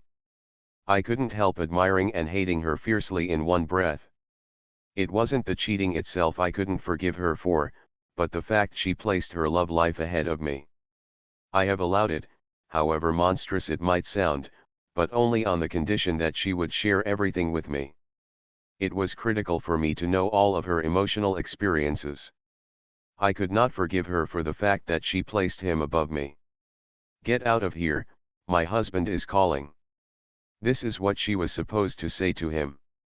Not do not call me, he is sitting right next to me. As she said to me instead. Irina, despite me fooling around, has always been first in my life, and many resented that. The only thing that could be said in her lame excuse is that it probably must have been the first time it happened to her, or else she would have been more ethical and not humiliated me with her "don't call me, he's sitting right next to me." Unless she had gone completely crazy. Irina kept saying that it was all just for health and there were no strings attached. It was only her next hitch that I figured out she was in love with him, as I wrote her about my guess and she wouldn't even bother to deny it. Attacks of my frenzied jealousy would then be followed by my love for her. That's when I realized I loved her for real, not just pretending as I used to before. The 24 years of living together meant something to me. That also meant she was still attractive if she got picked up by a young guy like her boyfriend. Anyway, Irina was packing up for her next hitch when my letters with conciliatory parting words were followed by frantic bouts of jealous ones. To all my attempts to talk to her about it, she said she had no opportunity or privacy to talk quietly with me, to which I would immediately rage, saying it was much harder for her to find some privacy for me than it was for him. She couldn't get alone at work, and then at home, she couldn't talk about it on my command. I reminded her of how she kept turning me down on the phone. Me. Her husband, not her boyfriend. Hasn't that left a scar in my mind? Breaking up with her was like quitting smoking, not an easy undertaking. Apparently, she had forgotten how hard it was for me to give up smoking and now she thinks I have never smoked, but sooner or later I would do it. That's when she would find privacy and time and eloquence and a willingness to do whatever I commanded, just to get me back. But it would be too late, it already is. At times, I could not imagine any physical contact with her. On the train to her work, she would have time to think and count how many times she had turned me down at work since early September, her first sex with him. Think about my condition at that time. And I wrote to her on Skype, that was for her to have a good sleep at night, that I also was going to a cafe with a young, beautiful local girl. Next morning I sent a detailed photo and a letter in which I said that I had long wanted to retire, to get a dog, a French bulldog actually, to do some translation hack work at times and walk a dog in rainy mornings, but I had to pretend to be a ladies' man instead, at my 51 years. Yes, I wanted something to get back at her with. Yes, I had to overcome myself. Yes, I had gone crazy, she must have had second sight. But when I had gotten laid with her, to bust a nut, I even had to bring up Irina's image having sex with another guy, young and strong. I wanted to cry, I felt sorry for her at once. Did she feel sorry for me once?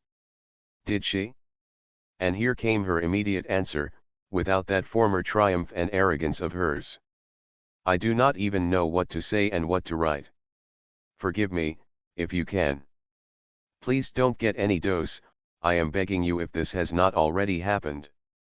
You got me out of a rut yesterday, I could not do anything, and I am running out of my days off and still have a lot to do. I do not know how to help you, tell me. Don't wind up things, I am not asbestos. I've been telling you, if you keep going on me like this, I won't be able to work even if I make it to the work. Yesterday I tried to take my mind off those things, I went for shopping, it was impossible to escape though, even the strangers, seeing my condition, were saying something trying to put me at ease. Whenever I remember, what kind of working conditions are there, I really don't want to go to work. Maybe that's why almost everyone is drinking secretively there, despite the risk of being deprived of the wages, fined or even fired. I can't even concentrate on anything. I'd better stop, the more I write, the more you are getting egged. Please don't be mad. After all, you are at work and bosses are watching you and make conclusions about you. Listen to me. After this letter, I went to a new phase of reconciliation with her. She wrote that she would quit, the working conditions were terrible anyway. I wrote not to do it because of me, it was very hard to find any job then. And she went back to work and we exchanged our love letters. I even remembered, in one of those letters, for the first time, about the first sex we ever had. She replied that she had read this letter and experienced blissful pleasure. I was turned on as I wrote letters, and she was apparently excited as she was reading them. And somehow, I felt that, 5 days after she had appeared at work, she began to see him again. In a letter, she wrote that yesterday, I was at a birthday party and had some wine with wine glasses and was eating sultana raisins. And today she was tired and, after a sauna, she was going to sleep. She would even skip her dinner. And once again, she reminded me that she was mine and no one else's. Obviously, something was going on out there. The next morning, I wrote to her that I had a feeling that she just had a great time, to which she replied, "It's unbelievable how you feel me." She had obviously resumed her contacts with him and I was consumed with jealousy and arousal simultaneously. With my progressively sick brain, I tried to recreate her feelings in my mind on how she was running down when she got that proposal for the first time, due to the fact that it was indeed the first time ever for her, combined with an unusual set of circumstances. She must have been torn apart between her desires and fears. It must have been felt really spicy. I remembered how easily she was picked up and invited to dance at parties we were at together, like in the movie Eyes Wide Shut. Her pheromones and long legs apparently did the trick. Later, when we finally met at our home, she told me that when she was going to her second shift at work, she was sure she would no longer go out with him. But she was wrong. Well, I had texted her a message, the meaning of which boiled down to the fact that if she didn't respond to my messages, I would always pile up the agony. And if she denied any contact with him, I still wouldn't believe a word, and that I loved her. She showed my text to him, as she told me later. Now I'm pretty sure she had been showing the rest of my texts, if not all of them. Meanwhile, my company had bought tickets for me to go home for my days off, and in 3 weeks we were supposed to meet. My jealousy continued to grow, especially when I couldn't get through to her or didn't get any answers from her to my messages for a long time. It was driving me into a panic. In one of those moments, I phoned her and said she was somewhere other than her office. She was obviously confused and didn't have anything to say for herself. Half an hour later, though, I received her Skype call from the office, the only place with Wi-Fi access. She showed the empty room and said that she didn't have her iPad with her, so she quickly went to her room for it. She begged me not to force her to make excuses and that she didn't like my attitude again. At the same time, I noticed on Skype how beautiful she looked. It obviously worked well for her. Pink colors looked good on her. She looked happy. It was obvious she had fallen in love with this unpretentious man. With her words, "You'll weep just having a look at him." All my jealousy prevailed, driving me to fury. At times, it was impossible to get in touch with Irina, either by Skype or phone. That's how I started to track down her dates with him. At the peak of their passions, their dates would reach 3 times, and even more, a week. Incredible marathon for a 50-year-old woman, even for such a loving one like my wife was. Those moments I realized very clearly how much I loved her. Really. For women like Irina, any long sex breaks were strictly contraindicated. She would wither without it. I should have thought about it, and now I have lost sleep and appetite. I always wanted to lose some weight. I had struggled with my excess weight without much success in the gym, and now I began to rapidly lose it. People at work began to notice my detachment. The work, unfortunately, kept adding up, but I couldn't focus on it. All my thoughts were about my wife. At night, I would wake up at 1 o'clock in the morning and could no longer sleep. One day, by the end of her second week at work, I woke up with a particularly strong sense of anguish and sent her a greeting message she never received. I felt like she wasn't alone and my legs went rubbery. I strongly felt that, while I was eating my heart out here, she was indulging in love with him. In the morning, I asked her questions and she gave in. Yes, she had sex that night all right. At this point, I felt an incredible surge of adrenaline. I felt my hands shaking, and I got turned on again. Yes, she was having sex, but again she begged me not to take it too seriously, she would never fall in love with him, she had everything under control. Fuck me. Was she kidding me or what? Don't take it in your head. That's what she wrote. That very evening, I called for the masseuse.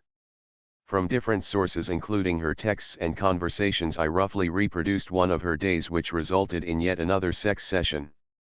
That day, she wasn't very busy, so she asked her boss if she could leave the office earlier.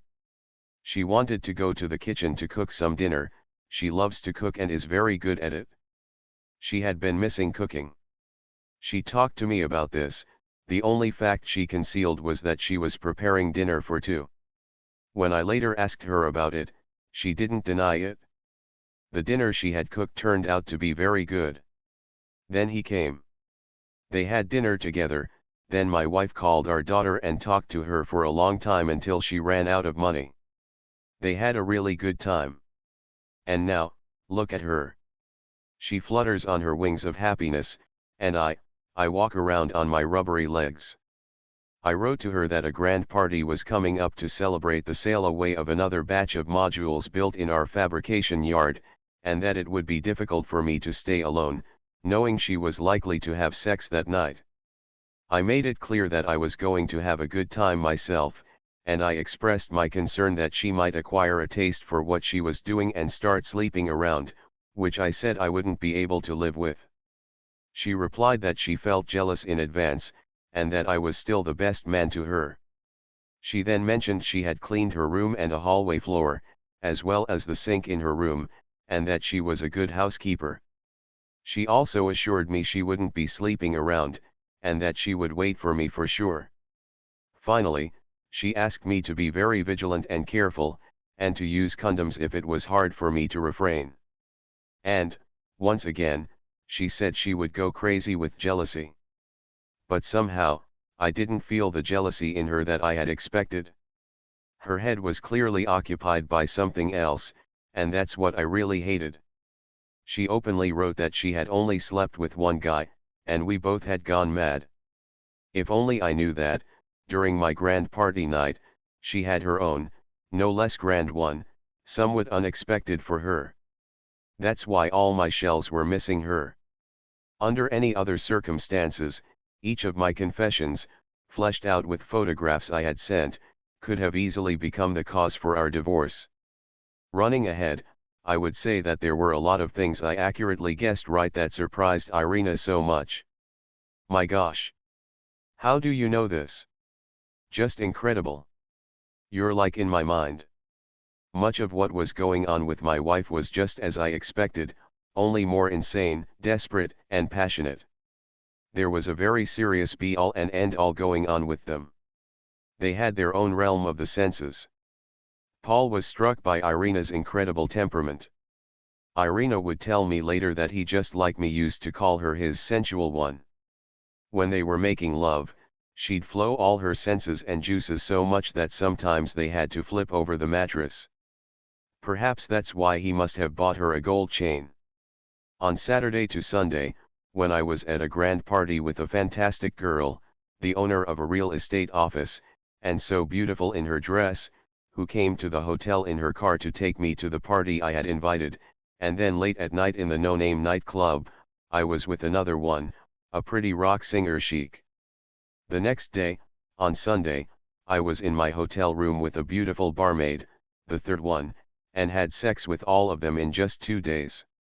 Well, that's what was happening at that very weekend to my wife. At my wife's work, they all work 7 days a week, they had no days off unlike us. She and her boyfriend sneaked out to a fancy hotel in the city, he had made a reservation for. On the way into town, he asked Irina if she loved roses, to which she replied, yes, very much. On her way to their place, she still had no idea what was awaiting her, she anticipated a beautiful bouquet of roses. She was told that they were going to a nightclub she was reluctant to go to, since she was very tired after work. In the hotel lobby, Irina was asked to wait a bit, here is a pleasant surprise for you. Wow, she thought to herself. There must be some huge bouquet of roses awaiting me. How romantic. Finally, she was asked to proceed and she gasped. The floor, tables, and double bed were all covered with red and white rose petals. Paul grabbed petals with his two hands and tossed them over her. Irina stood numb with euphoria under the colorful snowflakes of petals and couldn't believe all this. They had planned to stay there until the morning, but they lost control and forgot themselves for yet another day. They had a sauna and a swimming pool there, a lot of fancy foods with champagne and wine, and an ocean of sex. I didn't know all the details right then, but I figured out that they had something going that was outrageous and above and beyond what I had experienced with my girls. That's why she wasn't boggled by my eloquent reports with photos about my adventures. All this happened simultaneously, incredibly. I recreated all of this based on the stories she told me later. I had hacked into her mailbox when I was dying of jealousy. Yes, he really was crazy, and generous. That had turned out to be her boyfriend, he had outperformed me in almost everything. Now I saw that she was crazy, unreservedly in love with him. Again, she was flying on her wings and I was walking on my padded feet, completely freaked out, without sleep or appetite. A night of romance, enveloped in rose petals and sparkling champagne. Wow! They were both in deep sleep up until dinner. With all their phones switched off, they all started searching for them. Well, they stopped at a jewelry store on their way back, where he bought her that $500 gold chain, and I was afraid and waiting for her phone call all this time. She never called me that day. In the evening, though she did, and she was like, "Why are you not answering my phone calls? Hiding from me after rough nights." She was an incredible actress. Then she stopped answering my phone calls and emails, bringing new bouts of rage and jealousy in me. During one of those outbursts of rage, I revealed my long-term infidelities to her, including my affair with Julia. To which she finally replied, saying it was a shame to read about my long-standing cheating on her. It doesn't look so insulting to me now. Nice finish. I didn't know about that hotel with petals yet. I've already written most of the book, but here is where I am lost. I don't know how to convey the drama of our situation and experiences. What furious letters I was writing to her. She would write in response about our daughter, about not being able to get through to her, or what they had discussed about if she did. One day she wrote to me that she probably should stop seeing him because she felt sorry for me. Oh, thanks. But when she showed me the gold chain on Skype he had presented her, and I still did not know anything about the hotel with petals, my rage again dramatically changed into incredible euphoria. What kind of a woman was she anyway?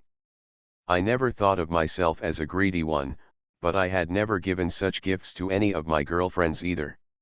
And after her promises that she would tell me everything about her affair with him, especially that she wanted to tell about that anyway, I just couldn't wait to see her. She began to write to me, and even called me once. In my work with my turbulent emotions of jealousy, rage, thrill, and euphoria, it was impossible for me to concentrate at work, yet work kept piling up. All my thoughts were of my wife only.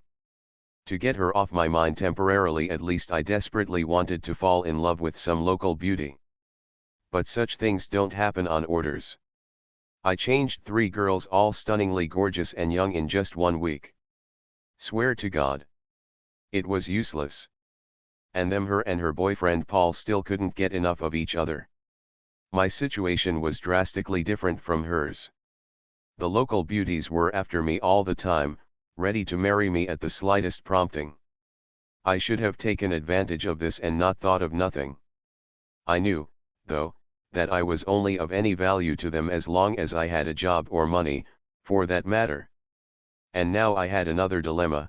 I was asked to skip my vacation at work. For me, that meant that, in that case, I would lose my wife for good. If I turned them down, I could lose my job. The project was getting close to its end and more people were getting released. We just had one lady, greedy to work, the good as built documentation specialist, and my competition as well, who just as well stayed out of work. And I still wasn't sure yet how our relationship would go, too much had happened to us. So, I didn't want to lose my job, nor did I want to lose my wife, especially my wife. So, I made the decision to take a vacation and go home. Sometimes the mere thought that my wife with her husband still alive was having sex with a stranger was terrifying to me, putting me in indescribable horror. From all this, I felt that I was having a nervous breakdown. I had not been sleeping normally for several weeks and was forcing myself to eat. And my wife still hadn't had enough time to communicate with me, even though she was sorry and scared for me. A week later, I felt yet another sharp change in her attitude towards me. She wrote a tender letter, asking me to call her after work and stressing that she would be waiting. Unfortunately, I went with my boss and a colleague to a newly discovered restaurant with nice live jazz music, so I was too late to call her. The next morning, she wrote that she had waited for my call so badly, been consumed by jealousy, and was counting the days until she could see me. It was then that I realized he had finally grown tired of her. They must have split up. Not a trace of her former triumph. I detected some poignant helplessness in her, and her need for protection. If it wasn't for protection, it was for communication with me for sure.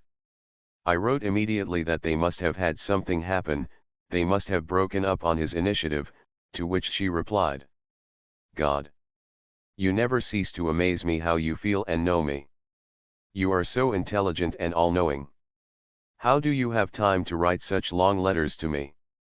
You know, I acutely feel how much I need you here, and how much we have in common. I do not want to erase it from my life." Not so long before this, in a rage, I threw her this. "While you bank fucking." She resentfully shot me back. "What makes you think we were bank fucking?" Betraying herself again. She always wanted more with him. And he got tired. She has exhausted a 35-year-old guy. Atta girl. I immediately recollected her, how it would feel for me to know, not assume, like she was doing now, but to know for sure that she was asking her boss to let her go earlier than normal, not for her to call me, for example, but to cook a delicious dinner for the two of them, getting pleasure from the cooking process, or I'd rather say from the anticipation of a romantic dinner, and after dinner and talking with our daughter, she'd engage in a stormy sex with someone? How was I supposed to feel, especially after her infamous, "Never mind, everything is under control"? And all of a sudden, she was jealous now, when I didn't give her any reason for that. Just because I didn't give her a call because I fell asleep at last? When I was giving her a good reason for her to be jealous, she was doing that for a show, not for real. Her head was well too busy with him, it wasn't so insulting to her then. And now, look at her. She wants me to write her letters, but she never did me any favor when I was asking her for one. Now I'm almost not interested in her myself. My only hope was that things would be different at home, I hoped so very much, which is why I was going home. At home, I learned what had really happened there. They were seeing each other less often than I thought. During the night, they'd knock themselves out so much that Paul would need at least a day or two to recover. This wasn't enough for Irina, though.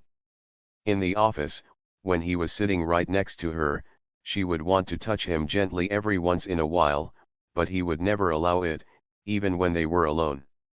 He felt that this woman, who was 15 years his senior, was desperately falling in love with him. On top of that, there were my phone calls to her at work as often as several times a day. So, he had to do something. And he did. The sauna was one of the few pleasures there, except sex, of course, for her in that under-equipped construction site in the middle of nowhere where she was working. There were women who would go to the bath first after work, followed by the men during their assigned hours. All the women had already gone when Irina was still there. She was soaping herself up under the shower when she heard men's voices, but since the women's time was not over yet, she was in no hurry. Suddenly, the door opened and in walked her Paul, naked. "You are crazy." Irina gasped in horror. "People are about to come now. Please, leave me now." "No. They're not," he said. I told them not to, and stepped in, joining her under the shower. She remembered when she was going to the sauna and saw him in the offing. She thought he was fixing the communication line, but now she knew he was following her. He was drunk, standing in the shower, hugging her and saying they should stop seeing each other as it would be better for both of them and that she had to return to her husband a little hungry. Irina was listening to him and sadly objecting that the relationship they had didn't impose any obligations on him, but she still wanted to keep their affair going. Paul then left for a few days and the driver told Irina he had gone to the town for some fun and was now at the sauna with the horse. She became frightened for herself and firmly stopped any contacts with him. When he returned, he asked if he hadn't been too rude to her under the shower that night in the sauna. Yeah, she told him, and he was rude to her. Then, they told all sorts of things about him, so he was right to stay away from her. Afterwards, the driver never talked to Irina again, thank goodness. I wasn't sure how Irina would act when we met, so I didn't know what I was going to do. Therefore, I met her with a touch of excitement at the railroad station. We went to the station by bus, and she was sitting right behind me. She was patting my ears, and I was clinging back to her hands. I would never do that before. I was always very restrained in public with her. But it felt very good. Every day, and I'm telling you, every single day of the 2 weeks we were together, we were having sex. Even a few hours before my departure, we were doing it, couldn't miss this opportunity. Normally, I would need at least 1 day with her to regain some strength, but not this time. There was a new, larger-than-life drive inside me, the totally restarted relations. She came for her birthday, and I had gifts for her, but not gold, of course. I told her gently that gold was a bit too much under the circumstances.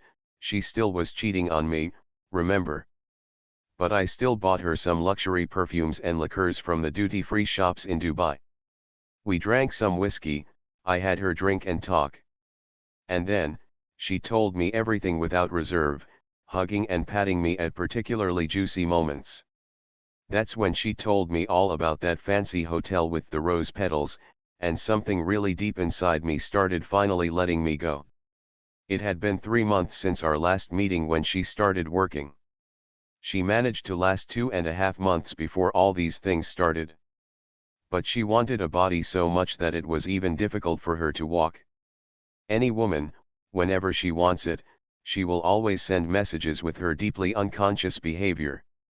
When I worked in Indonesia, there was a 45-year-old woman who worked as a translator, who was always wearing unrealistically short skirts in a Muslim country. This only caused sarcastic comments behind her back, and she really looked ridiculous. It was not particularly helpful for her either. She would never date local men, and expats, including fellow Russians, were spoiled by the attention of local young beauties. Of course, Irina would never dream of wearing such short skirts at her age. Besides, the dress code at her work would never allow them to wear any skirts, not just short ones, only trousers or pants. But Irina was betraying herself by various kinds of women's talk, like, for example, complaining about her husband working incredibly long shifts that were difficult to weather. And her friends would often tell her that she'd better take off her wedding ring. Don't scare off the men who keep staring longingly at her. She's got a look, doesn't she know that? She still wore the ring. In the meantime, the lady cook, yet another friend of hers, just kept whispering to Paul, as she later learned, that he should pay attention to Irina. Just look at her, she is longing for it, she needs some help, she is being sick. Sure enough, soon Paul had moved to their office and sat right next to Irina. Finally, after the oilman's day party, and I know on my own how desperate I could be myself with a hangover, he had made a move on her. He has offered her a cup of tea. That's what they were calling it, a cup of tea. Irina was resting after work in the mobile hut she was sharing with the storekeeper Galina, each on her own bed when he knocked at the door. He said that everything was ready and that he was waiting for her. Irina still did not expect this, how fast things would unravel. She was taken aback a bit, then she pulled herself together and quickly started dressing up. On a date? Asked her Galina. Yes, said Irina. Galina was very surprised and began to ask Irina about her age. Irina did not tell her. She was embarrassed by all this going on right then. Especially she was shy about her age. In the room, he had arranged, the conditions were abominable, and she did not like it. I reminded that she was telling me the next day after that night that it was excellent. Better than expected. That was that very night Paul had made a promise to take her to a fancy hotel. I understand that in the context of subsequent crazy nights she was having with him, that first impressions of her had faded away. That's why it was so important for me to know about her first impressions which were lost for good. Also, she was telling me about a funny episode when they had sex after work in their office. When they were so desperate to find the place, with lights turned off, she put a bed sheet on her boss's table and all hell broke loose. The next morning, Irina especially came early to take a closer look, if there was anything they have left, like used condoms, for example. Under the table, she saw some sawdust which came down from under the connecting bolts. She quickly cleaned up everything, and later their carpenter tightened all loose bolts at her request on that table. She was suffering badly from her interrupted dating and missed him, especially that she now had rooms available all the time on location. Some of my part felt like I was crazy, but her openness helped bring me back to my normal state and revive our relationship. That love has transformed Irina. She had a comprehensive medical examination and fixed her teeth. She began doing gymnastics and old age stepped back a bit. She was missing Paul for a long time, her only lover in our life together. Her meeting with him kept overgrowing with more details I unsuccessfully was seeking once. However, there was nothing paradoxical about it there. All this has extended our sex life and possibly has saved our marriage. For example, when we watched a video she could blurt out something like, "That's what we were doing with Paul," instantly arousing me, even against her will, no matter if it was less than half an hour after our last session with her. I'm sorry, Irina. I tried hard to love you and even for a while I thought I had succeeded in that. But it never worked. I've always wanted to fall in love and get married out of love and have a wife to make everyone envious, but I never really fell in love after Ally, even though I tried all the time. I thought that would never happen to me when I learned that I was loved by the prettiest girl in our class, if not in school, but that's coming up right in the next chapter.